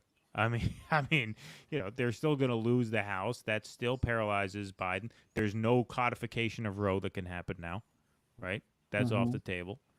And were they going to do it? What's that? Were they going to do it anyway? Well, even with the House? We'll never know. I mean, look, it was absurd. The idea that, we just need to keep the House and give us 2 more senators. 2 more Senate seats. I mean, come on. That's just absurd. Market not future. Getting 2 more senators because, by the way, you're not getting 2 more senators because now at best Democrats hold Nevada and Arizona. That gives you 51. So you didn't net the 2 that you would have needed, and you didn't keep the House. That was a false promise that they made to trick stupid people into donating to them. Right. And it worked more or less. Right. Looks like it. Yeah. But they had a good night in the sense that they did not get wiped out in the way that we thought, but they lost the House, which means it's really going to be almost impossible, if not totally impossible, for Biden to pass anything except more war funding. Right? So we would argue that Maloney's strategy to keep the House did not work out well, right? It did. I mean, look, because there's a bunch of Democrats. It worked out about as well as Gallipoli. Right. Yeah. I want to address She Nebraskan's question here. Do we have a net? I've been looking for that myself. But I know the Republicans knocked off 4 incumbents, and then it looks like the Democrats knocked off 1 incumbent. So as of right now, I think it's only Republicans plus 3 or 4. Like I don't think Republicans have crossed that threshold of 5 that they would need. I'm not sure about that, but that's what it looks like to me. Now, Molinaro looks very likely to win. If he does, you can put that in the Republicans' column. And as of now, it looks like Mike Lawler is going to knock out the DCCC chair. That's not certain to happen, but New York Times has that leaning. Lawler is now up by 2. Okay, so wait a minute. This is a development here. Sorry.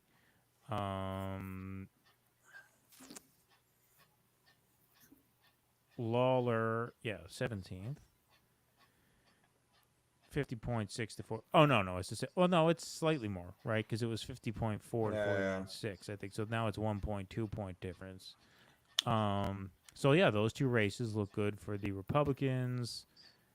This one, I'm not sure if this was an incumbent Republican going in or not. That's what? That looks like, what is that, Long Island somewhere? Looks like something like that. I don't know. I can't tell where that is. But yeah, no, look, it looks like at this point, Republicans have only locked in a net gain of about 4 or 5 seats. May I mention another one that I think that was the very first one we started this night with, Jennifer Ruth Green, the Asian American, African American Air Force veteran from Indiana. So the Democrat won, 52-47, and she lost. Yeah, so that was another one. That's an interesting race because that is much closer than it should have been. Like she gave him a run for his money, but it's not enough to make these races close. You got to win them. Yeah, but this is a difficult year, so that kind of, you know what I mean? I mean, the national environment, the inflation. I mean, this is a very difficult year, so I think some of these people will come closer than you would. I personally wouldn't put. How close this game, because this is so difficult. The fact that they even held on, it seems important. I know some of what I would take away from this. Keaton was pointing this out earlier. Maybe the country is not as fucking crazy as the media portrays it, because it seems like a lot of these candidates were a bridge too far for voters. That basically seems to be the case, like, with Kerry Lake and the border and fentanyl and everything. Now, some people Vance did, but Vance doesn't come off as crazy as some of the others do, like Oz. Right. Even more so, Blake Masters seems like some zombie robot, like some immortal, created by Peter. I mean, that's a weird guy, right? That's a weird guy. He really is. Okay, but Vance is not like that. So maybe. And also, the margin in Ohio is supposed to be like 8 to 10%. Wasn't that the winning margin for Trump, right? So he did about okay. I don't think Vance comes across. Ohio is now a much redder state than Arizona. Than it used to be, right? Yeah. So, but it seems like the crazier people. This whole fentanyl election. This was a fentanyl election, like 2004 was the gay marriage election, right? I mean, that Karl Rove played that whole thing. And he thought that Latinos and Asian Americans and everybody, all the Catholic conservatives, they would all come over if you just build up that, I mean, to some extent that worked, but not maybe as much as he thought it would. And this time, I think the hope was that with Latinos, with other minorities, Black men, maybe even, that you scare the hell out of them enough, with border fentanyl crime, and they would come over, and that's going to be interesting to see the breakdown tomorrow, to what extent. It doesn't seem like it has worked. Certainly doesn't seem like it worked, as much as they thought they would, which is a big thing. I mean, yes, and that is a credit to people because right. To the voters, you one mean? Thing I knew, yeah, right. Those voters that I those voters, man. First 4 hours. They want to keep things steady. Maybe there was more Trump fatigue and the craziness fatigue from 2020 and the pandemic that we realize we are all into change and we want the, look, this is also, this is a non-defeat for the progressives too. Sure. The defund the police shit didn't work as well. It didn't work. The scary tactics for defund the police. Tactics about that. The crime. Because look, the border, do people really think? Immigrants. Do people really believe? Like, it's one thing to believe this shit in the 90s when times are good. Yeah. It's one thing to believe in that climate that more cops, to Right. drag people off the street and get them out of sight. That's really going to solve the problem. Does Right. anybody really believe that more cops and more jails are going to solve crime? Right. So what is the solution? It's so obvious Right. why there's crime, why there's Right. homelessness. It's so obvious because of all of the just degradation. Because Degradation of people's economic economic conditions, system is of broken their down. mental health, Right. because of the pandemic and Mhm. everything. Like, it's so obvious that this is not just a matter of putting more cops on the street. Like, the typical Right. meathead conservative bullshit just Sure. does not play. I mean, it's just ridiculous. It's absurd to Right. think that you're going to clean up crime in that way. And so these arguments just kind of fell flat. Or spend less, which is like, oh, in a time of economic difficulty, you want to like cut spending and Well, social this is what we security said. I mean, we and did a whole Medicare and segment on this. entitlements. Our top performing video we ever did was about Uh-huh. Crystal Ball and Bill Maher on inflation.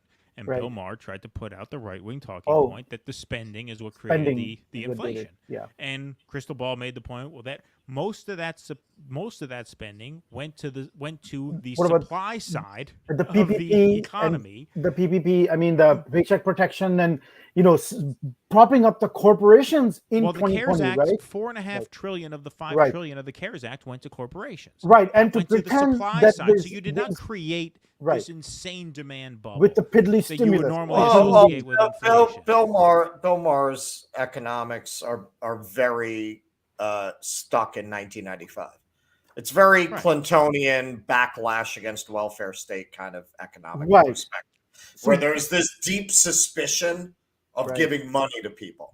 That was really the Clinton default, that like you give money to people and bad things happen.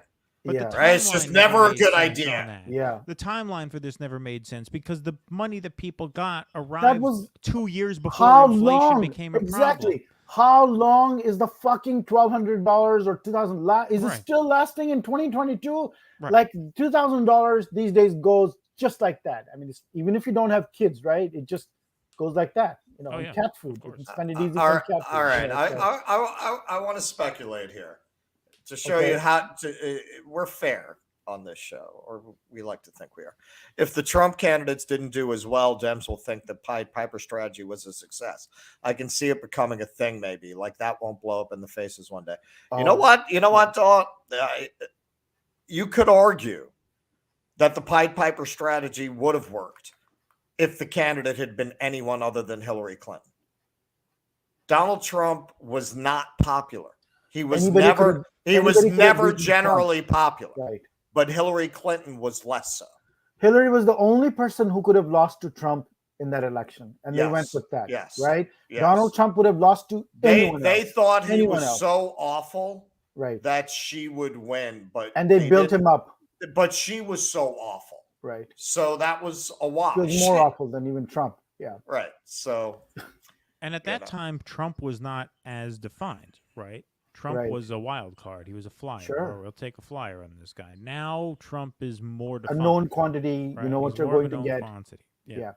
And also, which I heard what you were saying, and we have talked about this in the past too, Russell, is like, I do think that some of the things that we liked about Trump's approach in 2016, taking some from Bernie Sanders and the populist agenda and getting rid of Steve Bannon and just totally going in the other direction with those massive tax cuts and forgetting trying to, what JD Vance is talking about in Ohio, right, is helping working people, and didn't do any of that except keep the economy boiling at this 100 whatever with the stock market and pump the money. And even in 2019 he was pumping the economy and keeping it too hot, where the Fed was thinking maybe we should slow down.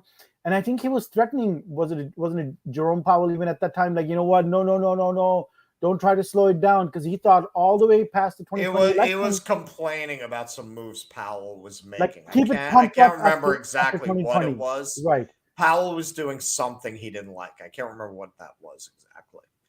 So maybe, you know what? Yeah. No, I do remember. Powell raised interest rates a little bit A in little bit. 2018. Yeah, And the a little stock bit. market had a big pullback.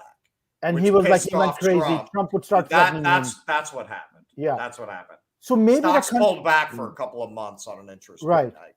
Perhaps the country is smart at some unconscious level, in that sense, even in that sense, where they realize, you know what, this was kind of like an artificial thing, that, you know, we had too much money going. Now we got to come to terms with the reality, because the Republicans, what they were offering was a different kind of fantasy all across the board. Like, we're going to do these 3 crazy things, and we're going to go back to $2 gas. First of all, you shouldn't even want to go to $2 gas, because that would destroy the fucking planet environment. You would have no planet if you kept all right. $2 Nate, so I'm glad you say that, because this was something I was thinking about before, and I wanted to bring up on the stream.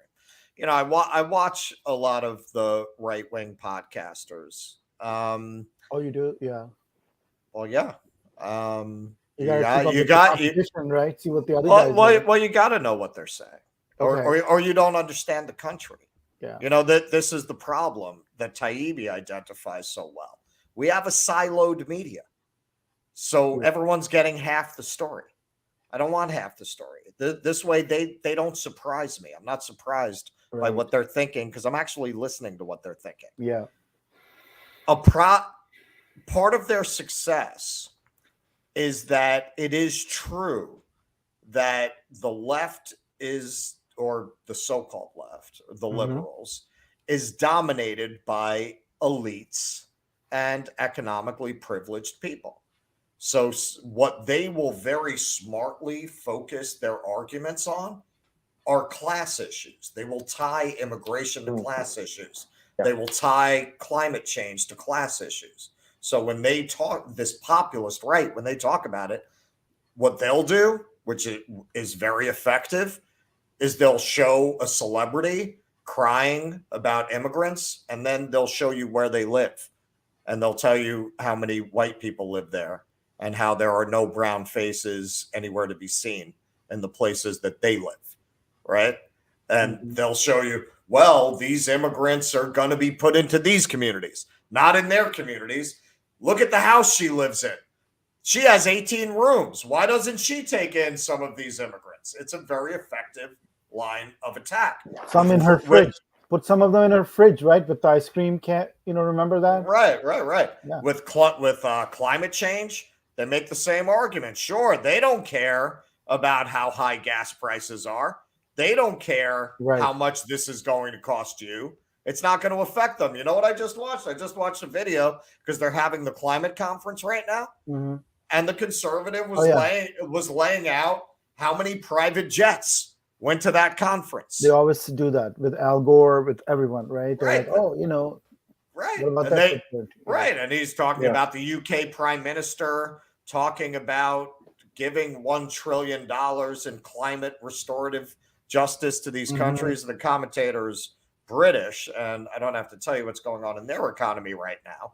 It's very easy for him to say $1 trillion going over to these countries when people can't afford to heat their homes here. It's a very effective line of attack, because the left is made up of elites who not only don't have an answer to that, they don't even realize that's a question. They're not answering it because they don't even realize that question is on the table. That is how out of touch they are with the concerns of ordinary people. Do you think there's going to be a progressive challenge to Biden in response to what Russell is saying, to bring this, you know, somebody might, you know, not Bernie, you know, because we know he's the ultimate Democrat, right? He's the greatest Democrat of them all. Will somebody come out and challenge him? He won't have the balls. I don't see anyone who has the balls. As long as the squad is a fucking joke at this point. Yeah, they're a joke. They're a total. All those people who said AOC was Nancy Pelosi 2.0, they turned out to be right. They turned out to be right. You know, she is going to evolve into Nancy Pelosi. All right, and then she'll talk about the sign she has in her fucking basement. We're wrapping a few minutes, but this just got interesting here in Nevada. Cortez Masto 50.2, Laxalt 46.9. So this has tightened significantly with 63% in. Vegas now, Clark County coming in 52.7 for Cortez Masto, 44.5 for Laxalt. So That's good for Laxalt because I was just gonna say, now Cortez Masto is trailing Biden's performance in that county, which could spell trouble. So now, if let's just take because I don't know what's going on in Arizona. Arizona's a fucking embarrassment the way how long they're taking to get the votes in. But and so is this, by the way. This should not have taken 4.5 hours to get 63% in here either. But assuming Kelly hangs on and wins Arizona, if Nevada goes Republican, then this all comes down to Georgia, which means you could be looking at a runoff for Senate control. Now, if the Republicans win the Senate, even though it's not a red wave, that's mission accomplished for the Republicans. And so this whole narrative, not that this narrative gets undone, but the narrative becomes very complicated then. And so the Republicans still need an inside straight at this point. But if Masto loses this race, that puts you back at 50 Republican, 49 Democrat, with one heading into a runoff. With Walker and Warren. Wow. That's the most dramatic outcome of the night. That could happen, yeah. Indy Left rightly identifies our powers of virility. Yeah. We are beasts. We're beasts. We'll see you tomorrow, Indy Left. We're going to rest our voices, and we're going to see you guys at 9 p.m. As your voice as a great man once said, it's a long way to the top if you want to rock and roll. Fading. So is my voice fading or is my mic fading? Can you hear me? I can hear you now. So it must have been the mic, right? Okay, maybe. Now it's great. I was just going to say Arizona leaning Democrat now, the New York Times, and I have total faith in them. So Mark Kelly leaning Democrat, meaning that looks like safe for Mr. Blake Masters, the zombie Silicon Valley guy, is not going to be in the Senate with his border, scary tactic. Right. How's my audio now? Am I a little louder? Oh, it's perfect. Yeah. No, yeah, okay, it's good. great. So now it comes down really to just. Good night, Indy Left. We'll see you guys tomorrow. Yeah. Oh, yeah, thanks for sticking it out. Oh, I didn't see the chat. Yeah, sorry.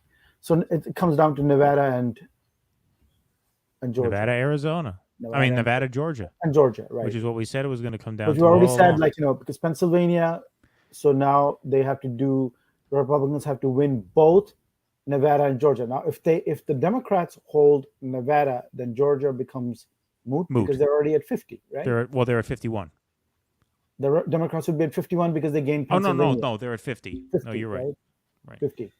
So that's very interesting. It comes down to Right, because if the Democrats we're getting tired now, but if the good Democrats night, John to Emily. Good night, John to Emily. Thank you so much. Nevada's going to be close, too close to call till we. Oh no, I hope not, because then people will start. You'll hear stuff. Well, what it is okay. So you have now the Democrats are at here. Well, we could just look right now. We don't have to guess here. They're doing the work for us. Democrats are at 48. Republicans are at 47. If you give Wisconsin to Ron Johnson, which looks like you can do pretty safely, that puts Republicans at 48. If you give Arizona to the Democrats, that puts Democrats at 49. If Masto wins, that puts the Democrats at 50, which clinches the Senate for the Democrats no matter what happens in Georgia. If Republicans win Wisconsin, Wisconsin and Nevada, that puts the Republicans at because they're going to win. It looks like okay. So if the Republicans are looking at winning Alaska, which there's no really reason to doubt that they will do that. Although Murkowski is down, but that's only with. Anyway, we're not going to get into that. That's not really considered in contention. So, all right. So here, one last bit here, and then we will wrap in 2 minutes. All right. So, Republicans win Wisconsin and Alaska. That puts them at 49. Mm-hmm. At that point, if Republicans flip Nevada, that puts them at 50, and the Democrats at 49 if they win Arizona. which means it would all come down to Georgia. So basically, if everything plays out the way it's figured to now in Wisconsin, Arizona, and Alaska, then it comes down to Nevada, Georgia. Republicans now need both of those since Fetterman won in PA. But if the Democrats win Nevada, then it's over. Then Georgia doesn't matter, right? Right. If the Democrats win Nevada, then they basically clinch it. Yeah. Good night, cricket. I think Biden gets another life today, right? We agree that it would have been really difficult for him. The pressure would have been too great, right? But now he can, talk about his winning strategy. All right. Well, we're getting a message on StreamYard that says we're having trouble streaming to Facebook. Yeah, this is an issue on Facebook's end because Facebook, I think, has an 8-hour limit on streams, and we crossed that limit at. We crossed the limit. Woo! Look it up. Go us. Go us. A wandering and wonderful masterpiece of cogitation. Yeah, exactly. Or masturbation, depending on your point of view. Well, thank you so much for that. It was surprising overall, right? It was surprises all the way through. Really interesting night. Hey, Richie, thank you so much for staying up with us, man. Couldn't have done it without you. Yeah, thanks for coming on, man. Yeah. I don't have to wake up and go to work. You don't, or you do? I don't. Okay. But I don't have to technically, but I really kind of do have to. I got to catch a flight tomorrow. I get kicked out of this Airbnb at 11. Oh, you got time. You get 7 but then I gotta kill time, and then I gotta take a flight tomorrow. Oh shit! And then we got the indie news guys. Yeah, we're on again. Russell and I are on again tomorrow, 9 p.m. We're gonna have to say all this shit again. Yeah. Well, tomorrow is gonna be the postmortem. Yeah, the postmortem. You think Trump is going to say anything tomorrow to give us some fodder? White House apparently it broke that a White House aide, a former aide to Trump, said he's not happy with how things went tonight. Oh, yeah, I can imagine. Right? Him. He's Al Gore tonight. Yeah, no, he shouldn't be. Yeah. All right, everybody. Well, I'm gonna make one last appeal. If you still have enough energy to find your credit card, go to patreon.com/DoDissidents and sign up to help us support the show and keep us going. Yeah, exactly. Help support the show and keep us able to do streams like this. This wraps our election week coverage. Anis, thank you so much for joining us this week. Thank you, Anis. Thanks for having me on. It was great. It was a week of excitement. It was a week of excitement, and you're always welcome on the show. So, yeah. What's that? What was that? Respect. Mad respect, absolutely. Well, you are our election night correspondent. You're also our. We also have a tradition with you that you do our year in review show. So you'll be back soon for that. Yeah, right. Sure. Yeah. The year is ending. Yeah. Absolutely. Apocalypse remains as far as ever. It's not coming any closer. I'd like Apocalypse to get closer, actually, but tonight certainly. Watch out what you wish for, my friend. It stalled it. Yeah, it stalled it. Tonight stalled the apocalypse for just a little bit longer, right? Because the country is choosing to be normal. They've gone all normal. They're like the border, fentanyl, normies. They've become all normies. Normie pussy. Bunch of fucking normies, right? Yeah. Don't talk to me about the border, man. Yeah. Yeah, right. Exactly. That's basically the message. All righty, guys. Well, I think we're done, right? We're done. Yeah. Let's wrap it. All right, Richie. Thank you so much, brother. Really appreciate it. Good seeing you again. Yeah, thanks for keeping at it with this thing. Thank you, Richie. Man, we're doing what we can. All right, everybody. Thank you so much. Patreon.com/DoDissidents. Subscribe, like this stream, all that stuff. We're going to be on Indie News Network tomorrow at 9 o'clock.